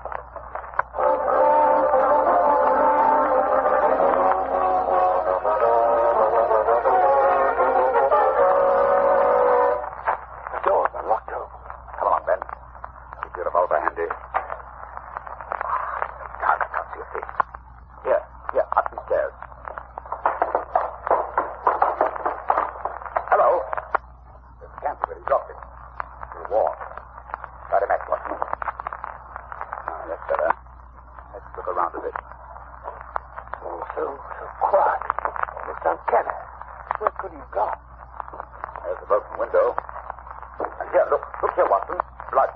A trail of blood on heavy objects has been dragged along the floor. Use this cupboard door. Open it, Watson. Is it open? Oh, very well. Oh, look. On the floor, a man. On his back and covered with blood. Look, there's a knife. A knife sticking straight up. Driven blade deep into the body. A terrific blow. Give me that candle. Let's have a look at him. Yes. There. Look at the red circle drawn on the floor under his head. A halo in blood. Holmes, what are you doing with that candle? Finishing the message. I think it will be helpful. Let's get to the root of this mystery. I must find out how he got there. You knew this man? Then you recognize him? Naturally, Watson. It's Black Georgiano, the head of the most terrible band of criminals in America. Right, Georgiano. Gee, for Georgiano. Then it must be he who sent the message. What's he doing over here in England? That's the question you'll ask the lady from across the street. We should be here in a moment. I signaled her to come. Here she is. Carissimo, I have a come. Ah, fool. What is it? What have you done with me? You must prepare yourself for a nasty shock, madam. My husband, what has happened? What are you hiding from me? Who is that on the floor? I beg of you not... Oh, let me see. Georgiano. Oh, Mary, you have killed him. He is dead. Please don't be so upset, madam. But it is wonderful, marvelous. What? You are a policeman. You have killed him. Oh, I'm so happy. You have killed him. He was dead when we found him. How so? Then it was my Jenna who killed him. My wonderful Jenna. He has done it to protect me. He has painted me magnificent. But where is he? Just now he sent a message for me to come. It was I who sent the final message. Your husband disappeared out of the back window, if I read the signs correctly. But I ran away. Oh, my husband, he did it to protect himself. To save me. No one could blame him. We could not arrest him for that. No. Now that your Jenna is dead, we fear nothing. We are free. Perhaps you'd like to tell us about it. I may be able to arrange matters with Scotland Yard. Well, Jenna is my husband. Gennaro Luca. I am Amelia Luca. Oh, my husband and I, we live in New York. We are happy until my Geno's brother, he meets this Georgiano. He was a devil. A monster. There is no judge in the world who would punish my husband because he killed him. Yes, I understand he had rather an unsavory character. He was a king. He makes the young Italian men join in his society. Gennaro's brother was one of his men. He cannot break away. He must do the most terrible thing. And then one night he say no. He was shot. Shot in the back. In the back? Quite a sportsman, huh? Quiet, Watson. After that, this Georgiano, he say my husband must join his gang. He began to make love to me. He was terrible. I'm so afraid. So you ran away? Yes. One night we go on a boat for England. But we know Georgiano will follow us when he finds out. My Jenna, he hide me where I will be safe. He knows Georgiano will come. And he waits for him outside. Tonight he arrives at last. But my Jenna is ready. He is prepared to kill him. Oh, he is a hero, my Gennaro. I don't know what the British point of view will be, but I imagine that in New York, the his husband will receive a pretty general vote of thanks. Oh, I think we can arrange the British point of view, Watson. Scotland Yard has been on the lookout for this Georgiano since they heard he had landed. Mr. Luca has just taken a little bit of work, that's all. And now, Mrs. Luca, If you'll come with me, I believe we can arrange matters satisfactorily. Gracias, senor, gracias. I'm so happy. Well, it's been an interesting case, Holmes, but I still can't for the life of me see what you expect to get out of it. Education, Watson. A little more education. Always seeking knowledge at the old university.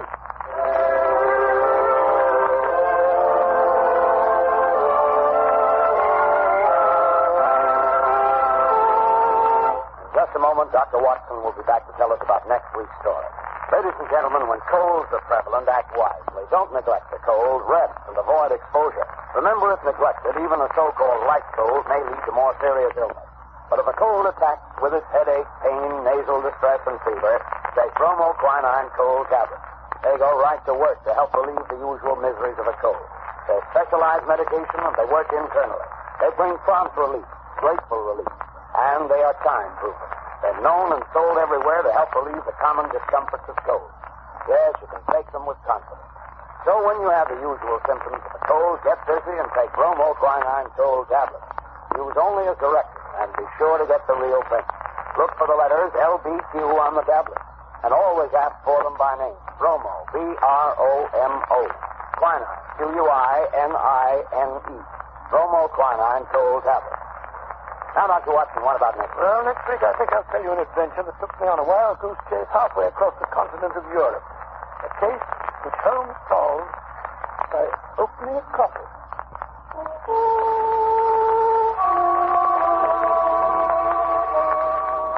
You have been listening to a Sherlock Holmes adventure adapted from Sir Arthur Conan Doyle's story, The Adventure of the Red Circle, with Basil Rathbone as Sherlock Holmes and Nigel Bruce as Dr. Watson. The dramatization was by Edith Miser, musical interludes composed and conducted by Lou Crossmark. This program is presented from Hollywood each week at this time by the makers of bromoquinine cold tablets, prompt relief for cold distress. This is not Manning speaking. Christmas seals are the stamps that help fight tuberculosis. Your contribution to the health and strength of our nation. Buy your Christmas seals today. This is the Red Network of the National Broadcasting Company.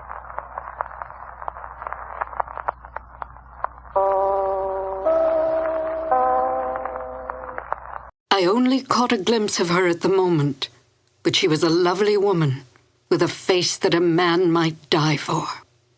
So says Sherlock Holmes in one of the most popular of the Conan Doyle adventures, A Scandal in Bohemia.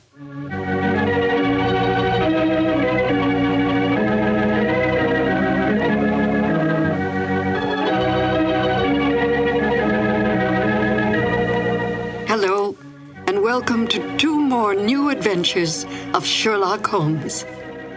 My name is Peggy Weber, and I had, as a young actress, the good fortune to perform with Basil Rathbone and Nigel Bruce on some of their Sherlock Holmes radio broadcasts. To Sherlock Holmes, Irene Adler was the woman. A great deal has been made of this over the years in many a pastiche, and even in some recent feature films, implying that Holmes was in love with Miss Adler. But we must not lose sight of the true nature of Sherlock Holmes. As Dr. Watson writes, Holmes was a man to whom all emotions, particularly that of love, were abhorrent to his cold, precise, but admirably balanced mind. It would not be in Holmes' nature to be in love with such a woman. We must also bear in mind that outward signs of love in the Victorian era were suppressed. Women were considered second-class citizens, creatures who stood behind their men, bred and raised their children, and stood by silently and supportively.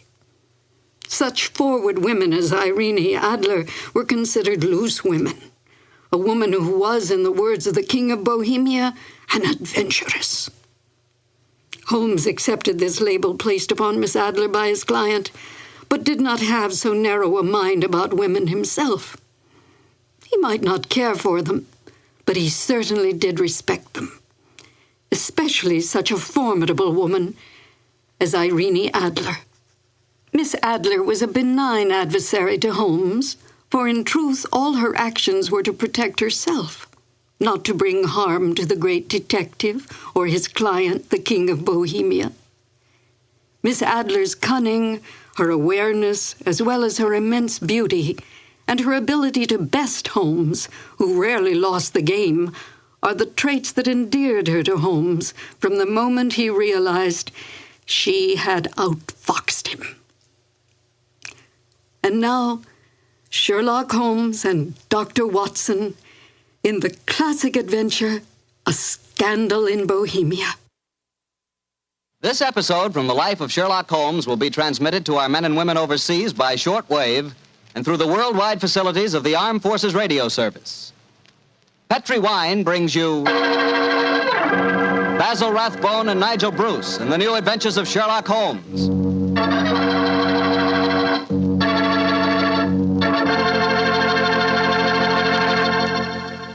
The Petri family, the family that took time to bring you good wine, invites you to listen to Dr. Watson tell us another exciting adventure he shared with his old friend, that master detective, Sherlock Holmes.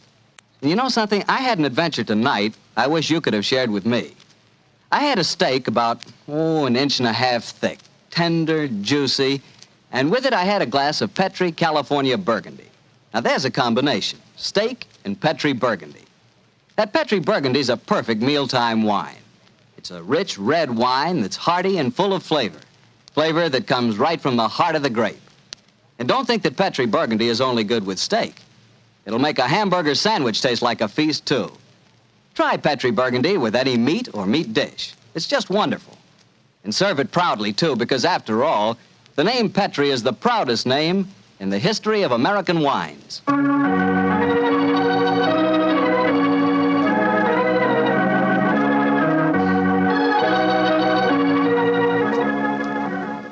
And now I know Dr. Watson's waiting for us, so let's go in and join him. Come in, come in, come in, come in. Good evening, Dr. Watson. Good evening, Mr. Bartell. You're quite muffled up tonight, I see. Overcoat, scarf, and gloves. Slip 'em off and come and join me by the fire. Thanks, Doctor. It's quite a nip in the air tonight. Yes, there is indeed. Well, Doctor, you told us last week that tonight's story centered around the activities of a brilliant and beautiful woman. Yes, my boy. Her name was Irene Adler. But I never knew Holmes refer to her by any other name than the woman. She sounds mighty intriguing. How did you happen to meet up with her? Well, I'll tell you the story from the beginning. One night, it was on the 20th of May in 1888, to be exact, I was returning home from a visit to a patient when my steps led me through Baker Street. Since my marriage, I hadn't seen much of Sherlock Holmes. And you couldn't resist stopping by at 221B, I'm sure, Doctor. Of course I couldn't. As I stood outside the well-remembered door, I looked up at the lighted windows and saw the tall, spare figure of my old friend, pass twice in dark silhouette against the blind. He was pacing the room swiftly, eagerly, with his head sunk on his chest and his hands clasped behind him. To me, who knew every mood of his and habit of his attitude and manner told their own story. He was hot on the scent of some new problem. I rang the bell, and a few moments later, found myself standing before him. You look in splendid shape. Yes, Holmes, I'm feeling very well, thanks. And in practice again, I see. You didn't tell me that you'd gone back into harness. Oh, and how did you know? Elementary, my dear chap. If a gentleman walks into my rooms smelling of iodoform with a black mark of nitrate of silver on his right forefinger and a bulge on the left side of his hat to show where he's secreted his stethoscope, I should be dull indeed if I didn't pronounce him to be an active member of the medical profession. Just the same as ever, Holmes. By the way, I'm not interrupting you. Well, you are, old fellow, but it's a most welcome interruption. You're working on a new case? It looks like it. This letter arrived by the last post today. It's undated and has neither signature nor address. Read it. Let's have a look. There will call upon you tonight at 7:45 a gentleman who desires to consult you upon a matter of the very deepest moment. Your recent services to one of the royal houses of Europe have shown that you are one who may safely be trusted. This account of you we have from all quarters received. Be in your chamber, then, at that hour, and do not take it amiss if your visitor wears a mask. Great Scott, it's all very mysterious. What do you imagine it means? Look carefully at the note, old fellow. What do you deduce from it? Well, now, let me think. Well, the man who wrote it was presumably well-to-do. Such paper couldn't be bought under half a crown a packet. And it's peculiarly strong and stiff. Peculiar. That's the very word. It's not an English paper at all. Hold it up to the light. Don't you notice anything? Yes, There's a large E with a small G and a large G with a small T. That's right. Woven into the text of the paper. What does that suggest you? The name of the maker, no doubt, or perhaps his monogram. Not at all, my dear fellow. The G with the small T stands for Gesellschaft, which is the German for company. And the EG? That stands for Igria. It's a German-speaking country in Bohemia, not far from Carlsbad. Oh, so the paper was made in Bohemia? Undoubtedly, my dear fellow. And the man who wrote the note is a German. How do you know that? Observe the curious construction of the sentence. This account of you we have from all quarters received. A Frenchman or a Russian could not have written that. It's the German who is so discourteous to his words. Oh, there's your client now. I better go home. No, unless you have to.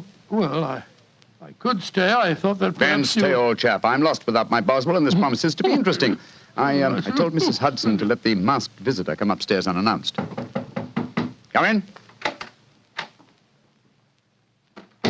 Good evening, sir. You received my note? Yes, indeed, sir. Come in, won't you, and sit down. This is my friend and colleague, Dr. Watson. You may say anything before him that you can say to me. Whom have I the honor to address? You may address me as Count von Kram. How do you do, sir? You must excuse this mask that I wear. The august person who employs me wishes his agent to be unknown to you, and I may confess at once that the title by which I have just called myself is not exactly my own. I'm well aware of that fact, sir. You see, Mr. Holmes, the matter I am about to discuss implicates the great house of Ormstein, hereditary kings of Bohemia. That has not escaped me either, sir. In fact, if you will state your case, I shall be the better able to advise you. Your Majesty. How did you... Yes. Yes, I am the king. Why should I attempt to conceal it? Why, indeed? I shall remove the mask. There. Mr. Holmes, I have traveled incognito from Prague for the express purpose of consulting you. Then pray consult. Briefly, the facts are these. Some 5 years ago, during a visit to Warsaw, I made the acquaintance of the well-known adventuress Irene Adler. Irene Adler? We know of her, Your Majesty. Look her up in the index for me, will you, Watson? It's right beside you on the desk there. I imagined that the name would not be unfamiliar to you. Here we are. Abrahams, Acton Green, Hatchet Murders, Adler. Splendid, old fellow. Hand me the file, will you? Yeah. Thank you. Irene Adler, born in New Jersey in the United States in 1858, contralto. Prima donna Imperial Opera of Warsaw. Retired from the operatic stage, living in London. Quite so. And here's a recent notation. Your Majesty, as I understand, became entangled with this young person, wrote her some compromising letters, and is now desirous of getting those letters back. Precisely so, but how did... Was there a secret marriage? None. No legal papers or certificates? No. Then I fail to follow, Your Majesty. If this young lady should produce her letters for blackmailing purposes, how is she to prove their authenticity? There is the handwriting. Well, that could be a forgery, Your Majesty. But it was private notepaper. Stolen. My own seal. Imitated. My photograph. Bought. What? We were both in the photograph. Oh, dear. That's very bad. Your Majesty has indeed committed an indiscretion. Did you inscribe the photograph, Your Majesty? Yes, Dr. Watson, I'm afraid I did. Gracious me. Mr. Holmes, it must be recovered. Perhaps if you were to pay enough, the photograph might be bought. She refuses to sell. Stolen, then? 5 attempts have been made. Twice burglars in my pay ransacked her house. Once we diverted her luggage when she traveled. Twice she has been waylaid. There has been no result. Oh, dear. It's quite a pretty little problem. It is a deadly serious one to me. Your Majesty, what does Miss Adler intend to do with the photograph? To ruin me. Oh, how? Well, I'm about to be married to the second daughter of the King of Scandinavia. She is the soul of delicacy. A shadow of a doubt as to my conduct would bring the matter to an end. And Irene Adler threatens to send the photograph to your fiancée, I suppose. Yes, and she will do it. Rather than let me marry another woman, there are no lengths to which she would not go. None. Are you sure that she's not already sent it, Your Majesty? I am sure. Now, why, Your Majesty? She said that she would send it on the day my betrothal is publicly announced. That day will be next Monday. Splendid. Then we have still 3 days yet. Your Majesty will, of course, stay in London for the present. Certainly. You will find me at the Langham Hotel, registered as Count von Kram. Just 2 questions before you leave, sir. What are they? Is the photograph large or small? Quite large. And it was in a heavy frame. I see. And what is Miss Irene Adler's London address? Brioni Lodge, Serpentine Avenue, St. John's Wood. Thank you, Your Majesty. Good night, and I trust we shall soon have some good news for you. I am placing all my hopes in you, Mr. Holmes. Good night. Good night, Dr. Watson. Good night, Your Majesty. Fascinating problem, Holmes. I wish I could help you with it. You can, my dear chap. Huh? I shall be glad of your company. Oh, splendid. What's our first move, Holmes? Well, a good night's rest, I think. We'll meet here at 10 o'clock tomorrow morning. And then? Then, my dear fellow, we will see what we can find out about Miss Irene Adler, late of the Warsaw Imperial Opera Company and at present residing at Bryony Lodge, Serpentine Avenue, St. John's Wood.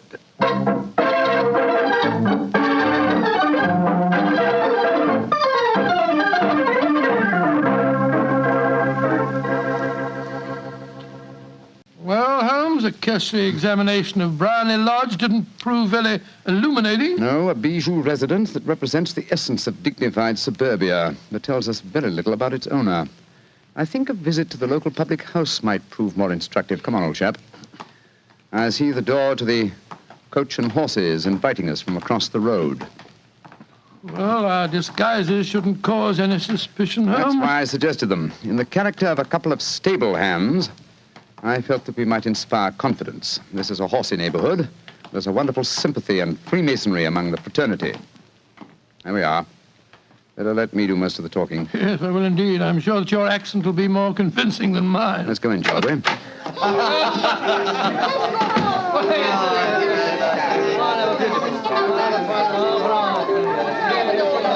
Well, what'll it be, mateys? Half of Oldham Mile, please. How about you, Charlie? All ever say? Yeah. 2 halves of Oldham Mile.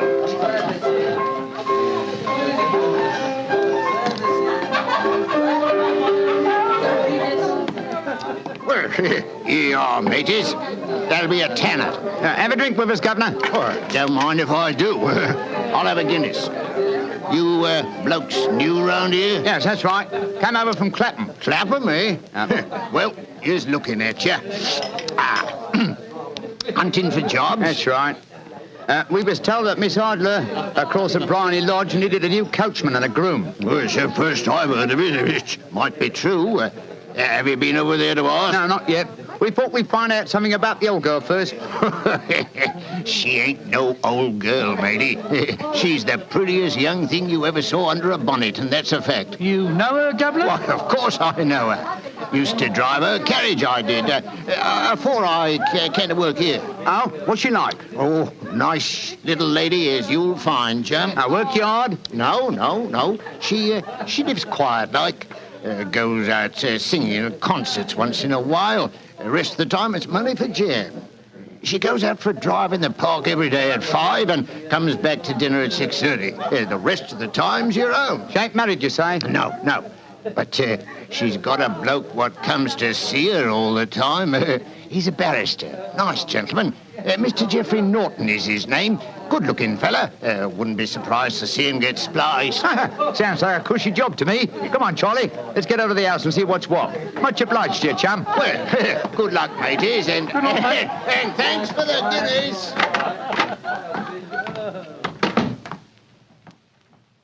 What's our next move, Holmes? Let's stroll back to Bryony Lodge.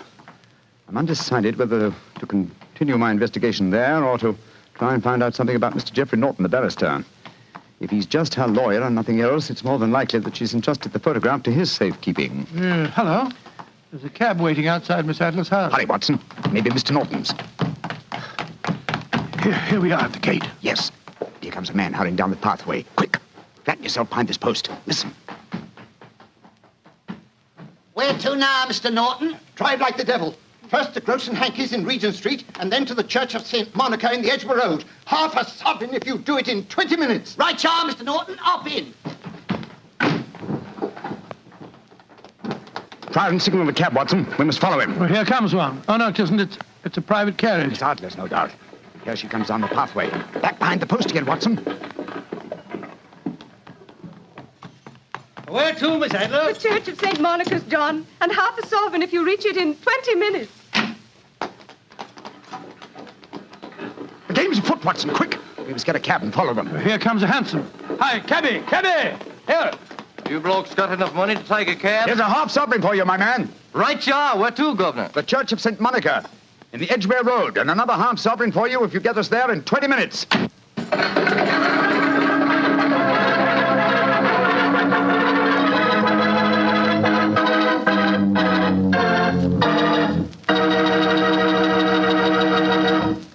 We'll hear the rest of Dr. Watson's story in just a second, but let me tell you something. If you're going to have chicken for dinner tomorrow night, or any night, don't forget to serve that chicken with Petri California Sauterne. Believe me, Petri Sauterne is just about the last word in white wines.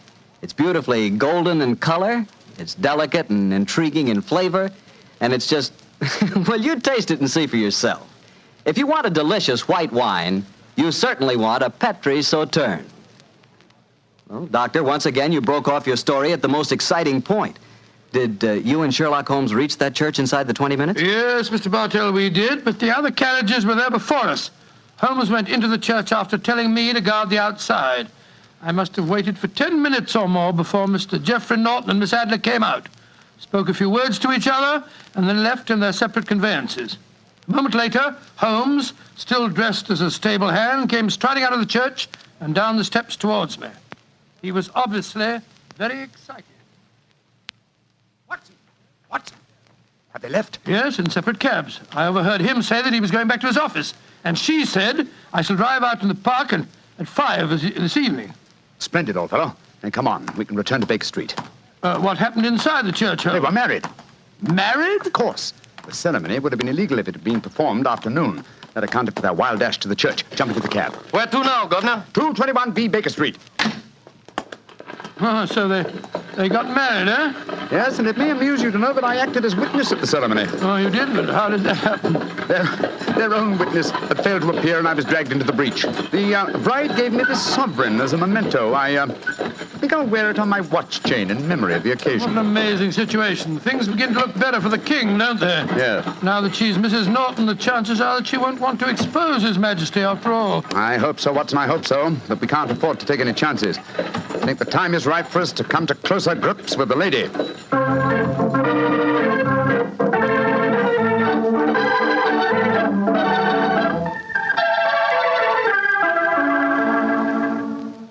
Well, Holmes, now that we've eaten, perhaps you'll tell me your plan. With pleasure, my dear fellow. And while I'm so doing, I'll proceed with applying the makeup for my new disguise. Another disguise? What's it to be this time? I think the character and appearance of an amiable and simple-minded nonconformist clergyman would be most suited to my plan for entering Miss Adler's house. Oh, you're going to try and enter, then? I must, dear fellow. Yes, I'm sure the photograph is there. Miss Adler, or rather Mrs. Norton, will return from her drive in the park at 6:30. We must be at Bryony Lodge to meet her. And what then? You must leave that to me. I've already made my arrangements. There is only one point on which I must insist. You must not interfere, come what may. You understand? I'm to remain neutral.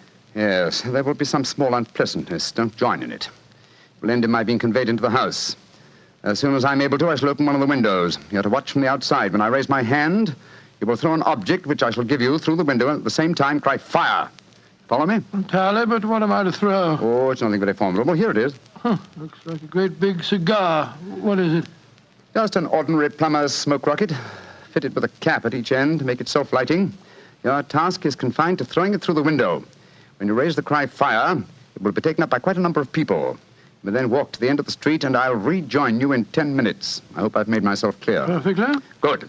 And now, old fellow, as soon as I've donned my clerical attire, let's be on our way. There's no time to be lost.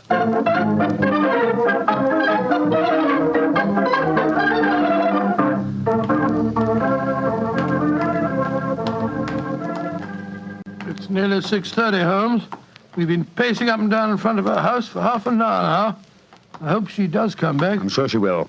There seem to be a lot of loafers hanging round her gate. All part of my conspiracy, old chap. You'll see them play their parts in a few minutes. You still think the photograph is inside the house? Yes, I'm sure of it. Hmm? It's most unlikely that she carries it about with her. Remember, the king told us it was a large frame picture. And also remember that she'd planned to use it within a few days. It must be where she can lay her hands on it. It must be inside her house. But her house has been burgled twice. They don't know how to look. Well, how will you look? I won't. I'll get her to show me. She'll refuse. No, she won't be able to. Shh. Here comes the carriage now. Remember, Watson, carry out my orders to the letter. Yes, you can trust me, Holmes. Good luck. Blimey, here comes the Duchess of Tiddlewigs. Let's put out the carpet. She might get her tootsies wet. Oh, put her sock in it, Elfie. Leave him alone. She's no better than she ought to be. Please let me through. I live here. Well, ain't that nice? We'll all come in and have a cup of cocoa. Move out of the way, please, and let the lady through. Mind your own business. Just because your collar's turned the wrong way, you can't spoil our fun. That's right, Eddie. Keep your nose out of it, parson. Please don't fight about it. I tell you to stop molesting the lady. Do ya? Then how would you like a biff in the nose? Oh, he hit the poor man. Then he ran away, the coward. Is the clergyman badly hurt? He hit his head, Mum, and he fell. If you asks me, he's hurt bad. He's bleeding something terrible. Can we bring him in, Mum? He can't lie here in the street. Why, of course. Bring him in. Right you are, Mum. Here, Bert. Right out. Give us a hand. Anyway. Coo, poor fella. Do you see what happened to him, mister? Yes, I saw, my good woman. A very convincing demonstration. What you mean? Weren't you paid by a certain gentleman for this performance? Oh, you knows about it, too.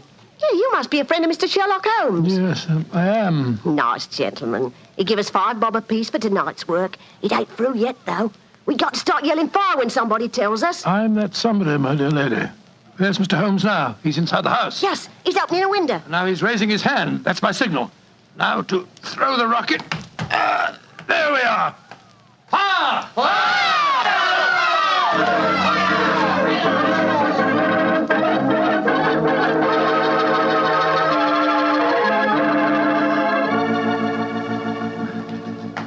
Holmes, there you are.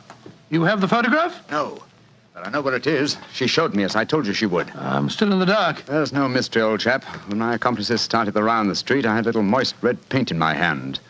As my good friend Alfie pretended to strike me, I clapped my hand to my head and fell down. It's an old trick. Yes, I understand that, but how did my throwing the rocket help you? It was all important, my dear fellow. When a woman thinks her home is on fire, her instinct is at once to rush to the thing she values most. A married woman grabs her baby. An unmarried reaches for her jewel box. In this case, of course, it was the photograph. Well, where was it? In a recess in the living room, just above the right-hand bell pull. I caught a glimpse of it as she half drew it out. When I made it known that the fire was a false alarm, she replaced the photograph. As soon as I was able, I assured her that I was feeling well enough to leave. You didn't take the photograph, then? No, I felt that over-precipitance at this stage might ruin everything. And what do we do now? Drive to the Langham Hotel and inform His Majesty of what has happened, then return with him here. After that, my dear chap, the case will be ended.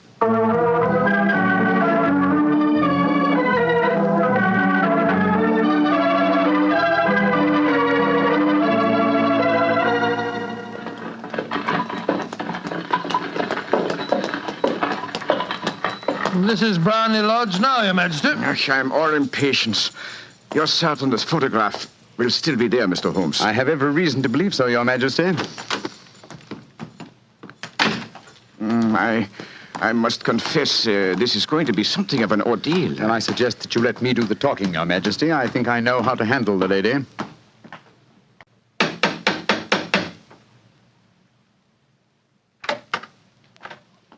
Mr. Sherlock Holmes, I believe. Yes. I am Mr. Holmes. How did you know? My mistress told me that you would be likely to call. She has left for the continent with her husband. You mean she's left England? Never to return. Then the papers, the photograph. All is lost, Mr. Holmes. We'll soon see. Follow me. She said you'd been looking for something.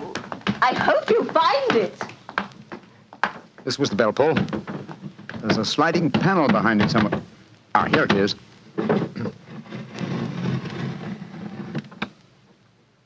Is the photograph there, Mr. Holmes? There is a photograph, but it's a photograph of the lady alone. Here's a letter, and it's addressed to me. Well, what's it say, Holmes? My dear Mr. Sherlock Holmes, you really did it very well. Until after the fire alarm, I had no suspicion. But then, when I realized how I had betrayed myself, I began to think. I'd been warned that if the king employed an agent, it would certainly be you. May I congratulate you on your disguise as the dear old clergyman? Great Scott, you was far more clever than you thought, Holmes. Yeah, go on. What else does it say? Let me see. My husband and I both thought that the best recourse was flight. So you will find the nest empty. As to the photograph of the king and yourself, His Majesty may rest in peace. Thank goodness for that. I love and am loved by a better man than he. I leave another photograph, however, that he might care to possess. And I remain, dear Mr. Sherlock Holmes, very truly yours, Irene Norton, née Adler. What a woman, Watson. What a woman. What a magnificent woman. She fooled me completely. But, I'm sorry, Your Majesty, I've been unable to bring your business to a more successful conclusion. On the contrary, my dear sir, nothing could be more successful. I know that Irene's word is inviolate. The incriminating photograph is now as safe as if it were under fire. I'm glad to hear Your Majesty say so. I am immensely indebted to you. Now, pray tell me in what way I can reward you. This beryl ring that I wear, I should be proud Your Majesty has something that I should value even more highly. You have but to name it. This photograph. Irene's photograph? But certainly. However, you must let me give you something more substantial. Oh, no, Your Majesty. This is something I shall treasure all my life. This and a golden sovereign I received from the lady's hand. They will remind me that I was once tricked by a woman. A woman that I shall never forget.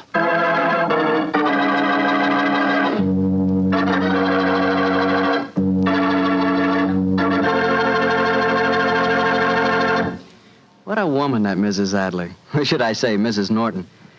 That's the kind of woman I could really go for, Doctor. Yes, if you could. Just between ourselves, you know, I sort of could go for her myself. She was intelligent. Yeah, she was rich. Beautiful. That's the kind of woman you want sitting next to you in front of a cozy fire on a nippy fall night. Just the three of you. The three of you? Mm-hmm. You, she, and a glass of Petri port. Mr. Bartelli. Why not? That Petri California port is some wine. Boy, that Petri family really knows how to make good wine, all right. And no wonder. Look at all the experience they've had. Ever since they started the Petri business way back in the 1800s, the Petri family has handed down from father to son, the art of selecting perfect sun-ripened California grapes and making them into clear, fragrant, delicious wine. Those letters, P-E-T-R-I, on the label of every bottle of Petri wine are the personal assurance of the Petri family that every drop of wine in that bottle is good wine. It's got to be, because Petri took time to bring you good wine.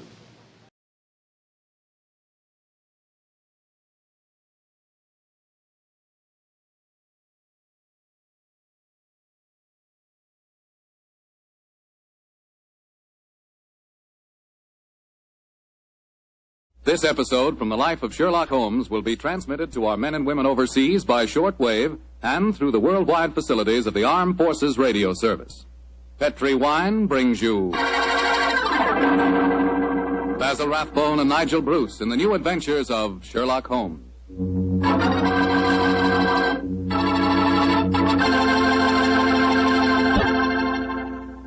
The Petri family, the family that took time to bring you good wine, invite you to listen to Dr. Watson tell about another exciting adventure he shared with that master detective, his old friend Sherlock Holmes. And say, I want to tell you about a little present I've got for you. A present, and it's free. It's a swell recipe calendar printed in full color, and it's good for 2 years, 1945 and 46. But best of all, this calendar not only gives you the dates, it gives you loads of swell recipes and ideas for cooking with Petri wine. Want to know how to make spare ribs that are out of this world? You want to learn a new way to fix liver and onions? A swell way to make soup more delicious than ever? It's a cinch with this calendar handy in your kitchen to tell you how. In fact, this calendar tells you all you ought to know about wine. And remember, it's free. Just write to Petri Wine, P-E-T-R-I, Petri Wine, San Francisco 26, California. Petri Wine, San Francisco 26, California. We'll send you your swell recipe calendar immediately.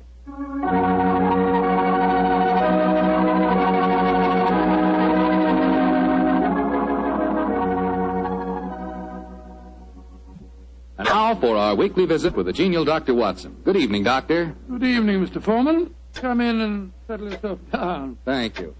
You're looking particularly comfortable tonight, Doctor. Feet up on the sofa and the puppies asleep on your lap. Yes, my boy. The three of us went for a long walk on the beach this afternoon. Monty and Winnie had a running battle with the seagulls. In consequence, they've been fast asleep ever since we got home. Well, I hope you're not too tired, Doctor. I'm counting on a new Sherlock Holmes story, you know. No, I'm all ready for you, Mr. Foreman. In fact, I was going through my notes on the case just before you arrived. Well, last week you told us it concerned a strange society who held their meetings in an underground vault of a furniture warehouse. Yeah, that's right, my boy. Now, down, Winnie. Get down, Monty. No. Down. The story really began one stormy November night in 1887. I was married at the time and living away from Baker Street. On this night in question, my wife had already gone to bed, and I was nodding in front of the fire over one of Clark Russell's fine sea stories. I'd had a very tiring day, I remember. It was about the hour that a man gives his first yawn and glances at the clock, when suddenly my front doorbell jangled discordantly. Our servant Edna had gone up to bed, so I crossed to the window and opened it. It was very dark, but I could just see the outline of a figure standing on my doorstep. It looked like a woman. Suddenly, a cultivated voice called up to me. Is the doctor in? Yes, madam. I'm the doctor. Then please come at once. It's a matter of life and death. I have a carriage waiting. Gracious me. All right. I'll be down immediately. I closed the window, scribbled a note to my wife, grabbed my coat and hat and my bag, and a few minutes later I stepped out of the front door and closed it behind me. The carriage was standing at the curb, but I couldn't see any trace of the lady who'd called me. The only person in sight was an old and repulsive-looking beggar woman, dressed in rags and tatters. After a moment of bewilderment, I spoke. My good woman, did you see a lady leave here a moment ago? No, Doctor, she didn't leave. She's still waiting for you. Forgive me, madam, but clothes of yours, I thought you were a beggar woman. There isn't any time to discuss that now. Please get in this carriage. But where's the driver? I'm going to drive. Please get in. Very well. It's only business. Are you sure that you can handle those horses, madam? Of course I can. Wish you'd tell me the way you're driving, ma'am. Please don't ask me any more questions, Doctor. You'll find out soon enough.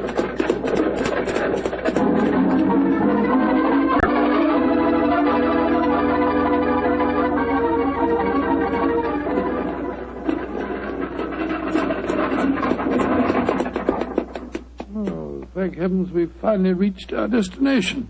Must have driven halfway across London. Hello. Must be somewhere down near the river. No dwelling places here. Nothing but enormous warehouses.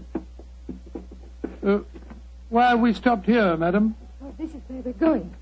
Please follow me down these steps. I wish you'd tell me where you're taking me. We have a club here in the basement. You'll see for yourself in a moment. It's a very solid-looking door. How do you propose to get past it? I'll show you.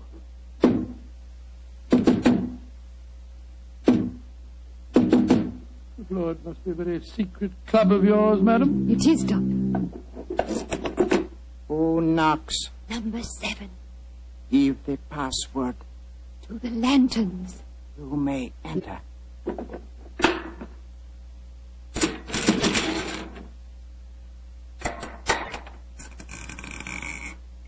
Follow me, Doctor.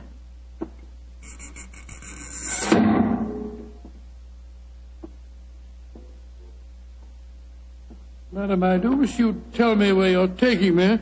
This looks like the entrance to an opium den or a thieves' kitchen. Don't worry, Doctor. You're in no danger. There. Does that look like a thieves' kitchen? Great Scott, I don't believe my eyes. A luxuriously furnished room. What a strange collection of people. Some look like beggars. Others in full evening dress. Amazing. Number 7. Who is this man? He's a doctor. I went to fetch him. I thought I said there were to be no strangers inside. Now look here, my good man. I've been extremely patient, but my temper's beginning to wear a little thin. Either let me see your patient at once or show me out. My time's valuable and I don't propose to waste it. I'm sorry, Doctor. Where is Julian? He's in the back room. And if you know what's good for you, Doctor, whatever you call yourself, you'll forget everything you see in here. Stop threatening me, sir. I'm not in the least interested in your blasted club. Just take me to the patient.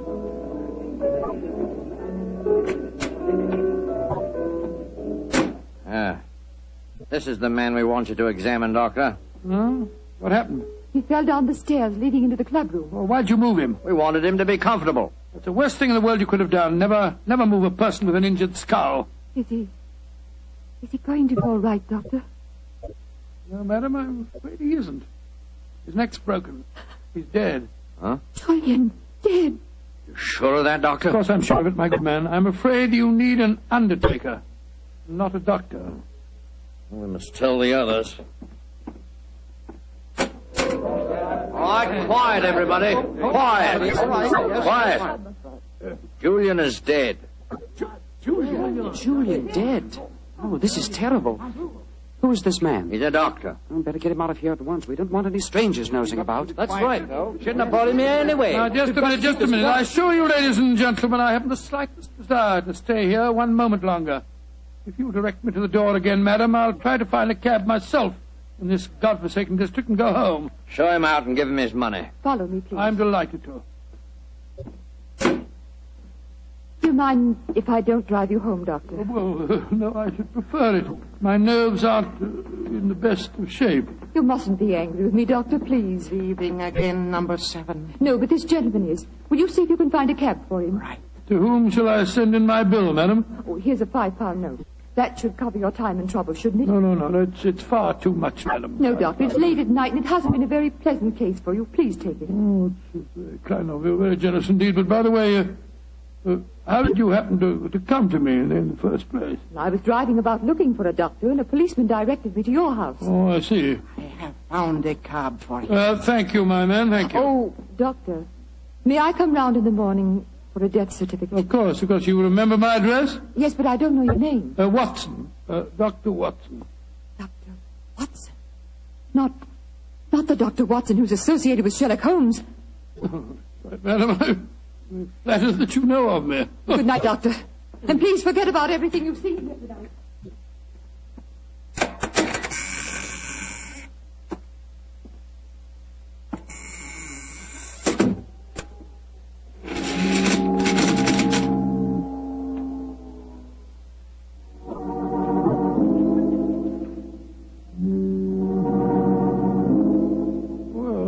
My soul, what an amazing business.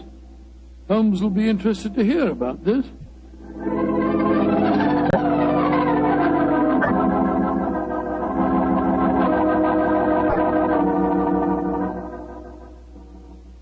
And that's the way it was, Holmes. One of the most curious adventures I ever had without you. Very interesting, Watson. You say this underground cellar was luxuriously furnished. Yes, and the people there were an amazing mixture. Some were in rags and some in evening dress.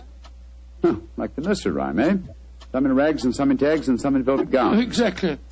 You have the feeling that I was taking part in a story out of the Arabian Nights. I must say, though, I was pretty angry at the time. However, after a good night's rest, I feel quite differently this morning. I thought I'd just drop round and tell you all about it. Glad you did, my dear fellow. It would be interesting to see if any repercussions of your strange adventure reach us. Oh, I doubt it. The woman seemed frightened to death when I mentioned your name. We shall see. Meanwhile, I'm expecting a client. You're not too busy. Perhaps you can stay. No, I'd like to very much. Who is it, you know? This telegram will tell you much more than I can. Arrived an hour ago. Let's have a look. Be at your lodgings this morning to discuss our problem. Signed AMS. Pretty high-handed message. Be at your lodgings. Oh, please. What do you suppose AMS stands for? I was just toying with that problem when you arrived. Could it be the American Medical School? No, there's no such body. It's the American Medical Association. Oh, yes. The imperious tone of the message inclines me to believe that the A stands for amateur. Very possibly. Amateur Masker Society. Or the Amateur Murderers. That would be a nice thought, wouldn't it? Is their representative now, no doubt, to save us further guesswork. Holmes, it looks like the same carriage that I drove in last night.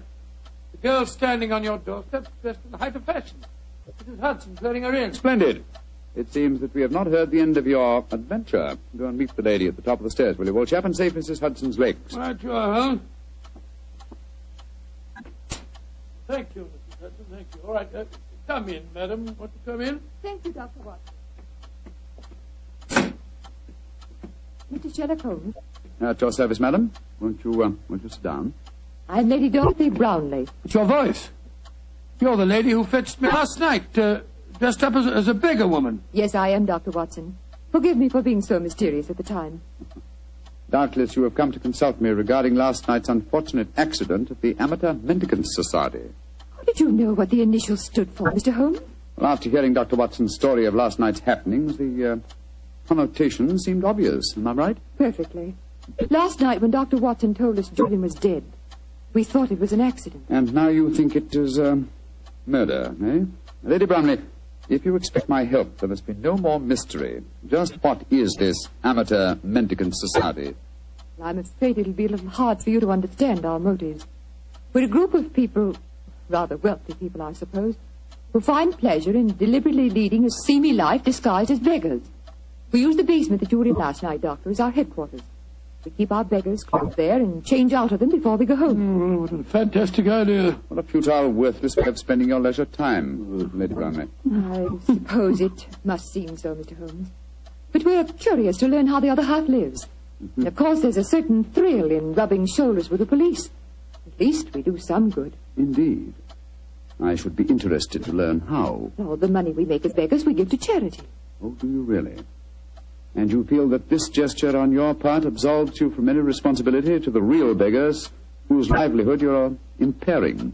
I hadn't thought of it just like that.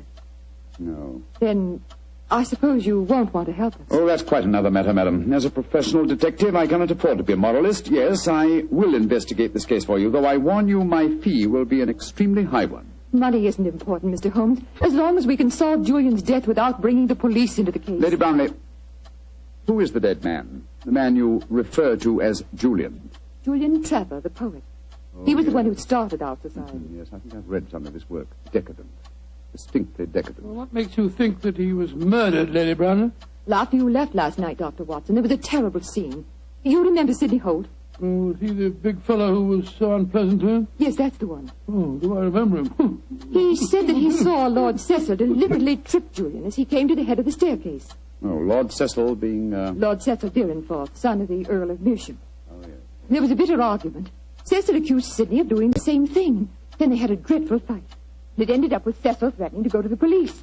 So that's when we decided to send a telegram to you, Mr. Holmes. Oh, yes, I see. So the proof of murder depends on such flimsy evidence as to whether the dead man fell or, well, should we say, was pushed? What it seems like. Mr. Holmes, even though you don't approve, please help us, won't you? Yes, Lady Brownlee, I will. Will you come back with me now to our headquarters? I shall join you within the hour. In the meantime, my old friend Dr. Watson can go with you. But Holmes, what can I do without you? You know my methods, old chap. Act accordingly. Oh? Very well, Mr. Holmes. But you promise you'll be there. I promise you that I will be there, madam. Thank you so much, Mr. Holmes. We'll be expecting you. Come on, Doctor. Well, I'll just get my hat and coat. Holmes, what are you up to? Go with her and ask no more questions. I shall join you within the hour. Holmes, there's a glint in your eye. I don't think you believe the story. Of course I don't, Watson. Well, then what? Then go with her, old fellow, and keep your wits about you. The game's afoot.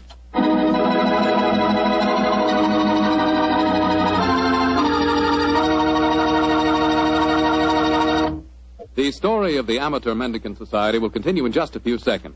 Time I'd like to use to remind you that you're really missing something until you try having wine with your dinner. And I mean a Petri wine.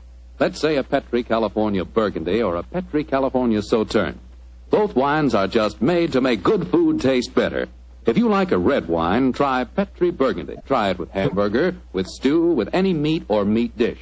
And if you like a delicious white wine, a wine that'll make chicken taste better than ever, try a well-chilled Petri Sauterne.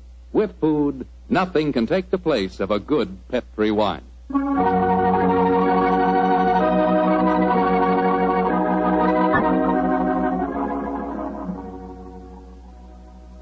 And now back to tonight's new Sherlock Holmes adventure. The Amateur Mendicant Society, a group of wealthy eccentrics who pose as beggars, have come to Sherlock Holmes and Dr. Watson with a problem. One of their members has apparently been murdered, and the famous pair have been asked to investigate the killing. As we rejoin our story, Dr. Watson, still awaiting the arrival of the great detective, is cross-questioning three of the members at the headquarters of this unusual society. I'm afraid that I don't find your stories very convincing. Oh, don't you now? Well, then suppose you stop asking questions until Sherlock Holmes gets here. He's the man we've engaged to settle this business, not you. We're paying for his services, not those of his assistant. Mr. Holmes asked me to conduct this preliminary investigation, my good man. I'm perfectly familiar with his methods.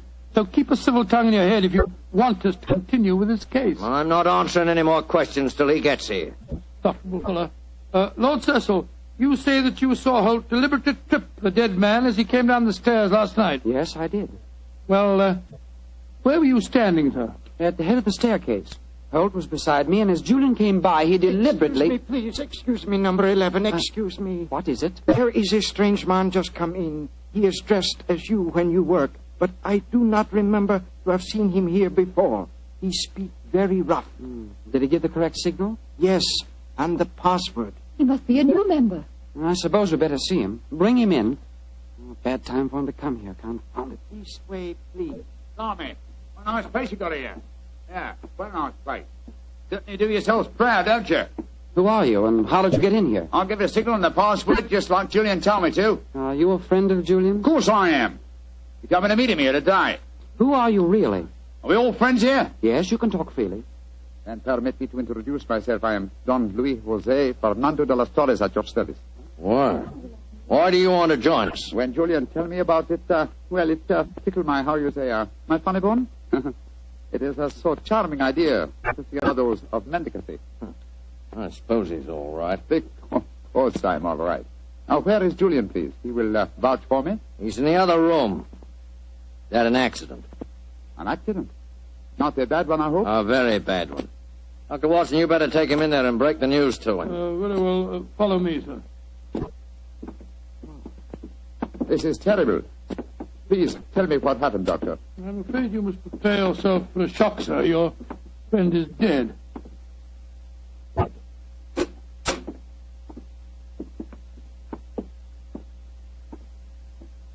His neck was broken last night in some brawl. Yes, except that I do believe it was an accident, Watson. Holmes! Quiet, old chap, quiet. But not quietly enough, Mr. Sherlock Holmes. Come on, come back to the others and let all take a look at you. Come on, get moving, both of you. This isn't a pop gun in my hands. Sorry, Holmes, I gave the whole thing away. That's all right, old chap. Oh, Cecil, Dorothy, Yes. come here. I want you to take a look at the great Sherlock Holmes. Walked into our trap just like any stupid policeman. No, I had to dress up to do it, though, Mr. Holmes. We were waiting for you here anyway, you know. Oh, I was well aware of that, Mr. Holt. You see, I knew I was walking into a trap. How did you know that, Mr. Holmes? Lady Brownlee, the story you brought to us today was so obviously a false one. Just as there is no amateur mendicant society. Who are they, Holmes? Go ahead, Mr. Holmes. Tell him. Let's see how much you really do know. Yes, go ahead. Why should I tell you what you already know? Go on, talk if you know what's good for you. Oh, you're so persuasive, aren't you, Mr. Holt? Very well. Undoubtedly, Julian Trevor's death last night was an accident. You fetched a doctor, Lady Brownlee, a very natural move, and later discovered that the doctor in question was the old friend of Sherlock Holmes. You were all afraid that I would become interested in your unusual society, and so you invented that very thin story about the accident being a murder. You wanted to lure me here so that I could be disposed of, and you could all continue your nefarious works without hindrance. Well, now aren't we clever? What is our nefarious work, may I ask? Your password gave me a clue to the lanterns. The cry of the French revolutionists. They strung the aristocrats up on the lampposts. Then again, the combination of various costumes and a luxurious establishment in a low-class area posed another question. What political belief provides a common meeting ground for misguided aristocrats and dangerous commoners? And how did you answer that question? Oh, very simple, my dear sir. One word. Nihilism. Its doctrine of assassination and overthrow of government would find every chance of being put into practice by all of you at the forthcoming Jubilee celebrations to be held here in London. And also would account for your beggar's clothes. A beggar would have greater freedom of movement in a crowd than an ordinary person. You're a clever man, Mr. Holmes. Too bad you'll have to die. I'll get the rope. What are you going to do with him? Do? Give him a first-hand taste of nihilism, of course. He can't live.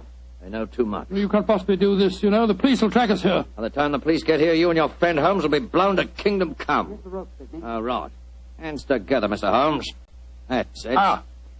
Oh, mind that bandaged wrist of mine, will you? It's confoundedly sore. Oh, isn't that a shame now? Is this any better? Ooh. Tie up the doctor, Cecil, while I bind Holmes's legs. With pleasure. I can't go through with this. What do you mean, Dorothy? You can't go through it. I don't just can't stand by and see two innocent men murdered. Don't be a fool, Dorothy. We can't let them live. They know too much. I don't care. If you go on with this, I'm going out for the police. You fool. Oh, Tie her up as well, Cecil. leave me alone. Sit down there beside him. Go on. You're a devil. Oh, shut up. Now, Mr. Holmes, I'm going to fetch a little invention. A little invention I'm sure you'll be interested in. Mr. Holmes, it's a pity you and your friend didn't learn to mind your own business. I'm afraid it's too late to teach an old dog new tricks. It's too late now, at any rate. Quite comfortable, Dr. Watson? Don't you speak to me, sir. You're a filthy traitor to your country. Rubbish. Here we are. An example of Mikhail Petrov's mechanical genius. This bomb will blow the entire building sky high, and the three of you with it.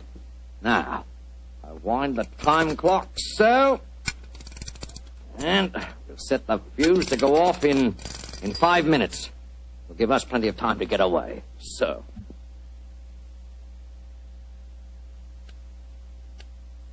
Come on, Sidney, let's get out of here. Right. Charming picture. Three of you bound hand and foot sitting beside each other on the sofa. Well, ta-da, Dorothy. Think of our cause during the 5 minutes. And as for you, Mr. Holmes, and your friend, good riddance to bad rubbish.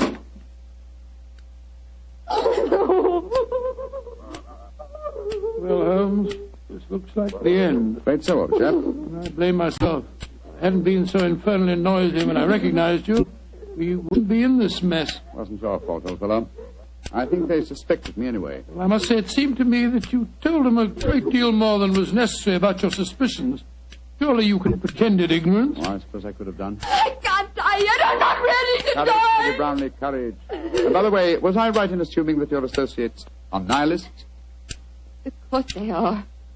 They're planning to assassinate the Prime Minister during the Jubilee celebration. Prime Minister, great heavens, Holmes, we've got to get free. Assuming some miracle happened, we did get free and your former associates were arraigned in court, would you testify against them? Oh, of course I would.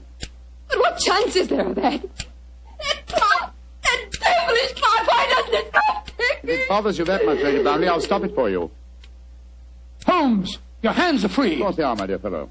The bandaged wrist I mentioned just now concealed a razor-edged blade. I cut through the ropes almost before our friends had left the room. Then why did you keep us in the suspense, Mr. Holmes? I wanted to be quite sure that you'd testify in the forthcoming trial, madam. There we are. That renders the bomb harmless. Ah! And that means that the police have sprung the trap that I set for your associates, Lady Brownlee. It's lucky for you that you had a change of heart and prevented you from leaving us. Oh, Mr. Holmes, how can I ever thank you? Holmes, you had the place surrounded with police when you came in here. Of course I did, my dear fellow. Here, you can do your ropes. No wonder you were so calm. No wonder you told them so much. You wanted them to show their hands. Precisely, old fellow. And they obliged me most satisfactorily. They attempted our triple murder. They are self-confessed anarchists. And with the evidence of Lady Brownlee, I'm sure that we can put them where they all belong. Considering it barely noon, I think you'll agree, Watson, that is a very comprehensive morning's work.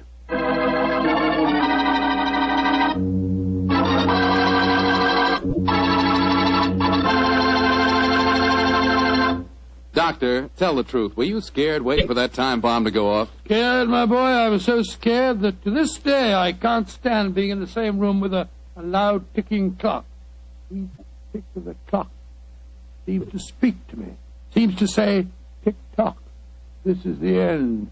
Tick-tock, this is the end. The clock ever speak to you like that? Well, yes, Doctor. How did you know? Well, what's the clock say to you? Tick-tock. Petri took time to bring you good wine.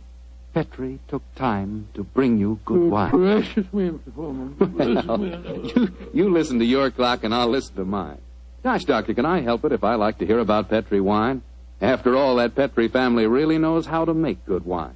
And it's no wonder. They've been making wine ever since they started the Petri business generations ago, way back in the 1800s. And because the making of Petri wine is a family affair, well, they've been able to hand on down from father to son, the skill and experience of each preceding generation. So naturally, when it comes to turning luscious, sun-ripened grapes into fragrant, delicious wine, well, you just can't beat the Petri family, because Petri took time to bring you good wine.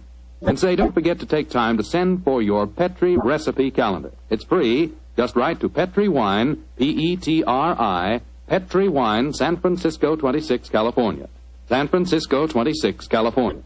This offer is intended to apply only in those states and other localities where its acceptance is permissible by law and regulation. And now, Dr. Watson, what adventure are you planning to tell us next week? Well, next week, Mr. Foreman, I'm going to tell you a story of old Vienna. The Vienna of sparkling lights, beautiful women, and lilting music. And of an extraordinary murder that takes place to the accompaniment of a Mozart sonata. Boy, that sounds like a thriller. I'll see you for sure next week. Just a minute. Before I go, Mr. Foreman, I want to urge every registered nurse listening in to get all the facts about the Army Nurse Corps. The Army needs you, nurses, needs you desperately. They'll make you an officer at once and give you every chance to further your post-war careers. So if you're a registered nurse under 45, call at your local Red Cross chapter and get all the details. Or wire collect to the Surgeon General, U.S. Army, Washington, D.C. And if you can't qualify for the Nurses Corps, see if you can't get into essential civilian nursing so that you can release a nurse who does qualify. But do something about it first thing tomorrow, won't you?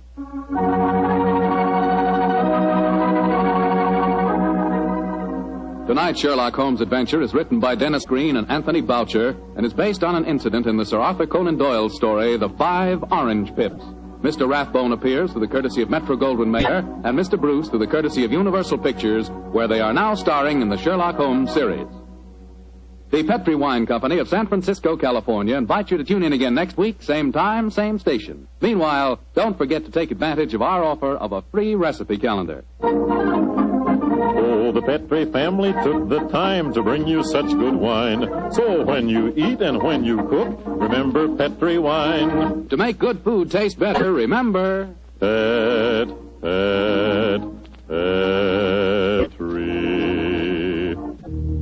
wine.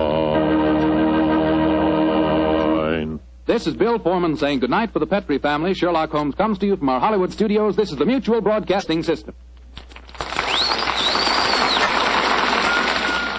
As evening approaches, a thick London fog moves quietly across the still waters of the Thames River, spreading along the cobblestone streets, covering the familiar landscape of the city.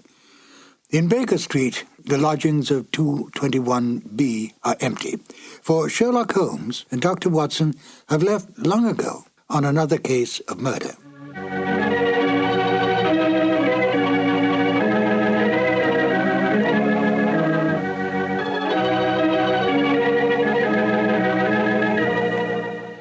Hello, my name is Ben Wright. Welcome to the new Adventures of Sherlock Holmes. The radio play you're about to hear was originally broadcast on the 7th of June, 1945. At that time, the war in Europe was almost over. We were, however, still fighting in the Pacific, and it was essential during the war years that radio do everything in its power to keep up the morale of the people, to make them conscious of the need to give and give freely to the war effort that all men could remain free. It was no different for the Sherlock Holmes radio series. Unlike the Sherlock Holmes movies of the time, the radio series was not set during the war, but retained its original time frame of Victorian England. How then to enlist this popular series to bring across a message in wartime? Although Holmes and Watson had long retired, it was possible to involve them in, if not the Second World War, at least the First World War. For they would have been very much alive then. The Victorian era was just about gone when the First Great War broke out. In fact, the war effectively killed it. But thanks to the cleverness of Dennis Green and Anthony Boucher, Sherlock Holmes and Dr. Watson could once again come to the aid of their country. The broadcast of In Flanders Fields was made part of a war bond rally in order to raise money to continue the fight against the enemy in the Pacific. I think it's an interesting note that Dennis Green and Anthony Boucher met at an earlier and similar war bond rally a few years earlier. It was a stroke of luck, for the two became not only good friends, but wrote some of the best of the new Sherlock Holmes adventures. Oh yes, before we get to the show, do take careful note of Nigel Bruce's final statements at the end of the broadcast. Selling war bonds may be an amusing and quaint idea today, But during those rather dark days, it really was an important issue. And now, Sherlock Holmes and Dr. Watson in the radio drama In Flanders Fields. This episode from the life of Sherlock Holmes will be transmitted to our men and women overseas by short wave and through the worldwide facilities of the Armed Forces Radio Service. From the stage of the Paramount Theater in Hollywood, Petri Wine brings you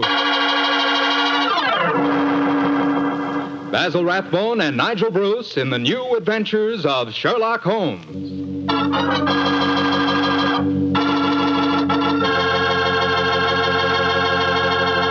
The Petri family, the family that took time to bring you good wine, invite you to listen to Dr. Watson tell us about another exciting adventure he shared with his old friend, that master detective, Sherlock Holmes.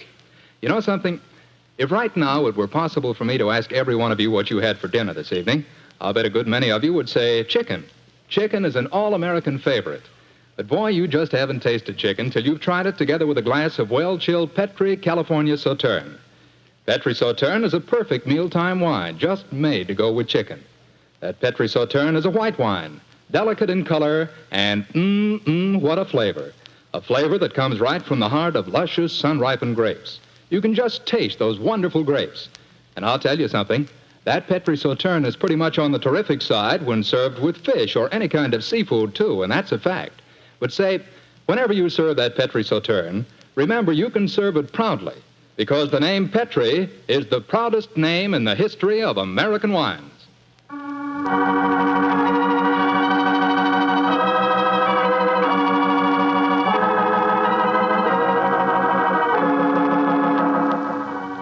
And now for our weekly doctor's appointment.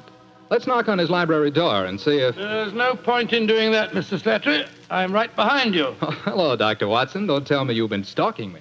No, my boy, I was on the patio and I heard your footsteps, so I thought that I'd come in and fetch you. Let's go back and sit out there, shall we?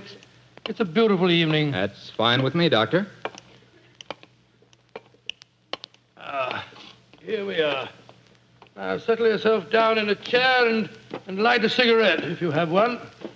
And I'll get on with my story. Well, last week you told us it concerned an adventure that you and Sherlock Holmes had in Flanders during the First World War. That's right, Mr. Slattery, did. I thought that you and the great man had retired at that period. We had, my boy, but it was only natural that as soon as the war broke out, we both offered our services in any capacity that might help our country. Of course. And how did tonight's story begin, Doctor? It was in the winter of that first year. Things weren't going very well for the Allies. The Germans were advancing on Paris, and the picture was looking very black. It was just 24 hours before the famous Battle of the Marne began, the battle that changed the early course of the war, when Holmes told me that we had to go up to the front lines on a secret mission. We'd been in Paris for several weeks, where Holmes had just solved the case of the missing aide-de-camp. I was anxious to get back to England and my work in the war hospitals, but of course this new summons was in the nature of a command. And so, late on a rainy September afternoon, Holmes and I, with the boom of gunfire in our ears, found ourselves in the front seat of a staff car, sloshing and jolting its way towards the battlefield. Am I driving too fast for you, gentlemen? No, Sergeant, not at all. No, you're doing a splendid job. Oh, my man, look out, considering the state of the road. Thank you, sir. Hello? The gunfire's getting nearer, Holmes. Yes, old fellow. I imagine we haven't much further to go, have we, Sergeant? No, sir, we're nearly there. Did you notice the two civilians in the back seat, Holmes? Yes. Handsome woman and a distinguished-looking man, several years her senior. I wonder who they are. I'll tell you. He's a Shakespearean actor of some note, though he never achieved the fame to which he thinks he's entitled. I shouldn't be at all surprised if he feels that he's been slighted in not receiving a knighthood. But, Holmes, that's amazing. How can you possibly deduce all that from just looking at the man as we got into the car? Elementary, my dear fellow, I didn't deduce it. We saw him twice last year in the London Theatre, if you remember. What? His name is Maitland Morris. As for his biography, he's a friend of my brother, Mycroft's. He told me about him. Well, what do you suppose he's doing up here near the front line? His brother is General Sir Stanley Morris, who's in command of his particular front, and it would seem reasonable to presume that his brother has come up here to give a performance for the front-line troops. I suppose this hut is as far as we can drive, Sergeant. I'm afraid so, sir. We're 4 miles from the front line now. You'll have to clear your papers here.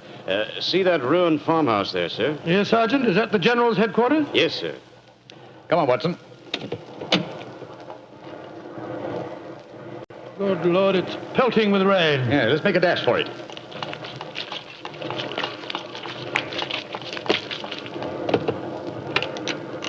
Oh, who goes there? Friend, Give the password. St. Crispin. Pass, friends, and show your papers. How did you know the password, Holmes? I was given it before we left Paris, old chap. Oh, Sherlock Holmes and Dr. Watson, isn't it? Yes, Captain. I'm Captain Maxwell, General Morris's aide-de-camp. He asked me to escort you up to his headquarters. By the way, weren't Maitland Morris and his wife in the car with you? Yes, they're just behind us. Oh, splendid. I'm afraid I'll have to ask to see your papers. Yes, of course. Here's my permit, Captain Maxwell. Thank you. I know you both, of course, but we can't afford to take any chances when they're this close to the enemy lines. Let's see. Oh, yes, that's fine, Doctor. Everything's in order. All right, yours, please, Mr. Holmes. Here you are. Thanks. Oh, who goes there? Friend. There's the rest of your party now. Oh, good. This is quite in order, Mr. Holmes. Show your papers. Oh, there you are, Captain Maxwell. Oh, hello, sir. Hello, Mrs. Morris. How are you, Captain Maxwell? Well, you've both met Mr. Sherlock Holmes and Dr. Watson, I suppose? Well, no, we haven't, even though we drove up in the same car. Natural reserve of us Britishers, I suppose. How are you, Mr. Holmes? How do you do, Sam? I know your brother Mycroft very well. How are you, Doctor? I'm glad to meet you, Mr. Morris. I saw you a couple of times in the theatre last year and enjoyed your performances very much. Oh, thank you, sir. Oh, then you must know my wife, my leading lady. How do you do, gentlemen? How do you do, Mr. Morris? Can I see your papers, Mr. Morris? Just a matter of form. You understand. Yes, of course. Mrs. Morris, I presume you and your husband are going to give a performance tonight for the men going up the front line. Yes, Doctor. We're very flattered. They've asked us to do some Shakespearean scenes. Oh, yes. Although I should have thought something a little lighter would have been more appropriate. The General, he's Maitland's brother, you know, seemed to think differently. Well, my dear, show Captain Maxwell your papers. Then we can all go along and see my brother Stanley. Very well, Maitland. Mr. Morris, I shall look forward to hearing your reading of Shakespeare's St. Crispin speech from Henry V tonight. Well, bless my soul, Holmes. How did you know I was planning to do it? Well, the setting is so perfect and the time so appropriate, I can't conceive an English actor who could resist the temptation. Oh. I noticed that your brother appreciated the fact in naming today's password. Yes, it's amazingly appropriate. You know, it's almost 500 years ago to the day that the Battle of Agincourt took place. Well, let's hope that the results of the forthcoming battle will be equally successful for England. Yes, indeed. Oh, by the way, Holmes, this will probably seem rather silly to you, but I'm an inveterate autograph collector, and I have my book here with me. I wonder if you'd mind signing I should be very glad to, Mr. Morris. Give me a pen, will you, Watson? Here we are, Holmes. You'll find yourself among quite distinguished company in that book, sir. So I see. Adelina Patti, Crown Prince of Norway. Hello. Field Marshal von Tauchnitz. Oh, yes. He was one of my admirers when I played in Munich before the war. I suppose now that our countries are fighting, I should tear that page out. You know, I cannot help but feel that art and the appreciation of art are independent of national hatred. Quite so, sir. I myself still have a medal presented to me by the University of Leipzig for some trifling services. There you are, Mr. Morris. Oh, thank you very much, Mr. Holmes. A notable addition to my collection. I shall be very glad to sign your book for you, Mr. Morris, if you'd like me to. That's very kind of you, Doctor. Oh, Captain Maxwell, if our permits are all in order, don't you think we should be moving along? Just what I was going to suggest myself. I'll take you all straight over to General Morris's headquarters.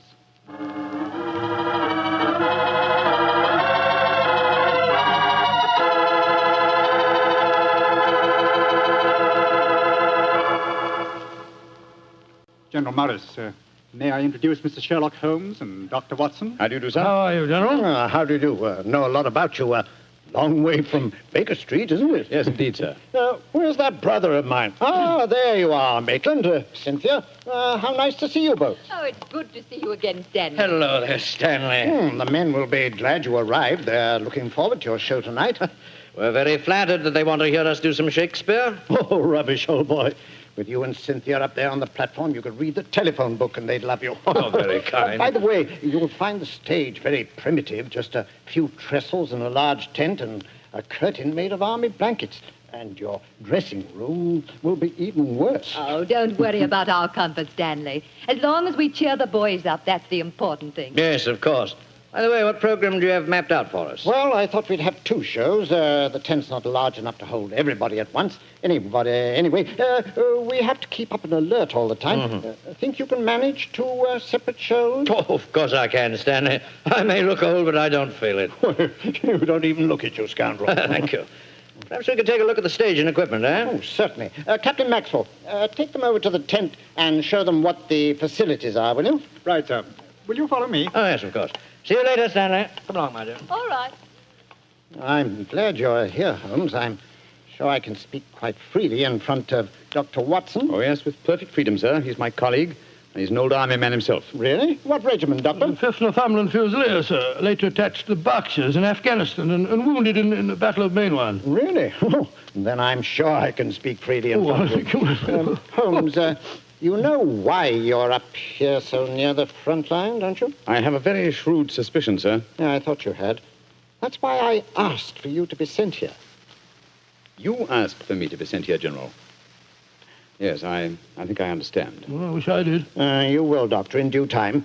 In the meanwhile, gentlemen, I'll have an orderly show you to your quarters. Thank you, sir.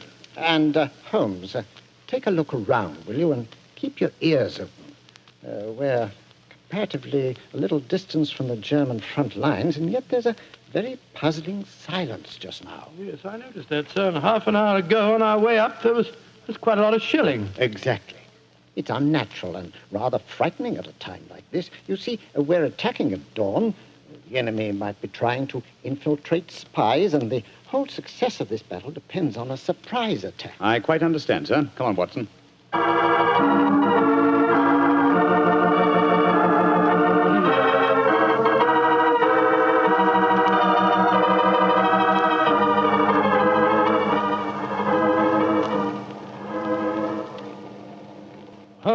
Holmes, the first performance starts in a few minutes, you know. They're all there waiting.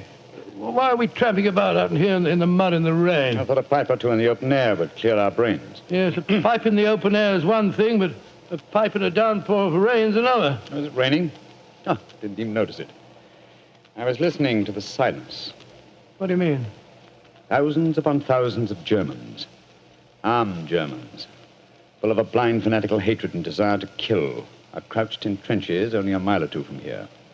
Surrounding us are an equal number of English boys, also armed, and with the will, if not the desire, to fight, because they know their cause is the cause of freedom and justice. All these thousands poised, ready to pounce on each other and fight to the death, and yet, beyond that patter of rain, there isn't a sound to break the stillness of a September evening. Strange world we live in, old chap. You're being unusually rhetorical, Holmes. Yes, I am, aren't I? Let's be a little more practical, shall we? I wonder what is wrong with the actors tonight. Oh, why do you ask that? Well, a little while ago, I noticed Mrs. Morris in a great state of excitement, going towards the farmhouse where the General is. Then she went back to her own quarters, and now she seems to be headed in our direction. Is anything wrong, Mrs. Morris? It's Maitland. What's wrong with him, madam? He's disappeared. Disappeared? What's happened? We were in the tent together, making up for our performance, when an orderly came in with a message. Maitland said it was from his brother, slipped on a raincoat and went out, saying he'd be back in a few moments. I waited and waited, and after a while I got worried, and I went over to see the General myself. He said that he'd sent no message, and that he hadn't seen any sign of Maitland. Good Lord, what could have happened to him? I don't know, Doctor, but I'm frightened. What shall I do, Mr. Holmes? You're a brave woman, Mrs. Morris. Brave? I don't know, Mr. Holmes. Why? Because the show must go on. I shall take your husband's place. But Holmes, something's happened to Maitland Morris. He's in danger. He might True, be... Watson, true. But 1,000 men inside that tent are in mortal danger, too. Tomorrow morning, many of them may be corpses on the fields of Flanders. But tonight, they've been promised a show. Do you think that you can do it, Holmes? Oh, I think I can, with the help of Mrs. Morris. I can't do it, Mr. Holmes. You can, Mrs. Morris, and you will. If only to uphold that great tradition of the theater, that the show must go on.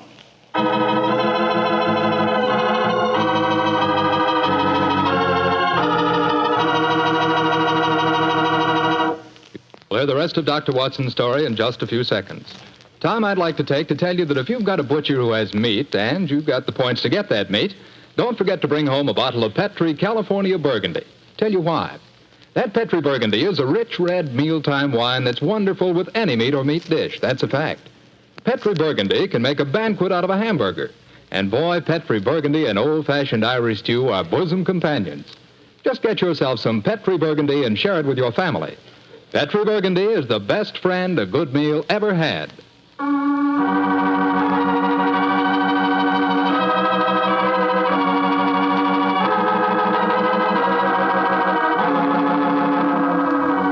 And now, back to tonight's new Sherlock Holmes adventure. It is just before the Battle of the Marne in the First World War, and Sherlock Holmes and Dr. Watson are at headquarters a few miles behind the front-line trenches. A famous Shakespearean actor who was to give a performance for the troops has mysteriously disappeared, and the great detective has taken his place at the last minute. As we rejoin our story, Sherlock Holmes, alone on the improvised stage, is delivering a Shakespearean speech before a spellbound audience. Happy breed of men, this little world, this precious stone set in a silver sea, which serves it in the office of a wall or as a moat defensive to a house against the envy of less happier lands.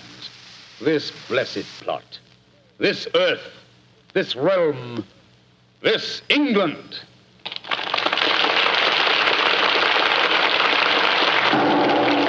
Holmes, that shot, are you all right? Yes, old chap. Fortunately, I started to leave the stage as the shot was fired. The bullet just missed me. I heard it splinter some wood nearby. But who on earth would want to shoot you? That's what we've got to find out, though I think it more likely that the shot was intended for me. It was not intended for me, but for Maitland Morris, the man for whom I'm substituting. Well, even so, who'd want to shoot him? Oh, don't ask me so many questions, old fellow. Let's see what clues we can find. Now, the shot was fired from outside the tent from behind me. Yes, look there. See the hole in the tent there? By Jove, yes. The footlights would outline your shadow on the back of the tent. Whoever it must have fired at your silhouette. The question is, where did the bullet embed itself? Aha. Look here, Watson. You got a penknife? Yeah, wait a minute. Here, Holmes. This shouldn't be hard to extract. Look at this splintered tent pole. Wait a minute. There we are. Excellent. Huh. Very interesting. Oh, what's so interesting about it? Just a revolver bullet, isn't it? Oh, no, it isn't, Watson. Huh? It's far from just a revolver bullet. This bullet was fired from a German Luger pistol. A German pistol? There must have been a spy here behind our lines. That's a reasonable enough assumption. Yes, we may be sure that no English soldier would carry such a weapon and face inspection. Come on, I want to talk to Mrs. Morris.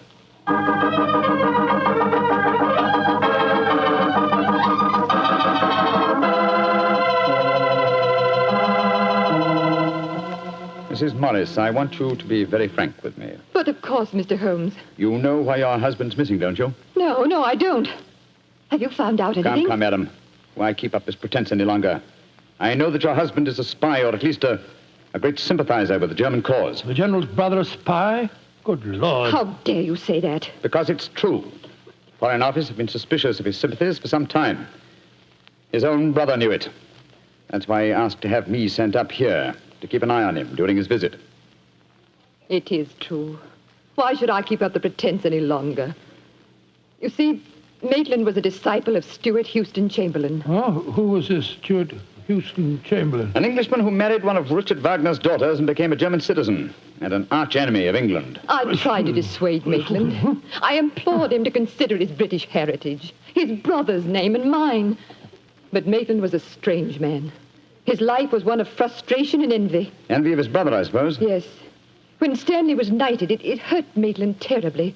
He said it was typical that the English would knight a soldier and yet leave a great artist like himself unrecognized. That in Berlin, they really understood and rewarded the artist.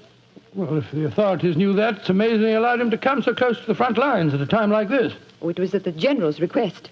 He wanted to plead with my husband to warn him that his secret was known. And now Maitland's gone over to the German lines. Oh, it's terrible. It's worse than that. It's disastrous. He can give them information as to the strength of our troops here. He knows the password. He might even know the hour the attack is timed to start. How did your husband expect to enter the German lines in safety, Mrs. Morris? He speaks fluent German, Mr. Holmes.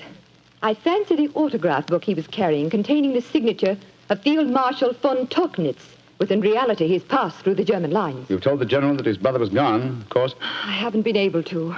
He moved up to the front line position immediately after the first performance, though I had warned him what I thought Maitland was planning to do. I think he intended to give his performance first, then cross the lines immediately afterwards. But something must have made him change his mind. Perhaps he suspected I'd warned the General. Anyhow, as you know, when I got back to our quarters, he'd gone. Did he leave any note, madam? Yes, he did. Here it is. Thank you. I have gone, my dear. Try and understand and forgive if you can. You wouldn't come with me, and so I'm taking what is left of my heart and my hopes where they belong, among the friends that understand and appreciate me. It is something stronger than love and blood and country that makes me do this. It is something dearer to me than life itself. Dearer to me than life itself. Oh, how could he? How could he? The shame of this will kill poor Stanley. Mr. Holmes, will you break the news to him? I know it's cowardly of me, but I just can't tell him myself. Don't worry, Mrs. Morris. I'll tell him. Dr. Watson and I will ask Captain Maxwell to escort us to the General's frontline headquarters. In the meantime, try and keep calm. We'll tell him.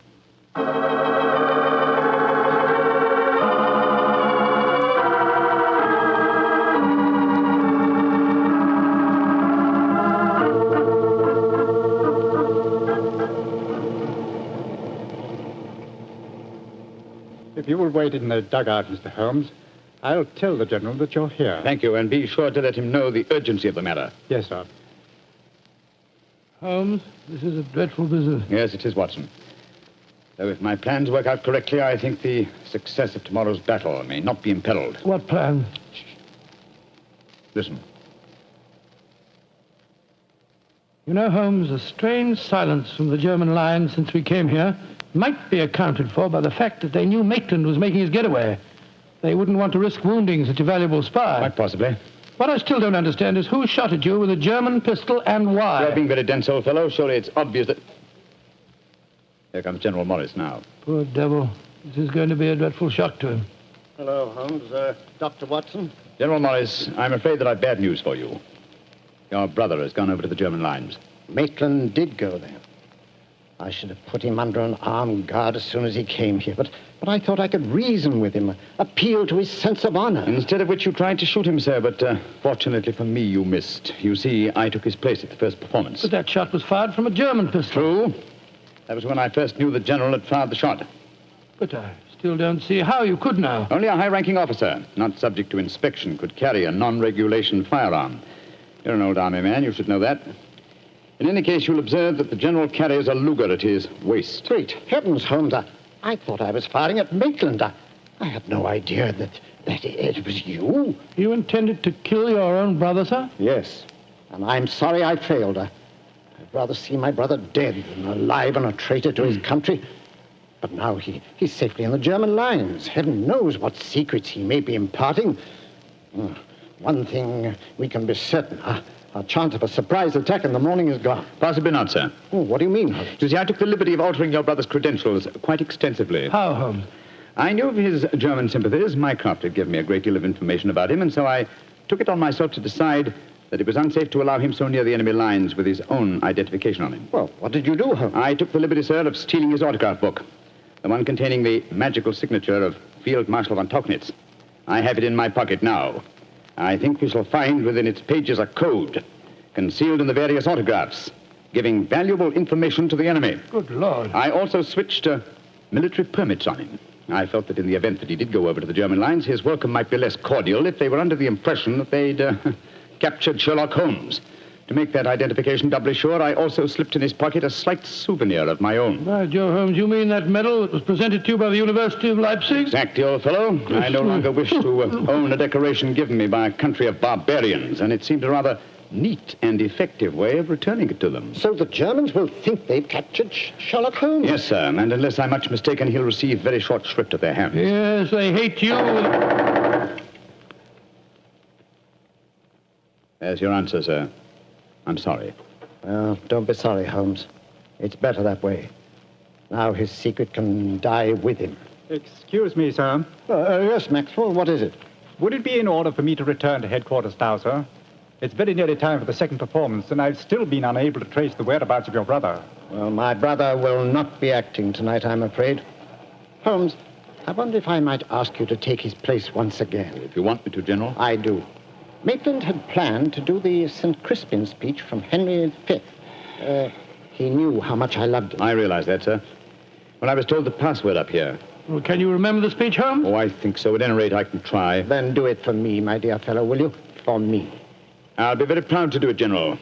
Goodbye and good luck. Thank you, Holmes. Captain Maxwell, take them back to headquarters, will you? The men will be waiting for the performance.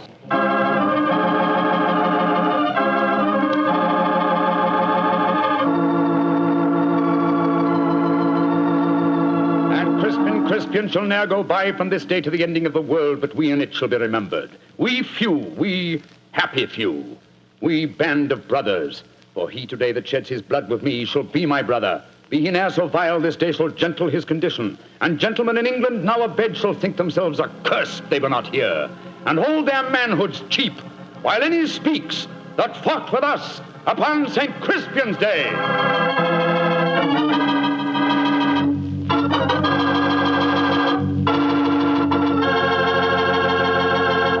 Well, Doctor, that was a bit of an exciting adventure you told. No, I can still remember that awful feeling I had when I heard the shot in the tent and realized someone had tried to kill Holmes. He did have a narrow escape, didn't he? Well, Holmes always said there was no such thing as a narrow escape.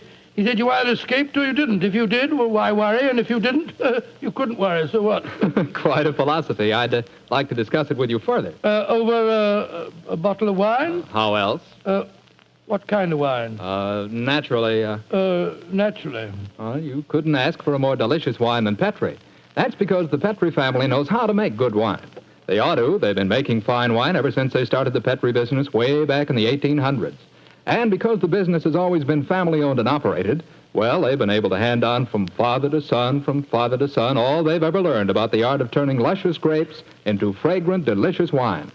That's why no matter what type Petri wine you buy for any occasion, you can be sure it's good wine because Petri took time to bring you good wine. And now, Dr. Watson, how's about giving us a clue to next week's Sherlock Holmes adventure? Next week, Mr. Clatter, I'm going to tell you a most unusual adventure in which Holmes and I are trapped in an airtight metal chamber, our only companion being a murdered scientist. It sounds like a story we don't want to miss, Doctor. See you next week. Yes. Oh, just a second, Mr. Clatter. Before we go, I just want to tell our listeners that tonight we're broadcasting from the stage of the Paramount Theater here in Hollywood on behalf of the 7th War Loan Drive. The ticket of admission to the theater was a war bond. I'm mentioning this to remind you, our friends, that you have an important part to play in making the 7th War Loan a success. Buy more and buy bigger bonds than ever before. They're needed to pay for new super forts, new jet-propelled fighters, newer and bigger weapons to lick Japan. Remember, in spite of the magnificent achievements of our forces in the Pacific, the Japanese war has just begun. So let's go all out for the mighty 7th War Loan.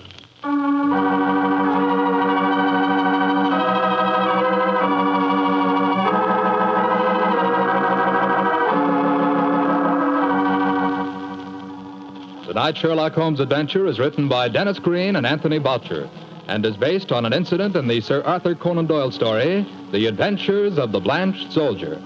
Mr. Rathbone appears through the courtesy of Metro-Goldwyn-Mayer and Mr. Bruce through the courtesy of Universal Pictures, where they are now starring in the Sherlock Holmes series.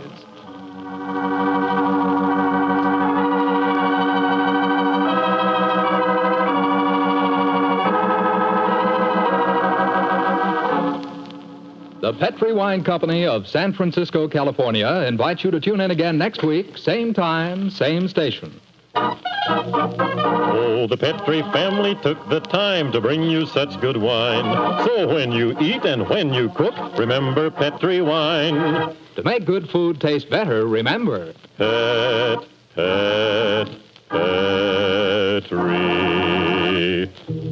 wine. This is Jack Slattery saying good night for the Petri family. This is the Mutual Broadcasting System.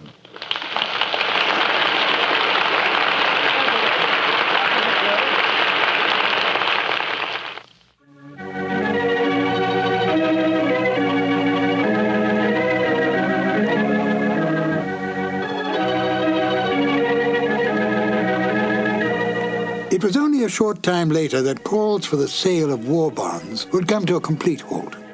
The reason? The dropping of the A-bomb on Japan. Not only did this bring the Second World War to an abrupt end, but it changed the entire life and rhythm of the world. I often feel that life might be richer if we could have grown into this atomic age at a slower pace. Still, we can go back in our imagination to an easier, slower time, a less violent time, a time of Sherlock Holmes and the good doctor. This is Ben Wright, and I'll join you again shortly with another new adventure of Sherlock Holmes.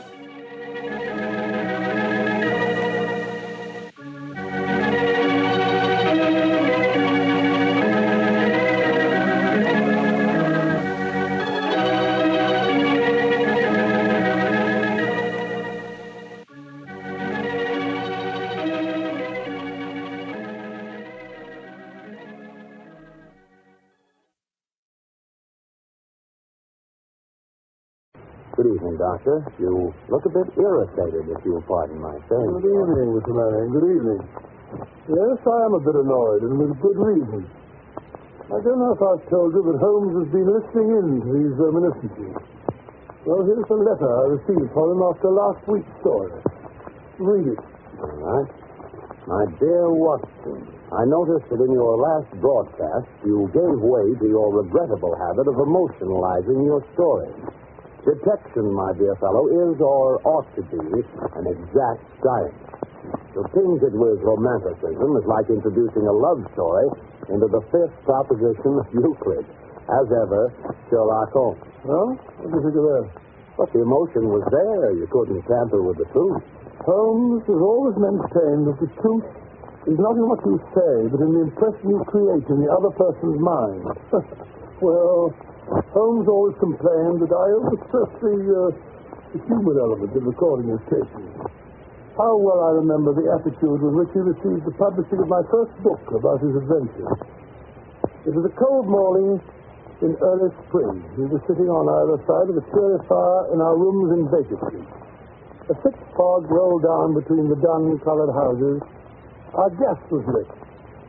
It shone on the white cloth and glimmered on the coffee cups and on the silver. The breakfast table had not yet been cleared away. Holmes had been silent all the morning, smoking his long cherrywood pipe, which usually displaced his favorite tray when he was in a disputatious mood. Altogether, he was not in the best of tempers.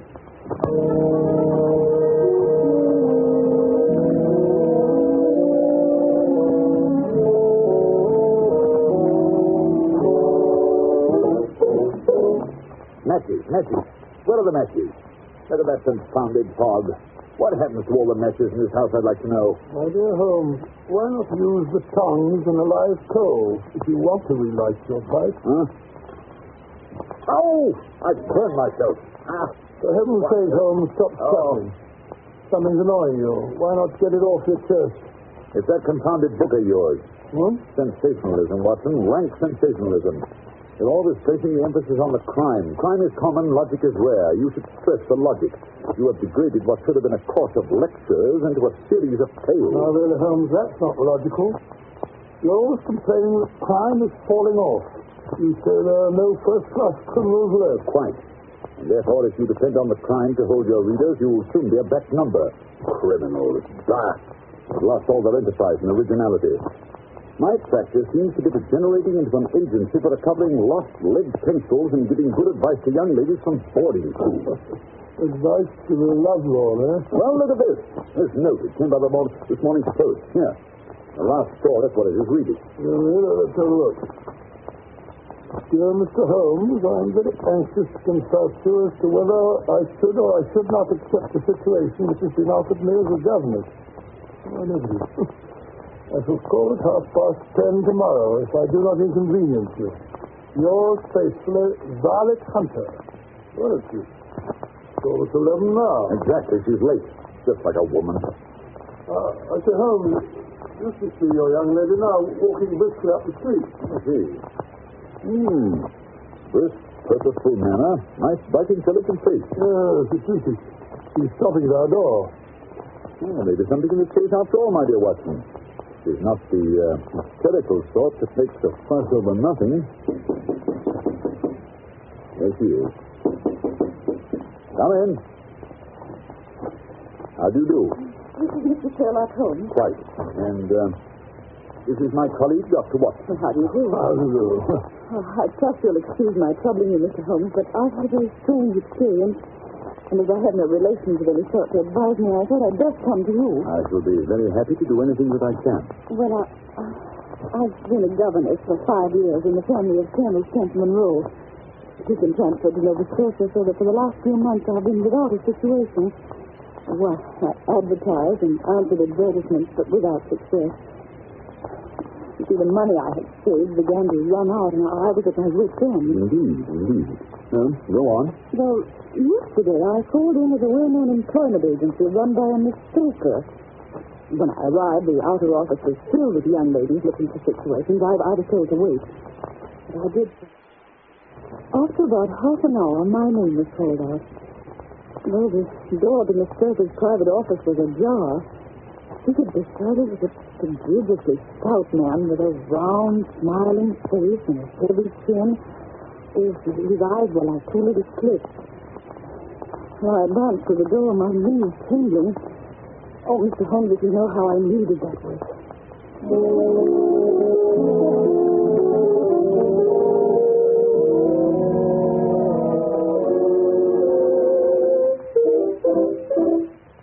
Come in, my dear. Come in. Mr. Newcastle. This is Miss, what is your name, my dear? Miss Hunter, Violet Hunter. Oh, yes, Miss Hunter. Capital. I couldn't ask for anything better. I'm sure you'll do, Miss Hunter. I hope so, Mr. Newcastle. You're looking for a situation as a governess? Yes, sir. And what salary do you ask? Well, I had £4 a month in my last place. £4? Sweating. Frank Sweating. How anyone could have the audacity to offer that to a lady with such attraction, such accomplishments. A lady fitted with the rearing of a child who may someday play a considerable part in the history of this country. Your salary with me, madam, would commence at £100 a year. 100? Oh, Mr. Newcastle. And furthermore, it is my custom to advance my young ladies half their salary beforehand. May I ask where you live, Mr. Newcastle? Hampshire, a charming rural spot. The Copper Beaches is the name of the place, 5 miles north of Winchester, or the dearest old house. And what would be my duty? One child, a dear little romper, aged 6. Oh, if you could see him killing cockroaches with a slipper. Smack. He's gone before you could wink. My sole duty, then, is to take care of this child. Well, I'm sure your good sense would suggest that you obey any little commands which my wife might give, provided, of course, that they were such as a lady might obey with propriety. You see no difficulty, eh? Oh, I should be happy to make myself useful. Oh, by the way, in dress, for example, we're saddy people. Saddy but kind-hearted. Now, if you were asked to wear a particular dress that we might give you wouldn't object to our little whim. No. Or to sit here or there, that wouldn't be offensive to you. Why, no. Or to cut your hair short before you come to it. My hair? Oh, yes, it's quite essential. It's a little fancy of my wife, you see. And ladies' fancies, my dear, Miss Hunter, must be consulted. My hair? Oh, no, I couldn't. No, what a pity. Well, in that case, Miss Stoker, I'd best inspect a few more of your young ladies. Good day, then, Miss Hunter. I'm afraid you must consider yourself struck from our list. Oh, but you can hardly expect us to exert ourselves to find another such opening for you. But, Miss Stoker... Good day, Miss Hunter. Oh, just a minute, Miss Stoker. Let's not be too hard on the young lady. After all, my request was a little sudden. Perhaps, Miss Hunter, you'd like 24 hours in which to consider the matter? And in view of the fact that you have particularly beautiful hair, I might be willing to raise the salary to £120 a year to recompense you for our less simplicity.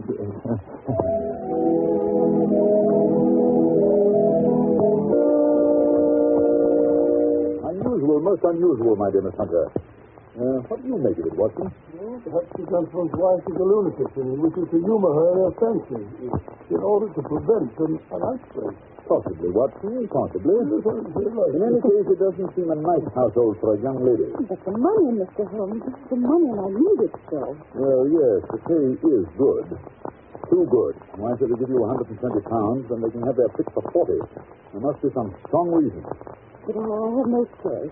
Then you've made up your mind to accept? Yes, I must. I thought if I told you the circumstances, you would understand afterwards if I wanted your help. And Mr. Holmes, I could feel so much stronger if I knew you were behind me. Certainly you may carry that feeling away with you. And if at any time you should find yourself in danger... Danger? Well, what danger could there be? My dear Miss Hunter, you could cease to be a danger if we could define it. But remember, at any time, day or night, just telegraph me and we'll come to your help. Oh, thank you, Mr. Holmes. Thank you.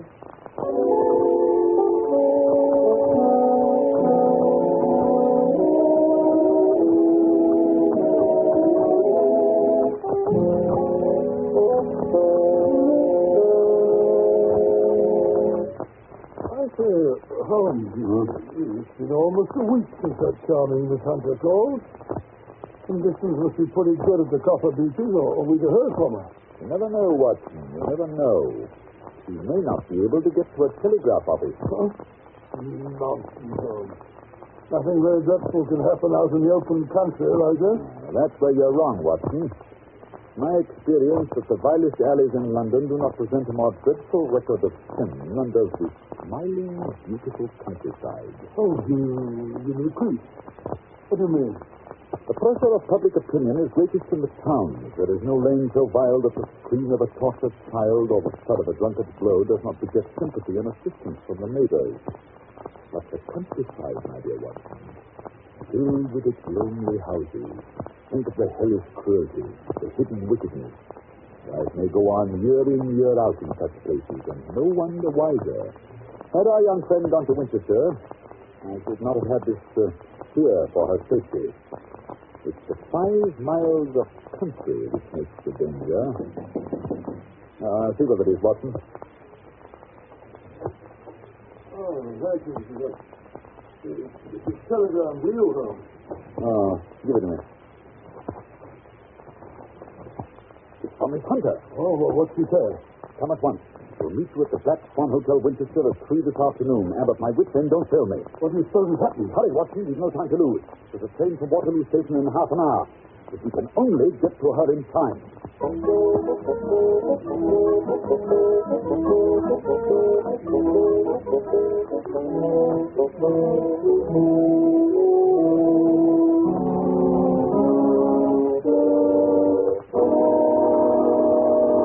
In just a moment, we will follow Sherlock Holmes and Dr. Watson on their strange journey.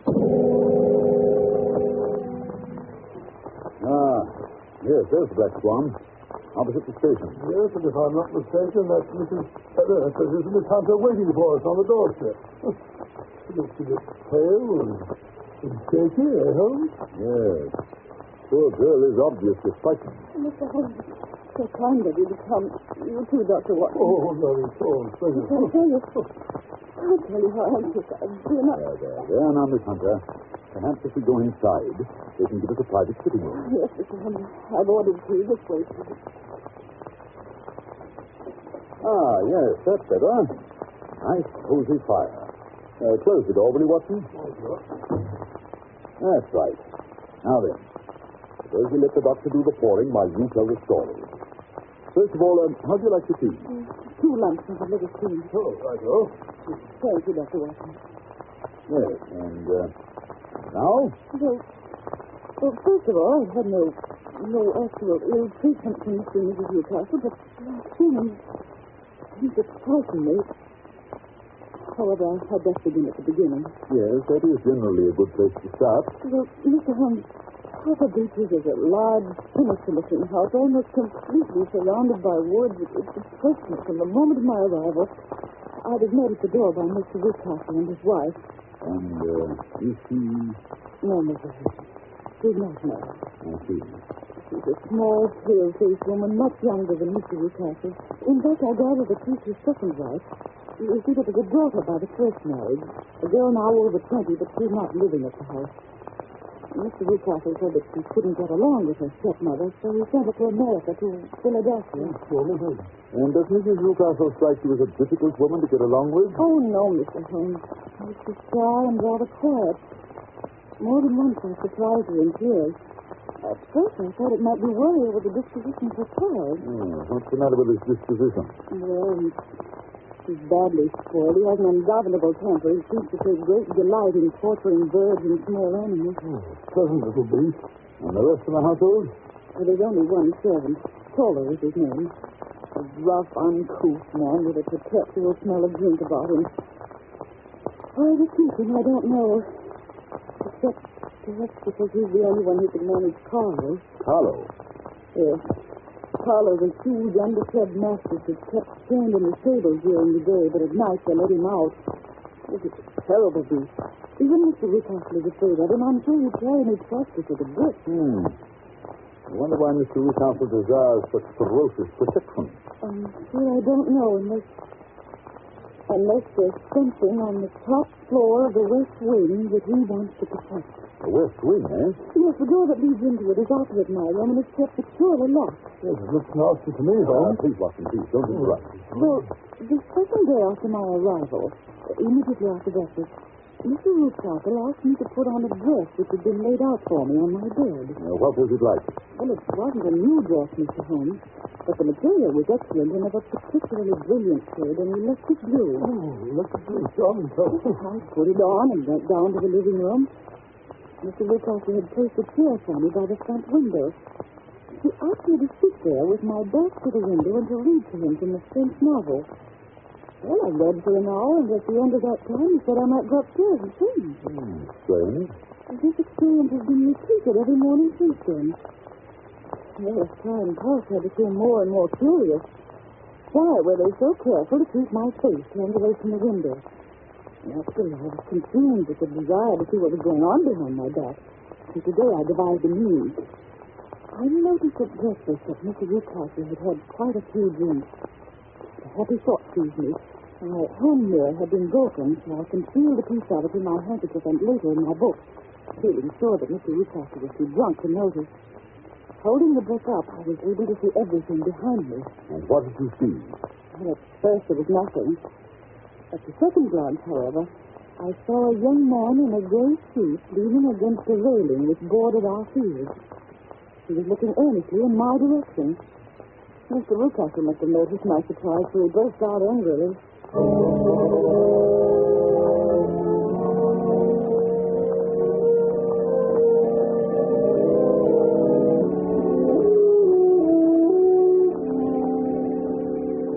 Really, Miss Hunter, your attention must be wandering. That's the second time that you've made that passage.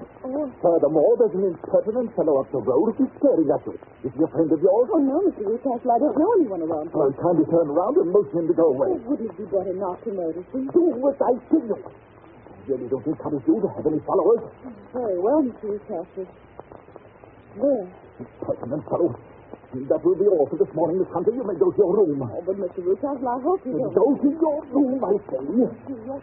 And after this, you needn't bother to wear that blue dress. Oh, dear, what a frightful household. If I could only get away from here, it's all so depressing. What? Well, she's left the key in the door to the west room. She must be there. I wonder what's inside. Oh, it wouldn't hurt to take just one look.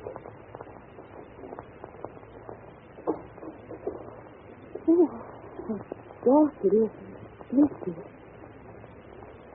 Wait. There's 3 doors. The middle one is barred with the end of an old iron bedstead. I wonder why. Oh, let me get the picture in here. What was that? Oh, must have been a bat. Someone's in here. Or maybe it's something. I can't stand it. Too eerie. I've got to get out of here. I've got to get out. Oh, dear, there comes Mr. Rickastle. What's this here? Mr. Rickastle. Was you then? I thought it must be when I saw the door open. Oh, I'm so frightened. My dear young lady, and what frightened you? I was foolish enough to go into that vacant wing, but it was so lonely and eerie. And the bird swooped down into my sleeve. Is that all? Well, what else could there be? And why do you suppose that I keep that door locked? I'm sure I don't know. To keep people out who have no business there, you see? I'm sure if I'd known. Well, you know now, my dear young lady. And if you ever put your foot over that threshold again, I'll throw you to the basket.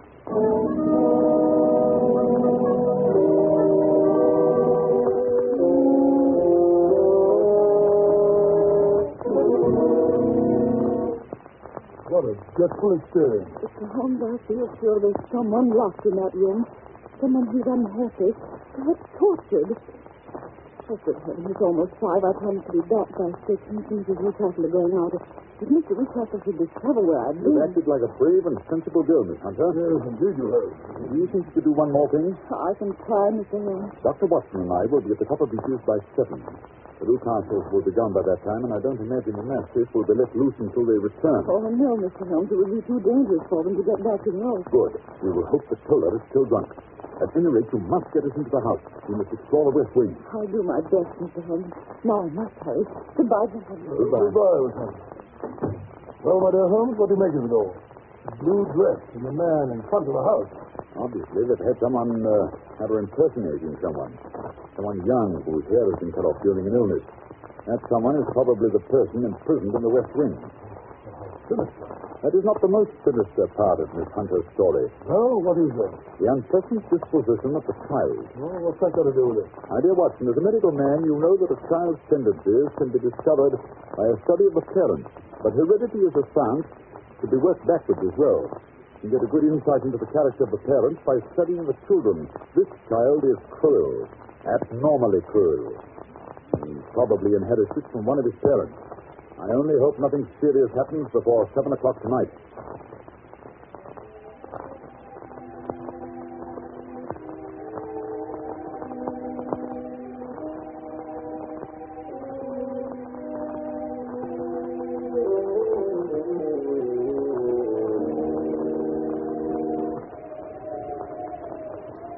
Yes, what a night.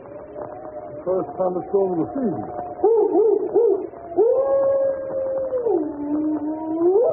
Listen to that dog. He's in an ugly temper. Listen to the house. To this group of copper beeches in front of it. Yes. Miss Hunter waiting for us in the doorway. The coast, Mr. Chair. Come in. You must be soaked to the skin. Oh, you're rather wet yourself. You need to be careful, you know. You'll be catching... What's that sounding? It's Toller. He was just going out to release the dog. I sent him to the wine cellar, then locked him in. Splendid. I managed to get Toller's fuses off him, too. He was quite drunk. They're duplicates of Mr. Newcastle. Better and better, but come along upstairs. We've no time to wait. Have you got your revolver handy, Watson? Yes. Good. Good heavens, that lightning must have hit quite near here. The copper beeches, no doubt. No, this tree. Oh, this one. That's right. Nothing here. Come along. Listen to that rain on the roof.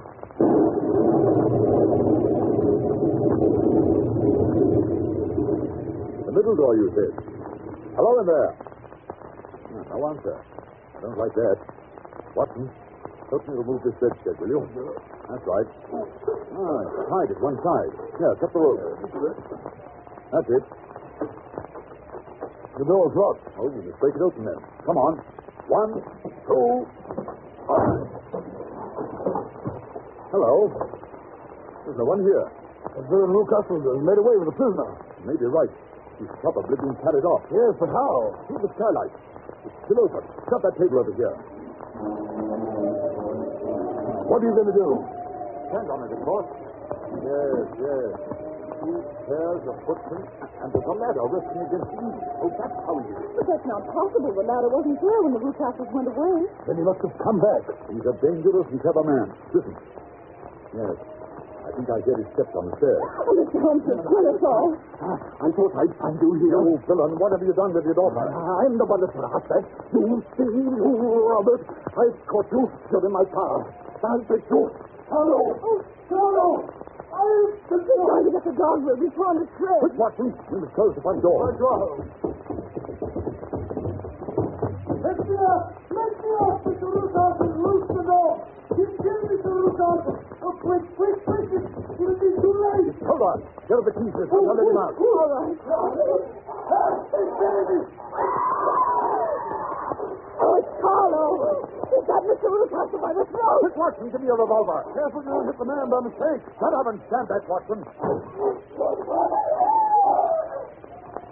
Oh, Mr. Holmes, thank heaven. You killed Carlo. I thought it was too late. It's so horrible. I think I... Watson and Tola, bring Rucaster into the house, will you? Oh, he's so strange. Weak. No. Please, it's all over. Just you go upstairs and pack your bag. Dr. Watson and I are going to take you back to town with us on the 9 o'clock train.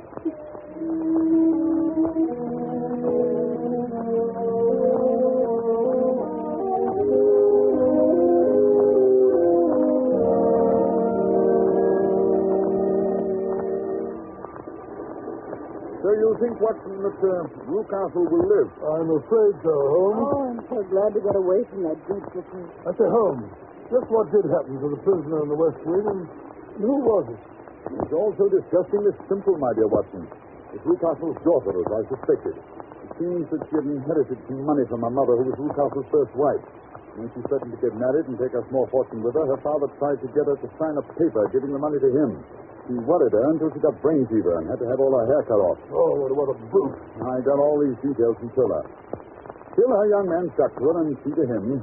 After that, Mr. Rucaster locked his daughter up and brought Miss Hunter down from London in order to impersonate her, get rid of the persistent shooter. This young gentleman, however, was a persevering chap, and having greased Tola's palm very thoroughly, he learned the true state of affairs. With the help of Tola and a long step-ladder, he rescued his fiancée. They are now headed for Southampton with a special license, and this time Miss Rucaster, or rather Mrs. Fowler, is really going to America on our honeymoon. Oh, this is quite romantic, isn't it, Holmes? You and your romance, Watson. You're a regular old woman. Well, I'm glad we were able to help the poor thing, but I wouldn't go back to that house again. Not for twice the salary. Oh, that reminds me, Miss Hunter. I was talking to a friend of mine about you the other day. She had a private school in Walsall. I believe she said she had an opening for you. Oh, Mr. Holmes, you're a darling. No, my dear, it's quite inconsequential. Already know. Shut up, Watson.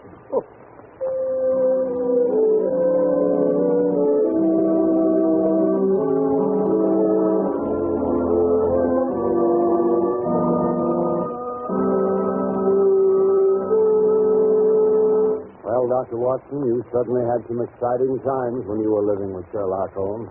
I certainly did, Mr. Manning. Those were the days. I mean, never a dull moment. Yes, when I think of the thrilling experiences that Holmes brought into my life. Petri Wine brings you Basil Rathbone and Nigel Bruce in the new Adventures of Sherlock Holmes.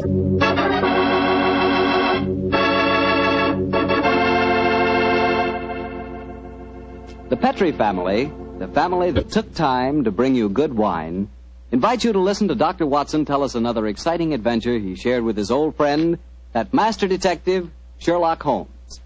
And as for me, well, I'd like to tell you the easiest way I know to get the reputation of being the perfect host. Next time friends come over for dinner, before you sit down to the table, serve glasses of Petri California sherry. Petri sherry is the best beginning a good meal ever had. I say Petri sherry because Petri sherry is extraordinary sherry. You can tell by looking at it. Hold it to the light. Notice how clear it is. Notice its beautiful deep amber color. And you can tell Petri sherry is unusual from just a whiff of its fragrance. And, of course, in the last analysis, you can tell just how fine a wine Petri sherry is by tasting it. That's the best test of all. And that's where you'll get the most pleasant surprise, because Petri sherry really tastes wonderful. A flavor right from the heart of the grape. So serve Petri sherry to your family and your friends, and serve it proudly, because the name Petri is the proudest name in the history of American wines. And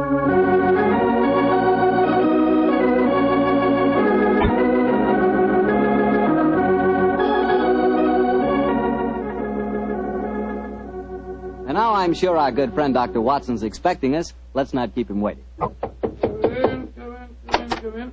Good evening, Doctor. Good evening, Mr. Bartell. You'll forgive me if I don't get up, won't you, my boy? Of course, Doctor. What's the matter, a touch of rheumatism? No, I played 18 holes of golf today. I hope that when I'm your age, Doctor, I can be half as sprightly. Oh, it's very nice of you, but if you don't mind, we won't discuss the question of my age. So draw up your chair, make yourself comfortable. I'll get on with tonight's new Sherlock Holmes adventure. Well, from the hints you gave us last week, it sounded like quite a spooky story. It was, Mr. Bartell. It certainly was. Towards the end of November in the year 1895, a dense yellow fog had settled down over London. For 4 or 5 days, it was impossible from our rooms in Baker Street to see the outline of houses opposite. A real London pea souper, huh, Doctor? Yes, my boy, and it became most depressing. The first day, Holmes had spent in cross-indexing his huge book of criminal references. The second and third had been patiently occupied with a subject which he had recently made his hobby, the music of the Middle Ages. But when on the fourth day, pushing back our chairs after breakfast, we saw the greasy, heavy brown swirl still drifting past us and condensing in oily drops upon the window panes, Sherlock Holmes' impatient and active nature could endure this drab existence no longer. He paced restlessly about our sitting room, chafing against the inaction. After several minutes of these perambulations, he turned to me and spoke. Anything of interest in the paper, Watson? There's news of a revolution, of possible war, and of an impending change in the government. Nothing to interest you, though. No crimes of any importance. The London criminal is certainly a dull and unenterprising fellow these days. Look out of the window, Watson. See how the figures loom up, are dimly seen and then blend once more into the foggy depths. What a day for a thief or a murderer. He could roam London as the tiger does the jungle, unseen until he pounces, and then evident only to his victim. That's a cheerful thought, I must say. Hello. I wonder who that is. Probably a visitor for Mrs. Hudson, or perhaps the local plumber has finally condescended to pay some attention to the faulty gas jet in our hallway. I don't think you're right on either count. I can hear Mrs. Hudson's footsteps on the stairs. Come in. Come in. Yes, Mrs. Hudson, what is it? Oh, excuse me, Mr. Holmes, but there's a gentleman to see you. Says it's most important, and he asked me to give you this card. Oh, thank you. Oh, Mortimer Harley, eh? Show him up, please, Mrs. Hudson. Very good. Mortimer Harley, and who's he? I've not had the pleasure of meeting him personally, but I'm quite familiar with his scientific reputation. Scientific? In what does he specialize?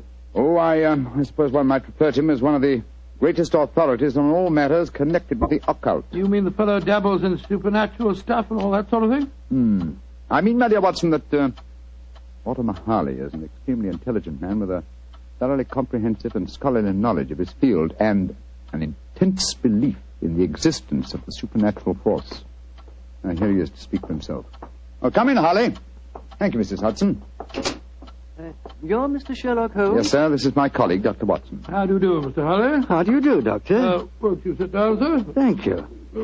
Well, you fellas are probably wondering who I am and what's brought me here. Well, we're not wondering who you are, Mr. Harley. My friend Holmes was just telling me of your scientific eminence. I'm flattered that you know of me, Holmes. Just the same, you're wondering why I'm here. Naturally, sir. Well, since you know I'm a student of the occult, I'll get right down to my problem. Mr. Holmes, have you ever heard of the Headless Monk of Trevennis Chapel? Oh, yes, indeed, Mr. Harley. An apparition to be counted among our more intangible national treasures, I should say. I'm sorry to appear stupid, but I have never heard of the Headless Monk of whatever it is, Chapel. Well, then, let me tell you about it, Doctor. Yes, I wish you would. Trevennis Manor in Cornwall was once an abbey. It was expropriated during the reign of Henry VIII, and several of the monks were killed in some of the minor difficulties attendant on such an act. But one of the murdered monks, a certain Brother Hugh, the chapel organist, was persistent. He still haunts the chapel today. He still plays the organ, and since he was beheaded, he always appears headless. Charming little legend, Mr. Harley, but you don't expect us to believe it's anything but a legend, surely. Skeptic, eh?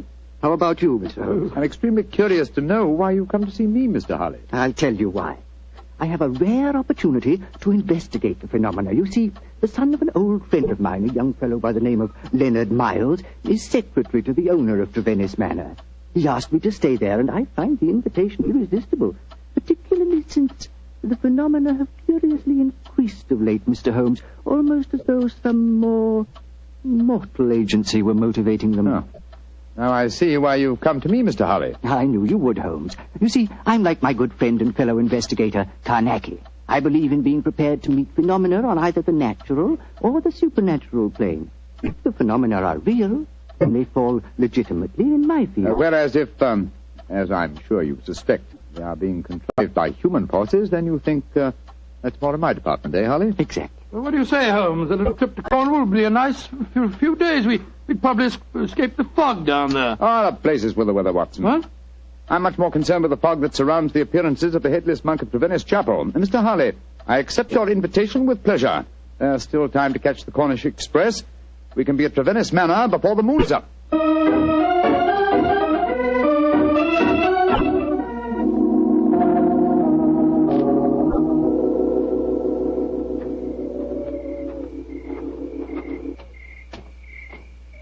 Hello? Who's this funny-looking fellow coming down the steps towards us? If I didn't hear the sound of his footsteps, I'd believe it was a psychic manifestation. It certainly looks as if he came from beyond the grave.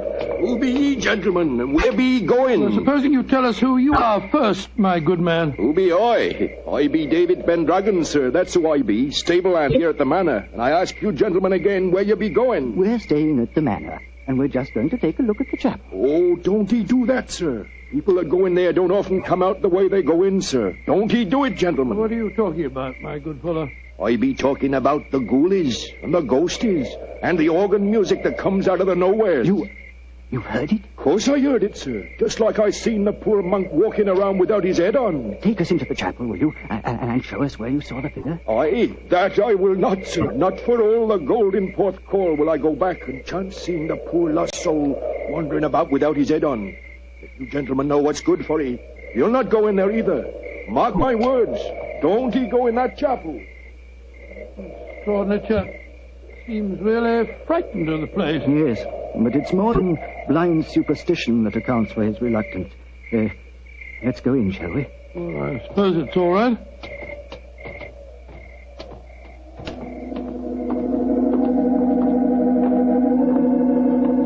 Great Scott! Listen to that. The organ. The ghost's playing it. We're extremely fortunate. A psychic manifestation as soon as we enter. Remarkable. Psychic manifestation. Rubbish. Look who's sitting at the keyboard. It's Holmes. Holmes! What's the matter, Watson? What's the matter? You frightened us to death, didn't you, Holly? Well, speaking for myself, Doctor, it disappointed me. I thought it was a genuine phenomenon. What do you think you're doing, Holmes? I thought you were still behind us. I'm sorry if I frightened you, Watson. I was curious about this organ. I slipped in by the side door ahead of you and tested the instrument. It's in astonishingly good condition for a disused chapel, don't you think, Harley? Yes, I do, Holmes. One might reasonably presume that someone tends it with great care. In fact, I would go further and say... What are you doing in here? We are guests at the manor house, and we decided to pay a visit to the chapel before we paid our respects to our host. Oh, my father is your host. I'm Dorothy Brownlee. How do you do, Dorothy? My name is Holmes, and these gentlemen are Dr. Watson and Mr. Harley. How do you do, Dr. Watson? Mr. Harley. I heard the organ music, and I was terribly frightened.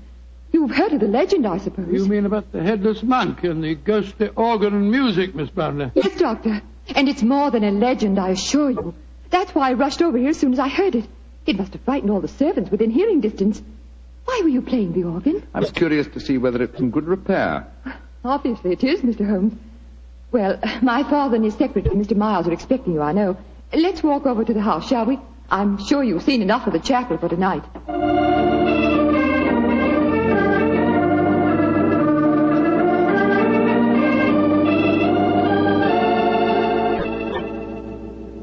Father, this is Mr. Sherlock Holmes and Dr. Watson. How do you do? How do you do, sir? How do you do? This is my secretary, Leonard Miles. How do you do, Mr. Miles? Mr. Miles. Dr. Watson.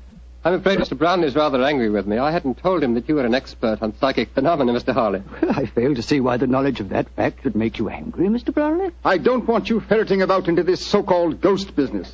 There's been enough trouble in the neighborhood already. It's almost impossible to keep servants, and these Cornish people are incredibly superstitious. You haven't seen the ghost yourself, Mr. Brownlee? Oh, of course not. There isn't any ghost, I tell you. You heard the mysterious organ playing? No, I haven't. And I don't want to talk about it anymore. Yes, what is it? David Pendragon at the door is very anxious to see you, sir. Pendragon? Oh, very well. Tell him to come in. Yes. David? What does he want, I wonder? Pendragon, that's the fellow we met outside the chapel, isn't it? Yes. Quite a colourful character. Oh, he's a superstitious old fool, if you ask me. But he is a good groom. Yes, Pendragon, what is it? Begging your pardon, sir, but there be trouble at the chapel again tonight. I says to myself, David, 'tis your duty to go to the master, I says. Never mind. What's the trouble? As the moon was hanging low tonight, sir, I hears the organ a-playing. But that was Mr. Holmes, my good man. Aye, that's what he thinks, maybe. But what I says to myself is, what made him play the organ? And then this very night, I saw the Headless Monk. With my own eyes, I saw that poor soul with his head off, wandering in the moonlight. I saw that, sir, with my own eyes, I did. Oh, get out of here, you blithering old fool. And I'm warning you, if I hear any more nonsense about this ghost, you'll lose your job, you understand? Now come along, be off with you. Aye, sir, begging your pardon, sir. Come on, I'll give you chaps a drink. Mr. Brownlee seems absolutely rabid on the subject of the ghost, eh? Yes. Suspiciously so. What about he's trying to hide? Whatever it is, I don't think he'll be successful. In your profession, Holmes, you know that murder will out. It's true in my profession also. Try to suppress them as you may, gentlemen. Ghosts will out.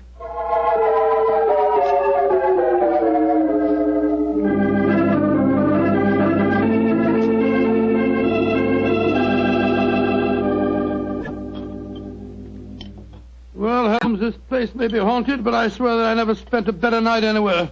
Good morning, Mr. Holly. Good morning. Good morning, sir. Good morning. I'm glad to see I'm not the only late riser. Oh, were you up late too, sir? Yes, I was, Doctor. I decided to ignore the veiled threats of Mr. Brownlee, and so I did a little investigating in the chapel. Do you mind passing the teapot? And what were the results of your investigations, Mr. Holly? Well, there was no psychic manifestation, you understand, but I'm sure of one thing. That chapel is evil. Evil to the hearts of its stones. And I'll swear that evil does not stem from the hapless monk who was murdered there. You confirm certain suspicions aroused by my own investigations last night. There is evil here, Mr. Holly, and I think I know its nature. Unless I mistake every sign and reaction, someone has been initiating the local peasantry into the evils of the Black Mass. Black Mass? Good Lord, what a shocking thought. My own sensations last night confirm your theory, Holmes. There is a coven here, I swear it, hiding its own obscene practices under cover of the haunting. Well, that sounds quite feasible. After all, the people are so superstitious that they'd keep as far away as possible from the chapel when they heard the organ playing. This problem falls into both our fields, Holly. The practice of black magic is a criminal offense. Perhaps it's just as well the old laws against witchcraft are still in force. I imagine, Mr. Harley, that you have your own methods of combating such forces as we're up against? Oh, yes, Holmes. Though mine are not connected with the legal aspect of the case. May I ask what you plan to do, sir? Well, I have several rather elaborate preparations to make, Doctor. It'll take me most of the day, I'm afraid. However, I shall explain them to you all after dinner tonight.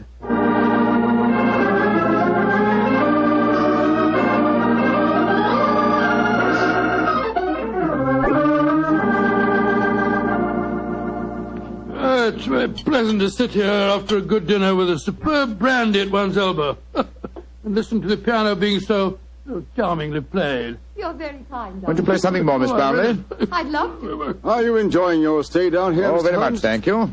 Both Mr. Holly and I have found the local folklore extremely interesting. I say, you fellows haven't been investigating the haunted chapel business again, have you? Oh, look here, if you have, I shall be very angry. It's abusing my hospitality.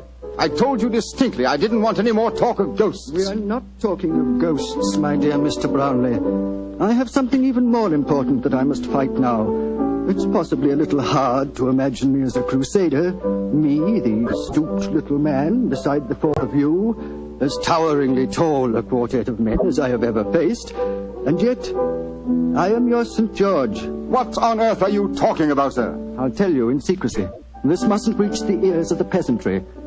I refer to myself as St. George because I go to wipe out an evil that lives in your midst. A living, modern dragon. Please, Mr. Harley. That sounds dreadfully frightening. And to rid you all of this fiend, I must cleanse the chapel, purify it, exorcise it, remove its residue of psychic evil.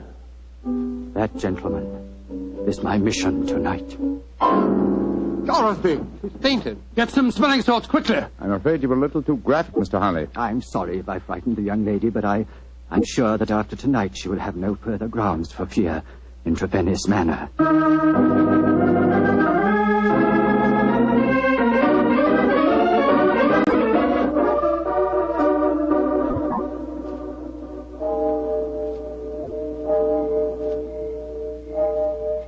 Holmes. Yes, old chap? Did you hear anything? Nothing but the owls and the clock striking midnight. I'm getting off the jumper. What do you suppose Harley's up to? I can imagine his procedure. Midnight, the crucial hour, I suppose, in his endeavors. I wish him luck. My own plans are not nearly as clear, unfortunately. I sense a guiding force here, but I lack the clues. There is something, Holmes. Listen! Great heavens! It's the organ in the chapel. And Harley's in there alone. Not alone. Listen to the organ. Pealing forth its madness. Come on, Watson. Something has gone horribly wrong.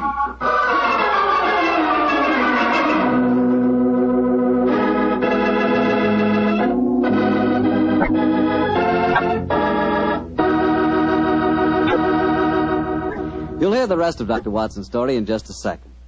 You know, a moment ago I told you how much I thought you'd like Petri California Sherry, but I didn't tell you that Petri Sherry is the all-round, all-American wine. You can not only serve Petri Sherry before dinner, it's good after dinner, too. And, of course, later in the evening when you're listening to the radio with some friends, a glass of Petri Sherry is just the thing. And say, Petri makes two kinds of sherry, the regular and Petri Pale Dry. To make sure you get the one that you like best, do what I do. Don't buy one, buy two.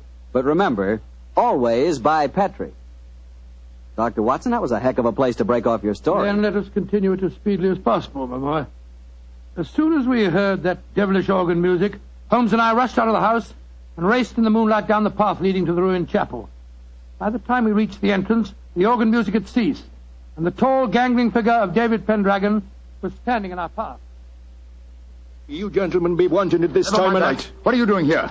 I be here because the gentleman gave me 5 shillings to stand outside here and see that no one disturbed him. That's why I be here. And nobody did come or go. He still be there, he be. But when you heard that organ music, why the devil didn't you go in? Organ music? I heard no organ music, come on, sir. Watson.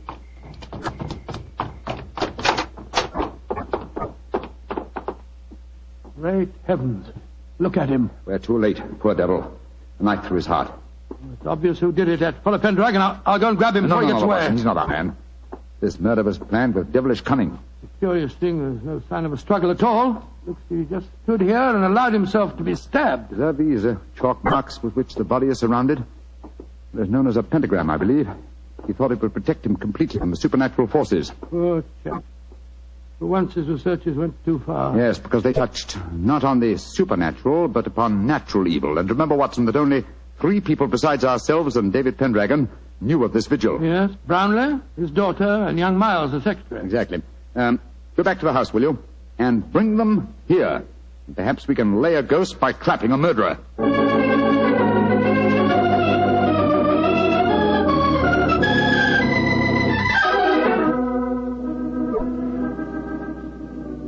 And that's all I know, Mr. Holmes. Well, you've not established much so far, Holmes.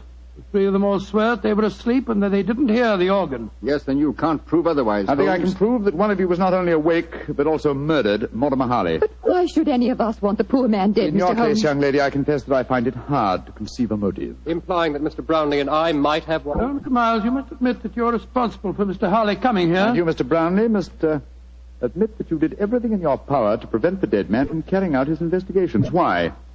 What were you trying to hide? Nothing. It's just that I wanted to sell the manor house.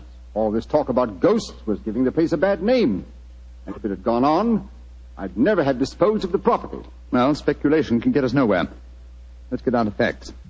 Is there any other entrance to this chapel besides the 2 doors? None. Oh, there was an old smuggler's cave which came out near the organ loft, but Father had it bricked up some years ago. I had to. The tourists kept crawling in. Go and examine it, will you, Watson, old chap? All right, you are, Holmes. If you don't mind my saying so, Mr. Holmes, it seems obvious who did this murder. You told us David Pendragon admitted that no one went in or out as he stood guard. He must have done it himself. Oh, the man's half-witted. And superstitious. He might have killed Mr. Harley because he was attempting to interfere with a ghost. And then played the organ to celebrate the occasion? I think you overestimate David Pendragon's capabilities, Miss Brownlee. Mr. Miles. Yes, Mr. Holmes. Pendragon is waiting outside. Would you be kind enough to ask him to come here for a moment, please? Certainly. What did you find out, Watson? Well, it's easy to see where it was bricked up, but it's a solid wall now, and no one could get in that way. But if no one came in or out, who else could have killed Harley except Pendragon? The ghost, or rather the person disguised as a ghost. The dead man expected a psychic manifestation. When he saw the supposed ghost Coming towards him, he offered no resistance. He believed that the magical pentagram would protect him. Ah, there you are, David. Aye, here I be, sir. But I don't know nothing more than what I told thee. No, don't be frightened, Pendragon. All we want is the truth. That's what I told thee, sir. And tell us a little more, will you? When you said no one had entered the chapel tonight, you meant that no mortal man had entered, didn't you? That I did, sir. But how could I say I'd seen the ghost when Mr. Brownlee here had told me I'd lose my job if I spoke of the ghost again? Oh, now we're getting somewhere. So you did see the ghost? That I did, sir. The poor soul walking through the moonlight with no head on his body. You saw it quite clearly? Just as clearly as I sees you now, sir. How tall was he? He was... Would you mind standing against the wall, sir? Yes, of course. He was as tall as... Well, his shoulders come to just where your shoulders come now, sir. You're a tall man, then, so we narrow it down to either you, Mr. Brownlee, or you, Mr. Miles. But this is utterly ridiculous. Of course it is. On the contrary, gentlemen, the case is solved. Which one of them was it, Holmes? Neither. Remember that the ghost is headless. That means that the impostor must have built up fake shoulders covering the head. On either of these men, it would have brought their shoulders to the level of my head. Great Scott, it was... Bravo, Mr. Holmes. I didn't think you'd catch me. Dorothy! No, I don't believe Miss Brownlee, I must warn you that... Get back. Don't any of you come near me. As you see, I have a revolver. Dorothy, for heaven's sake! Don't speak to me of heaven! You thought I was a sweet little girl, didn't you, Father? You didn't know your dear, demure daughter could murder a man, did you? Why did you kill Mortimer Harley? Because he was a meddler. For months I've been practicing black magic here. For months I've been building up the legend of the Headless Monk and the organ music.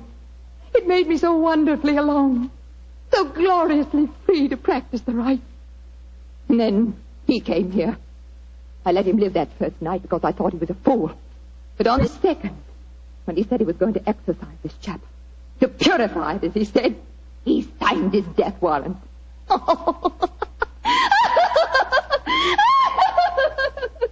you could have seen his face, if you could only have seen his stupid, startled face, as I plunged the knife into him. Dorothy! He bled so beautifully. Holmes, she's mad as a hatter. What are we going to do? Brownlee, give me that revolver. And let you take me to prison or an asylum? No, you'll never catch me. She's backing up the stairs leading to the organ loft. Dorothy, come back! Don't try and follow Look me. out! The railing's behind you. And turn my head. Oh, no, Mr. Holmes,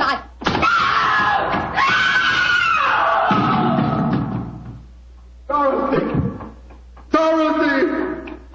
My poor little girl.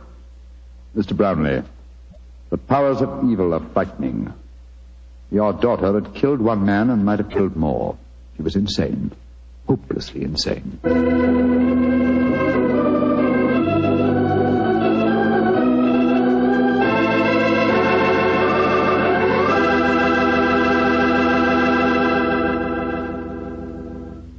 Well, Doctor, that was quite an exciting story. You know, I wish I could play the organ and write music for it. There's nothing like music to really express a thought. Yes, I can just imagine the kind of music that you'd write. Probably a catchy little ditty such as, "The family took the time to bring you such good wine. So when you eat and when you drink, remember Petri wine." Oh, no, Doctor. Is that the way I affect you? Although on the level, you could probably write beautiful music to describe the way the grapes look on the vine in the sunlight. But what music could tell you about the Petri family and how long they've been making fine wine? You know, the Petri family has been making wine for generations, handing on down from father to son, the knowledge necessary to transform luscious, sun-ripened California grapes into delicious, fragrant wine. And when you see that name Petri on a bottle of wine, remember, you're not looking at a mere trademark. That name Petri is the personal assurance of the Petri family that every drop of wine in that bottle meets their unusually high standards. Petri wine is always good wine. It's got to be, because Petri took time to bring you good wine. Well, Dr. Watson, what new Sherlock Holmes adventure do you have lined up for us next week? Well, now let me think. Next week, Mr. Bartell, I'm going to tell you a story that started quietly enough as Holmes and I sat at a London dinner party, and yet, before the evening was over, we found ourselves involved in one of the most shocking scandals that ever rocked London society.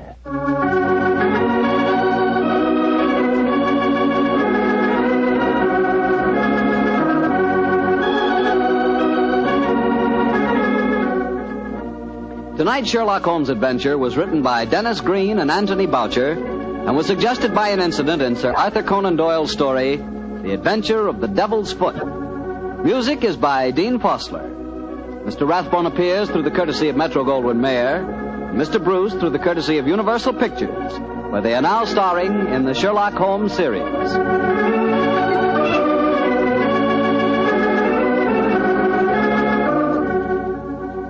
The Petri Wine Company of San Francisco, California, invites you to tune in again next week, same time, same station. Sherlock Holmes comes to you from our Hollywood studios.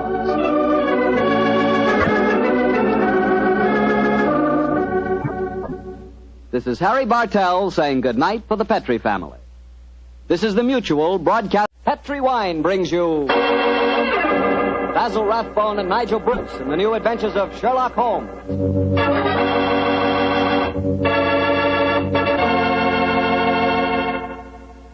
The Petri family, the family that took time to bring you good wine, invites you to listen to Dr. Watson tell us another exciting adventure he shared with his old friend, that master detective, Sherlock Holmes.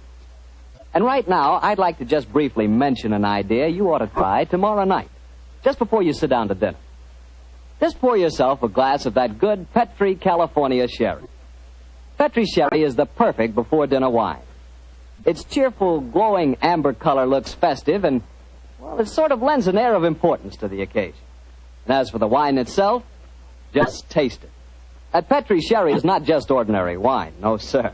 One sip and you know that wonderful sun-ripened grapes went into its making. Yes, and you know that Petri sherry was carefully watched over every step of the way. Incidentally, Petri makes two kinds of sherry, regular sherry and Petri Pale Dry. If you're not sure just which kind you and your friends will like best, try them both. Don't buy one, buy two. But when it comes to sherry, or any other wine for that matter, be sure you always buy Petri.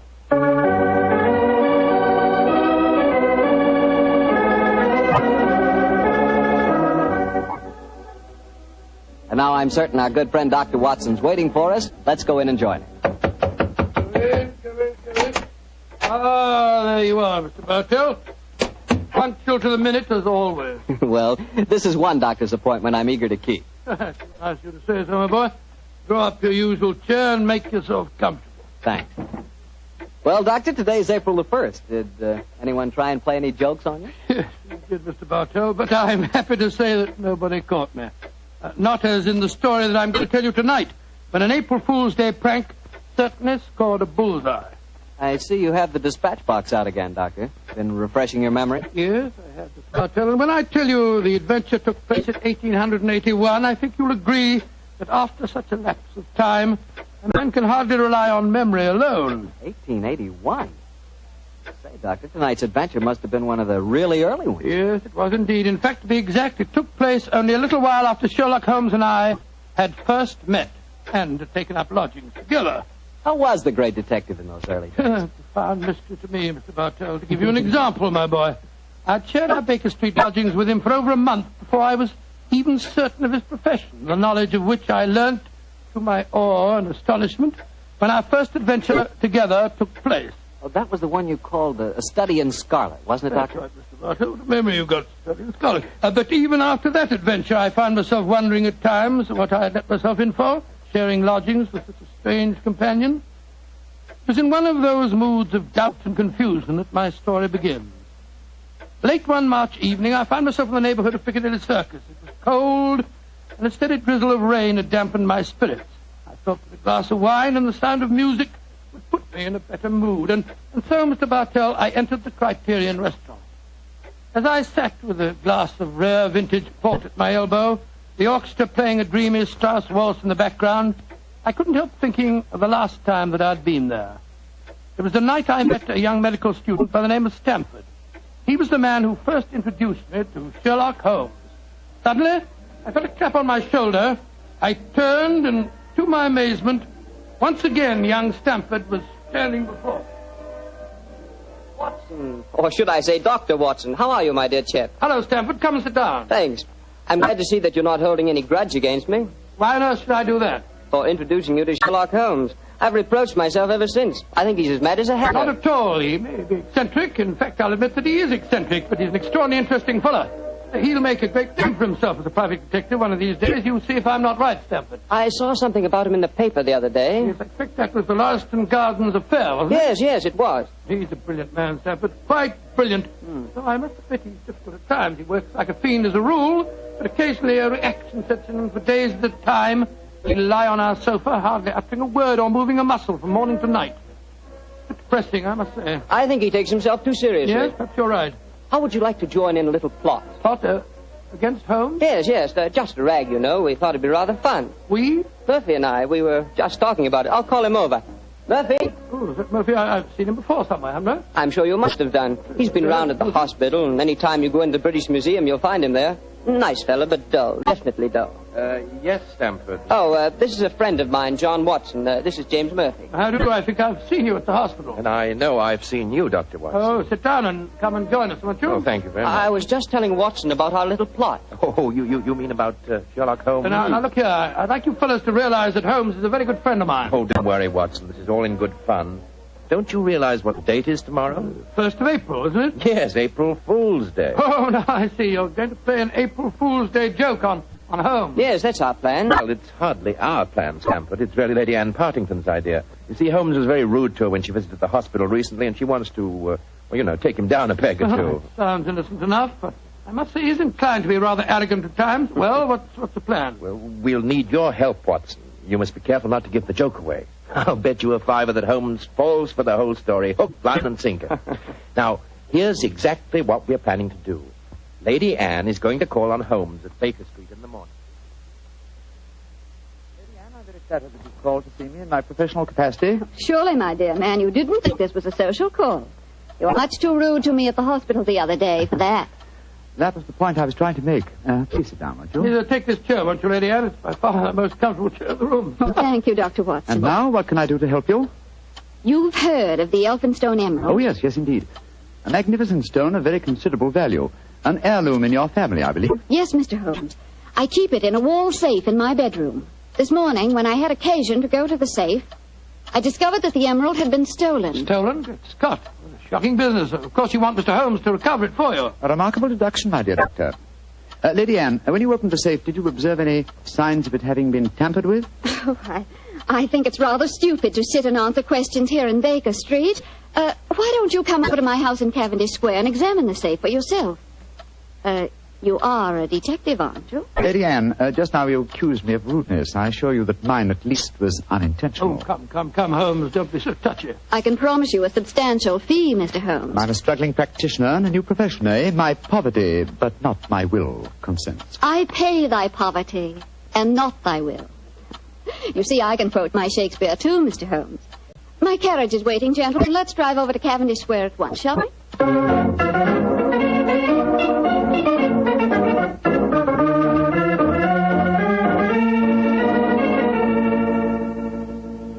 This is the wall safe, Mr. Holmes. Not too difficult a safe to crack for an expert.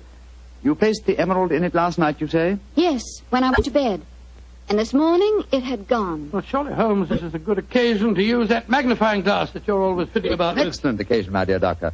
That's why I brought it with me. Uh-huh. That's very interesting. What is it? This safe was opened by an expert. There isn't a sign of its having been forced. Hello. What have you discovered? There's a peculiar tarnish on the steel knob. It was obviously handled by someone whose fingers are habitually stained with chemicals. Amazing, Holmes. Elementary, my dear doctor. Where does that door lead to? My boudoir. I should like to examine it if I may. Oh, but of course. Thank you, Lady Anne. Dr. Watson, this is the most beautiful April Fool's Day fraud I've ever played. I must say, Murphy was right. He has fallen for it. Hook, line, and sinker. Just the same, I'm beginning to feel guilty. I can't help feeling a bit disloyal. Oh, nonsense. It's all in fun. Are Stamford and Mr. Murphy listening? Yes, they're next door in my drawing room. I'm sure their ears are positively glued to the keyhole. Well, I do hope Holmes won't be angry with me. Shh, here he comes. Nothing of any interest in there. The windows haven't been tampered with. We may presume, therefore, that the thief did not enter by an upstairs window. Lady Anne. Yes, Mr. Holmes. This room has not been touched since you discovered your loss? Oh, no. I told the servants to leave it exactly as it was while I came to fetch you. Splendid. Deep pile carpet, eh? Couldn't be better. The thief was a tall man with a long stride. Oh, come, Holmes. I know your methods, but there aren't any footprints on this carpet that you can identify, even with your magnifying glass. My dear Doctor, I've studied many crimes, and I've never seen one yet that was committed by a flying creature. As long as a criminal remains on his two legs, there must be some trifling displacement can be detected by a keen observer. I assure you that the marks on this carpet indicate that the thief was a tall man with a long stride. Traces of tobacco ash, pipe tobacco, shag tobacco that sells at 4p an ounce. Oh, now, really, Mr. Holmes, how can you possibly identify an individual tobacco? Oh, it's a hobby of mine. In fact, I've even written a monograph on the subject. Now, one more look at the safe itself. Hello. What's this powdered dust here? What? It's rosin. Distinct trace of rosin. Lady Anne, I suggest that you get in touch with Scotland Yard at once. You mean that you've solved it, Holmes? I mean, my dear Doctor, that I can give you a reasonably complete picture of the thief, and that picture is so individual that I'd be surprised if it would fit more than one man in London. Why, this is pure magic, Mr. Holmes. Please describe him to me. Well, he's a tall man. The width of his stride indicates that, and he's thin. Well, what enables you to tell that, Holmes? His footprints have made a remarkably light indentation on the mat of the carpet. Our thief dabbles extensively in chemicals, as indicated by the tarnishing of the knob on the safe, and the traces of rosin would suggest that he plays the violin also. He smokes shag tobacco, has a great practical knowledge of the ways of combination locks, and he's obviously in close contact with the criminal classes. How do you know that, Mr. Holmes? Well, he wouldn't steal a famous stone unless he knew how to dispose of it through some trustworthy fence. Yes, it's a very comprehensive picture, Holmes. I almost feel as if I knew the chap. Thank you, Doctor. I'm sure there's only one man in London, and it shouldn't be hard to trace him. I agree entirely, Mr. Holmes. Dr. Watson, I think the joke has gone far enough. Joke? What do you mean? You're quite right, Holmes, in saying there's only one such man in London. You've just given a perfect description of yourself. April Fool. Dr. Stamford, Mr. Murphy, you can come in now. April Fool, Holmes. April Fool. April Fool.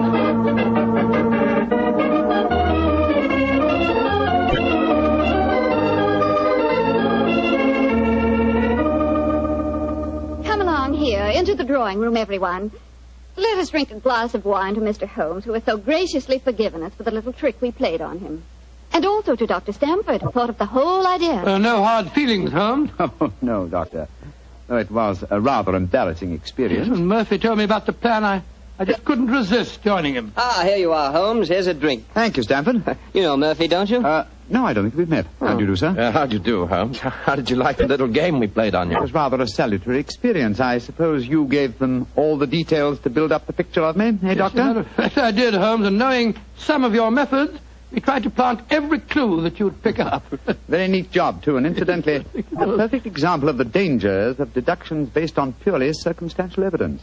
I shall profit from this little lesson. I must say it was worth a fortune in emeralds to see your face, Holmes, when you realized what you'd done. Well, the joke's over now. By the way, where is Lady Anne? I believe she said she was going to fetch the Elphinstone emerald. She thought you might be interested in seeing it. She probably feels the sight of it will salve my wounded vanity. Oh, here she comes now. Mr. Holmes! Mr. Holmes! What's wrong? What's happened, Lady Anne? The emerald. It's not where I hid it. This time it's really stolen.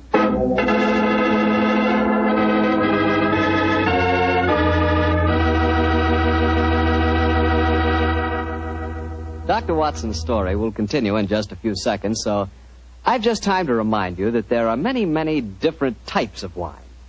But if you want one wine that's fine for almost any occasion, then you want Petri California Sherry. Petri Sherry is fine before dinner, of course. But Petri Sherry is good after dinner, too. And it's the perfect wine for cocktail time or any time friends drop in. Everybody will love the real heart-of-the-grape flavor you get in every sip of Petri Sherry. And you can serve Petri Sherry proudly, because those letters P-E-T-R-I spell the proudest name in the history of American wine.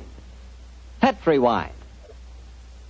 Well, Dr. Watson, your April Fool Day plot kind of backfired on you, didn't it? Yes, Mr. Bartell, it was a perfect example of the bite of a bit. Well, what happened next? I suppose Sherlock Holmes went into action once again. That's fair, Mr. Bartell, and it gladdened my heart to see the change in the fella. I confess I'd felt rather ashamed of my part in the prank, for I could see that Holmes's pride had been hurt. But now, with a definite crime before him, the difference was amazing. He suddenly became a dynamo, galvanized into action as he stood there, firing questions at the other members. Lady Anne, who beside yourself knew of this fresh hiding place? Both Murphy and I did. Yes. After we'd left our deliberate clues on the safe, we went with Lady Anne and saw her secrete the emerald in the top drawer of her dressing table. We thought it would be all right there. After all, as soon as the joke was over, I was going to put it back in the safe. Now, I think our wisest plan before we question the servants would be for each one of you who were in this April Fool's Day prank to submit to being searched. Holmes, surely you don't suggest that any one of us took the emerald? No, Stafford, I don't.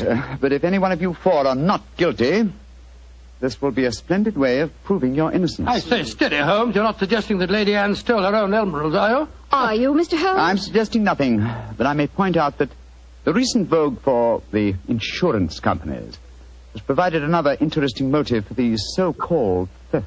I resent your insinuation. It's outrageous. Lady Anne, if I'm to recover your emerald, I must at least consider every possibility. A search is the most immediate practical action. And perhaps you'll retire into the next room while I persuade these gentlemen to submit to being searched. Very well, but I think you're in danger of making a fool of yourself once again. No, wait, don't go, Lady Anne. A search won't be necessary. What do you mean, Murphy? I must throw myself on your mercy, Lady Anne. I confess that I stole the emerald. Murphy! After you put it in the drawer, Lady Anne, I slipped back into the room and took it out. Murphy, that's a criminal action. I know it, but I'm poor. I need money desperately for my mathematical research. I knew the emerald was priceless, and I couldn't resist the temptation to take advantage of a joke. Here, Lady Anne, here's the stone, and please don't prosecute me. Please don't. It'd be my ruin. May I examine the emerald, Lady Anne? Thank you. Well, Mr. Murphy, I won't pretend that I'm not deeply shocked. I must ask you to leave my house. But you won't prosecute me, will you? It was a moment's temptation. No, I won't prosecute you. Holmes, what are you doing with the emerald? Well, knowing something of the deceptive ways of thieves, I came on this case fully prepared to test the emerald when I found it. Now, a drop of this acid from this vial, so... Mr. Holmes, what are you doing? You'll injure the stone. No, not if it's a true emerald. Uh-huh, look at that. Good Lord, the acid's eating to the stone as if it was sugar. But then that means... It means, Lady Anne, that Mr. Murphy has just imperiled his honor and his freedom to steal a singularly beautiful fake.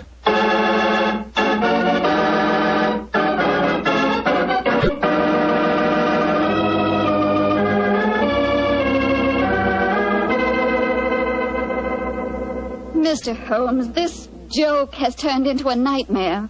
Is there no way of recovering my emerald? I hope so, Lady Anne. I've been taking steps in their logical order. The servants have all been questioned. We've searched Mr. Stamford and Mr. Murphy. Yes, most humiliating experience. Made me feel like a criminal. Well, personally, I was only too thankful to submit to a search this time. I knew I had nothing to worry about. You yourself, Lady Anne, you consented to being searched by the police matron that Holmes sent for? Only because he threatened to send for the police if I didn't. But distasteful though it was, I'd rather endure that than have this story on the front pages of the newspapers. And in spite of all these rather unfriendly proceedings, we've got exactly nowhere as regards finding the emerald. No, Stamford, but we have at least eliminated the possibility that the thief is secreting the jewel on his person. Still somewhere in these two rooms, eh, Holmes? I think so, though there is one remaining possibility. And that is?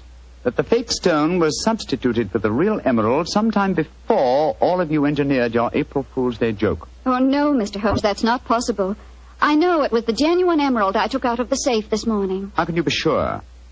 The substitute was an excellent imitation. Without a chemical test such as I performed, it would be hard to be certain. I can tell you why I'm certain. Last night, Papa came to dinner and brought a Mr. Vanderleider of Amsterdam. He examined the stone, and you'll agree that a jewel expert like that couldn't be fooled. That's true, Lady Anne. And what did you do with the emerald after Mr. Vanderleider left? I locked it in my safe and went to bed. Mm-hmm. I didn't unlock the safe again until Dr. Stamford and Mr. Murphy came here this morning. That settles it, then. The real emerald is still hidden somewhere in these two rooms. But where? That's the question. I must say it's completely mystifying. Well, let's go back to what we were all doing at the exact moment you came into the room, Lady Anne, and informed us of the loss of your stone.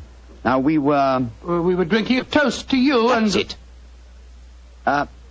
Lady Anne, hard thinking is Well, it's thirsty work. Oh, I'm so sorry. Let me get you something. A glass of port, perhaps? No, thank you. But I observe that you have a remarkably comprehensive assortment of liqueurs. I wonder if I might have a glass of creme de menthe. Oh, of course. I'll get it for you. Creme de menthe in the middle of the day, Holmes? I knew you were eccentric, but this really takes... This bottle, it clinked as I picked it up. I thought it might, Lady Anne. There's something inside it. Allow me, madam. Thank you. I'm sure you won't mind if I waste this liqueur on the aspidestra. No, of course not. So... Lady Anne, allow me to restore to you the Elphinstone Emerald. Great Scott. Amazing. Fantastic. Ingenious. The one safe hiding place in the room. Where could a green gem be more effectively hidden than in a bottle of green liqueur? But who stole it? Who substituted the fake stone? Frankly, I don't care. The gem is restored. That's all that matters. I prefer not to go to court. Neither you nor I, Mr. Sherlock Holmes, would show up in the best of lights. And my father would disapprove of this whole affair, I'm afraid. Just as you wish, Lady Anne. In either case, I shall expect your check for my services in due course.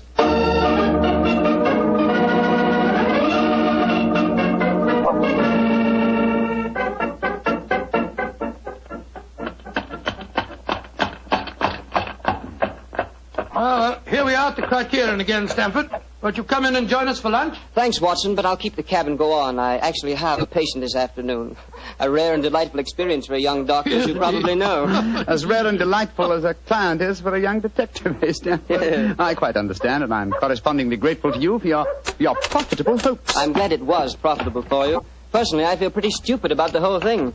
Well, goodbye. Goodbye, old fellow. Goodbye. 39 Onslow Square, cabby. You're remarkably quiet, Memphis. Well, I'm afraid my conscience won't let me do much talking, Doctor. I'm heartily ashamed of myself. Well, thanks for the lift. I'll leave you chaps. Oh, nonsense. You'll join us for lunch, Murphy. But, No buts about it. I insist. Come on. Well, it's awfully nice of you. Oh, come, Murphy. Any one of us can make a foolish mistake. It's just lucky that you didn't have to pay for yours.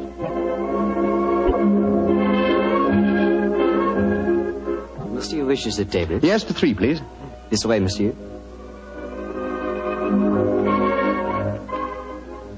Does this table please you? Excellent, thank you. George, I'm as hungry as a hunter. How about you, Murphy? No, I'm afraid I have very little appetite. This whole case has upset me dreadfully. You mustn't take it so much to heart, Murphy. By the way, Doctor, I'd like to have your opinion on the case. Who do you think staged the theft of the emerald today? Perfectly obvious to me. Lady Anne Partington did it herself to collect insurance money. If she hadn't, she'd have insisted on your finding the thief. But you needn't worry, old chap. You'll get your fee all right, I'm sure of that. I'm not worrying about the fee. But I assure you, Lady Anne did not engineer that fraud today. You mean that it was Stamford? Tell him who was responsible, my dear Murphy. But how should I know? Oh, come now, Murphy. Let's not fence any longer.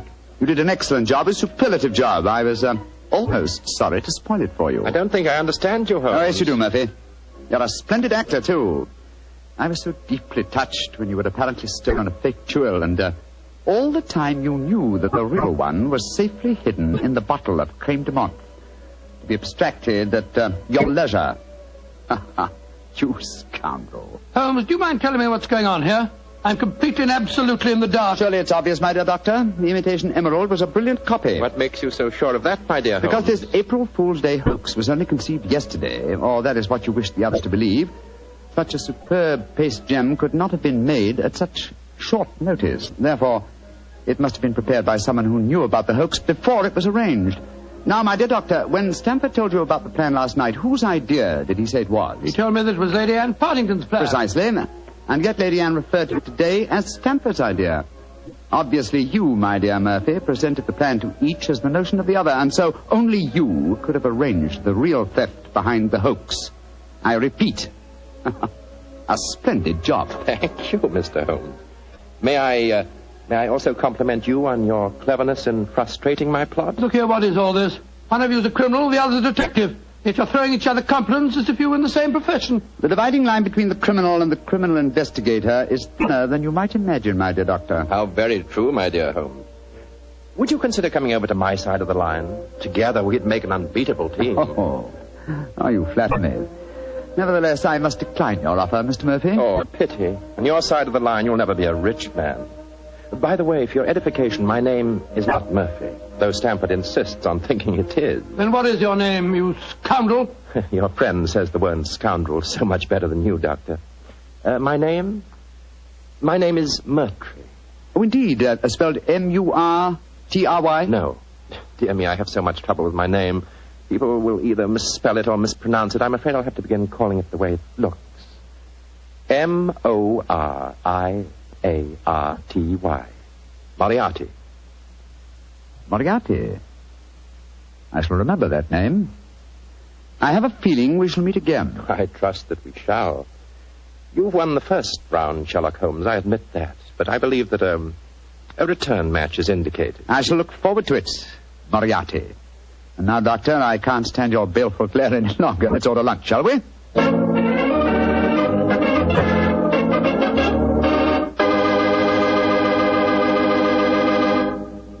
Doctor, that was a pretty hectic April Fool's Day. Yes, well, I never want to see another one exactly like it. I don't blame you. You know, I'd sure hate to have someone come to my house and pull a trick like that on me. Why, Mr. Bartell, do you have a precious emerald you fear may be stolen? Are you kidding? I wouldn't know the difference between a precious emerald and a piece of green glass. But when it comes to rubies, now that's something else. Oh, you would know a ruby when you saw it? Sure. Because a ruby has exactly the same color as a glass of Petri California port held up to the light. Mr. Bartell, you can find more excuses for talking about Petri wine than any man in the entire world. Believe me. Excuses, Doctor? I don't need an excuse to talk about Petri wine. Why, there's a wine that actually speaks for itself. If I may borrow a phrase from Shakespeare or somebody. There's no other wine quite like Petri wine because only Petri wine is made by the Petri family. And the Petri family has been making wine for generations. They've been handing down from father to son, years and years of knowledge and experience of the fine art of turning luscious grapes into clear, fragrant, delicious wine. Yes, and because the making of Petri wine is a family affair, those letters P-E-T-R-I on a bottle of wine are the personal assurance of the Petri family that every drop of wine in that bottle is good wine. You never miss with a Petri wine because Petri took time to bring you good wine. Well, Dr. Watson, what's the prescription for next week's story? Well, next week, Mr. Bartell, I'm going to tell you a rather unusual story. It concerns a series of strange disappearances and a murder without apparent reason, and yet it was a case that Sherlock Holmes solved without ever meeting any of the suspects. I call it the singular affair of the disappearing scientist. Well, I'm sure we'll all want to hear that one, Doctor. Oh, I'm sure. Well, before you go, Mr. Bartell, I want to urge our friends to do all they can to save on the use of all wheat and rice products, and also fats and oils. There are millions of families literally starving to death in Europe and Asia. We're not being asked to give them our food. They're just being asked to take it easy on certain foods so that there will be some left for them to buy. I know there isn't one person listening to me tonight who would knowingly let anyone starve. And remember, unless you do help, thousands of little children will starve. So please, let's share a meal and save a life. Tonight's Sherlock Holmes adventure was written by Dennis Green and Anthony Boucher and was suggested by an incident in Sir Arthur Conan Doyle's story, A Study in Scarlet. Music is by Dean Fossler. Mr. Rathbone appears through the courtesy of Metro-Goldwyn-Mayer, and Mr. Bruce through the courtesy of Universal Pictures, where they are now starring in the Sherlock Holmes series. The Petri Wine Company of San Francisco, California, invites you to tune in again next week, same time, same station. Sherlock Holmes comes to you from our Hollywood studios.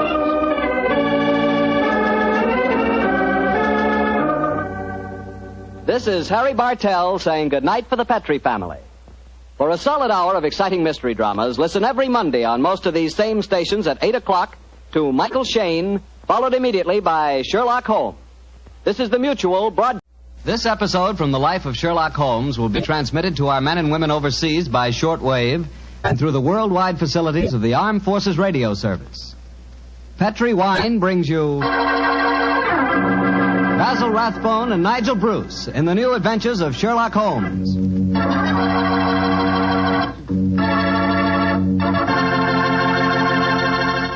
The Petri family, the family that took time to bring you good wine, invites you to listen to Dr. Watson tell us another exciting adventure he shared with his good friend, that master detective, Sherlock Holmes.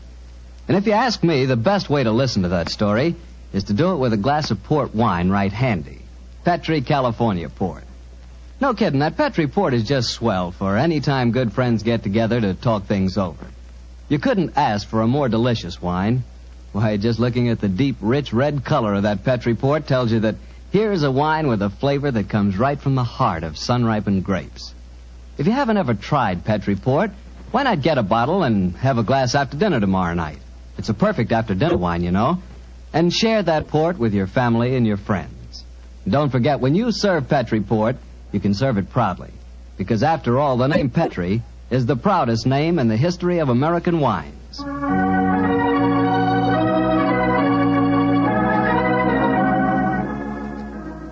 And now let's keep our weekly appointment. Good evening, Dr. Watson. Good evening, Mr. Bartell. Draw up a chair. Thank you. That's it. By the way, do you know what date it is? November 5th, isn't it? That's right. In England, it's known as Guy Fawkes Day. Have you ever heard of it? It's something to do with a gunpowder plot, isn't it? Yes, Mr. Bartell, it is. And as Sherlock Holmes and I had a very unusual adventure on the 5th of November many years ago, it seems appropriate that I should tell you about it tonight. But before I begin, I think it might help you to appreciate the true flavor of the story if I tell you a little about the origin and the customs of Guy Fawkes Day. It's a swell idea, Dr. Watson. Well, my boy, on November the 5th, 1605, exactly 340 years ago today, King James I was about to attend the opening of Parliament when a plot was discovered to blow up the House of Lords during the ceremony. And the chief conspirator was Guy Fawkes, I suppose? Yes, he was. He was captured in a vault immediately below the House of Lords, a vault full of barrels of gunpowder. Of course, he and his fellow conspirators were executed. And ever since then, November the 5th has been known as Guy Fawkes Day. Well, how's it celebrated, Doctor? Well, it's a great time for the youngsters, Mr. Bartell. They black their faces, throng the streets, begging for pennies, and build bonfires in which to burn effigies of Guy Fawkes. These effigies are life-size dummies, stuffed with straw and dressed in old clothes. The children parade them in the streets chanting rhymes. Well, now, let me see. Pleased to remember the 5th of November. Guy Fawkes Guy, hit him in the eye. The kids must have quite a time. Sort of like Halloween, huh, Doctor? Yes, not unlike it, my boy. Well, now that I've told you something about the customs of Guy Fawkes Day, I'll get on with my story. It began just before lunch, I remember, on November the 5th, 1899. The day was foggy and cold, and Holmes and I were seated each side of a blazing fire in our Baker Street rooms. From outside, we could hear the sound of voices laughing and singing. Suddenly, Holmes rose and crossed to the window, opened it, and looked out.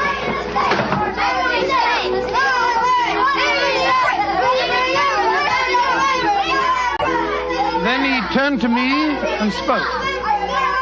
Children having a great time, Watson, aren't they? Yes, it cost me a shilling worth of pennies to walk here this morning. Has it occurred to you, Watson, that the gunpowder plot offers very promising material to the speculative mind? In what way, Holmes?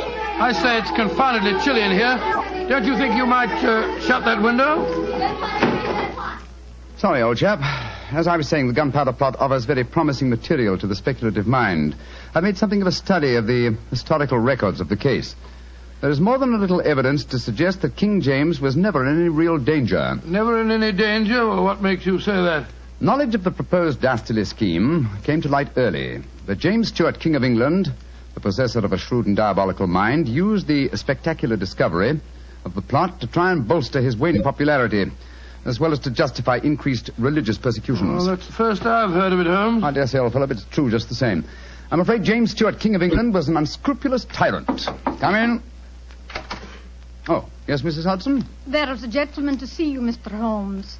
He said it was very important, and he asked me to give you his card. Oh, thank you, Mrs. Hudson. Oh, ask him to come up, please, will you? Aye, sir. Who is it, Holmes? A gentleman with a remarkably fine sense of timing. Read his card for yourself. Let's have a look. Mr. James Stuart. Great Scott, that's an extraordinary coincidence that he should arrive just as we're talking about James Stuart, King of England. Come in.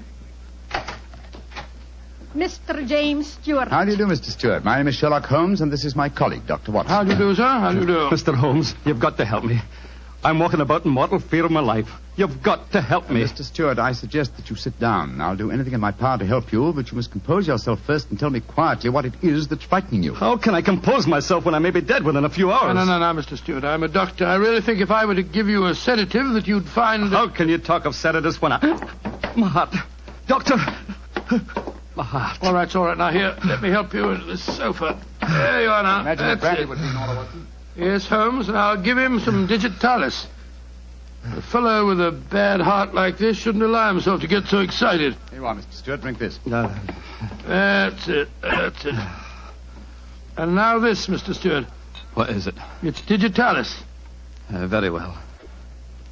There now. Feel better, sir? Yes, Mr. Holmes. Yes, I do. You're right.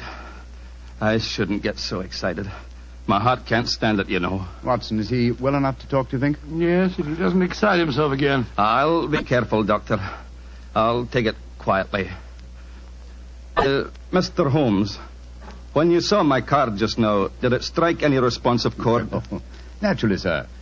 Who could fail to be intrigued when a James Stewart calls to see one on Guy Fawkes Day? It isn't just coincidence that my name is James Stewart. I've got royal blood in my veins. People know of it. And that's another reason they're out to kill me. They're jealous of my heritage. Every instinct I have is a royal one. Now, you gentlemen know that falconry is a king's sport. And my greatest hobby is the breeding and the training of falcons. Stewart, please, Mr. Stewart. Owing to the state of your health, I suggest that you be as economical as possible in your explanation. In fact, I think it might be better if I were to question you. Very well, Mr. Holmes. Now, you say that your life is in danger. What evidence do you have to substantiate that claim? My cousin, Guy Falconby, has threatened it. You see, Mr. Holmes, he and I are the only heirs to a wealthy uncle. His fortune will go to the surviving heir. If I were dead, Guy would inherit everything. It seems to me, Mr. Stewart, that you should have applied to Scotland Yard for protection. I did, Dr. Watson. Only a few days ago I saw a certain Inspector Lestrade, I think his name was, and he laughed at my fears. Oh, Lestrade. And he laughed, did he? Well, then in that case, there may be something in your story, sir. You say that your cousin has threatened to kill you. Has he indicated the method he intends to employ? He has. And it's a devilish plot. Guy has a bitter, twisted sense of humor, gentlemen, even when he's planning as dastardly a thing as a murder. I am James Stewart. He is Guy Falconby, which is near enough to Guy Fawkes. Today is the 5th of November, and he's planning to blow me up. Oh, come, sir. You can't expect us to believe that. But it's true. He warned me. And the celebrations that are going on in the streets of London today would make a rare cloak for his activities. I must confess, Mr. Stewart, that I find your story most unconvincing. All your evidence appears to depend on conversations held between you and this cousin of yours. You have no facts, sir, to substantiate your claims. But I have. Then please let us hear them. I live at 23 Cavendish Square. A week ago, the house next door to me was let to a new tenant. Almost immediately, workmen became very active there. They were digging in the cellars, Mr. Holmes. I could hear the sounds of picks and shovels through the walls. Digging in the cellars? That does sound significant, doesn't it, Holmes? Extremely.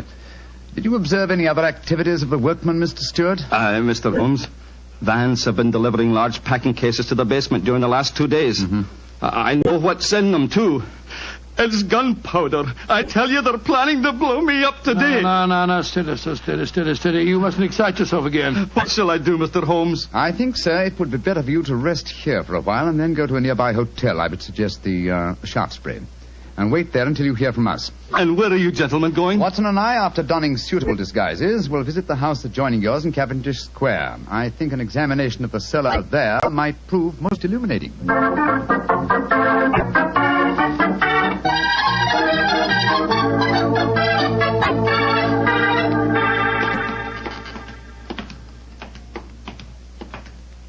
This must be the house, all right, Holmes. The empty packing cases are still by the foot of the basement steps. Come on, Watson. Let's go down and explore. Pardon my soul, I feel a little self-conscious in these clothes. No need to, my dear chap. You look a most authentic inspector of plumbing. If anyone challenges us, you'd better let me do the talking, though. I think my accent might be a little more convincing.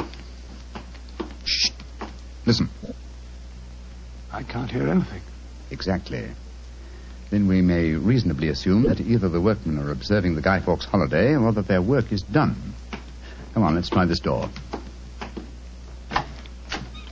unlocked. Yes. Huh. This is too easy, Watson. We must be prepared for a trap. Come on. I've got my revolver handy if there's any trouble. I don't use it until I tell you to. Remember, we're supposed to be plumbing inspectors. It's pitch black in here. I can't see a thing. Strike a match. See if you can find a gas jet. Strike a match when the cellar may be full of gunpowder? Can't take the risk, old chap. Oh, here's a gas jet. I'll light it. That's better. Now we can see a little. Uh-huh. I think the workmen have completed their job. See that new wood forming a crude door in the corner over there? Where does it lead to, do you suppose? Let's find out.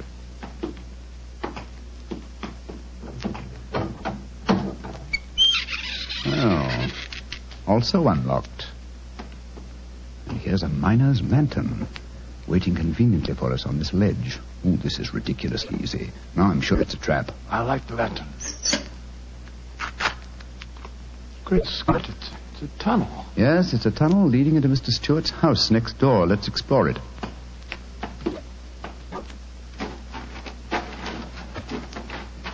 Look, Holmes. Look at the barrels.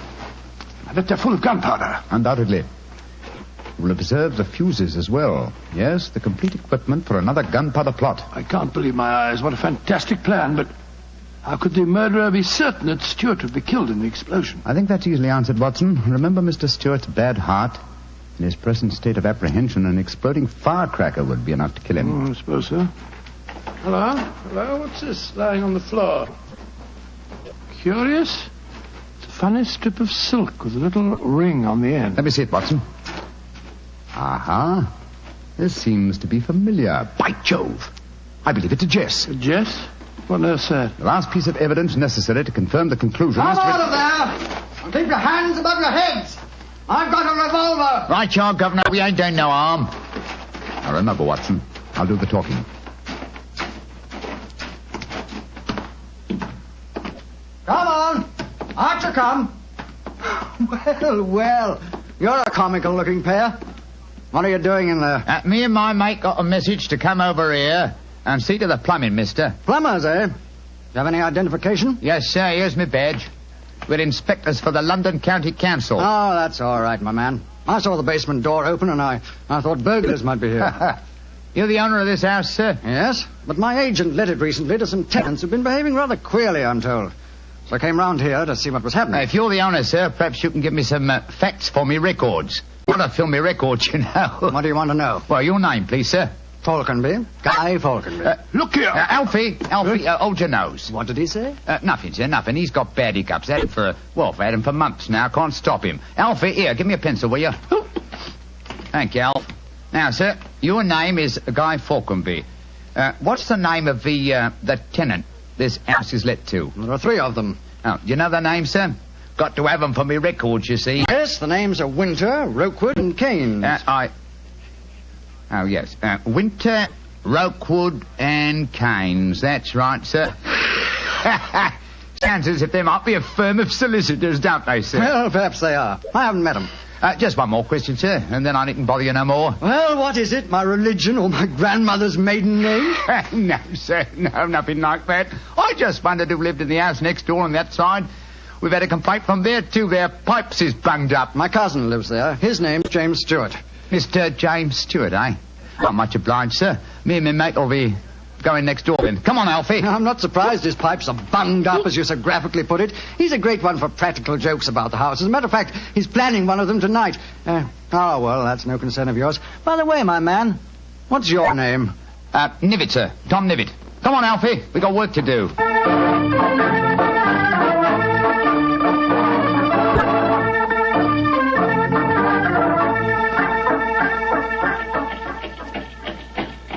Holmes, I wish you'd tell me what's going on. Why have we taken this cab back to Baker Street? Get out of these clothes. They've served their purpose. Now there's more serious work afoot. Well, I'm still confused about our interview with Guy Falconby.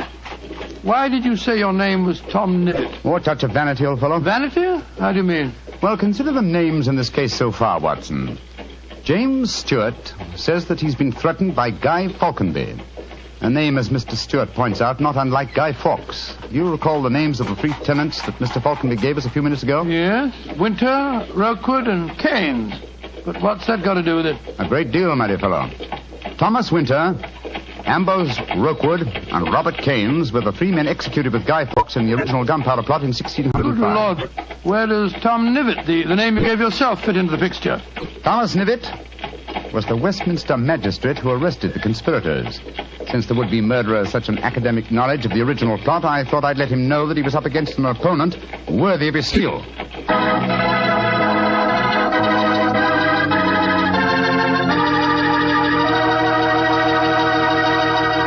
We'll hear the rest of Dr. Watson's story in just a few seconds. Just about time for me to remind you that if you want a wine that's sure to please the ladies, you can't mix with Petri California Muscatel. That's because Petri Muscatel is a golden wine with one of the most luscious flavors you ever tasted. Did you ever taste a big, plump muscat grape that's ripened in the sun? If you have, then you know what to expect when you taste Petri Muscatel. It's a wonderful wine. Perfect after dinner and swell when company comes. Just remember that, won't you? Petri Muscatel. Well, Doctor, you and Mr. Holmes were certainly having yourselves quite a Guy Fawkes day. What happened when you got back to Baker Street? We quickly changed out of our disguises and back into our ordinary clothes. I was still pretty much in the dark, as usual. And I kept questioning Holmes as to our next move. He was in a state of suppressed excitement. And it was obvious as he spoke to me that he was anxious to be off. What's dawdle? There's so much work ahead of us. What do you mean, don't dawdle? I'm not dawdling. I'm pressing as fast as I can. What's our next move, anyway? Well, we must split our forces. Let's get hold of my band of street urchins, the Baker Street Irregulars. I'm going to surround Mr. Stewart's house in Cavendish Square, and they'll be invaluable for that purpose. So what do you want me to do? Go to the Shaftesbury Hotel and collect Mr. Stewart, then return with him to his house and wait me there. I shall join you as soon as I've rounded up the irregulars, but I must warn you. Don't leave Mr. Stewart for a moment. Don't let him out of your sight until you see me again. Of course I won't, Holmes, but, I must say, the idea of all that gunpowder in the cellar doesn't make me feel any too happy. Have faith in me, old chap. Have faith in me. You know, I wouldn't expose you to any danger if I could avoid it. And I assure you that I shall join you and Mr. Stewart very shortly. You have your revolver? Yes, of course. Good. And, give Mr. Stewart this revolver, will you? Tell him that I insist that he carries it. I fear that his own has probably been tampered with. Right you are, Holmes. I'll see that he has it. This is a strange business, I must say. That Guy Falconby seemed such a decent sort of fellow. Yes, he appeared to be a most amiable fellow, didn't he? This is indeed an unusual case, Watson. We're up against one of the most sinister and twisted antagonists that we've ever met. Well, old chap, I'm leaving now. I'll join you soon. And don't forget, stay close to Mr. Stewart. Stay very close to him.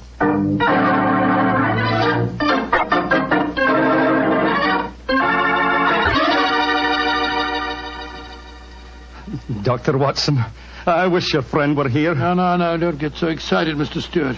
You'll be here any moment now. You've still got the revolver that I gave you? Yes, it's in my pocket.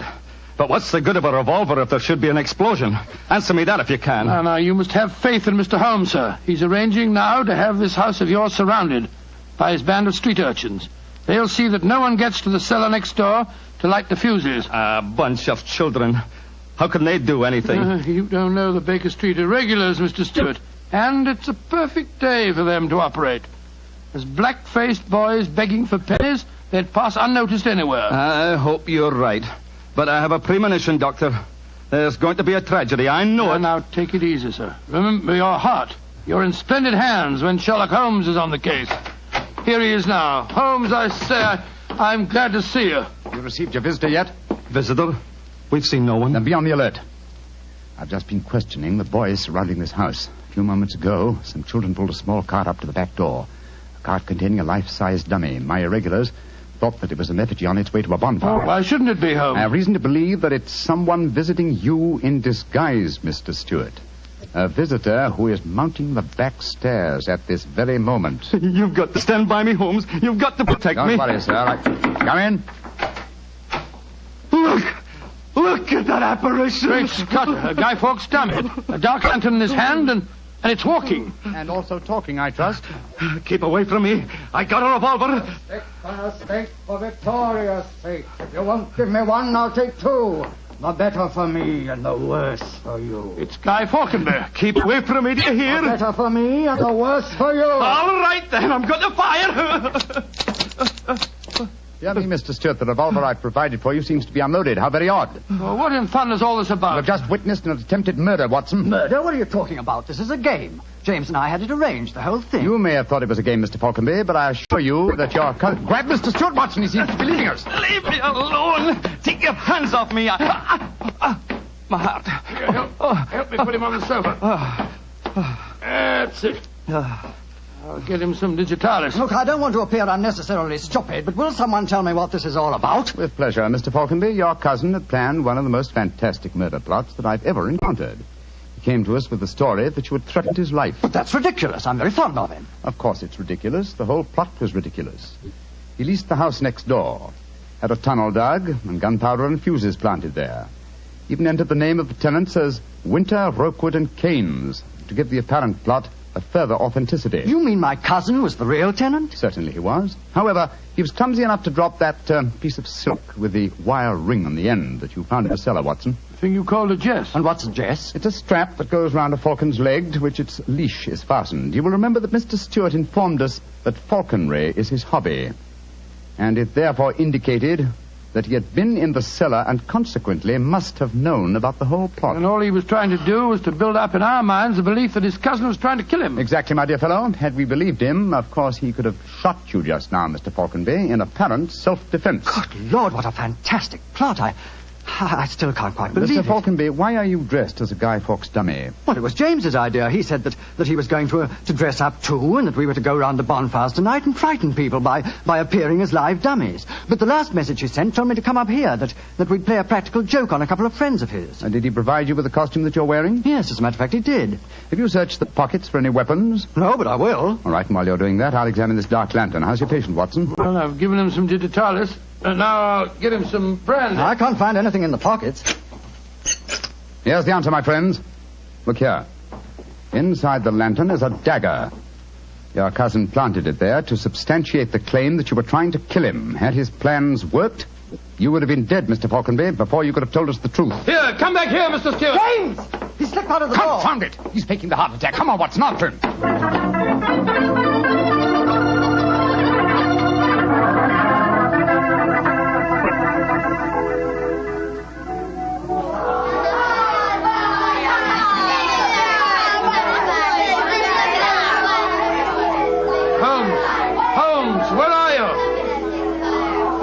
Out of the way, please.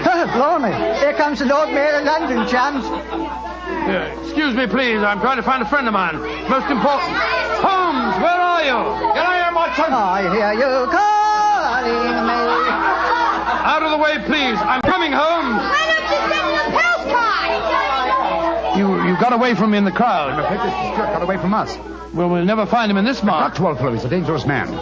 There's no knowing what he may do. Where are the irregulars? There's Wiggins. Wiggins? Hello, Mr. Holmes. Wiggins. Dr. Watson. Did you see a man run out of that house a few minutes ago?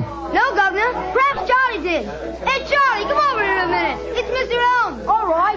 I bet Charlie didn't see anything, though. He's got some stubby girl with him. Hello, Mr. Holmes and Dr. Watson. Hello, Charlie. Hello, Charlie. Did you see a man run through this crowd a few minutes ago? A tallish man with a gray moustache? Yes, I did. A man came running out of the house over there. That's the house. Where'd he go? He ran down toward where the shops are. And he stole our dummy, he did. The one we are going to burn on the bonfire. I tried to stop him, but he got away. Holmes, look up there on the roof. There's a figure. By Jove, I believe it's James Stewart. That's the man. He's the one that stole our dummy. He's standing up on the roof. He's going to jump. If he does, he's going to land on the bonfire. There he goes. He is jumping. Right into the middle of the fire. It's awful. He'll be burned to death. Don't worry, Wiggins. That wasn't a man who fell into the bonfire. What do you mean? From the gyrations that the figure performed as it fell, my dear Watson, I'm convinced that Mr. Stewart threw the stolen dummy to try and put us off the track. Then Stewart's still up there. He is, Watson. Come along, old boy. It's up on the rooftops for us. Up on the rooftops.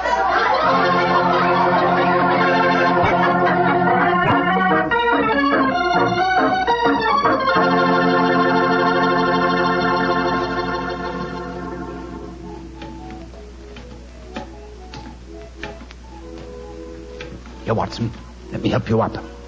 Can you reach my hand? Yeah, I got it. All right, then. Up you come. Come on. That's it. Phew. Seems to me that fire escapes must be designed for giants. Keep your eyes skinned, old fellow. Stuart's a dangerous man. Might be hiding behind those chimney stacks. Come on. Upon my soul, this is a strange place to be on Guy Fawkes night. Yes, a comprehensive case, Watson. Starts in a cellar and ends on a rooftop. Look, Holmes. By the parapet there. The crumpled body of Mr. Stewart. Looks to me as if it... Yes. He's dead, Holmes. Well, it's not surprising. The effort of carrying the dummy up here and throwing it, combined with his own state of excitement, were too much for him. Well, quite frankly, I can't say that I'm sorry. No, he planned a murder. If it hadn't been for you, he would have succeeded. An extraordinary case, Holmes. Yes, old chap, and one that should long make us remember the 5th of November. By Jove, yes. Please to remember the 5th of November. Gunpowder treason and plot. I see no reason why gunpowder treason should ever be forgot.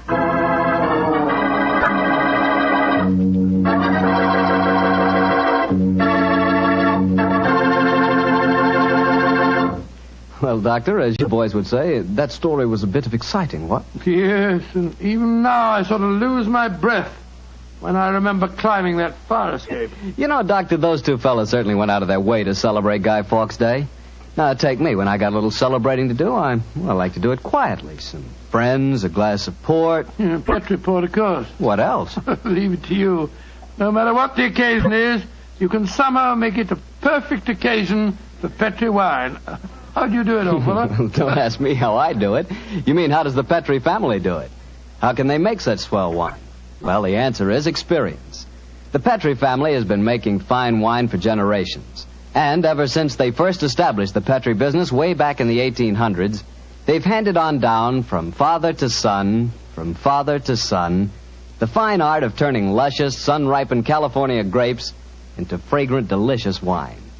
That's why when you want a wine for any occasion, before dinner, with your meals, or after dinner, you can't go wrong with a Petri wine, because Petri took time to bring you good wine. And now, Dr. Watson, what Sherlock Holmes adventure are you going to tell us next week? An old favorite, Mr. Bartell, a story that concerns strange music that was heard in a lonely house in the English countryside, and of the living death that stalked there. I call it The Adventure of the Speckled Band.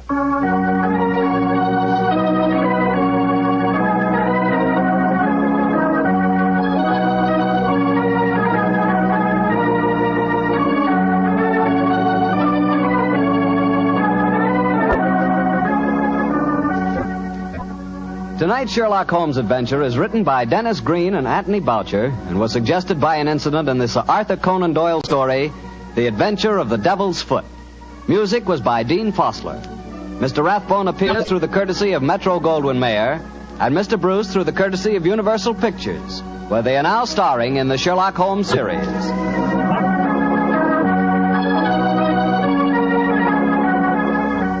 The Petri Wine Company of San Francisco, California, invites you to tune in again next week, same time, same station. This is Harry Bartell saying goodnight for the Petri family. Sherlock Holmes comes to you from our Hollywood studio. This is the Mutual Broadcasting System.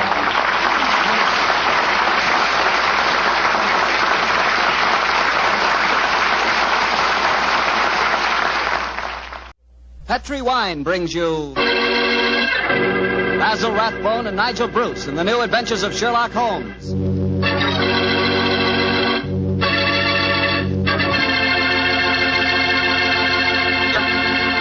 The Petri family, the family that took time to bring you good wine, invite you to listen to Dr. Watson tell us another exciting adventure he shared with his old friend, that master detective, Sherlock Holmes. And I'd like to talk about an adventure myself, an adventure in good eating. It begins with a good wine, Petri California Sauterne. You just serve that Petri Sauterne the next time you have fried chicken. You like fried chicken? Cooked so it's crispy and a beautiful reddish gold color on the outside and just as tender as all get out on the inside. Ah, that's chicken. But wait till you try it with Petri Sauterne. That's a wine. That Petri Sauterne is a pale, delicate golden color. You can just look at it and you know it's going to be one of the most delicious wines you've ever tasted, if not the most delicious. Petri Sauterne is not only wonderful with chicken, it's great with fish or any kind of seafood, too. Get a bottle of Petri Sauterne. When it's a Petri wine, it's a good wine.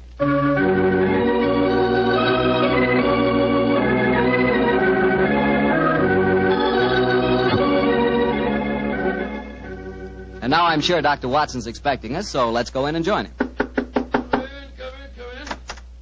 Ah, there you are, Mr. Bartell. Good evening, Doctor. Good evening. Draw up your chair by the fire. That's it. The tobacco's in the jar beside you over there. Thanks. Well, Doctor, all ready for tonight's new Sherlock Holmes adventure? Yes, Mr. Bartell. Though on this occasion I'm going to tell the story a little differently. You see, I didn't take part in it myself, so I shall act as a narrator and recount the adventure as it was told me some years after it actually took place. Told you by Sherlock Holmes, I suppose. Yes. At the time the story happened, the whole world, including myself, believed that my old friend had been dead for 3 years. What did he do with himself during those 3 years, Doctor? Wandered about the world, Persia, Egypt, the south of France, and 2 years of his time was spent in Tibet, where he disguised himself as a Norwegian explorer by the name of Sergerson, his object being to visit the forbidden city of Lhasa. The story began as Holmes stood on the outskirts of a tiny encampment, high in the Tibetan snows, disguised as a Norwegian Sergerson. Surrounding him was an excited group of native guides, their fur-capped faces and shaggy sheepskin coats making them appear like strange, wild animals as they stood there gesticulating wildly. The freezing wind whirled great clouds of snow away from the mountaintop that loomed above them. And Holmes told me that he felt a premonition of impending disaster.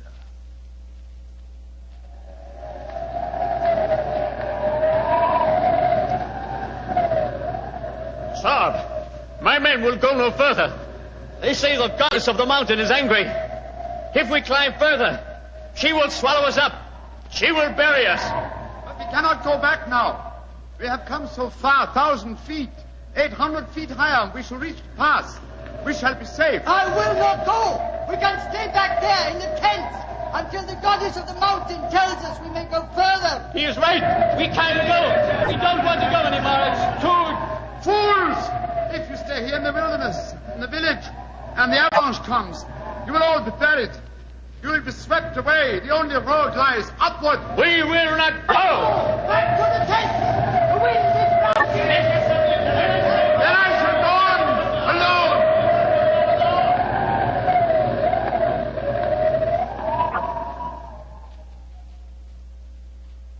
Holmes was the only one who survived.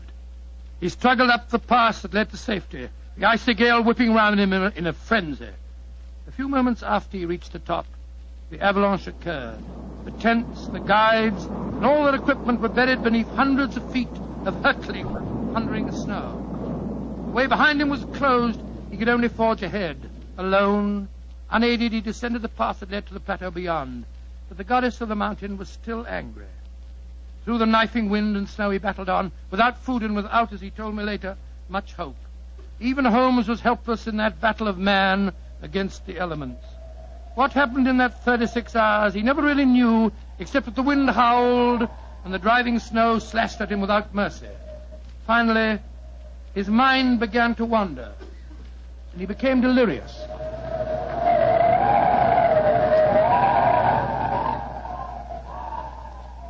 Watson, dear boy, hand me my violin, will you? Moriarty, I want to introduce to you the goddess of the mountain. I think you will have a lot in common. 221B Baker Street, cabby. For heaven's sake, get me as fast as you can. I think I've caught a chill.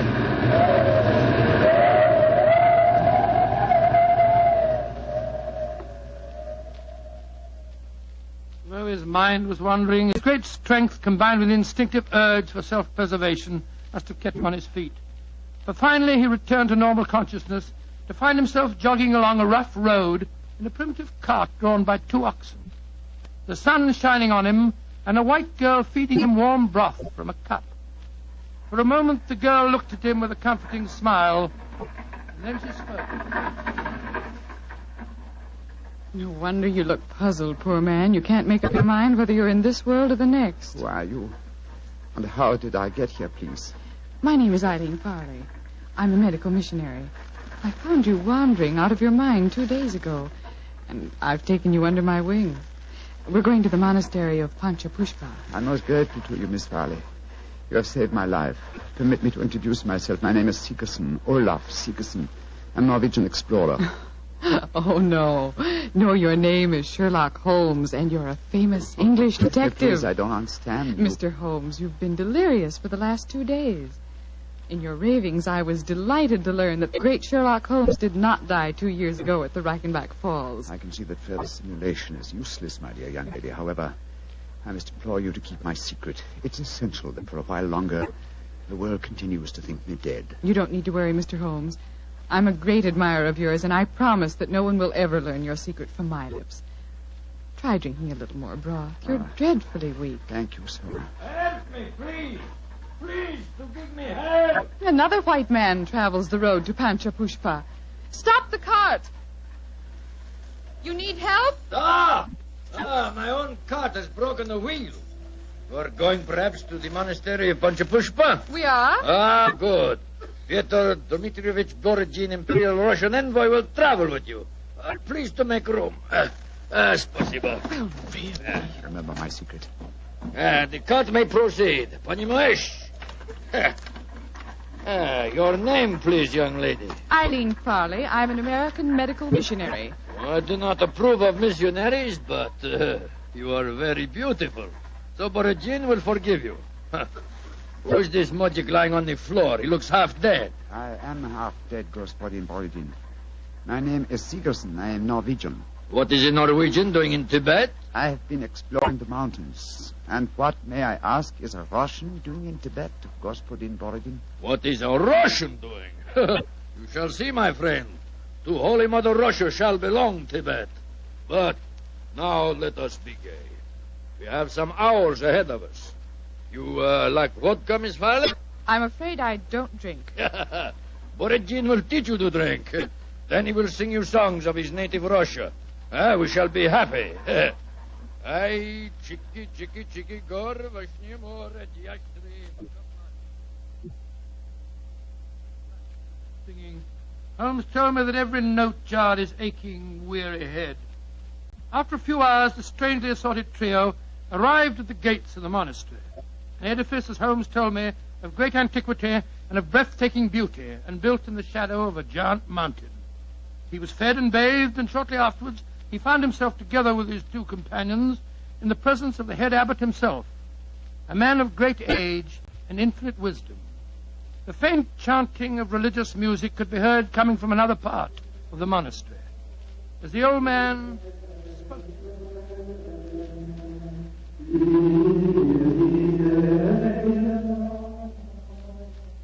My dear Miss Farley, my dear gentlemen, I have welcomed you to the monastery, and yet each one of you has come to me separately and asked that he be given permission to go to the sacred city of Lhasa.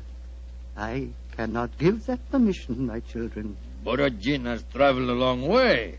Russia will be most unhappy if he does not get the permission. I am an explorer, Reverend Sir. Will not that fact entitle me to some consideration? I, too, have traveled a great way, sir. My children, I realize your claims, but the permission is not in my power to grant. Tibet is ruled by our Chinese overlords. In any case, I will ask you to turn your heads.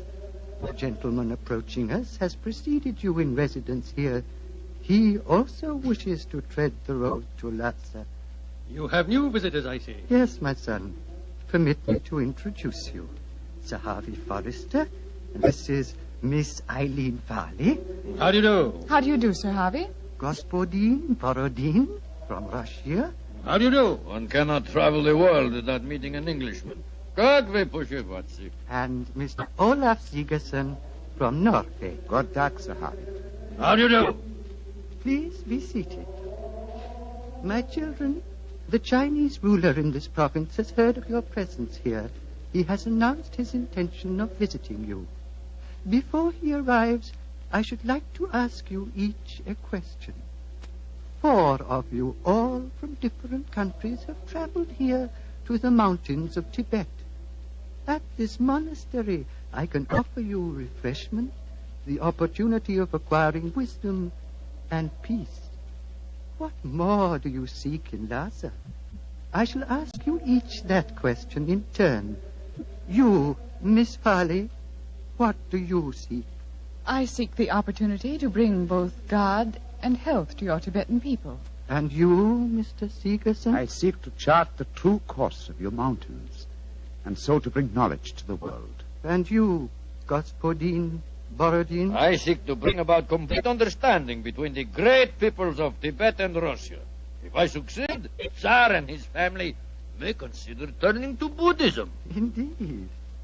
And you, Sir Harvey, as representative of the British government, what do you seek? I shall not join in this contest of wishful thinking. I merely remind you, sir, that your government has signed a treaty with mine. And was not that treaty forced upon us by our Chinese overlords? No, my children. You have advanced brave reasons, but I cannot help remembering that the streams of Tibet bear gold nuggets the size of hazelnuts. You foreigners, in your pitiful ignorance, esteem gold. That signals the arrival of Watson, the Chinese emissary. Your problems will soon be settled, my children. I will acquaint him with your request. Why are you smiling, Mr. Holmes? At the name of the Chinese overlord, Watson. Must avoid falling into old habits and saying, elementary, my dear Watson. Shh. He's going to speak. Silence! Silence! The abbot has told me your wishes. I will hold conference. American lady and Norwegian will not be allowed. Only Great Britain and Russia have treaties with my country. I insist that I have prior right over the Russian representative. Short wash me. I represent the Tsar, and Russia is your neighbor. I demand my diplomatic privilege. Follow me. I will decide these things, not you. I shall inform the British consul in Peking if proceedings... This is an insult to the Tsar. Holy Mother Russia will never... Well, Mr. Holmes, it looks as if you and I, at any rate, don't get to Lhasa. No. You look worried. Does the journey to Lhasa mean so much to you? It isn't that. I'm worried about the potential danger that hangs over this monastery. Violent forces are at work. What do you mean, Mr. Holmes? As you know, Miss Farley, I have some specialized acquaintance with these matters, and I tell you that I have rarely seen more clearly exemplified that emotional tension which leads to one thing, murder. That is what I'm afraid of, young lady. Murder. That was what Holmes was afraid of. Later that day, as the sun was setting over the mountaintop, the old abbot walked slowly in the monastery gardens as he talked to the man who he thought to be Sigerson. Mr. Sigerson, what can I do to help you? Our conversation has pleased me. You are a man of rare perception and knowledge. I grant you one worthy to enter Lhasa, but I can offer no hope. Mr. Wa has already rejected the applications of both the Englishman and the Russian. He did that? He did, my son. He told me they were both very angry and threatened him. If anything were to happen to the Chinese emissary, would you have the right to grant permission for the journey to Lhasa? Yes, until the new envoy arrived at Peking. But what are you suggesting, my son? This monastery is a haven of peace, a backwater far from the troubled stream of life. No violence has ever occurred here. I hope it never will. And yet, the Chinese envoy was threatened, you say, Reverend Sir? Yes, my son. He has left the monastery, of course. No, those who come here, even for a short visit, must break bread with us and sleep at least one night. Mr. Wa is quartered in the cell you see before us. Then do you mind if we call on him, Reverend Sir? Of course not, my son, though you will but waste your breath in talking to him. He will not give you permission to take the road to Lhasa. He sleeps, my son. Let us not disturb him. If you don't mind, Reverend Sir, I must waken him, if he can be wakened. What can be wrong? I think I know. I'm going in.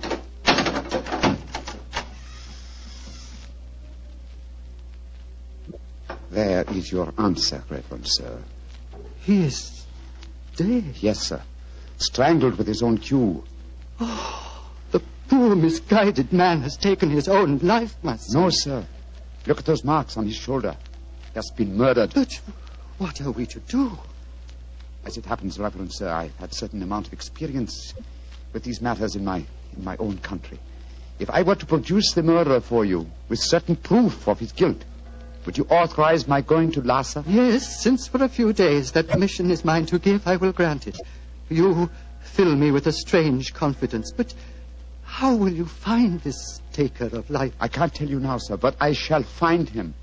All that I require is a little assistance from you, sir. Of course. What is it? Let us both leave the cell, post a guard here, and give him strict orders that no one is to enter unless accompanied by me. Very well. But, my son, where are you going? Before very long, sir, I hope to be on my way to Lhasa.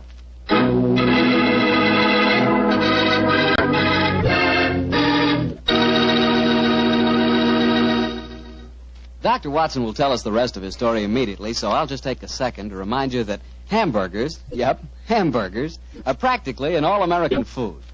We all love a good hamburger, but wait till you taste a juicy hamburger together with a glass of Petri California Burgundy. Boy, that Petri Burgundy is a hearty red wine that's just the best friend a hamburger or steak or any kind of meat dish ever had. So remember, if you want a red wine for dinner, you want Petri Burgundy. If you prefer a white wine, you want Petri Sauterne. And if you can't make up your mind which you want, it's simple. Don't buy one, buy two. But always buy Petri. Petri, Petri. Well, Dr. Watson, it seems to me that Sherlock Holmes was in a tough spot. There he was, thousands of miles from England. A murderer was running loose. Holmes was in disguise. And he hadn't got you to help him on the case. Oh, thank you, Mr. Bartell. I must say I think that I always was useful to my old friend. But I wasn't there. So this time he enlisted the services of Eileen Farley, the American girl. Immediately after he'd left the cell of the murdered man, he'd gone to Miss Farley and told her of the tragedy. As they returned to the scene of the crime, he found that his instructions had been carried out and that a guard was barring the entrance to the dead man's cell. There's a guard in front of the cell. My instructions.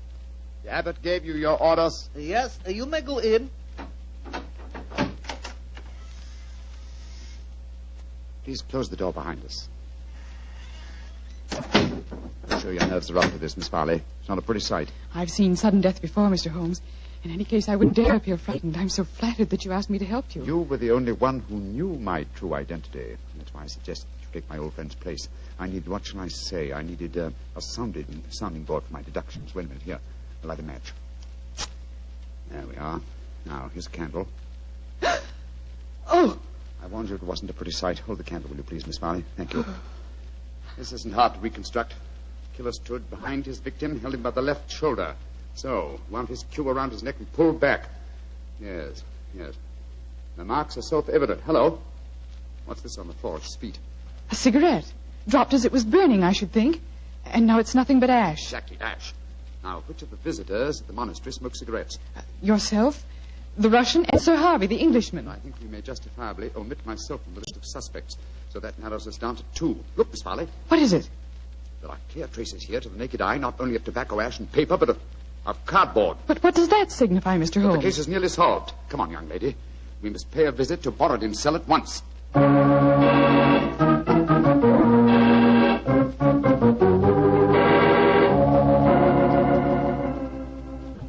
Arguments. Always, Sir Harvey Forrester, you give me the argument. But, my dear Borodin... I am not your dear Borodin. I'm Pyotr Dmitrovich Borodin, ambassador of Holy Mother Russia. I'm no friend of yours. Come in. The missionary girl and the sick Norwegian. Come in. We will drink vodka, and I will sing Russian songs for you. We haven't come here to listen to songs. The Chinese envoy was murdered tonight. So we have been told, my dear. And Sir Harvey and I are very happy because of his death, are we not? Well, I won't pretend I'm heartbroken. Rasputin Borodin. What is it, Norwegian? You were in the cell tonight at the time of the murder. Huh? That's a lie. I can prove it. In that cell, I've just found ashes, of totally burned cigarette ashes that included fragments of cardboard. Only a Russian cigarette has a cardboard mouthpiece. What you can or cannot prove is of no interest to me, Sigerson. He's very obstinate tonight, Sigerson. We've just been having a political argument. Couldn't agree on a single point, except on the danger of the common man. He was telling me of the most extraordinary revolution in his estates. Do you know they chopped off one of his hands? Dreadful. Your hand, Borodin. Which one? As God was merciful, my left hand. The one beneath your glove? Is made of wax, my good Norwegian. Is made of wax. Well, see for yourself. Extraordinary. It's more than that. It is conclusive proof. What do you mean, Mr. Seegerson? I cannot tell you now. I must leave you here. Let me warn you, the three of you will be well advised to keep an eye on each other. Meanwhile, I must see the abbot. Why, Mr. Seegerson? Because now I know who murdered Watson.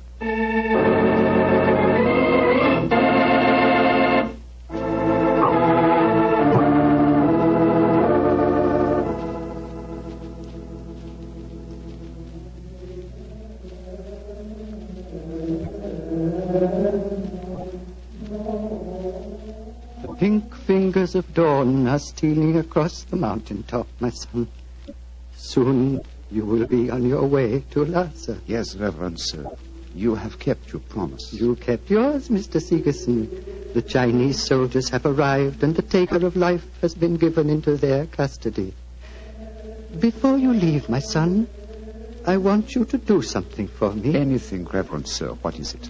The hooded figure in the corner is that of the monastery scribe. He keeps our annals. I want you to explain for our records how you knew which one of the three was the taker of life. It was not difficult, sir. The killer had gripped Watson's shoulder with the left hand, while the right was used to strangle him. Therefore, the Russian Borodin could not be the killer, since his left hand was artificial. Quite so. It was, as you told me, made of wax. Then... But the clue of the cigarette pointed directly to the Russian. Therefore, it had obviously been planted there deliberately to incriminate him. Now, there is no trained police force in Tibet. We need no police. There is no crime here, my son. But continue. Why should the cigarette be planted to incriminate the Russian? Unless there was someone capable of making the deduction from a handful of cigarette ash. Therefore, the murderer was the one person who knew my true identity. Miss Eileen Farley, supposed missionary. No missionary, as it transpired when she confessed, and no American. No, a Secret Service agent of German origin, seeking to reach Lhasa before the Russians, and infuriated by Watson's denial of passage. Any Secret Service is better off without such employee. She will pay for her mortal sins. May she redeem herself in her next place on the wheel. My son. Yes, Reverend Sir. You are about to leave me, and I shall never see you again. Though evil and death came to Panchapushpa and to my monastery in the caravan that brought you here, I shall miss you, my son. I shall miss you greatly. And I you, Reverend Sir. Would you consider staying here? I can only offer you peace, a shelter from the outside world, and quiet companionship. 3 great gifts, sir. But I cannot take them. My work is not done. I must go on. Of course, my son. It was an old man's dream. One last question. What is it, sir? You spoke of your true identity just now. Who are you, my son? Reverend Sir, I cannot tell even you the answer to that question. One day, perhaps, but not now. Let us just say that I have wandered through a world of trouble, just as you have remained tranquil in a world of peace. I hope, sir, that we shall meet again. I hope so, too. Goodbye, my son. Goodbye, Reverend Sir. Goodbye.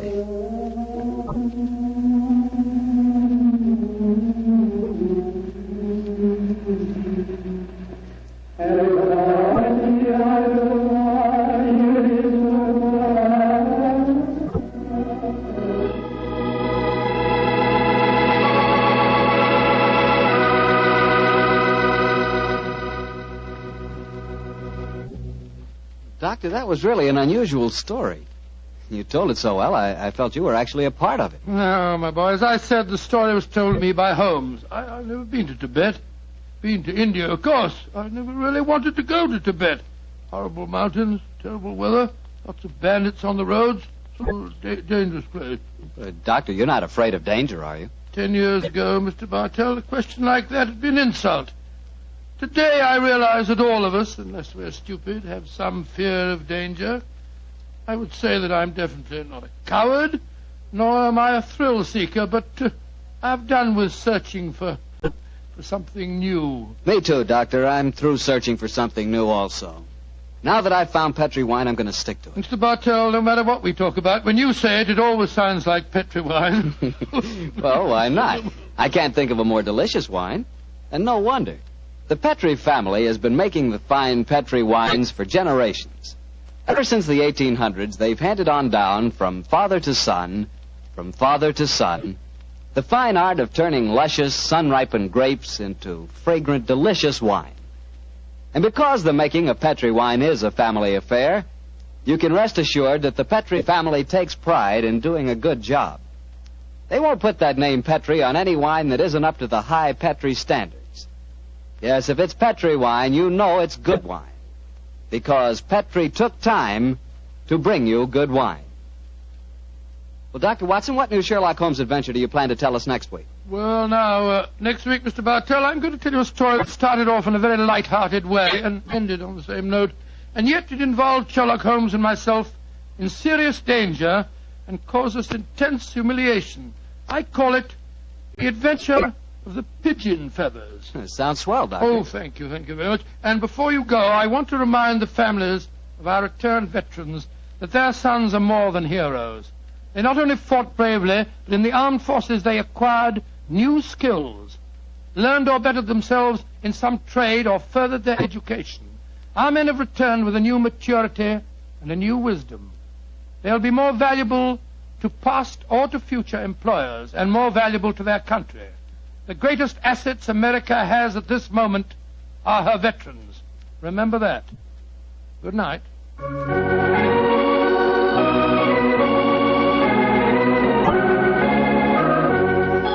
Tonight's Sherlock Holmes adventure was written by Dennis Green and Anthony Boucher and was suggested by an incident in the Sir Arthur Conan Doyle story, The Adventure of the Empty House. Music is by Dean Fossler. Mr. Rathbone appears through the courtesy of Metro-Goldwyn-Mayer, and Mr. Bruce through the courtesy of Universal Pictures, where they are now starring in the Sherlock Holmes series.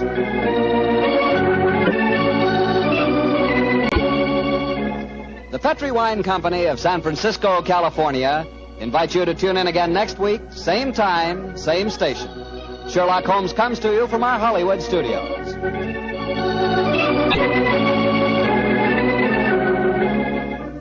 This is Harry Bartell saying goodnight for the Petri family. For a solid hour of exciting mystery dramas, listen every Monday night on most of these same stations at 8 o'clock to Michael Shayne, followed immediately by Sherlock Holmes. This is the Mutual Broadcast. Petri Wine brings you Basil Rathbone and Nigel Bruce in the new adventures of Sherlock Holmes.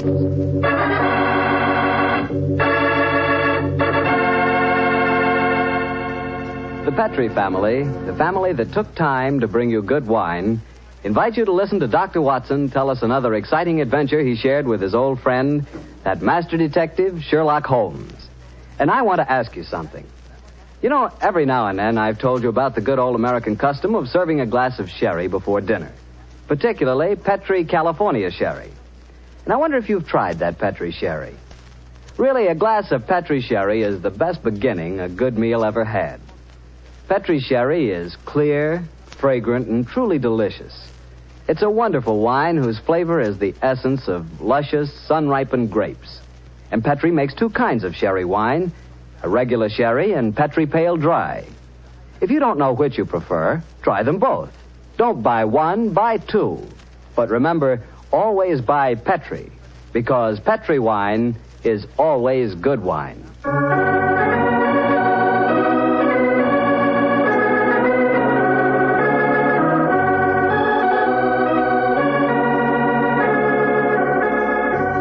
Well, I'm sure Dr. Watson's ready for us. Let's go in and join him, shall we? Come in. Good evening, Mr. Bartell. Good evening, Doctor. Quiet, Willie. Quiet about here. Lie down. The dogs seem very pleased with themselves tonight. Did they have a good day? Yes, the three of us did, my boy. Hey, go on. Run off out in the patio. I took a 7-iron and some old golf balls on the beach this afternoon. I improved my game, I think, and the dogs had a great time chasing the golf balls. On the way home, the little rascals had a furious battle with an elderly pelican. So their day was complete. I'll have to join you on one of your afternoon strolls, Doctor. You and the dog seem to have so much fun. Oh, I'll be glad of your company, Mr. Bartell. Well, draw up your usual chair, and I'll get on with tonight's Sherlock Holmes adventure. From the hint you gave us last week, I guess a Frenchman played a prominent part in the story? Yes, indeed he did, Mr. Bartell. His name was Francois Lavilla, and he was a detective of some note in his own country. The time my story begins, it was in 1889, to be exact. Lavilla had come over to London to discuss with Holmes the difficulties of translating some of his monographs into the French language. At this particular time, I was in the early days of my marriage, Mr. Bartell, and this fact, combined with a busy practice, meant that I saw very little of my old friend. He must have missed you, Doctor. He did. Well, of course, he'd never admit the fact, but to get on with my story. One cloudless June afternoon, I found myself in the neighborhood of Baker Street, and I couldn't resist paying a visit to Holmes. Mrs. Hudson was out, but having retained my old latchkey, I let myself in and mounted the familiar stairs. It gave me a strange feeling as I raised my hand to knock on what once had been my own living room door. Come in. Oh, hello, Holmes. Monsieur Holmes. Oh, I beg your pardon. I didn't know you were... Watson, my dear fellow. How very nice to see you again. It's great to see you, Holmes. I'm sorry I interrupted you. No. I didn't know that you had company. Not at all, my dear fellow. We're delighted, aren't we, Lavilla? Watson, this is Monsieur Lavilla. Well, how do you do, sir? How do you do? Enchanté, monsieur. I have often wished to meet the so charming Dr. Watson. Holmes has told me a great deal about you. Oh, it's very nice of you, sir. Marriage. Suits you, Watson. You look splendid, old fellow. Gained a little weight, haven't you? Yes, a few pounds, I mean. Come, you sit down, won't you? You sure that I'm not interrupting you in some important discussion? Oh, no, mon cher docteur. We were having a good-natured argument on the relative abilities of the French criminal compared to the English. Oh, interesting. You must lend me your support, Watson. Monsieur Lavilla is convinced that the English criminal is a very dull dog indeed. Well, we've met some far from dull ones in our time, I assure you, Monsieur Lavilla. The exceptions rather than the rule, I fear, mon cher docteur. You're stubborn, aren't you, Lavilla? Believe me, my dear friend, that I will yield to no one in my admiration of your knowledge and skill. That is why I wish I could persuade you to practice in Paris. There you would find opponents really worthy of your steel.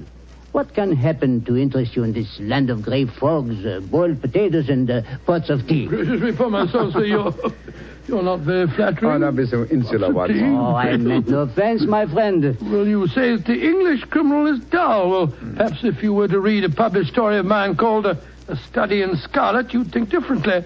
It tells of a very exciting adventure that Holmes and I had. I have read it, my friend. Oh, you have? An extremely gripping story, but surely you will admit that the crime was essentially of American origin. He's right, Watson. He's perfectly right, dear me. What can I do to vindicate the dishonor of the London criminal? Let me see. Oh, yes, of course. A copy of today's Times. That's fine.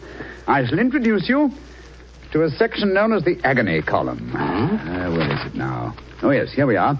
This should convince you of the color and variety of English life. The agony column? Mm-hmm. It sounds most painful. What is it, pray? A personal column is liable to contain anything from a lover's frantic appeal to his lady love to a ransom note. In my profession, I've frequently found it an invaluable medium for contacting the underworld. Yes, now, here we are. Here's something. Dear me. Oh, dear, no. Today's column seems rather uninspired, I'm afraid. May I examine it? Of course, here you are. Merci. If the lady who helped my little boy across the road at the corner of Threadwell Street and High Auburn last Wednesday at 4 will get in touch with Box 845, she will learn of something to her advantage. We can be more colorful than that in Paris, my friend. Yes, I think we can do better than that, too. Yeah, look at this, will you? The printer must have been half asleep when he set up the type for this advertisement. Will any gentleman interested in discussing cryptography and cipher writing please communicate with Box XQL 696, the time? Oh, I fail to find this message any more stirring than the preceding one. You notice the execrable printing, don't you? Indeed I do. It is all mixed up. The first word, will, starts with a capital W and a capital I. The second word, any, starts with a small a, and then has a capital N and Y. It is a shocking example of typography. And when it occurs in a paper noted for its excellence in typesetting, one realizes that this is no mistake. What do you mean, huh? This is undoubtedly a code message. Oh, come now, my friend. I defy even you to make a mystery out of a printer's negligence. I accept your challenge, my dear Leviat. If you recall, the Baconian bilateral cipher depends upon the use of two sizes of type. If we group the letters in units of 5, the arrangements of small and capital letters within the group should give us the message. Now, let's see. 2 capitals followed by 3 small gives us the letter H. Then 2 capitals, 1 small, 2 more. That gives us E. H. I still think you are trying to make an adventure out of a mere printing accident. No mere printing accident could so readily fall into one of the great traditional ciphers. Now, let's see. This message reads H-E-L, help, Q, too small. Q-U-I, quilter. Help, quilter. L, too small and large. Elms. Help, quilter. Elms, there it is, yes. Penge. Help, quilter. Elms, penge. Help, quilter, elms, penge. What does that mean? Presumably that a man named Quilter, who lives at a house called the Elms, in the village of Penge, needs help. Ah, I see it now. A helpless victim held prisoner. He smuggles out this message as a harmless personnel, with strict instructions that it be printed on this art form. He knows that the amateurs of cryptography, to whom it is addressed, will decipher this call for help. Et voilà. Monsieur Lavia, you seem ready to grant that adventure can exist in London, after all. The advantage, my dear Watson, of a more mercurial temperament than we Englishmen possess. Well, Lavia, what about it? Shall we set off for Penge and rescue the ingenious Mr. Quilter from whatever dire fate awaits him in the elms? I'm all impatience. Splendid. Watson, I suppose you're too busy to join us. Too busy? Well, I'm in your practice. I'm sure that you have patience to attend to. Yes, of course. Yes. As a matter of fact, I have 2 further visits to make today. One to a peppery old miser who has gout, and the other to a wealthy society woman who has an acute attack of hypochondria, as they call it. But to blazes with them, to hell with both of them. I'm coming with you, Holmes, if you want me. Bravo, Watson. Then grab your hat and coat. The game's afoot.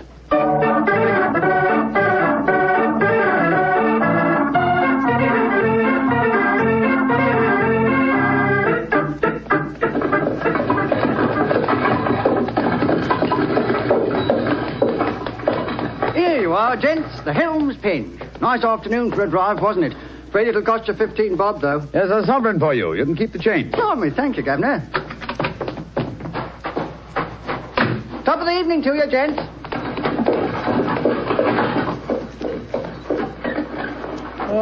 So this is the Elms, eh? Quite a bit of land for such a modest neighborhood. To call it the Elms seems remarkably inappropriate. I cannot see an elm tree in sight. So you see, Leviat, the English have more imagination than you give them credit for. Are you just going to walk up to the front door and knock, Holmes? Why not? The direct approach is often the most satisfactory. Oh, you disappoint me. I had hoped that perhaps you would adopt one of the disguises in which you are so adept, I am told. Well, since it's unlikely that these people know me by sight, that's hardly necessary, is it? However, I trust that this little problem may reward you with some colorful highlights before we're through. Oh. Great Scott. Revolver shots. They came from the house. Ah, we are too late. Monsieur Quilter has been murdered. No, I think not.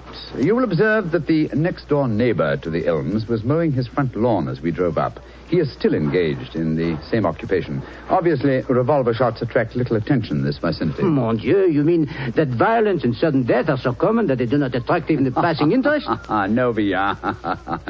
Even the British are not as phlegmatic as that. Then what is the answer to those shots, Holmes? Some member of this household is addicted to pistol practice. The fact that a shooting target is nailed to the back of that fence over there would further support the theory. Well, that's rather ominous, in my opinion. Well, here we are at the front door. Let's keep our wits about us anyway. Are you carrying a revolver, Dr. Watson? No, and a stethoscope, I'm afraid. I was prepared for sickness when I left the house today, and not for crime. I, too, am unarmed. How about you, Monsieur Holmes? Only a magnifying glass, I'm afraid. Hardly a very lethal weapon. Yes? My friends and I were calling on Mr. Quilter. Oh? Who are you? My name is Sherlock Holmes, and these are my friends, Dr. Watson and Monsieur Leviat. How do you do, madam? How do you do? Is Mr. Quilter expecting? I don't know. We read his advertisement in the agony column of the Times today and came down here at once. Are you a relation of his? I'm his niece. Oh. My name is Doris Faversham. Come come in, won't you? Miss Faversham, I suppose it is? Yes, Doctor. It's Miss Faversham. We heard 3 revolver shots as we were walking up the driveway. They gave us quite a start. Yes, mademoiselle. We were afraid that we might have arrived at a time of tragedy. Yes, indeed. Tragedy? Oh, my hobby is revolver shooting. I was doing some target practice in the back garden as you arrived. Revolver shooting, Miss Faversham. How very interesting. I flatter myself that I'm something of a marksman myself. Oh, really? Mm-hmm. Well, perhaps we can have a match. Won't you sit down? Your challenge intrigues me, Miss Faversham, but before I accept it, I should like to see Mr. Quilter. Well, Uncle George is paralyzed, you know. Oh, Spends all his time in a wheelchair. I'm not at all sure he'll see you. Well, at least you can ask him, can't you, Miss Faversham? It is his custom at this time of the day to take a little nap. Perhaps tomorrow... Doris! He's still awake. Who's here? Yes, Uncle. Some men have come to see you, Uncle. Well, bring him in. Follow me, gentlemen.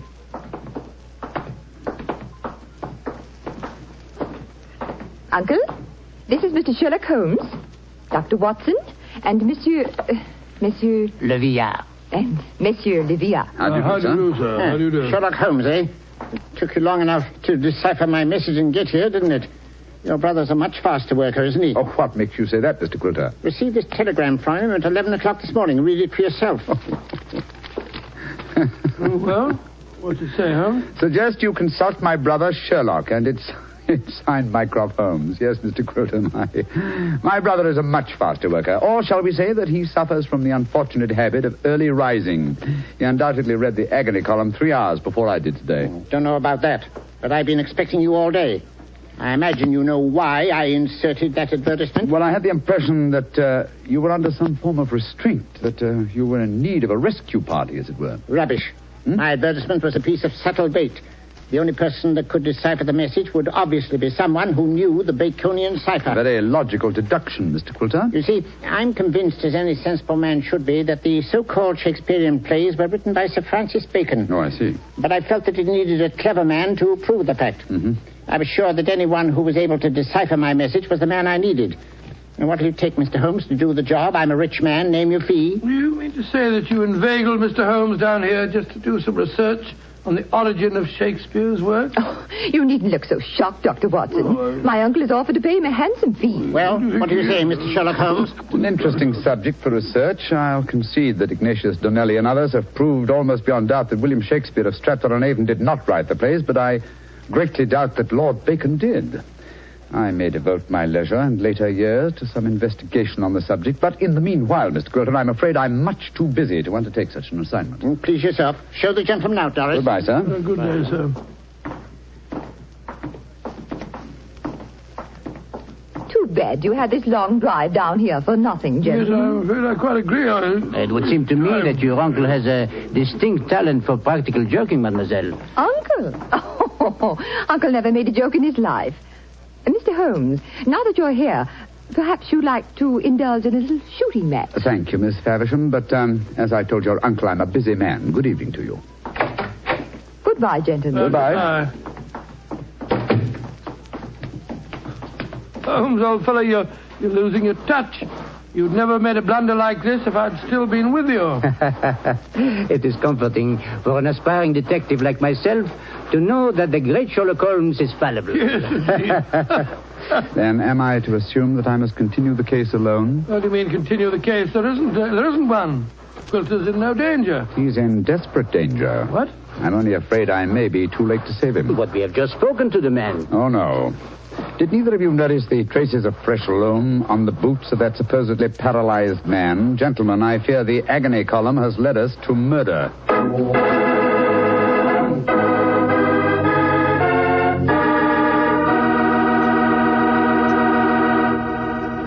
You'll hear the rest of Dr. Watson's story in just a second.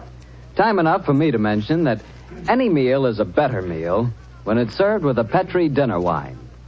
If you're having chicken or fish, use Petri California Sauterne. Petri Sauterne is a subtle, delicately flavored white wine that looks and tastes like captured sunshine. If you're having a roast or chops or any kind of meat or meat dish, then by all means serve Petri California Burgundy. Petri Burgundy is a hearty, full-flavored red wine, one of the most delicious red wines you ever poured from a bottle. Why not get a bottle of each? Petri Burgundy and Petri Sauterne. Then, no matter what you have for dinner, you'll surely have the right wine, a Petri wine. Well, Doctor, why did you have to break off your story there? Well, I had to break it off somewhere, Mr. Bartell, and that seemed to be the most exciting spot. It certainly was. I was convinced that the great Sherlock Holmes had been fooled for once. What happened next? Well, my boy, needless to remark, we did not get into a cab and go back to London, but let me pick up the story at the same place that I broke it off. As Holmes said... Gentlemen, I fear the agony column has led us to murder. Murder? There was fresh earth on the soles of his boots, you say? Distinct traces, proving that the man in the wheelchair was not paralyzed. And that man, whoever he is, was impersonating Quilter to put us off the track. And the real Quilter may have been killed, eh? I'm afraid so. Let's stop here for a moment, shall we, while we make our plans. This hedge will hide us from the house in case they're watching from the windows. Now, this isn't a hard picture to reconstruct. There undoubtedly is, or was, a paralyzed Baconian scholar named Quilter. He managed to smuggle out that ingenious plea for help, but Mycroft's unfortunate telegram gave the game away. I see it now. The people in there, holding him prisoner, forced him to reveal what he has done, eh? What they may have done to him, heaven alone knows. One of the criminals, guessing from the telegram that I might appear on the case, posed as the crippled Quilter. What's our next move, Holmes? Remember that singularly unattractive young lady skilled with a revolver? We must search the grounds as unobtrusively as we can. Search the grounds? For what? I can answer that question, Monsieur Docteur. We search for signs of the freshly turned earth of a grave.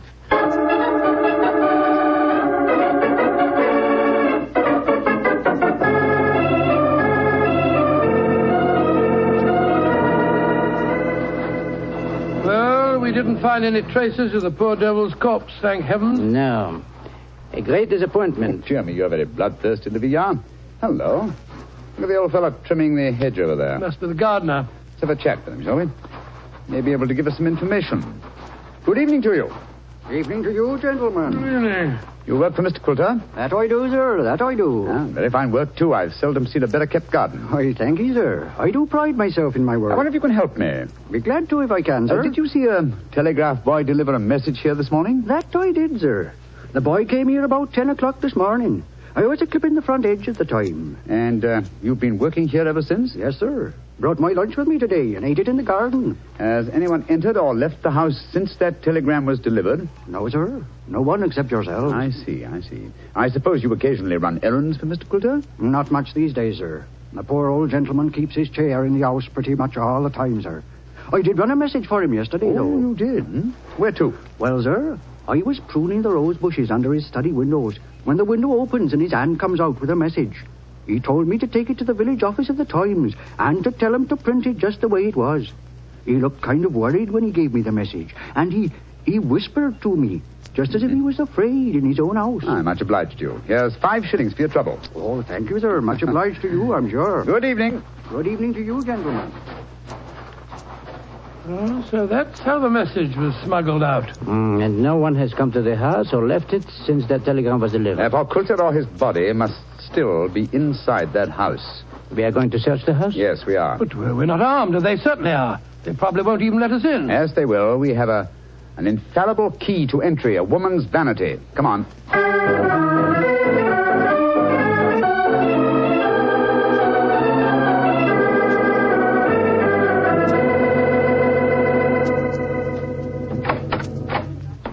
Oh, so you came back.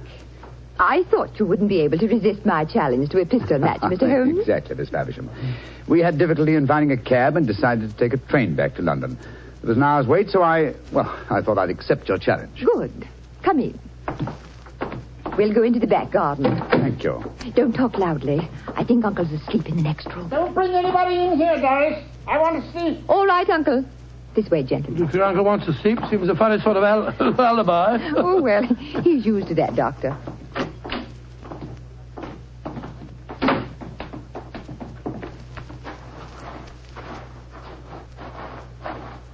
Here we are. This is the 50-yard range, Mr. Holmes. 3 shots. Best aggregate score wins. How much do you want to bet? You name the stake. Name the stakes, Miss Faversham. A sovereign? Certainly. You take the first 3 shots? Very well. I must just check that it's loaded. Yes, 6 bullets. All right, here I go.